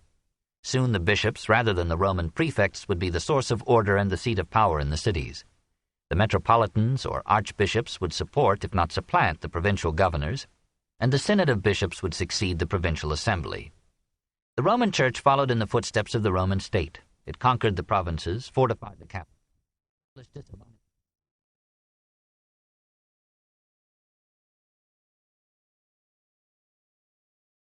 Responsibilities of Rome. Chapter 29. The Collapse of the Empire, A.D. 193 to 305. 1. A Semitic Dynasty. On January 1st, 193, a few hours after the assassination of Commodus, the Senate met in a transport of happiness and chose as emperor one of its most respected members, whose just administration as prefect of the city had continued the finest traditions of the Antonines. Pertinax accepted with reluctance a dignity so exalted that any fall from it must be fatal. He demeaned himself as an ordinary man, says Herodian, attended the lectures of the philosophers, encouraged literature, replenished the treasury, reduced taxes, and auctioned off the gold and silver, the embroideries and silks and beautiful slaves, wherewith Commodus had filled the imperial palace. In fact, he did everything, says Dio Cassius, that a good emperor should do. The freedmen who had lost their perquisites through his economy conspired with the Praetorian Guard, which disliked his restoration of discipline. On March 28th, 300 soldiers forced their way into the palace, struck him down, and carried his head upon a spear to their camp. The people and the Senate mourned and hid. The leaders of the Guard announced that they would bestow the crown upon that Roman who should offer them the largest donative. Didius Julianus was persuaded by his wife and daughter to interrupt his meal and enter his bid. Proceeding to the camp, he found a rival offering 5,000 drachmas, or $3,000, to each soldier in return for the throne. The agents of the Guard passed from one millionaire to the other, encouraging higher bids. When Julianus promised each man 6,250 drachmas, the Guard declared him emperor. Aroused by this crowning indignity, the people of Rome appealed to the legions in Britain, Syria, and Pannonia to come and depose Julianus. The legions, angered by exclusion from the donative, hailed their respective generals with the imperial title and marched toward Rome. The Pannonian commander, Lucius Septimius Severus Geta, gained the principate by boldness, expedition, and bribery. He pledged himself to give each soldier 12,000 drachmas upon his accession. He led them from the Danube to within 70 miles of Rome in a month. He won over to himself the troops sent to halt him and subdued the Praetorians by offering them pardon in return for the surrender of their leaders. He violated precedent by entering the capital with all his troops in full armor, but he himself appeased tradition by wearing civilian dress. A tribune found Julianus in tears and terror in the palace, led him into a bathroom, and beheaded him on June 2, 193. Africa, which was at this time providing Christianity with its ablest defenders, gave birth in 146 and early schooling to Septimius. Brought up in a family of Punic-speaking Phoenicians, he studied literature and philosophy in Athens and practiced law in Rome. Despite the Semitic accent of his Latin, he was among the best-educated Romans of his time and liked to surround himself with poets and philosophers. But he did not allow philosophy to impede his wars or poetry to soften his character. He was a man of handsome features, strong physique, and simple dress, hardy in hardship, clever in strategy, fearless in battle, ruthless in victory. He conversed with wit, judged with penetration, lied without scruple, loved money more than honor, and governed with cruelty and competence. The Senate had made the mistake of declaring for his rival Albinus. Septimius, surrounded with 600 guards, persuaded it to confirm his own accession. Then he put scores of senators to death and confiscated so many aristocratic estates that he became landlord to half the peninsula. The decimated Senate was replenished by imperial nomination with new members chiefly from the monarchical East. The great lawyers of the age, Papinian, Paulus, Ulpian, accumulated arguments in defense of absolute power. Septimius ignored the Senate except when he sent it commands. He assumed full control of the various treasuries, based his rule frankly upon the army, and made the Principate an hereditary military monarchy. The army was increased in size, the pay of the soldiers was raised, and became an exhausting drain upon the public purse. Military service was made compulsory, but was forbidden to the inhabitants of Italy. Henceforth, provincial legions would choose emperors for a Rome that had lost the fortitude to rule. This realistic warrior believed in astrology and excelled in the interpretation of portents and dreams. When, 6 years before his accession, his first wife died, he offered his hand to a rich Syrian whose horoscope had pledged her a throne. Julia Domna was the daughter of a rich priest of the god Elagabal at Emesa. There, long since, a meteorite had fallen, had been enshrined in a gaudy temple, and was worshipped as the symbol, if not the embodiment, of the deity. Julia came, bore Septimius 2 sons, Caracalla and Geta, and rose to her promised throne. She was too beautiful to be monogamous, but Septimius was too busy to be jealous. She gathered around her a salon of literary men, patronized the arts, and persuaded Philostratus to write and adorn the life of Apollonius of Tyana. Her strong character and influence accelerated that orientation of the monarchy toward Eastern ways which culminated morally under Elagabalus and politically under Diocletian. Of his 18 years as emperor, Septimius gave 12 to war. He destroyed his rivals in swift and savage campaigns. He razed Byzantium after a 4 years' siege, thereby lowering a barrier to the spreading Goths. He invaded Parthia, took Ctesiphon, annexed Mesopotamia, and hastened the fall of the Arsacid kings. In his old age, suffering from gout but fretful lest his army deteriorate through 5 years of peace, he led an expedition into Caledonia.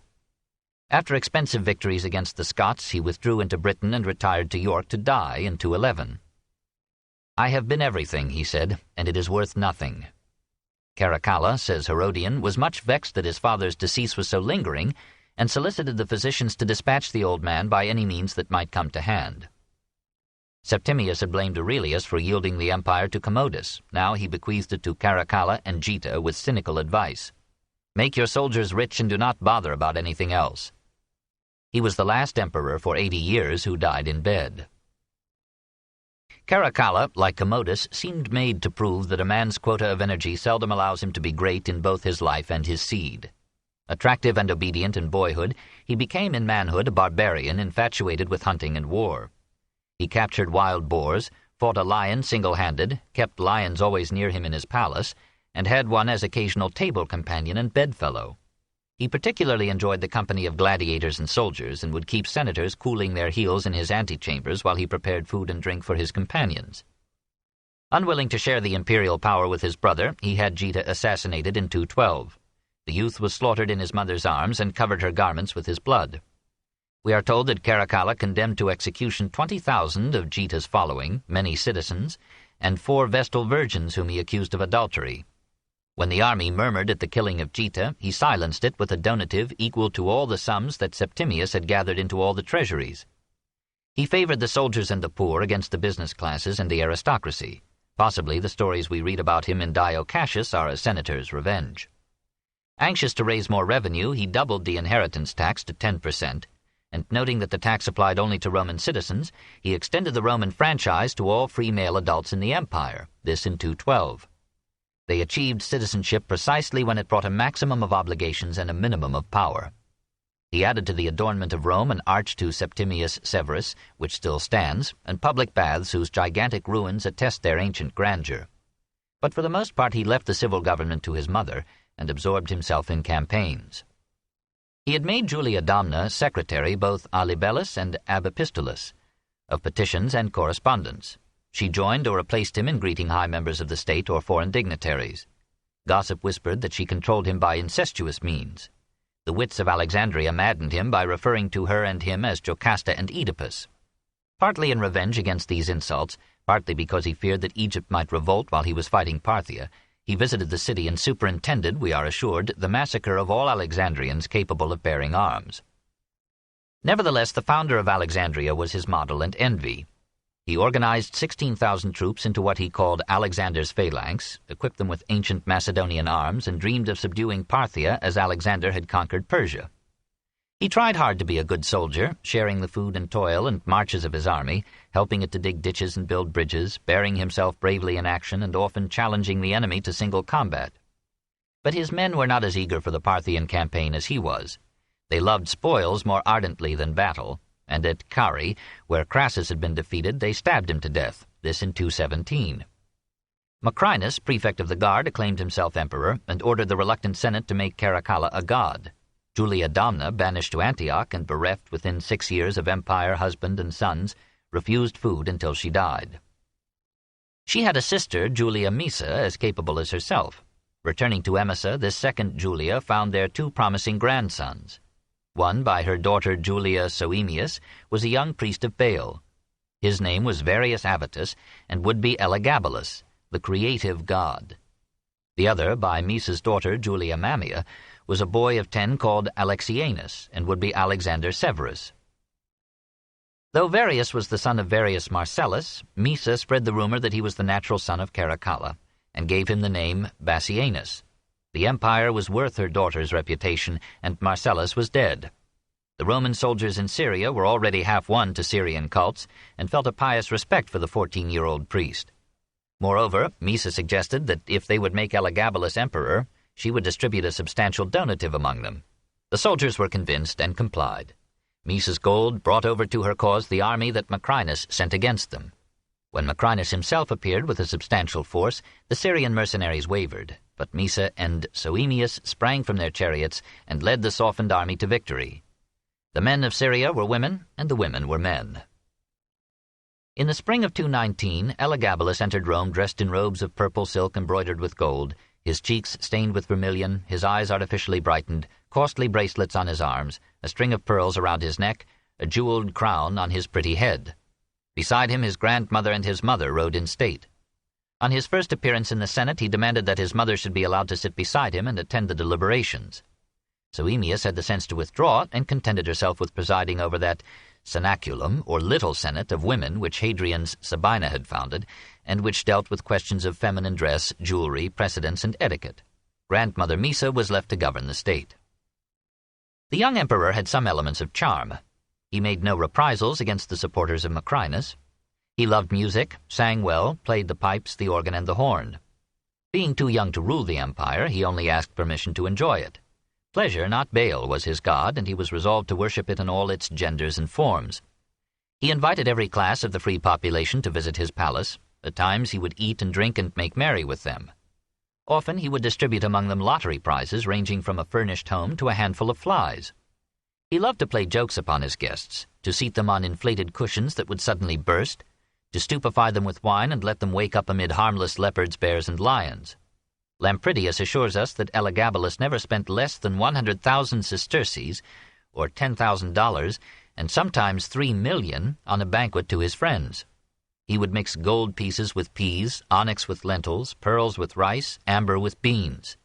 He would present horses or chariots or eunuchs as favors. Often he bade each guest take home the silver plate and goblets in which the dinner had been served.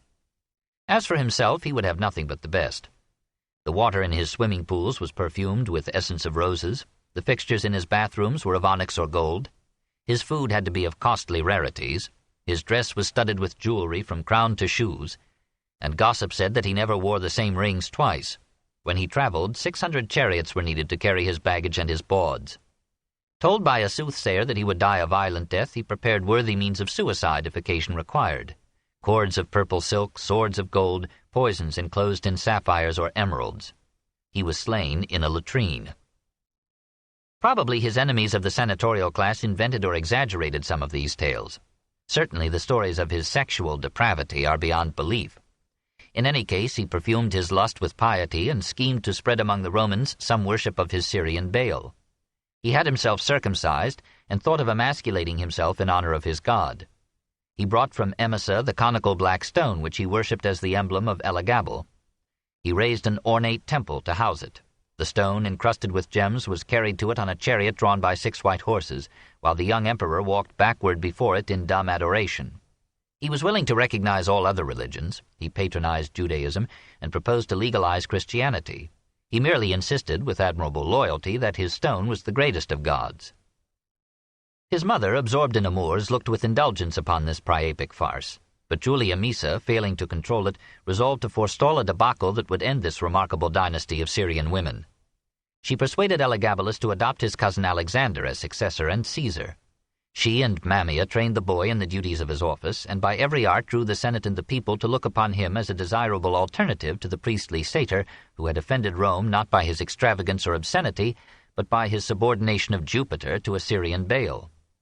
Soaemius discovered the plot and stirred up the Praetorians against her sister and nephew. Misa and Mammia offered richer arguments, and the guard slew Elagabalus and his mother, dragged his corpse through the streets and around the circus, and flung it into the Tiber. The guard proclaimed, the Senate accepted Alexander as emperor. This in 222. Marcus Aurelius Severus Alexander, like his predecessor, mounted the throne at the age of 14. His mother had given herself with singular consecration to the training of his body, mind, and character. He strengthened his frame with labor and exercise, swam in a cold pool for an hour every day, drank a pint of water before each meal, ate sparingly and of the simplest foods. He grew into a handsome youth, tall and strong, skilled in every sport and in the arts of war. He studied Greek and Latin literature, and only moderated his love for them on the insistence of Mammia, who quoted to him those verses of Virgil that called upon Romans to yield the graces of culture to others, and form themselves to organize a world state and rule it in peace.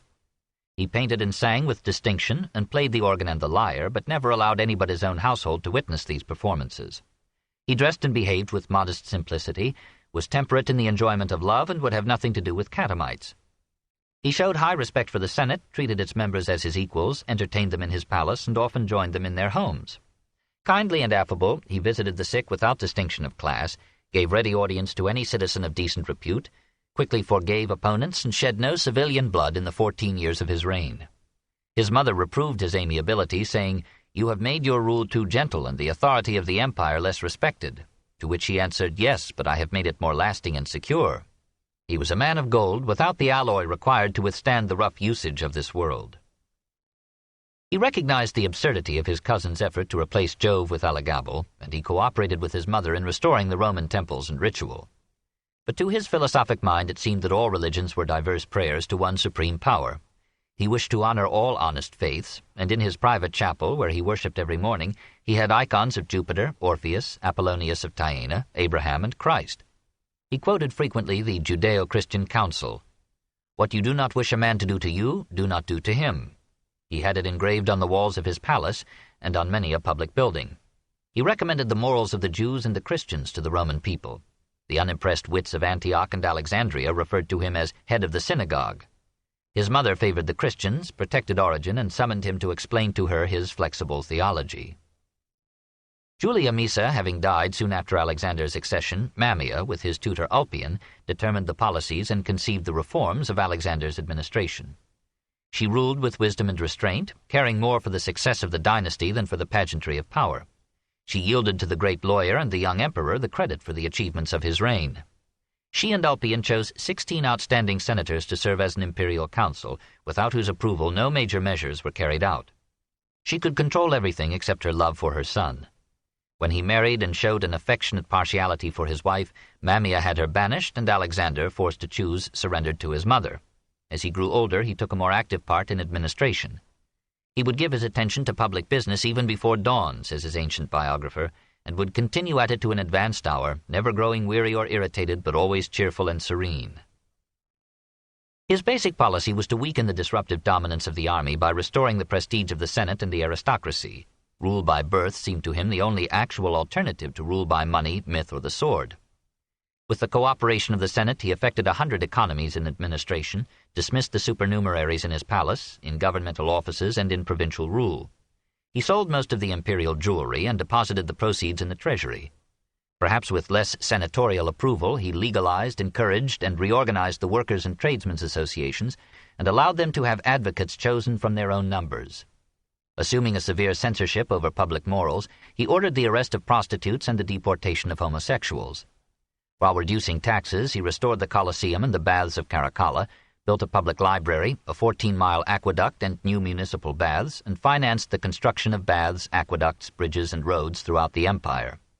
To force down interest rates that were harassing debtors, he lent public money at 4% and advanced funds to the poor without any interest charge for the purchase of agricultural land.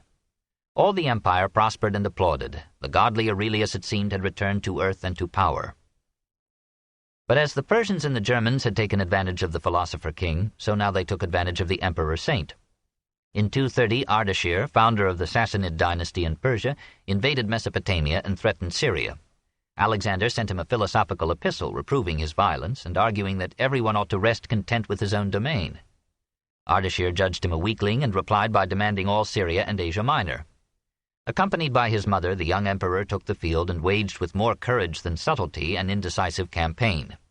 History is obscure as to his victories and defeats. In any case, Ardashir withdrew from Mesopotamia, perhaps to meet attacks on his eastern front.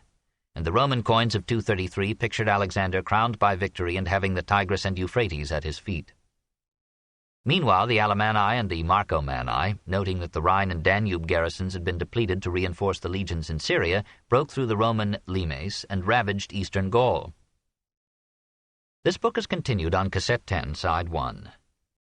The Story of Civilization, Volume 3, Caesar and Christ, Part 2, by Will Durant. Continued, Cassette 10, Side 1. Meanwhile, the Alemanni and the Marcomanni, noting that the Rhine and Danube garrisons had been depleted to reinforce the legions in Syria, broke through the Roman limes and ravaged eastern Gaul. After celebrating his Persian triumph, Alexander, again with Mammia at his side, rejoined his army and led it to Mainz. On his mother's advice, he negotiated with the enemy, offering them an annual sum to keep the peace. His troops condemned his weakness and mutinied. They had never forgiven his economy, his discipline, and his subordination of them to the Senate and a woman's rule. They acclaimed as emperor C. Julius Maximinus, commander of the Pannonian legions. The soldiers of Maximinus forced their way into Alexander's tent and slew him, his mother, and his friends in 235. 2. Anarchy. It was no whim of history that made the army supreme in the 3rd century. Internal causes had weakened the state and left it exposed on every front. The cessation of expansion after Trajan and again after Septimius Severus was the signal for attack. And as Rome had conquered nations by dividing them, so now the barbarians began to conquer her by uniting in simultaneous assaults. The necessity of defense exalted the power of arms and the prestige of soldiery. Generals replaced philosophers on the throne, and the last reign of the aristocracy yielded to the revived rule of force. Maximinus was a good soldier and no more, the robust son of a Thracian peasant. History assures us that he was 8 feet tall and had a thumb of such circumference that he could wear his wife's bracelet on it as a ring. He had no education, scorned it, and envied it. In his 3 years as emperor he never visited Rome, but preferred the life of his camp on the Danube or the Rhine. To support his campaigns and appease his troops, he laid such taxes upon the well-to-do that an upper-class revolt soon formed against his rule. Gordianus, the wealthy and learned proconsul of Africa, accepted the nomination of his army as a rival emperor. Being 80 years old, he associated his son with him in the lethal office.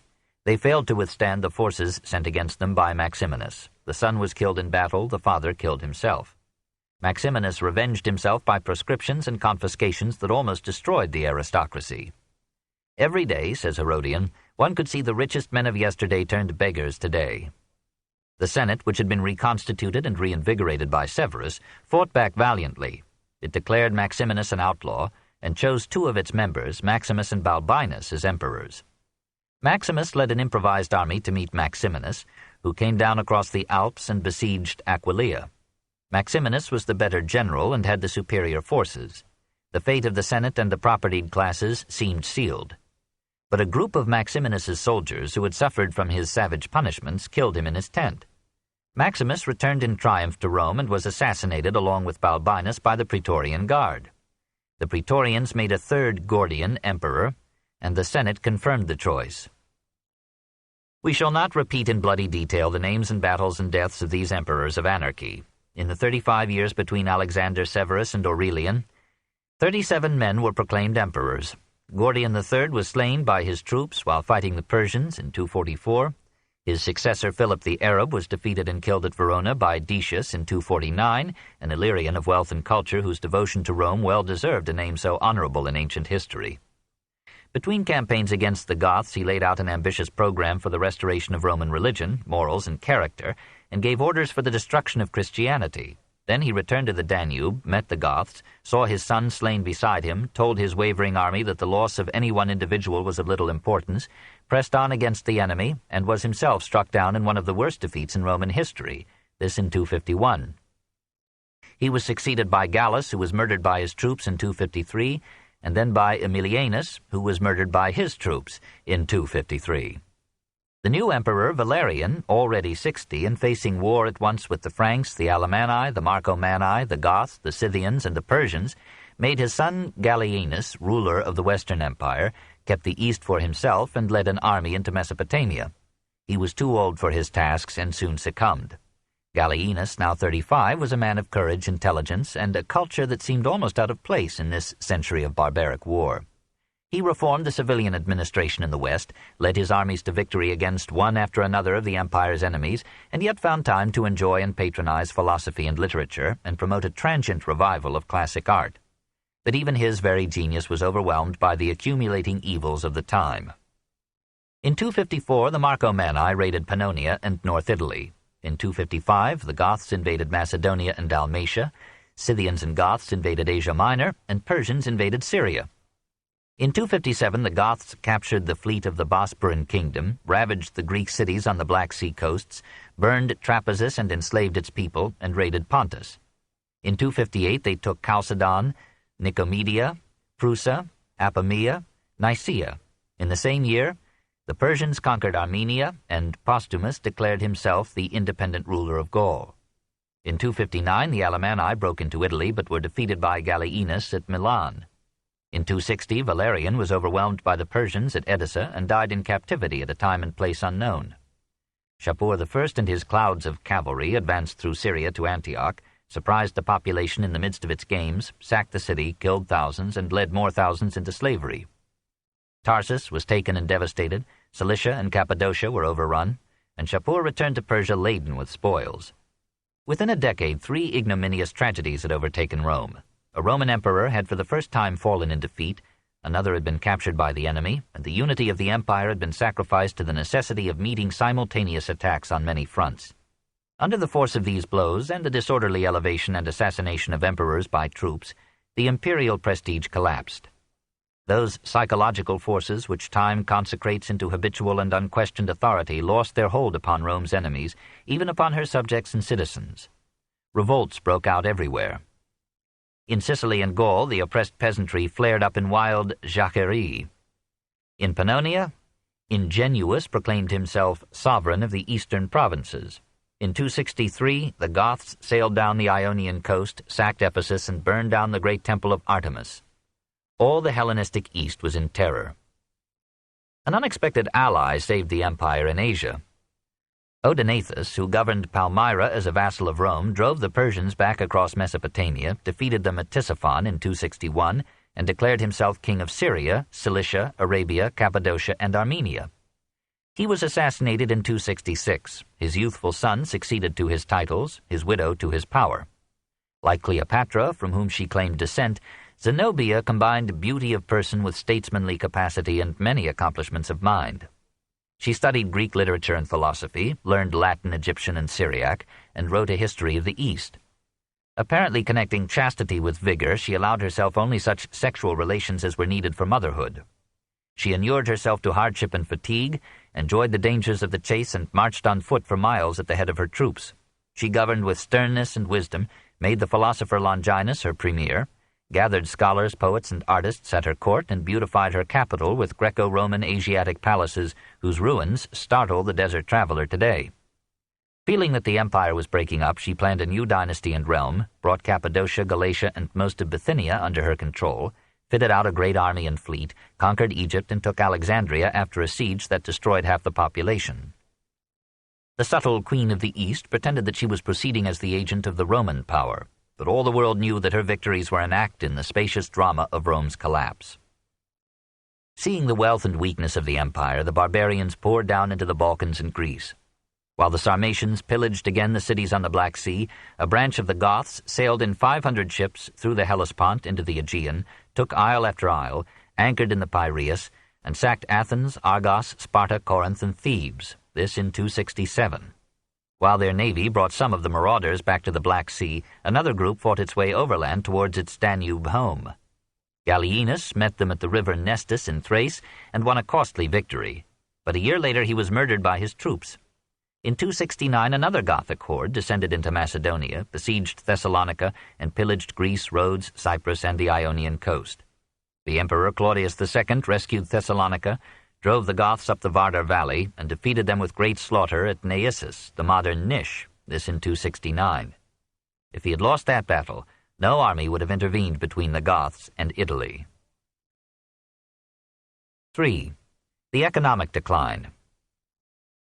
Political anarchy accelerated economic disintegration, and economic decline promoted political decay. Each was the cause and effect of the other. Roman statesmanship had never found a healthy economic life for Italy, and perhaps the narrow plains of the peninsula have never provided an adequate base for the soaring aims of the Italian state. The production of cereals was discouraged by the competition of cheap grains from Sicily, Africa, and Egypt, and the great vineyards were losing their markets to provincial wines. Farmers complained that high taxes consumed their precarious profits and left them too little to keep the drainage and irrigation canals in repair. The canals filled up, the marshes spread, and malaria weakened the population of the Campagna and Rome. Large tracts of fertile land had been withdrawn from cultivation for residential estates. The absentee owners of the latifundia exploited labor and the soil to the limit of tolerance, and absolved themselves by philanthropies in the towns. Urban architecture and games profited while the countryside grew desolate. Many peasant proprietors and free rural workers abandoned the farms for the cities, leaving Italian agriculture for the most part to latifundia manned by listless slaves. But the latifundia themselves were ruined by the Pax Romana, the dearth of wars of conquest in the 1st and 2nd centuries, and the consequent fall in the supply and rise in the cost of slaves. Compelled to lure free labor back to the land, the great landlords divided their holdings into units which they leased to coloni, cultivators. They required from these tenants a small money rent or a tenth of the produce, and a period of unpaid labor in the owner's villa or on his private domain. In many cases, landlords found it profitable to emancipate their slaves and change them into coloni. In the 3rd century, the owners, harassed by invasion and revolution in the cities, took more and more to living in their villas. These were fortified into castles and were gradually transformed into medieval chateaux. The lack of slaves strengthened for a time the position of free labor in industry as well as in agriculture. But while the resources of the rich were consumed by war and government, the poverty of the poor did not decrease.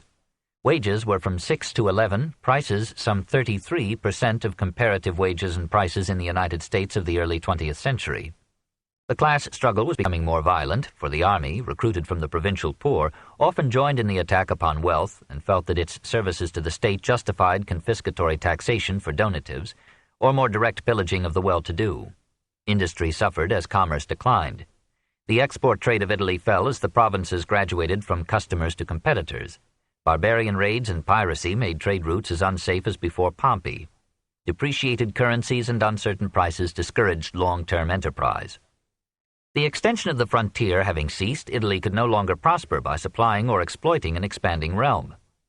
Once Italy had collected the bullion of conquered lands and grown rich on the robbery. Now money was migrating to the more industrialized Hellenistic provinces, and Italy grew poorer while the rising wealth of Asia Minor forced the replacement of Rome with an eastern capital. Italian industry was thrown back upon its domestic market and found the people too poor to buy the goods they could make. Internal commerce was hampered by brigands, rising taxes, and the deterioration of roads through lack of slaves. The villas became more self-sufficient in industry, and barter competed with money trade. Large-scale production gave way year by year to small shops, supplying chiefly a local demand. Financial difficulties entered. The precious metals were running low. The gold mines of Thrace and the silver mines of Spain had reduced their yield, and Dacia, with its gold, would soon be surrendered by Aurelian. Much gold and silver had been consumed in art and ornament. Faced with this dearth when war was almost continuous, the emperors, from Septimius Severus onward, repeatedly debased the currency to pay for state expenses and military supplies. Under Nero, the alloy in the denarius was 10%, under Commodus 30%, under Septimius 50%. Caracalla replaced it with the Antoninianus, containing 50% silver. By 260, its silver content had sunk to 5%. The government mints issued unprecedented quantities of cheap coin. In many instances, the state compelled the acceptance of these at their face value instead of their actual worth, while it insisted that taxes should be paid in goods or gold. Prices rose rapidly. In Palestine, they increased 1,000% between the 1st and 3rd centuries. In Egypt, inflation ran out of control, so that a measure of wheat that had cost 8 drachmas in the 1st century cost 120,000 drachmas at the end of the 3rd. Other provinces suffered much less, but in most of them inflation ruined a large part of the middle class, nullified trust funds and charitable foundations, rendered all business discouragingly precarious, and destroyed a considerable portion of the trading and investment capital upon which the economic life of the empire depended. The emperors after Pertinax were not displeased by this attrition of the aristocracy and the bourgeoisie. They felt the hostility of the senatorial class and the great merchants to their alien origin, their martial despotism, and their exactions. The war of Senate and Emperor, interrupted from Nerva to Aurelius, was renewed, and by donatives, public works, and doles, the rulers deliberately based their powers upon the favor of the army, the proletariat, and the peasantry. The empire suffered only less than Italy. Carthage and North Africa, farthest from the invaders, flourished, but Egypt decayed under destructive factionalism, Caracalla's massacre, Zenobia's conquest, high taxes, listless forced labor, and Rome's annual exaction of grain. Asia Minor and Syria had borne invasion and pillaging, but their ancient and patient industries had survived all tribulations. Greece, Macedonia, and Thrace had been devastated by the barbarians, and Byzantium had not recovered from Septimius's siege. As war brought Roman garrisons and supplies to the German frontier, new cities rose along the rivers: Vienna, Karlsburg, Strasbourg, Mainz.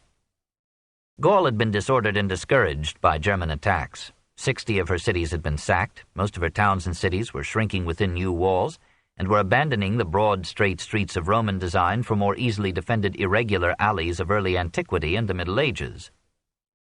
In Britain, too, the cities were becoming smaller, the villas larger. Class war and high taxation had destroyed wealth or driven it into rural concealment. The empire had begun with urbanization and civilization. It was ending in re-ruralization and barbarism. 4. The twilight of paganism. The cultural graph of the 3rd century follows loosely the curve of declining wealth and power. Nevertheless, in these tragic years we have the rise of notational algebra, the highest names in Roman jurisprudence, the finest example of ancient literary criticism, some of Rome's most majestic architecture, the oldest romantic novels, the greatest of mystic philosophers. The Greek anthology summarizes the life of Diophantus of Alexandria, AD 250, with algebraic humor. His boyhood lasted 1/6 of his life, his beard grew after 1/12 more, he married after another 7th, his son was born 5 years later and lived to half his father's age, and the father died 4 years after his son, therefore at the age of 84. Of his works, the chief survivor is the Arithmetica, a treatise on algebra. It solves determinate equations of the 1st degree, determinate quadratic equations, and indeterminate equations up to the 6th degree. For the unknown quantity which we denote by x, and which he called arithmos, the number, he used a Greek sigma, and for the other powers he used the letters of the Greek alphabet. An algebra without symbols had existed before him. Plato had recommended, for training and amusing the youthful mind, such problems as the distribution of apples in certain proportions among several persons. Archimedes had propounded like puzzles in the 3rd century BC, and both the Egyptians and the Greeks had solved geometrical problems by algebraic methods without algebraic notation. Probably Diophantus systematized methods already familiar to his contemporaries. The accident of time has preserved him, and to him through the Arabs we trace that bold and esoteric symbolism which aspires to formulate all the quantitative relations of the world. Papinian, Paulus, and Ulpian, the culminating trio of Roman law, all rose to power under Septimius Severus. All, as prefects of the Praetorian Guard, were the prime ministers of the realm, and all justified absolute monarchy on the ground that the people had delegated their sovereignty to the emperor. Papinian's Questiones and Responsa were so distinguished by clarity, humanity, and justice that Justinian's collections leaned heavily on these works. When Caracalla killed Geta, he bade Papinian write a legal defense of the act. Papinian refused, saying that it was easier to commit fratricide than to justify it. Caracalla ordered him beheaded, and a soldier performed the deed with an axe in the presence of the emperor. Domitius Ulpianus continued Papinian's labors as jurist and humanitarian. His legal opinions defended slaves as by nature free, and women as endowed with the same rights as men. Like most landmarks in the history of law, his writings were essentially a coordination of his predecessor's work. But his judgments were so definitive that nearly a third of them survive in the Digest of Justinian. It was because Alexander Severus ruled chiefly in accord with Ulpian's advice, says Lampridius, that he was so excellent an emperor. However, Ulpian had had some of his opponents put to death, and in 228 his enemies in the guard killed him in turn, with less legality and equal effect. Diocletian encouraged and financed schools of law and commissioned the codification of post-Trajanic legislation in the Codex Gregorianus. Thereafter the science of jurisprudence hibernated till Justinian. The 3rd century continued the art of painting on Pompeian and Alexandrian lines. Its meager remains are oriental and crude and almost effaced by time. Sculpture flourished, for many emperors had to be carved. It stiffened into a primitive frontality, but no later age has surpassed this one in portraits of startling veracity. It is a credit to Caracalla, or a testimony to his dullness, that he allowed a sculptor to transmit him to us as the curly-headed scowling brute of the Naples Museum. 2 sculptural colossi date from this period, the Farnese Bull and the Farnese Hercules, both of them exaggerated and unpleasantly tense, but showing undiminished technical mastery.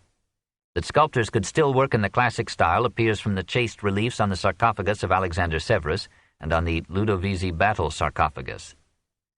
But the reliefs on the Arch of Septimius Severus at Rome frankly rejected Attic simplicity and grace for a coarse and picturesque virility that almost foreshadowed the rebarbarization of Italy. Architecture at Rome now carried to completion the Roman flair for sublimity through size. Septimius raised on the Palatine the last of its imperial palaces, with an eastern wing 7 stories high, the Septizonium. Julia Domna provided funds for the Atrium Vesti and the pretty temple of Vesta that still stands in the Forum. Caracalla built for Isis's consort Serapis an immense shrine of which some handsome fragments survive. The baths of Caracalla, finished under Alexander Severus, are among the world's most impressive ruins. They added nothing to architectural science, following essentially the lines of Trajan's baths, but their frowning mass well expressed the murderer of Geta and Papinian. The main block of brick and concrete covered 270,000 square feet, more than the Houses of Parliament and Westminster Hall combined. A winding stairway led to the top of the walls. Perched there, Shelley wrote Prometheus Unbound. The interior was garrisoned by a multitude of statues and upheld by 200 columns of granite, alabaster, and porphyry. The marble floors and walls were inlaid with mosaic scenes. Water poured from massive mouths of silver into pools and basins where 1,600 persons could bathe at once. Gallienus and Decius raised similar baths. In the latter case, the Roman engineers rested a circular dome upon a decagonal edifice and supported it with buttresses in the angles of the decagon, an expedient with little past and much future. In 295, Maximian began the most enormous of the 11 imperial thermae and named it with singular modesty the Baths of Diocletian. Here were bathing facilities for 3,600 persons at one time, gymnasiums, concert and lecture halls. Out of one room, the Tepidarium, Michelangelo fashioned Santa Maria degli Angeli, with the exception of St. Peter's, the largest church in Rome. Structures only less monumental rose in the provinces. Diocletian built extensively in Nicomedia, Alexandria, and Antioch. Maximian adorned Milan, Galerius Sirmium, Constantius Treves. Literature prospered less, for it could seldom tap the wealth that gathered in imperial hands. Libraries grew in number and size. A third-century physician had a collection of 62,000 volumes, and the Bibliotheca Ulpiana was renowned for its historical archives. Diocletian sent scholars to Alexandria to transcribe classical texts there and bring copies to the libraries of Rome. Scholars were plentiful and popular. Philostratus memorialized them well in his Lives of the Sophists. Porphyry continued Plotinus, attacked Christianity, and called the world to vegetarianism. Iamblichus tried to harmonize Platonism and pagan theology, and succeeded sufficiently to inspire the Emperor Julian. Diogenes Laertius put together the lives and opinions of the philosophers in fascinating excerpt and anecdote. Athenaeus Naucratis, having consumed the libraries of Alexandria, poured his chyme into the deep Nosophists, or sophists of the dinner table, a dreary dialogue on foods, sauces, courtesans, philosophers, and words, brightened here and there by some revelation of ancient custom or some reminiscence of great men. Longinus, perhaps of Palmyra, composed a polished essay, Peri Hypsus, on the sublime. The peculiar pleasure given by literature, runs the argument, is due to the lifting up, or ecstasis, of the reader by the eloquence that comes to a writer from strength of conviction and sincerity of character. Dio Cassius Coxianus of Bithynian Nicaea, after a life spent in the Cursus Honorum, began at 55 to write his History of Rome, this possibly in 210. In his 74th year he completed it, having carried the story down from Romulus to himself. Of its 80 books, less than half remain, but they fill 8 substantial volumes. It is a work of noble scope rather than high quality. It has vivid narratives, revealing speeches, and philosophical asides that are not always platitudinous and conservative. But like Livy, it is disfigured with portents. Like Tacitus, it is a long brief for the senatorial opposition. And like all Roman histories, it cleaves narrowly to the vicissitudes of politics and war, as if life for 1,000 years had been nothing but taxes and death. More significant than these honorable men for the historian of the mind is the appearance in this century of the romantic novel. It had had a long preparation in the Chiropaidia of Xenophon, the love poems of Callimachus, the legends that had accumulated about Alexander, and the Milesian tales told by Aristides and others in the 2nd century B.C. and afterward. These stories of adventure and love pleased an Ionian populace so classic in tradition but so oriental in mood, perhaps now oriental in blood. Petronius in Rome, Apuleius in Africa, Lucian in Greece, Iamblichus in Syria developed the picaresque romance in varied ways, with no special accent on love. In the first Christian centuries, possibly responding to an increasing audience of women readers, the novel of adventure merged with the romance of love. Our oldest extant example is the Ethiopica, or Egyptian tales, of Heliodorus of Emesa. Of its date there is much dispute, but we may provisionally assign it to the 3rd century. It begins in a style honorable with age.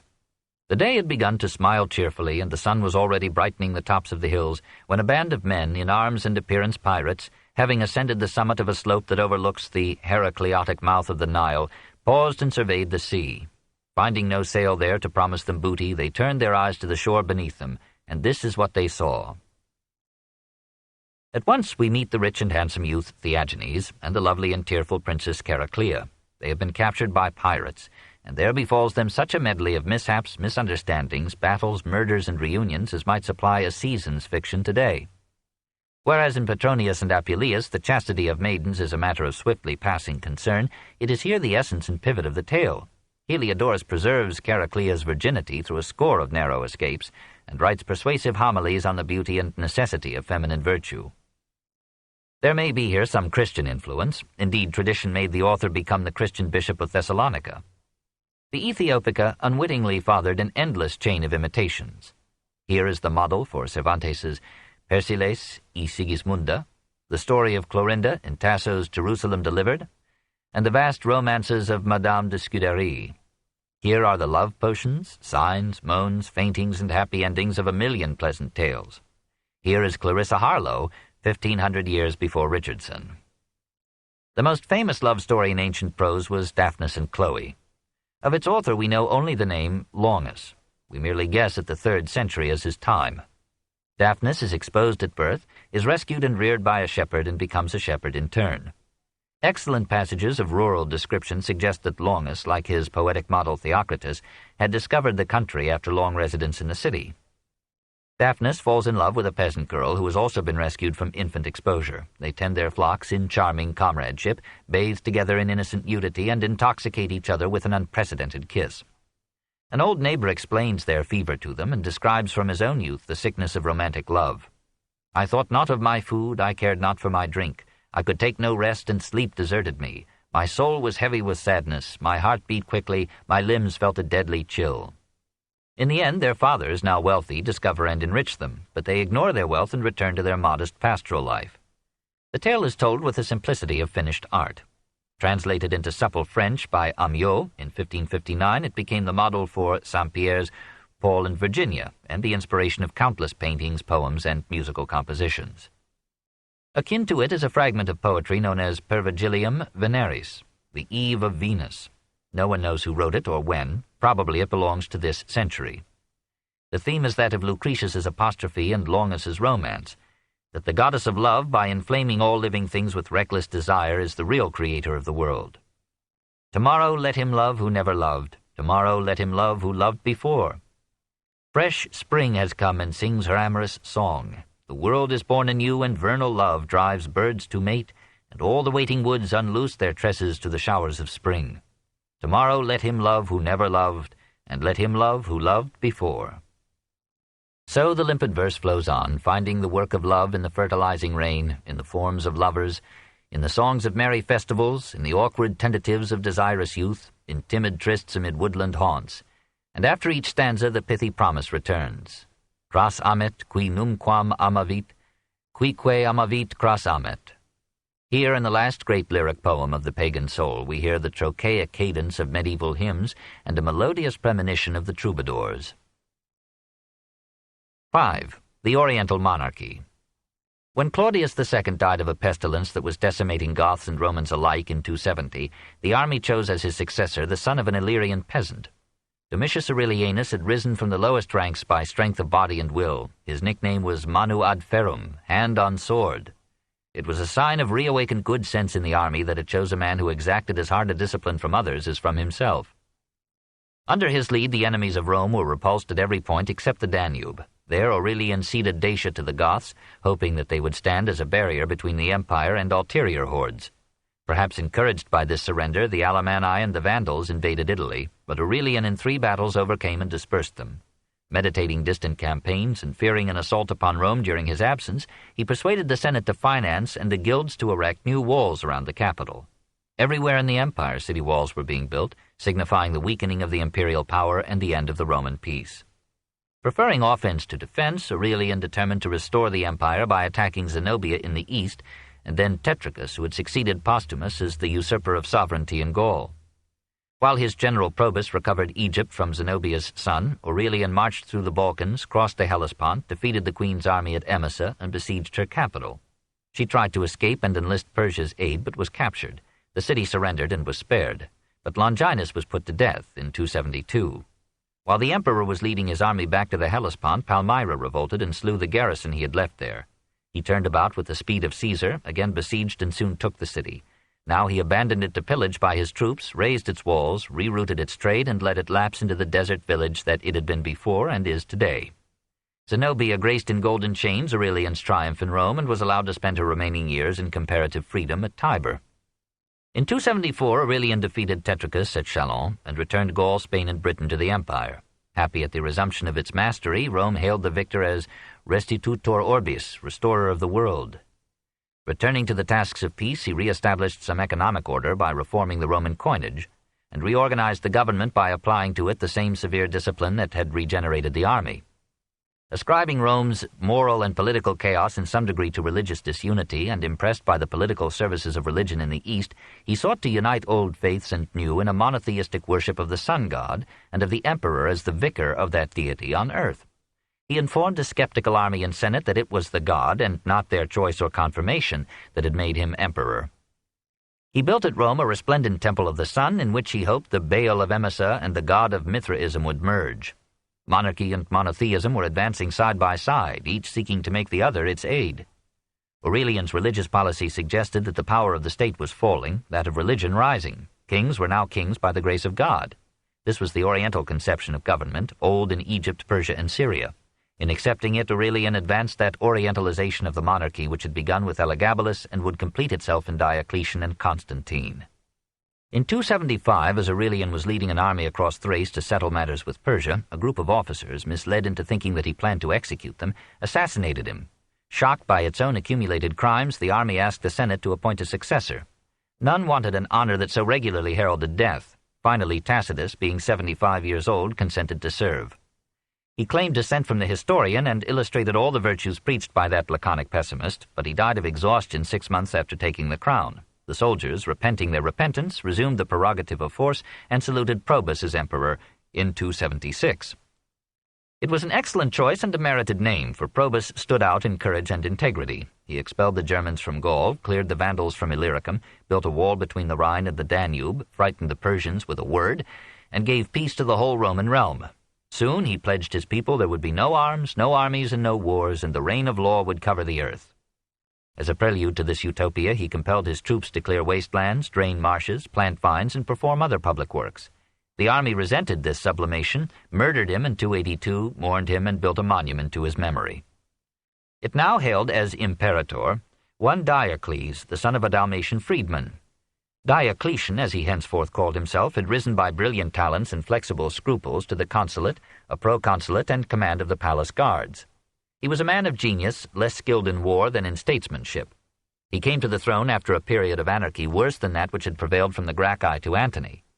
Like Augustus, he pacified all parties, protected all frontiers, extended the role of government, and based his rule on the aid and sanction of religion. Augustus had created the empire, Aurelian had saved it, Diocletian reorganized it. His first vital decision revealed the state of the realm and the waning of Rome. He abandoned the city as a capital and made his imperial headquarters at Nicomedia in Asia Minor, a few miles south of Byzantium. The Senate still met in Rome, the consuls went through their ritual, the games roared on, the streets still bore the noisome pullulation of humanity. But power and leadership had gone from this center of economic and moral decay. Diocletian based his move on military necessity. Europe and Asia must be defended and could not be defended from a city so far south of the Alps. Hence he appointed a capable general, Maximian, as his co-ruler in 286, charging him with defense of the West, and Maximian made not Rome but Milan his capital. 6 years later, to further facilitate administration and defense, each of the two Augusti chose a Caesar as his aide and successor. Diocletian selected Galerius, who made his capital at Sirmium, now Mitrovica on the Save, and was responsible for the Danube provinces. And Maximian appointed Constantius Chlorus, the Pale, who made his capital at Augusta Treverorum, now Trev. Each Augustus pledged himself to retire after 20 years in favor of his Caesar, who would then appoint a Caesar to aid and succeed him in turn. Each Augustus gave his daughter in marriage to his Caesar, adding the ties of blood to those of law. In this way, Diocletian hoped, Wars of succession would be avoided, government would recapture continuity and authority, and the empire would stand on guard at 4 strategic points against internal rebellion and external attack. It was a brilliant arrangement which had every virtue but unity and freedom. The monarchy was divided, but it was absolute. Each law of each ruler was issued in the name of all 4 and was valid for the realm. The edict of the rulers became law at once, without the sanction of the Senate at Rome. All governmental officials were appointed by the rulers, and a gigantic bureaucracy spread its coils around the state. To further fortify the system, Diocletian developed the cult of the emperor's Genius into a personal worship of himself as the earthly embodiment of Jupiter, while Maximian modestly consented to be Hercules. Wisdom and force had come down from heaven to restore order and peace on earth. Diocletian assumed a diadem, a broad white fillet set with pearls, and robes of silk and gold. His shoes were studded with precious gems. He kept himself aloof in his palace and required visitors to pass the gauntlet of ceremonious eunuchs and titled chamberlains, and to kneel and kiss the hem of his robe. He was a man of the world and doubtless smiled in private at these myths and forms. But his throne lacked the legitimacy of time, and he hoped to buttress it, to check the turbulence of the populace and the revolts of the army, by enduing himself with divinity and awe. He had himself called Dominus, says Aurelius Victor, but he behaved like a father. This adoption of Oriental despotism by the son of a slave, this identification of God and king, meant the final failure of republican institutions in antiquity, the surrender of the fruits of Marathon. It was a reversion, like Alexander's, to the forms and theories of Achaemenid and Egyptian courts, of Ptolemaic, Parthian, and Sassanid kings. From this Orientalized monarchy came the structure of Byzantine and European kingdoms till the French Revolution. All that was needed now was to ally the Oriental monarch in an Oriental capital with an Oriental faith. Byzantinism began with Diocletian. 6. The socialism of Diocletian. He proceeded with Caesarian energy to remake every branch of the government.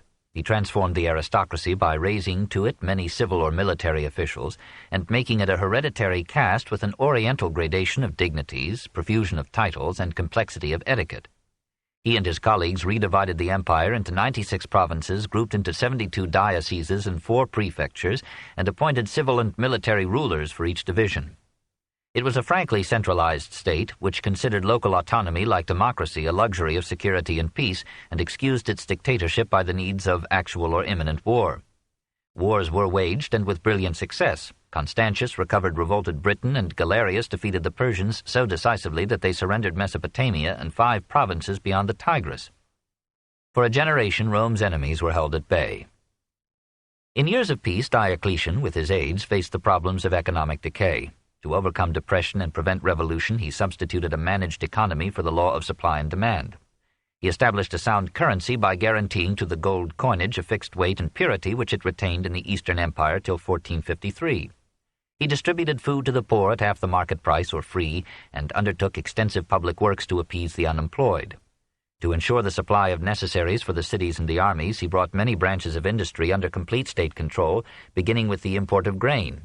He persuaded the shipowners, merchants, and crews engaged in this trade to accept such control in return for governmental guarantee of security in employment and returns. The state had long since owned most quarries, salt deposits, and mines. Now it forbade the export of salt, iron, gold, wine, grain, or oil from Italy, and strictly regulated the importation of these articles. It went on to control establishments producing for the army, the bureaucracy, or the court. In munition factories, textile mills, and bakeries, the government required a minimum product, bought this at its own price, and made the associations of manufacturers responsible for carrying out orders and specifications. If this procedure proved inadequate, it completely nationalized these factories and manned them with labor bound to the job. Gradually, under Aurelian and Diocletian, the majority of industrial establishments and guilds in Italy were brought under the control of the corporate state. Butchers, bakers, masons, builders, glassblowers, ironworkers, and gravers were ruled by detailed governmental regulations. The various corporations, says Rostovtsev, were more like minor supervisors of their own concerns on behalf of the state than their owners. They were themselves in bondage to the officials of the various departments and to the commanders of the various military units. The associations of tradesmen and artisans received various privileges from the government and often exerted pressure upon its policies. In return, they served as organs of national administration, helped to regiment labor, and collected taxes for the state from their membership. Similar methods of governmental control were extended in the late 3rd and early 4th centuries to provincial armament, food, and clothing industries. In every province, says Paul Louis, special procuratores superintended industrial activities. In every large town, the state became a powerful employer, standing head and shoulders above the private industrialists who were in any case crushed by taxation. Such a system could not work without price control. In 301, Diocletian and his colleagues issued an Edictum de Pretiis, dictating maximum legal prices or wages for all important articles or services in the empire. Its preamble attacks monopolists who, in an economy of scarcity, had kept goods from the market to raise prices.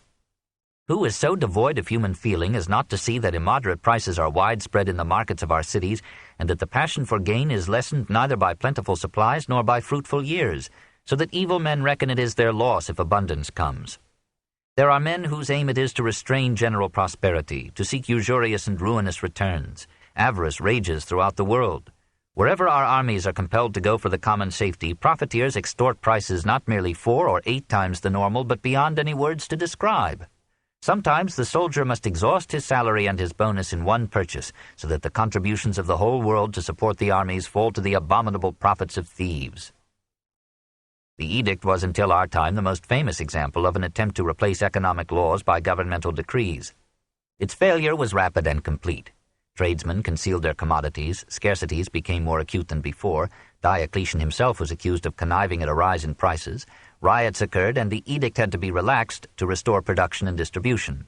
It was finally revoked by Constantine. The weakness of this managed economy lay in its administrative cost. The required bureaucracy was so extensive that Lactantius, doubtless with political license, estimated it at half the population.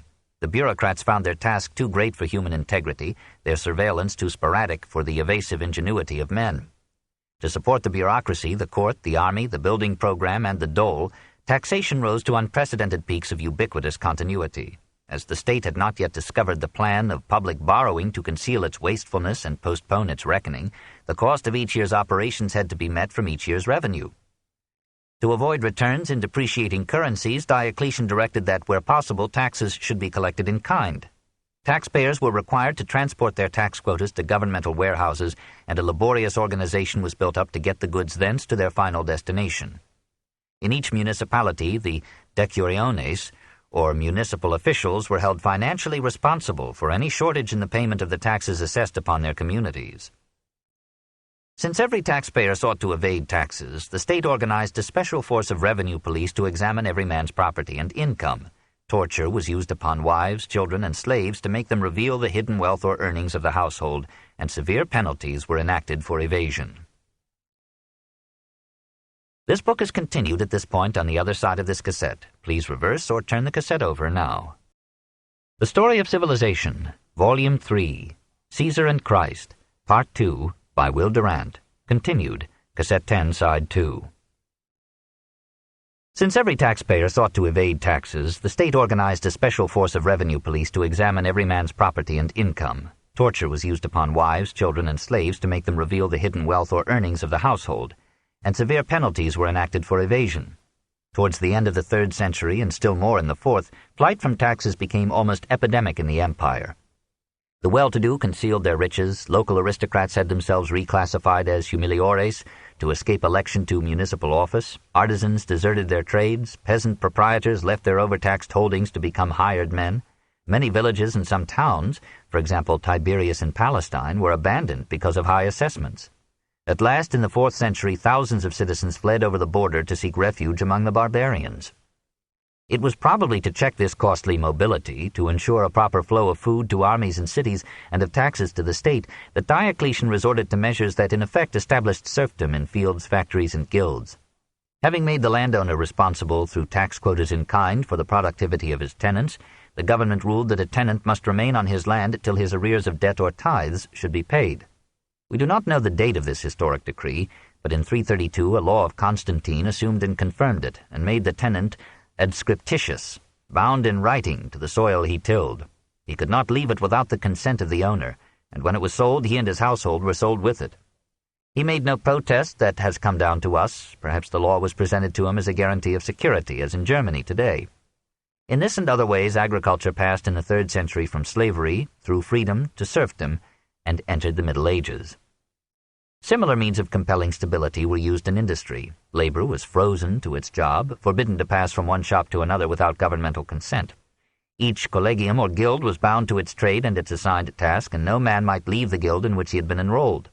Membership in one guild or another was made compulsory on all persons engaged in commerce and industry, and the son was required to follow the trade of his father.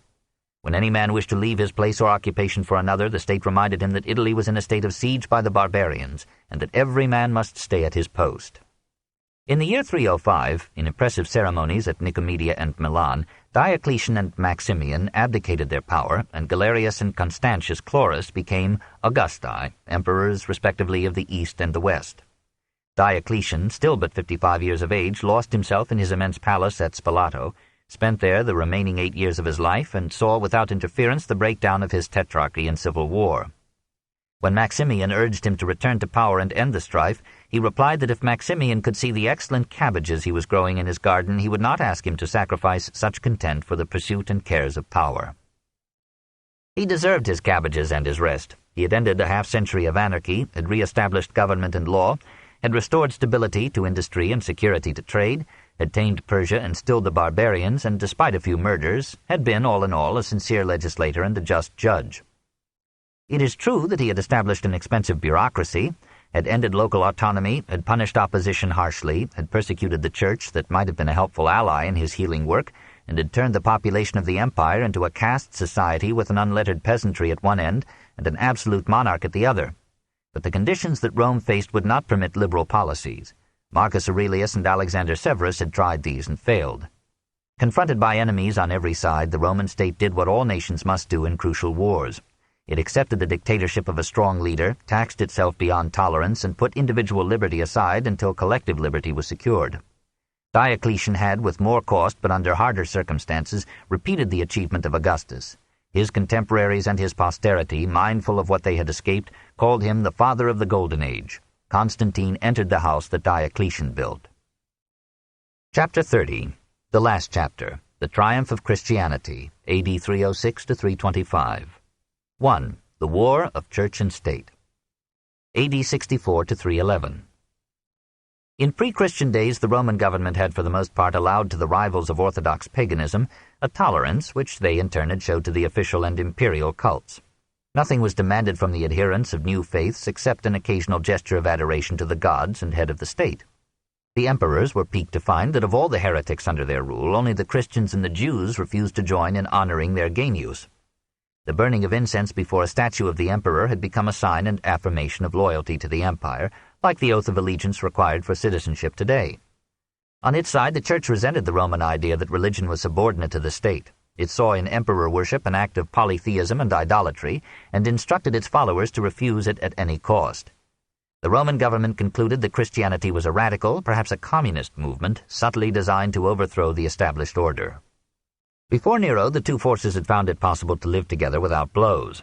The law had exempted the Jews from emperor worship, and the Christians, at first confused with the Jews, were granted the same privilege.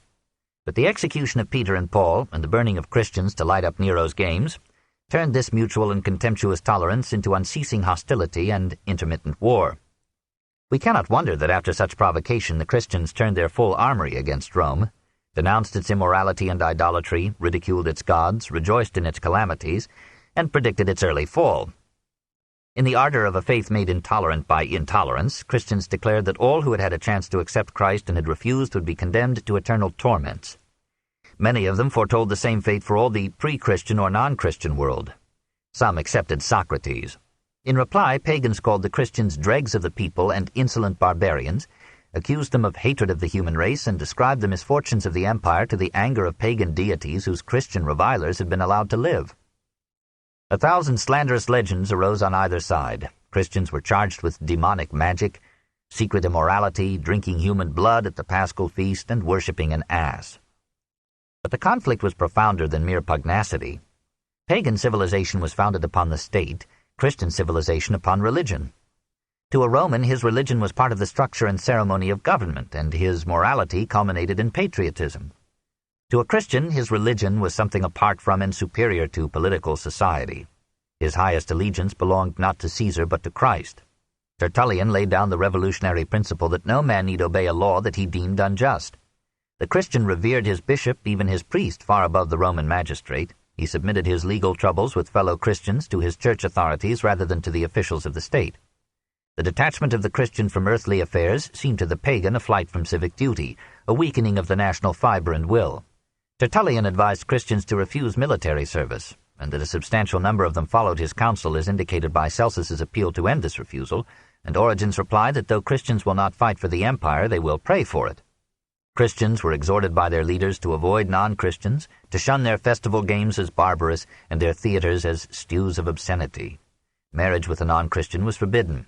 Christian slaves were accused of introducing discord into the family by converting their masters, children, or wives. Christianity was charged with breaking up the home. The opposition to the new religion came rather from the people than from the state.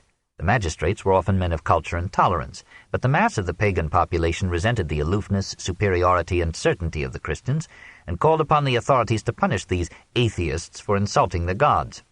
Tertullian notes the general hatred felt for us. From the time of Nero, Roman law seems to have branded the profession of Christianity as a capital offense, but under most of the emperors this ordinance was enforced with deliberate negligence.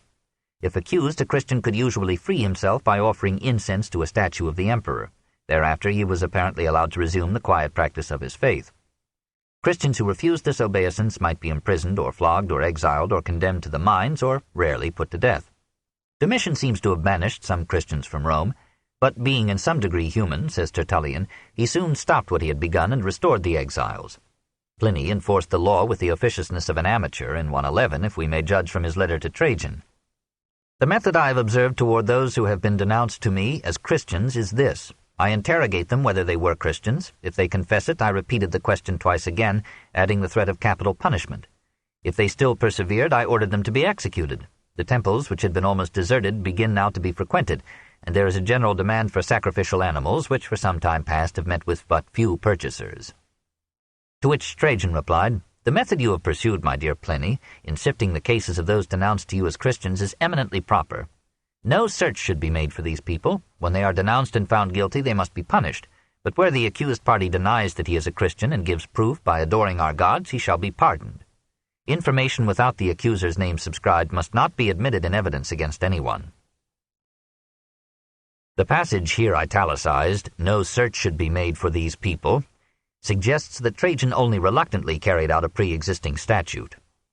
Nevertheless, we hear of two prominent martyrs in his principate, Simeon, head of the Church of Jerusalem, and Ignatius, bishop of Antioch. Presumably, there were others of less fame.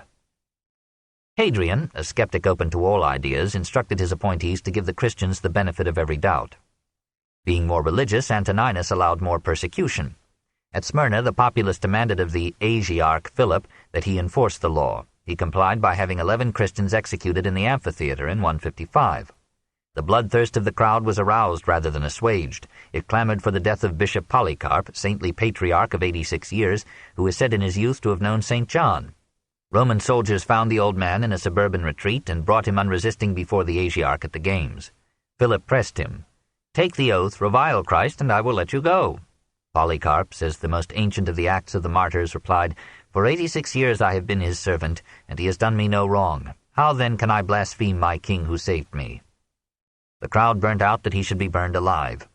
The flames, says the pious document, refused to burn him, but he was within them as bread that is being baked, and we perceived such a fragrant smell as might come from incense or other costly spices. At length the lawless men commanded an executioner to stab him. When he did this, there came out a dove, and so much blood that the fire was quenched, and all the crowd marveled. The persecutions were renewed under the saintly Aurelius. When famine, flood, pestilence, and war overwhelmed a once happy reign, the conviction spread that these evils were due to neglect and denial of the Roman gods. Aurelius shared the public terror, or yielded to it. In 177 he issued a rescript ordering the punishment of sects that caused disturbances by exciting the ill-balanced minds of men with new winds of doctrine. In that same year, at Vienne and Lyon, the pagan populace arose in fury against the Christians and stoned them whenever they dared to stir from their homes. The imperial legate ordered the arrest of the leading Christians of Lyon. Bishop Pothinus, 90 years old, died in jail from the effects of torture. A messenger was sent to Rome to ask the advice of the emperor as to the treatment of the remaining prisoners. Marcus replied that those who denied Christianity should be freed, but those who professed it should be put to death according to the law. The annual festival of the Augustalia was now to be celebrated in Lyon, and delegates from all Gaul crowded the provincial capital.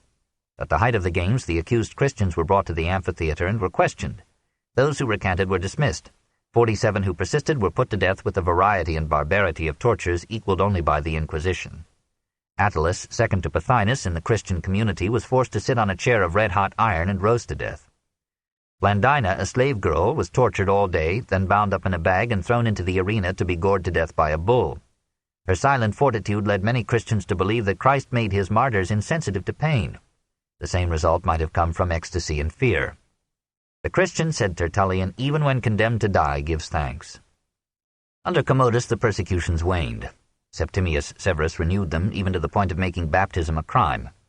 In 203 many Christians suffered martyrdom in Carthage. One of them, a young mother named Perpetua, left a touching account of her days in prison and her father's prostrate pleas that she should renounce Christianity. She and another young mother were tossed and gored by a bull. We have an indication of the anesthetic effect of fear and trance in her later query, "When are we to be tossed?" Story tells how she guided to her throat the dagger of the reluctant gladiator who had to kill her. The Syrian empresses who followed Septimius had little concern for the Roman gods and gave Christianity a careless toleration. Under Alexander Severus, peace seemed established among all the rival faiths. The renewal of the barbarian attacks ended this truce.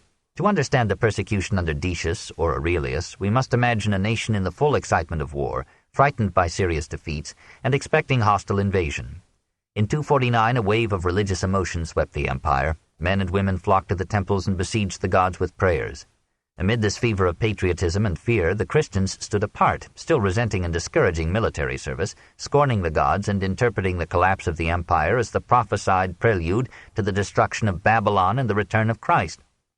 Using the mood of the people as an opportunity to strengthen national enthusiasm and unity, Decius issued an edict requiring every inhabitant of the realm to offer a propitiatory act of homage to the gods of Rome.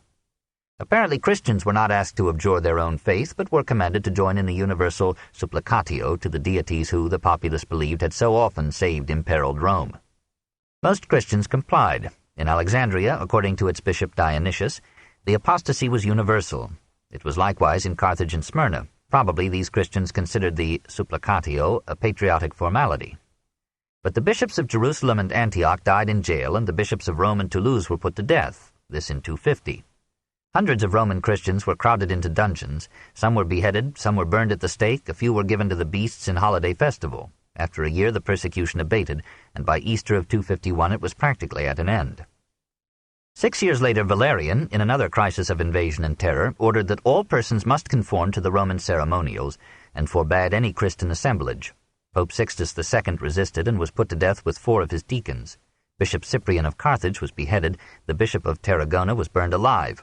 In 261, after the Persians had removed Valerian from the scene, Gallienus published the first edict of toleration, recognizing Christianity as a permitted religion and ordering that property taken from Christians should be restored to them. Minor persecutions occurred in the next 40 years, but for the most part these were for Christianity, decades of unprecedented calm and rapid growth. In the chaos and terror of the 3rd century, men fled from the weakened state to the consolations of religion and found them more abundantly in Christianity than in its rivals. The Church made rich converts now, built costly cathedrals, and allowed its adherents to share in the joys of this world. The odium theologicum subsided among the people. Christians intermingled more freely with pagans, even married them.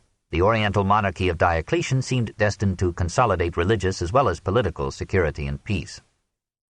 Galerius, however, saw in Christianity the last obstacle to absolute rule and urged his chief to complete the Roman restoration by restoring the Roman gods.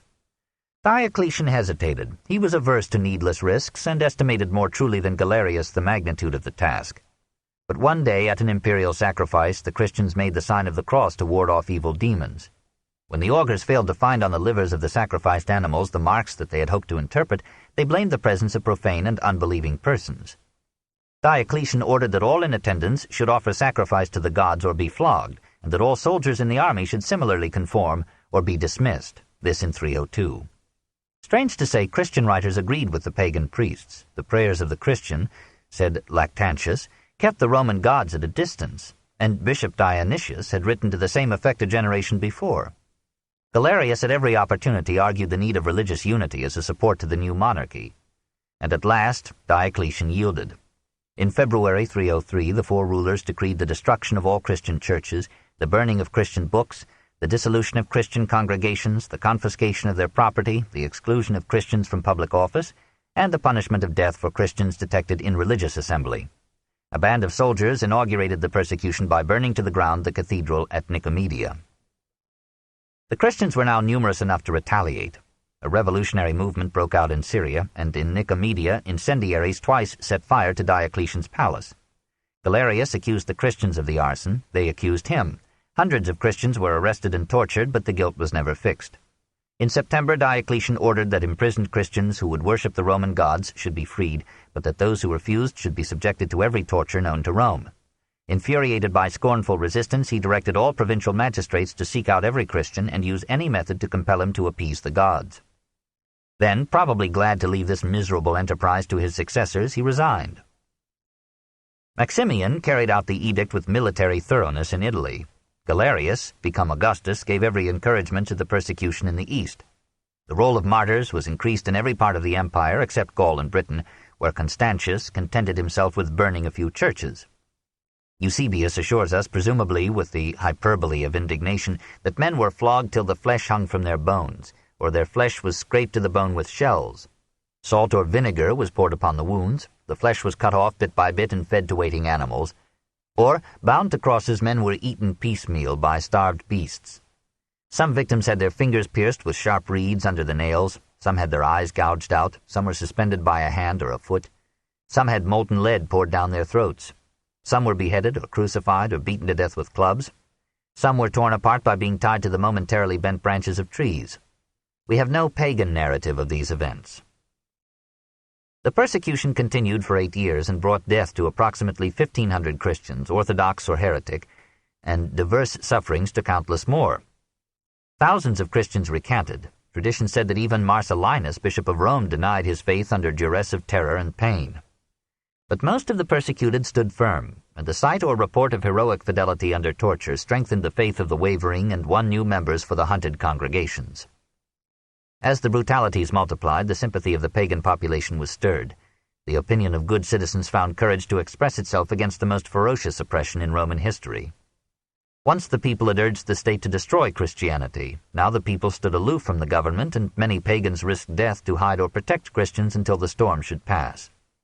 In 311, Galerius, suffering from a mortal illness, convinced of failure, and implored by his wife to make his peace with the undefeated God of the Christians, promulgated an edict of toleration, recognizing Christianity as a lawful religion and asking the prayers of the Christians in return for our most gentle clemency.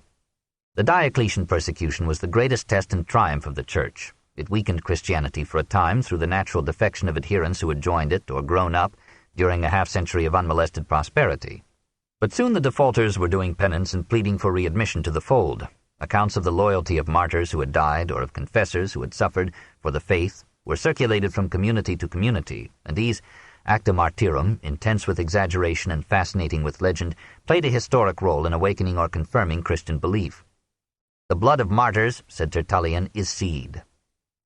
There is no greater drama in human record than the sight of a few Christians, scorned or oppressed by a succession of emperors, bearing all trials with a fierce tenacity, multiplying quietly, building order while their enemies generated chaos, fighting the sword with the word, brutality with hope, and at last defeating the strongest state that history has known.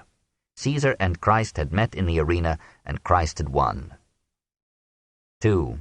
The rise of Constantine. Diocletian, peaceful in his Dalmatian palace, saw the failure of both the persecution and the tetrarchy. Seldom in the empire witnessed such confusion as followed his abdication. Galerius prevailed upon Constantius to let him appoint Severus and Maximinus Daza as Caesars, this in 305. At once the principle of heredity asserted its claims. Maxentius, son of Maximian, wished to succeed his father's authority, and a like resolution fired Constantine. Flavius Valerius Constantinus had begun life at Naissus in Moesia, possibly in 272, as the illegitimate son of Constantius by his legal concubine Helena, a barmaid from Bithynia. On becoming a Caesar, Constantius was required by Diocletian to put away Helena and to take Maximian's stepdaughter Theodora as his wife. Constantine received only a meager education. He took up soldiering early and proved his valor in the wars against Egypt and Persia. Galerius, on succeeding Diocletian, kept the young officer near him as a hostage for the good behavior of Constantius.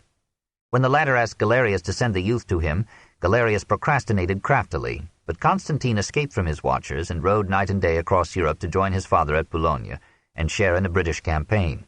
The Gallic army, deeply loyal to the humane Constantius, came to love his handsome, brave, and energetic son. And when the father died at York in 306, the troops acclaimed Constantine not merely as Caesar, but as Augustus, emperor. He accepted the lesser title, excusing himself on the ground that his life would be unsafe without an army at his back. Galerius, too distant to intervene, reluctantly recognized him as a Caesar. Constantine fought successfully against the invading Franks and fed the beasts of the Gallic amphitheaters with barbarian kings. Meanwhile in Rome, the Praetorian Guard, eager to restore the ancient capital to leadership, hailed Maxentius as emperor, this in 306. Severus descended from Milan to attack him. Maximian, to confound the confusion, returned to the purple at his son's request and joined in the campaign. Severus was deserted by his troops and put to death in 307. To help him face the growing chaos, the aging Galerius appointed a new Augustus, Flavius Licinius, hearing which Constantine assumed a like dignity in 307.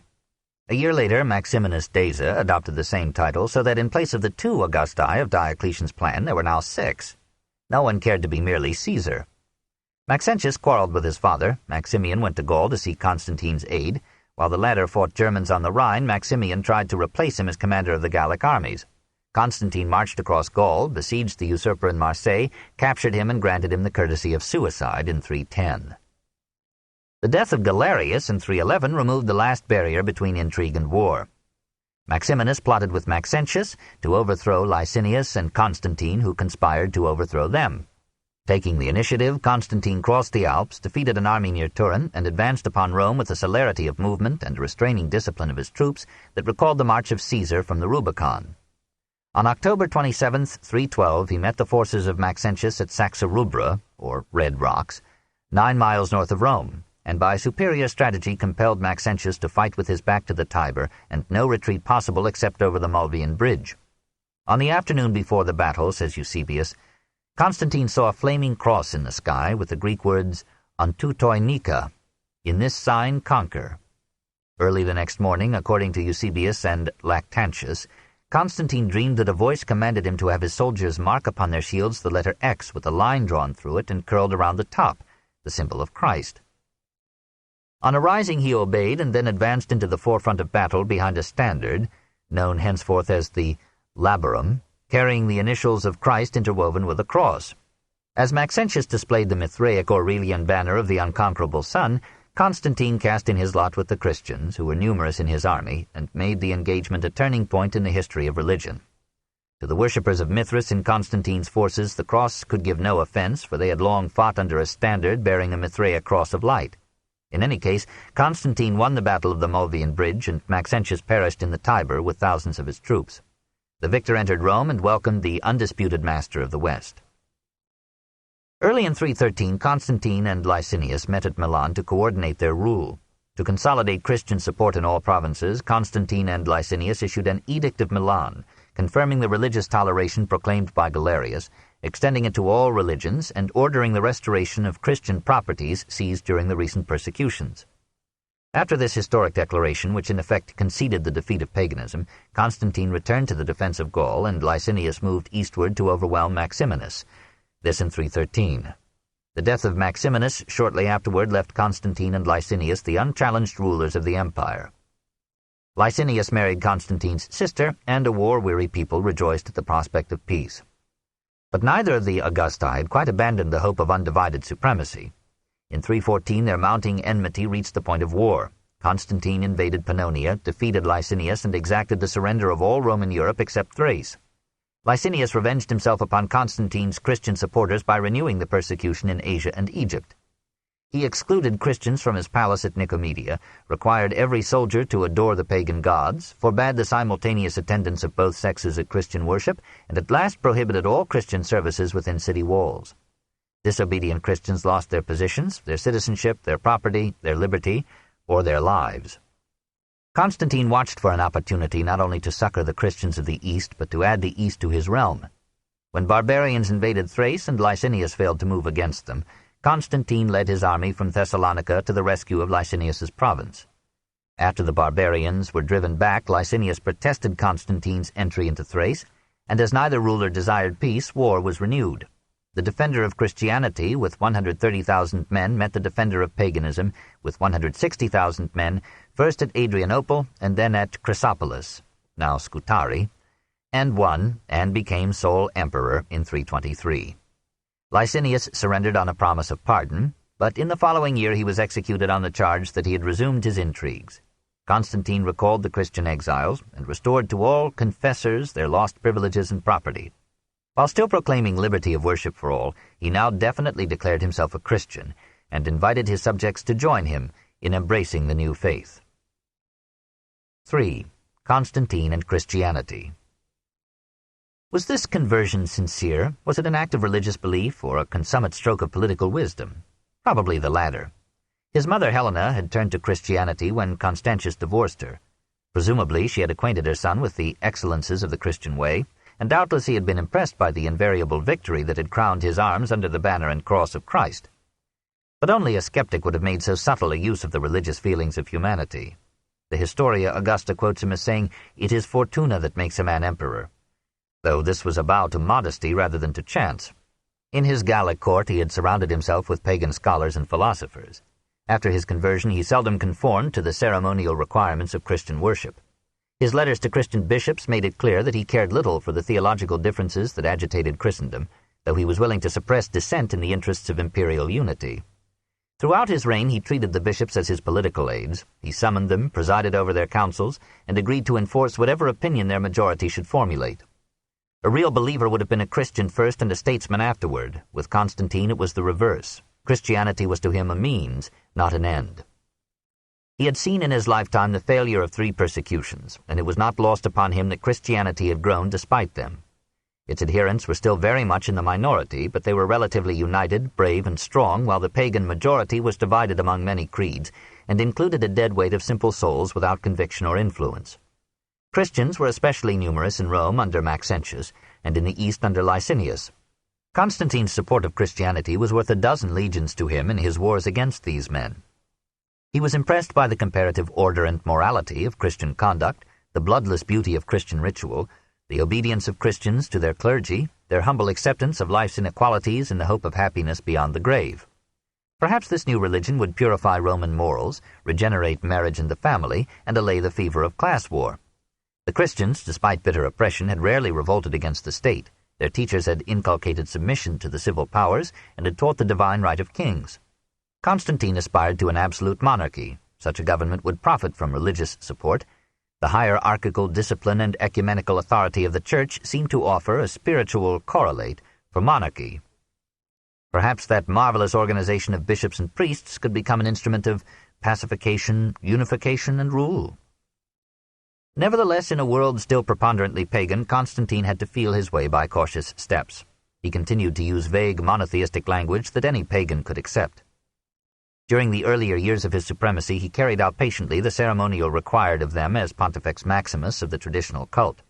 He restored pagan temples and ordered the taking of the auspices. He used pagan as well as Christian rites in dedicating Constantinople. He used pagan magic formulas to protect crops and heal disease.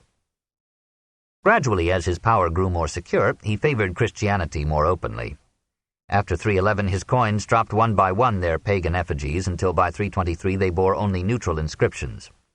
A legal text of his reign, questioned but not disproved, gave Christian bishops the authority of judges in their dioceses. Other laws exempted church realty from taxation, made Christian associations juridical persons, allowed them to own land and receive bequests, and assigned the property of intestate martyrs to the church. Constantine gave money to needy congregations, built several churches in Constantinople and elsewhere, and forbade the worship of images in the new capital. Forgetting the Edict of Milan, he prohibited the meetings of heretical sects and finally ordered the destruction of their conventicles. He gave his sons an orthodox Christian education and financed his mother's Christian philanthropies. The church rejoiced in blessings beyond any expectation. Eusebius broke out into orations that were songs of gratitude and praise. and all over the empire Christians gathered in festal thanksgiving for the triumph of their god. 3 clouds softened the brilliance of this cloudless day: the monastic secession, the Donatist schism, the Arian heresy. In the interval between the Decian and the Diocletian persecution, the Church had become the richest religious organization in the empire and had moderated its attacks upon wealth. Cyprian complained that his parishioners were mad about money, that Christian women painted their faces, that bishops held lucrative offices of state, made fortunes, lent money at usurious interest, and denied their faith at the first sign of danger. Eusebius mourned that priests quarreled violently in their competition for ecclesiastical preferment. While Christianity converted the world converted Christianity and displayed the natural paganism of mankind. Christian monasticism arose as a protest against this mutual adjustment of the spirit and the flesh. A minority wished to avoid any indulgence of human appetite and to continue the early Christian absorption in thoughts of eternal life. Following the custom of the Cynics, some of these ascetics renounced all possessions, donned the ragged robe of the philosopher, and subsisted on alms. A few, like Paul the hermit, went to live as solitaries in the Egyptian desert. About 275, an Egyptian monk, Anthony, began a quarter-century of isolated existence, first in a tomb, then in an abandoned mountain castle, then in a rock-hewn desert cell. There he struggled nightly with frightful visions and pleasant dreams, and overcame them all, until at last his reputation for sanctity filled all Christendom and peopled the desert with emulating eremites. In 325, Pachomius, feeling that solitude was selfishness, gathered anchorites into an abbey at Taben in Egypt and founded that cenobitic or community monasticism which was to have its most influential development in the West. The Church opposed the monastic movement for a time and then accepted it as a necessary balance to its increasing preoccupation with government. Within a year after Constantine's conversion, the Church was torn by a schism that might have ruined it in the very hour of victory. Donatus, bishop of Carthage, supported by a priest of like name and temper, insisted that Christian bishops who had surrendered the scriptures to the pagan police during the persecutions had forfeited their office and powers, that baptisms or ordinations performed by such bishops were null and void, and that the validity of sacraments depended in part upon the spiritual state of the ministrant. When the Church refused to adopt this stringent creed, the Donatists set up rival bishops wherever the existing prelate failed to meet their tests. Constantine, who had thought of Christianity as a unifying force, was dismayed by the chaos and violence that ensued, and was presumably not unmoved by the occasional alliance of Donatists with radical movements among the African peasantry. He called a council of bishops at Arles in 314, confirmed its denunciation of the Donatists, ordered the schismatics to return to the Church, and decreed that recalcitrant congregations should lose their property and their civil rights in 316. 5 years later, in a momentary reminiscence of the Milan Edict, he withdrew these measures and gave the Donatists a scornful toleration. The schism continued till the Saracens overwhelmed Orthodox and heretic alike in the conquest of Africa. In those same years, Alexandria saw the rise of the most challenging heresy in the history of the Church. About 318, a priest from the Egyptian town of Baucalis startled his bishop with strange opinions about the nature of Christ. A learned Catholic historian describes him generously. Arius was tall and thin, of melancholy look, and an aspect that showed traces of his austerities. He was known to be an ascetic, as could be seen from his costume, a short tunic without sleeves under a scarf that served as a cloak. His manner of speaking was gentle, his addresses were persuasive. The consecrated virgins, who were numerous in Alexandria, held him in great esteem, and he counted many staunch supporters among the higher clergy.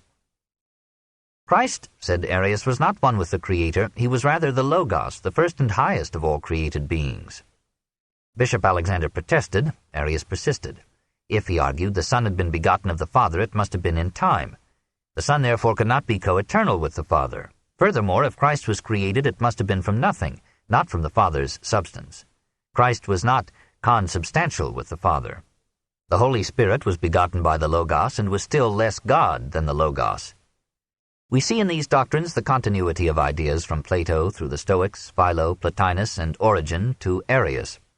Platonism, which had so deeply influenced Christian theology, was now in conflict with the Church. Bishop Alexander was shocked not only by these views, but by their rapid spread even among the clergy. He called a council of Egyptian bishops at Alexandria, persuaded it to unfrock Arius and his followers, and sent an account of the proceedings to other bishops. Some of these objected, many priests sympathized with Arius. Throughout the Asiatic provinces, clergy as well as laity divided on the issue and made the cities ring with such tumult and disorder that the Christian religion, says Eusebius, afforded a subject of profane merriment to the pagans, even in their theatres. Constantine, coming to Nicomedia after overthrowing Licinius, heard the story from its bishop. He sent both Alexander and Arius a personal appeal to imitate the calm of philosophers, to reconcile their differences peaceably, or at least to keep their debates from the public ear. The letter, preserved by Eusebius, clearly reveals Constantine's lack of theology and the political purpose of his religious policy. I had proposed to lead back to a single form the ideas which all people conceive of the deity, for I feel strongly that if I could induce men to unite on that subject, the conduct of public affairs would be considerably eased. But alas, I hear that there are more disputes among you than recently in Africa. The cause seems to be quite trifling and unworthy of such fierce contests. You, Alexander, wish to know what your priests were thinking on a point of law, even on a portion only of a question in itself entirely devoid of importance. And you, Arius, if you had such thoughts, should have kept silence. There was no need to make these questions public, since they are problems that idleness alone raises, and whose only use is to sharpen men's wits. These are silly actions worthy of inexperienced children, and not of priests or reasonable men. The letter had no effect. To the Church, the question of the consubstantiality, or homoousia, as against the mere similarity, or homoiousia, of the Son and the Father, was vital both theologically and politically. If Christ was not God, the whole structure of Christian doctrine would begin to crack. And if division were permitted on this question, chaos of belief might destroy the unity and authority of the Church, and therefore its value as an aid to the state. As the controversy spread, setting the Greek East aflame, Constantine resolved to end it by calling the first ecumenical, or universal, council of the Church. He summoned all bishops to meet in 325 at Bithynian Nicaea, near his capital, Nicomedia, and provided funds for all their expenses. Not less than 318 bishops came, attended, says one of them, by a vast concourse of the lower clergy. The statement reveals the immense growth of the Church. Most of the bishops were from the eastern provinces.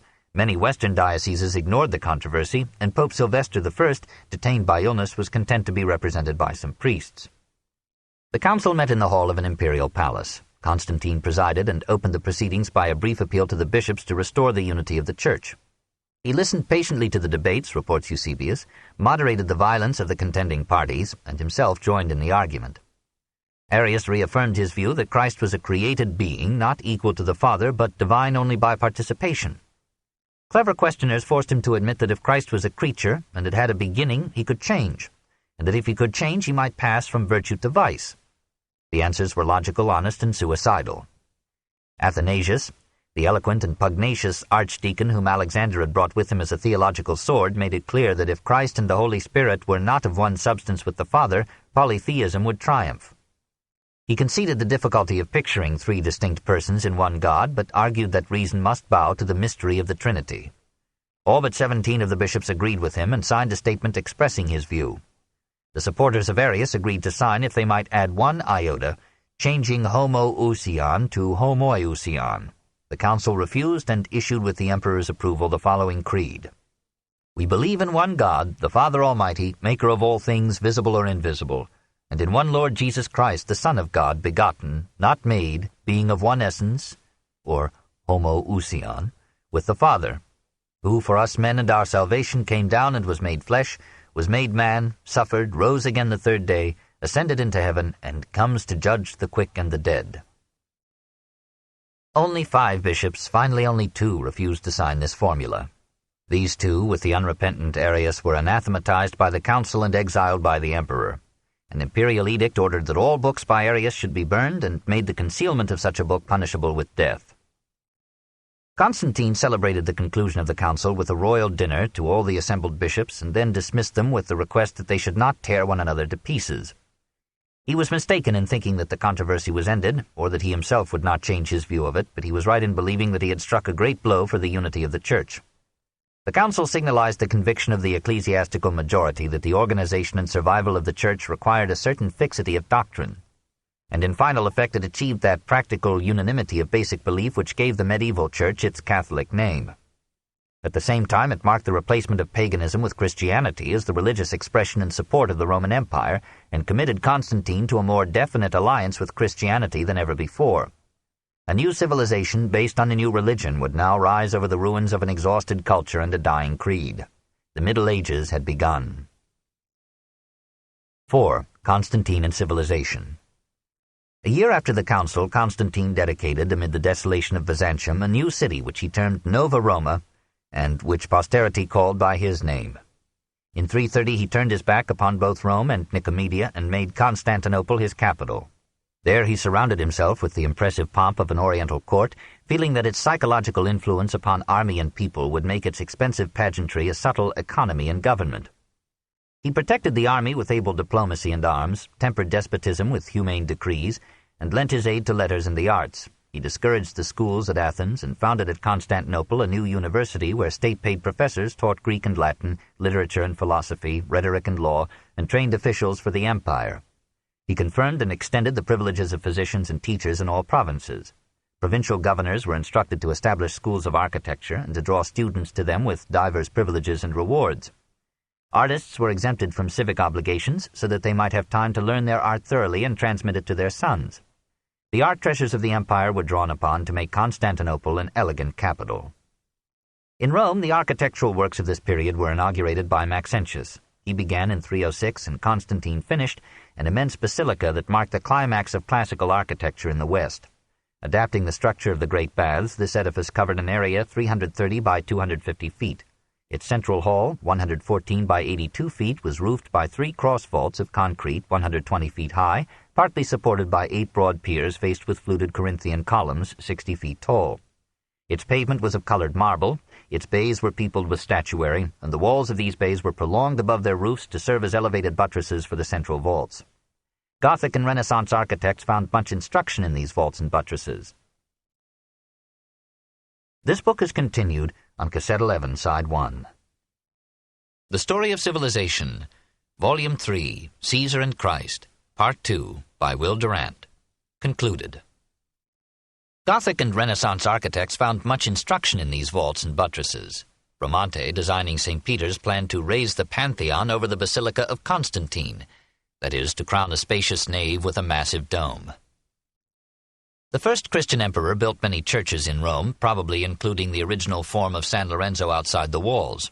To celebrate his victory at the Mulvian Bridge, he raised in 315 the arch that still towers over the Via dei Trionfi.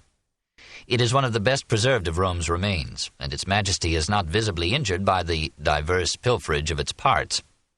4 finely proportioned shafts, rising from sculptured bases, divide the 3 arches and support an ornate entablature. The attic story bears reliefs and statues taken from monuments of Trajan and Aurelius, while the medallions between the columns are from some building of Hadrian's reign. 2 of the reliefs appear to be the work of Constantine's artists. The crude squat figures, the awkward quarrel of profile faces with frontal legs, the rude piling of heads upon heads as a substitute for perspective betray a coarsening of technique and taste. But the deep drilling produces in the play of light and shade an impressive effect of depth and space, and the episodes are presented with a rough vitality, as if Italian art had resolved to return to its source. The colossal figure of Constantine in the Palazzo dei Conservatori carries this primitiveness to a repellent extreme. It seems incredible that the man who presided so graciously over the Council of Nicaea should have resembled this dour barbarian, unless the artist had a mind to illustrate in advance the cynical summary of Gibbon. I have described the triumph of barbarism and religion. Early in this 4th century, a new art took form, the illumination of manuscripts with miniature paintings. Literature itself was now predominantly Christian. Lucius Firmianus Lactantius expounded Christianity eloquently in Divinae Institutiones in 307, and in De Mortibus Persecutorum of 314 described the final agonies of the persecuting emperors with Ciceronian elegance and venom. Religion, wrote Lactantius, must by its very nature be untrammeled, unforced, free, a heresy which he did not live to expiate. More famous was Eusebius Pamphili, bishop of Caesarea. He began his literary career as a priestly scribe and librarian for his episcopal predecessor, Pamphilus, whom he loved so well that he adopted his name. Pamphilus had acquired Origen's library and had built around it the largest Christian collection of books yet known. Living among these volumes, Eusebius became the most erudite cleric of his time. Pamphilus lost his life in the Galerian persecution of 310, and Eusebius was much plagued by later queries as to how he himself had survived. He made diverse enemies by taking a middle position between Arius and Alexander. Nevertheless, he became the bossuet of Constantine's court and was commissioned to write the imperial biography. Part of his scholastic harvest was gathered into a universal history, the most complete of ancient chronologies. Eusebius arranged sacred and profane history in parallel columns divided by a synchronizing row of dates, and tried to fix the time of every important event from Abraham to Constantine. All later chronologies rested on this canon. Putting flesh upon these bones, Eusebius issued in 325 an ecclesiastical history describing the development of the Church from its beginnings to the Council of Nicaea. Here, in the first chapter, again serving as a model for Bossuet, was the earliest philosophy of history, portraying time as the battleground of God and Satan, and all events as advancing the triumph of Christ. The book was poorly arranged, but well written. The sources were critically and conscientiously examined, the statements were as accurate as in any ancient work of history, and at every turn Eusebius put posterity in his debt by quoting important documents that would otherwise have been lost. The bishop's learning is enormous, his style is warmed with feeling and rises to eloquence in moments of theological odium. He frankly excludes such matters as might not edify his Christian readers or support his philosophy, and he manages to write a history of the Great Council without mentioning either Arius or Athanasius. The same honest dishonesty makes his Life of Constantine a panegyric rather than a biography. It begins with 8 inspiring chapters on the emperor's piety and good works, and tells how he governed his empire in a godly manner for more than 30 years. One would never guess from this book that Constantine had killed his son, his nephew, and his wife. For like Augustus, Constantine had managed well everything but his family. His relations with his mother were generally happy. Apparently by his commission she went to Jerusalem and leveled to the ground the scandalous temple of Aphrodite that had been built, it was said, upon the Saviour's tomb. According to Eusebius, the Holy Sepulchre thereupon came to light with the very cross on which Christ had died. Constantine ordered a church of the Holy Sepulchre to be built over the tomb, and the revered relics were preserved in a special shrine. As in classical days, the pagan world had cherished and adored the relics of the Trojan War, and even Rome had boasted the Palladium of Troy's Athene. So now the Christian world, changing its surface and renewing its essence in the immemorial manner of human life, began to collect and worship relics of Christ and the saints. Helena raised a chapel over the traditional site of Jesus' birth at Bethlehem, modestly served the nuns who ministered there, and then returned to Constantinople to die in the arms of her son. Constantine had been twice married, first to Minervina, who had borne him a son Crispus, then to Maximian's daughter Fausta, by whom he had 3 daughters and 3 sons. Crispus became an excellent soldier and rendered vital aid to his father in the campaigns against Licinius. In 326, Crispus was put to death by Constantine's order. About the same time, the emperor decreed the execution of Licinianus, son of Licinius, by Constantine's sister Constantia, and shortly thereafter Fausta was slain by her husband's command. We do not know the reasons for this triple execution. Zosimus assures us that Crispus had made love to Fausta, who accused him to the emperor, and that Helena, who loved Crispus dearly, had avenged him by persuading Constantine that his wife had yielded to his son. Possibly Fausta had schemed to remove Crispus from the path of her son's rise to imperial power, and Licinianus may have been killed for plotting to claim his father's share of the realm. Fausta achieved her aim after her death, for in 335 Constantine bequeathed the empire to his surviving sons and nephews. 2 years later, at Easter, he celebrated with festival ceremonies the 30th year of his reign. Then, feeling the nearness of death, he went to take the warm baths at nearby Aquirion. As his illness increased, he called for a priest to administer to him that sacrament of baptism which he had purposely deferred to this moment, hoping to be cleansed by it from all the sins of his crowded life.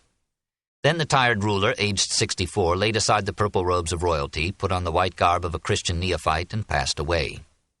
He was a masterly general, a remarkable administrator, a superlative statesman. He inherited and completed the restorative work of Diocletian. Through them the empire lived 1150 years more. He continued the monarchical forms of Aurelian and Diocletian, partly out of ambition and vanity, partly, no doubt, because he believed that absolute rule was demanded by the chaos of the times. His greatest error lay in dividing the empire among his sons. Presumably he foresaw that they would fight for sole supremacy, as he had done, but surmised that they would fight even more certainly if he chose another heir. This, too, is a price of monarchy. His executions we cannot judge, not knowing their provocation. Burdened with the problems of rule, he may have allowed fear and jealousy to dethrone his reason for a while, and there are signs that remorse weighed heavily upon his declining years. His Christianity, beginning as policy, appears to have graduated into sincere conviction. He became the most persistent preacher in his realm, persecuted heretics faithfully, and took God into partnership at every step. Wiser than Diocletian, he gave new life to an aging empire by associating it with a young religion, a vigorous organization, a fresh morality. By his aid, Christianity became a state as well as a church, and the mold for 14 centuries of European life and thought. Perhaps, if we accept Augustus, the grateful church was right in naming him the greatest of the emperors. Epilogue. 1. Why Rome Fell. The two greatest problems in history, says a brilliant scholar of our time, are how to account for the rise of Rome and how to account for her fall. We may come nearer to understanding them if we remember that the fall of Rome, like her rise, had not one cause but many, and was not an event but a process spread over 300 years. Some nations have not lasted as long as Rome fell. A great civilization is not conquered from without until it has destroyed itself within. The essential causes of Rome's decline lay in her people, her morals, her class struggle, her failing trade, her bureaucratic despotism, her stifling taxes, her consuming wars. Christian writers were keenly appreciative of this decay. Tertullian, about 200, heralded with pleasure the ipsa clausula seculi, literally the fin de siècle, or end of an era, as probably a prelude to the destruction of the pagan world. Cyprian, towards 250, answering the charge that Christians were the source of the empire's misfortunes, attributed these to natural causes. You must know that the world has grown old and does not remain in its former vigor. It bears witness to its own decline. The rainfall and the sun's warmth are both diminishing. The metals are nearly exhausted. The husbandman is failing in the fields. Barbarian inroads and centuries of mining the richer veins had doubtless lowered Rome's supply of precious metals. In central and southern Italy, deforestation, erosion, and the neglect of irrigation canals by a diminishing peasantry and a disordered government had left Italy poorer than before. The cause, however, was no inherent exhaustion of the soil, no change in climate, but the negligence and sterility of harassed and discouraged men. Biological factors were more fundamental. A serious decline of population appears in the West after Hadrian. It has been questioned, but the mass importation of barbarians into the empire by Aurelius, Valentinian, Aurelian, Probus, and Constantine leaves little room for doubt. Aurelius, to replenish his army, enrolled slaves, gladiators, policemen, criminals. Either the crisis was greater or the free population less than before, and the slave population had certainly fallen. So many farms had been abandoned, above all in Italy, that Pertinax offered them gratis to anyone who would till them. A law of Septimius Severus speaks of a penuria hominum, a shortage of men. In Greece, the depopulation had been going on for centuries. In Alexandria, which had boasted of its numbers, Bishop Dionysius calculated that the population had in his time, by 250, been halved. He mourned to see the human race diminishing and constantly wasting away. Only the barbarians and the Orientals were increasing, outside the empire and within. What had caused this fall in population? Above all, family limitation. Practiced first by the educated classes, it had now seeped down to a proletariat named for its fertility. By AD 100, it had reached the agricultural classes, as shown by the use of imperial alimenta to encourage rural parentage. By the 3rd century, it had overrun the western provinces and was lowering manpower in Gaul. Though branded as a crime, infanticide flourished as poverty grew. Sexual excesses may have reduced human fertility. The avoidance or deferment of marriage had a like effect, and the making of eunuchs increased as Oriental customs flowed into the West. Plantianus, Praetorian prefect, had 100 boys emasculated and then gave them to his daughter as a wedding gift. Second only to family limitation as a cause of lessened population were the slaughters of pestilence, revolution, and war. Epidemics of major proportions decimated the population under Aurelius, Gallienus, and Constantine. In the plague of 260 to 265, almost every family in the empire was attacked. In Rome, we are told, there were 5,000 deaths every day for many weeks. The mosquitoes of the Campania were winning their war against the human invaders of the Pontine marshes, and malaria was sapping the strength of rich and poor in Latium and Tuscany. The holocausts of war and revolution, and perhaps the operation of contraception, abortion, and infanticide, had a dysgenic as well as a numerical effect. The ablest men married latest, bred least, and died soonest. The dole weakened the poor, luxury weakened the rich, and a long peace deprived all classes in the peninsula of the martial qualities and arts. The Germans, who were now peopling North Italy and filling the army, were physically and morally superior to the surviving native stock. If time had allowed a leisurely assimilation, they might have absorbed the classic culture and reinvigorated the Italian blood. But time was not so generous. Moreover, the population of Italy had long since been mingled with Oriental strains physically inferior, though perhaps mentally superior to the Roman type. The rapidly breeding Germans could not understand the classic culture, did not accept it, did not transmit it. The rapidly breeding Orientals were mostly of a mind to destroy that culture. The Romans, possessing it, sacrificed it to the comforts of sterility. Rome was conquered not by barbarian invasion from without, but by barbarian multiplication within. Moral decay contributed to the dissolution. The virile character that had been formed by arduous simplicities and a supporting faith relaxed in the sunshine of wealth and the freedom of unbelief. Men had now, in the middle and upper classes, the means to yield to temptation and only expediency to restrain them. Urban congestion multiplied contacts and frustrated surveillance. Immigration brought together 100 cultures whose differences rubbed themselves out into indifference. Moral and aesthetic standards were lowered by the magnetism of the mass, and sex ran riot in freedom while political liberty decayed. The greatest of historians held that Christianity was the chief cause of Rome's fall. For this religion, he and his followers argued, had destroyed the old faith that had given moral character to the Roman soul and stability to the Roman state. It had declared war upon the classic culture, upon science, philosophy, literature, and art. It had brought an enfeebling Oriental mysticism into the realistic stoicism of Roman life.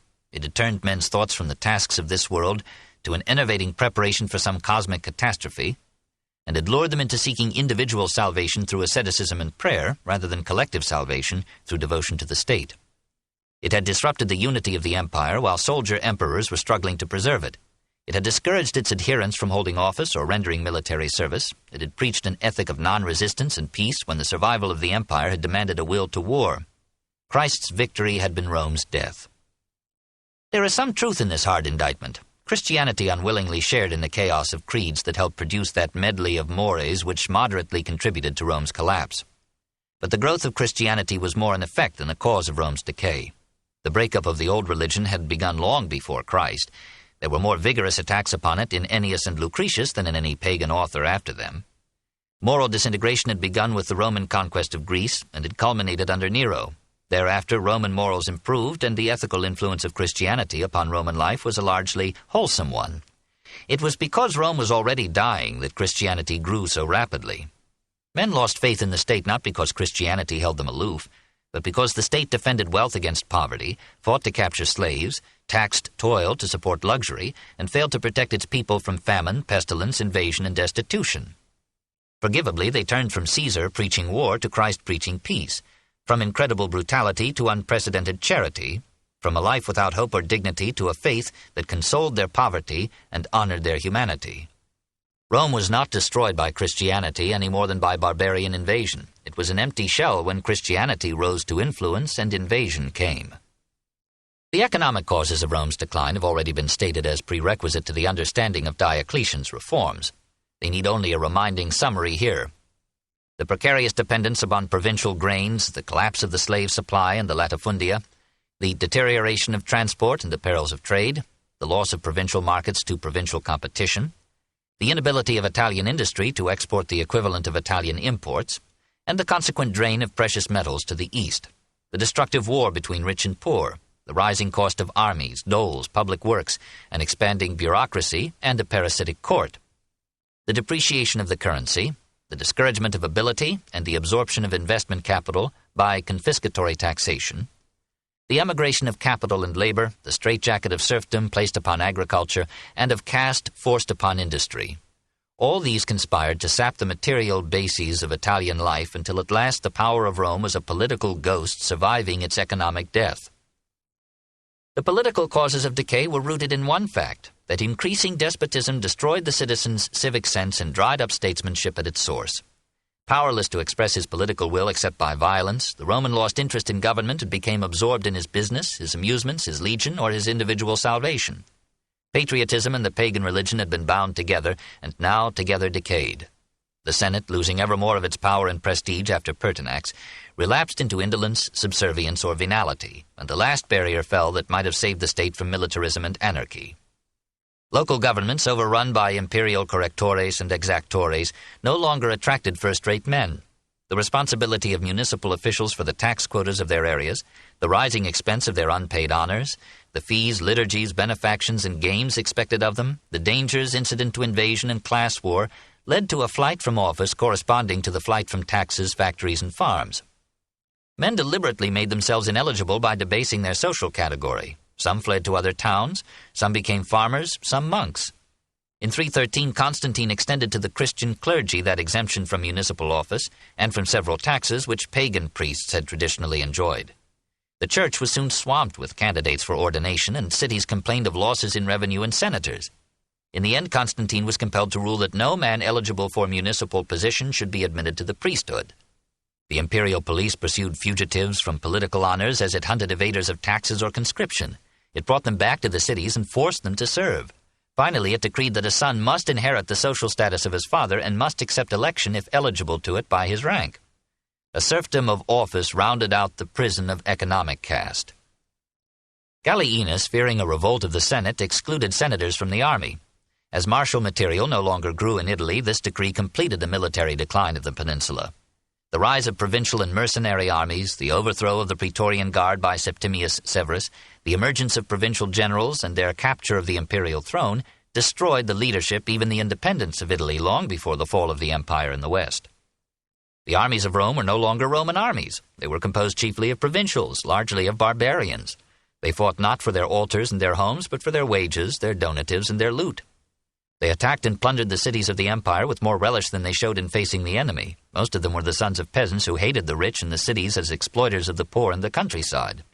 And as civil strife provided opportunity, they sacked such towns with a thoroughness that left little for alien barbarism to destroy. When military problems became more important than internal affairs, cities near the frontiers were made the seats of government. Rome became a theater for triumphs, a showplace of imperial architecture, a museum of political antiquities and forms. The multiplication of capitals and the division of power broke down the unity of administration. The empire, grown too vast for its statesmen to rule or its armies to defend, began to disintegrate. Left to protect themselves unaided against the Germans and the Scots, Gaul and Britain chose their own imperatores and made them sovereign. Palmyra seceded under Zenobia, and soon Spain and Africa would yield almost unresisting to barbarian conquest. In the reign of Gallienus, 30 generals governed 30 regions of the empire in practical independence of the central power. In this awful drama of a great state breaking into pieces, the internal causes were the unseen protagonists. The invading barbarians merely entered where weakness had opened the door and where the failure of biological, moral, economic, and political statesmanship had left the stage to chaos, despondency, and decay. Externally, the fall of the Western Roman Empire was hastened by the expansion and migration of the Xiongnu, or Huns, in northwestern Asia. Defeated in their eastward advance by Chinese armies in the Chinese Wall, they turned westward, and about AD 355 reached the Volga and the Oxus. Their pressure forced the Sarmatians of Russia to move into the Balkans. The Goths, so harassed, moved again upon the Roman frontiers. They were admitted across the Danube to settle in Mysia in 376. Maltreated there by Roman officials, they revolted, defeated a large Roman army at Adrianople in 378, and for a time threatened Constantinople. In 400, Alaric led the Visigoths over the Alps into Italy, and in 410 they took and sacked Rome. In 429, Gaiseric led the Vandals to the conquest of Spain and Africa, and in 455 they took and sacked Rome. In 451, Attila led the Huns in an attack upon Gaul and Italy. He was defeated at Chalons, but overran Lombardy. In 472, a Pannonian general, Orestes, made his son emperor under the name of Romulus Augustulus. 4 years later, the barbarian mercenaries who dominated the Roman army deposed this little Augustus and named their leader Odoacer, king of Italy. Odoacer recognized the supremacy of the Roman emperor at Constantinople and was accepted by him as a vassal king. The Roman Empire in the east would go on until 1453. In the west, it had come to an end. 2. The Roman achievement. It is easier to explain Rome's fall than to account for her long survival.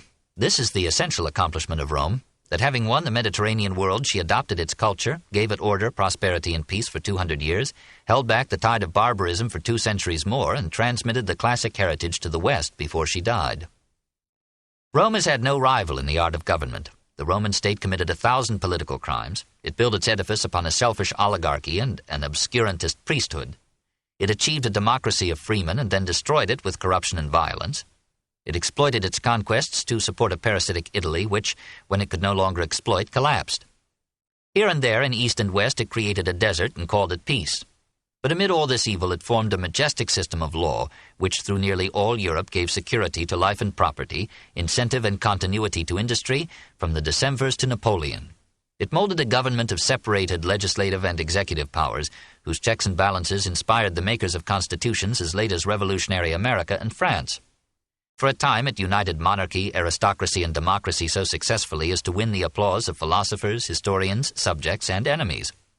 It gave municipal institutions, and for a long period municipal freedom, to 1,000 cities. It administered its empire at first with greed and cruelty, then with such tolerance and essential justice that the great realm has never again known a like content. It made the desert blossom with civilization and atoned for its sins with the miracle of a lasting peace. Today our highest labors seek to revive the Pax Romana for a disordered world. Within that unsurpassed framework, Rome built a culture Greek in origin, Roman in application and result. She was too engrossed in government to create as bountifully in the realms of the mind as Greece had done, but she absorbed with appreciation and preserved with tenacity the technical, intellectual, and artistic heritage that she had received from Carthage and Egypt, Greece and the East. She made no advance in science and no mechanical improvements in industry, but she enriched the world with a commerce moving over secure seas and a network of enduring roads that became the arteries of a lusty life. Along these roads and over 1,000 handsome bridges there passed to the medieval and modern worlds the ancient techniques of tillage, handicraft, and art, the science of monumental building, the processes of banking and investment, the organization of medicine and military hospitals, the sanitation of cities, and many varieties of fruit and nut trees, of agricultural or ornamental plants, brought from the East to take new root in the West. Even the secret of central heating came from the warm South to the cold North. The South has created the civilizations, the North has conquered and destroyed or borrowed them. Rome did not invent education, but she developed it on a scale unknown before, gave it state support, and formed the curriculum that persisted till our harassed youth. She did not invent the arch, the vault, or the dome, but she used them with such audacity and magnificence that in some fields her architecture has remained unequaled. And all the elements of the medieval cathedral were prepared in her basilicas. She did not invent the sculptural portrait, but she gave it a realistic power rarely reached by the idealizing Greeks. She did not invent philosophy, but it was in Lucretius and Seneca that Epicureanism and Stoicism found their most finished form.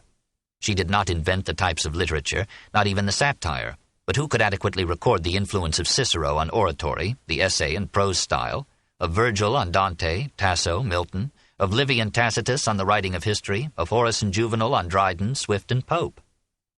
Her language became, by a most admirable corruption, the speech of Italy, Romania, France, Spain, Portugal, and Latin America. Half the white man's world speaks a Latin tongue. Latin was, till the 18th century, the Esperanto of science, scholarship, and philosophy in the West. It gave a convenient international terminology to botany and zoology. It survives in the sonorous ritual and official documents of the Roman Church. It still writes medical prescriptions and haunts the phraseology of the law. It entered by direct appropriation and again through the Romance languages: regalis, regal, royal, paganus, pagan, peasant, to enhance the wealth and flexibility of English speech. Our Roman heritage works in our lives 1,000 times a day. When Christianity conquered Rome, the ecclesiastical structure of the pagan church, the title and vestments of the Pontifex Maximus, the worship of the Great Mother, and a multitude of comforting divinities, the sense of supersensible presences everywhere, the joy or solemnity of old festivals, and the pageantry of immemorial ceremony, passed like maternal blood into the new religion, and captive Rome captured her conqueror. The reins and skills of government were handed down by a dying empire to a virile papacy. The lost power of the broken sword was re-won by the magic of the consoling word. The armies of the state were replaced by the missionaries of the church, moving in all directions along the Roman roads. And the revolted provinces, accepting Christianity, again acknowledged the sovereignty of Rome. Through the long struggles of the Age of Faith, the authority of the ancient capital persisted and grew, until in the Renaissance the classic culture seemed to rise from the grave, and the immortal city became once more the center and summit of the world's life and wealth and art. When in 1936 Rome celebrated the 2,689th anniversary of her foundation, she could look back upon the most impressive continuity of government and civilization in the history of mankind. May she rise again. Thank you, patient reader. This concludes the reading of Caesar and Christ by Will Durant. This book was read by Alexander Adams. Additional titles by Will Durant in the Books on Tape library include Our Oriental Heritage and The Life of Greece. For additional information about them or for help with topics of related interest, please call our customer service department or check our catalog index to find review material. We hope you enjoyed this reading. Please continue listening to sample another Books on Tape bestseller. Please reverse or turn the cassette over now.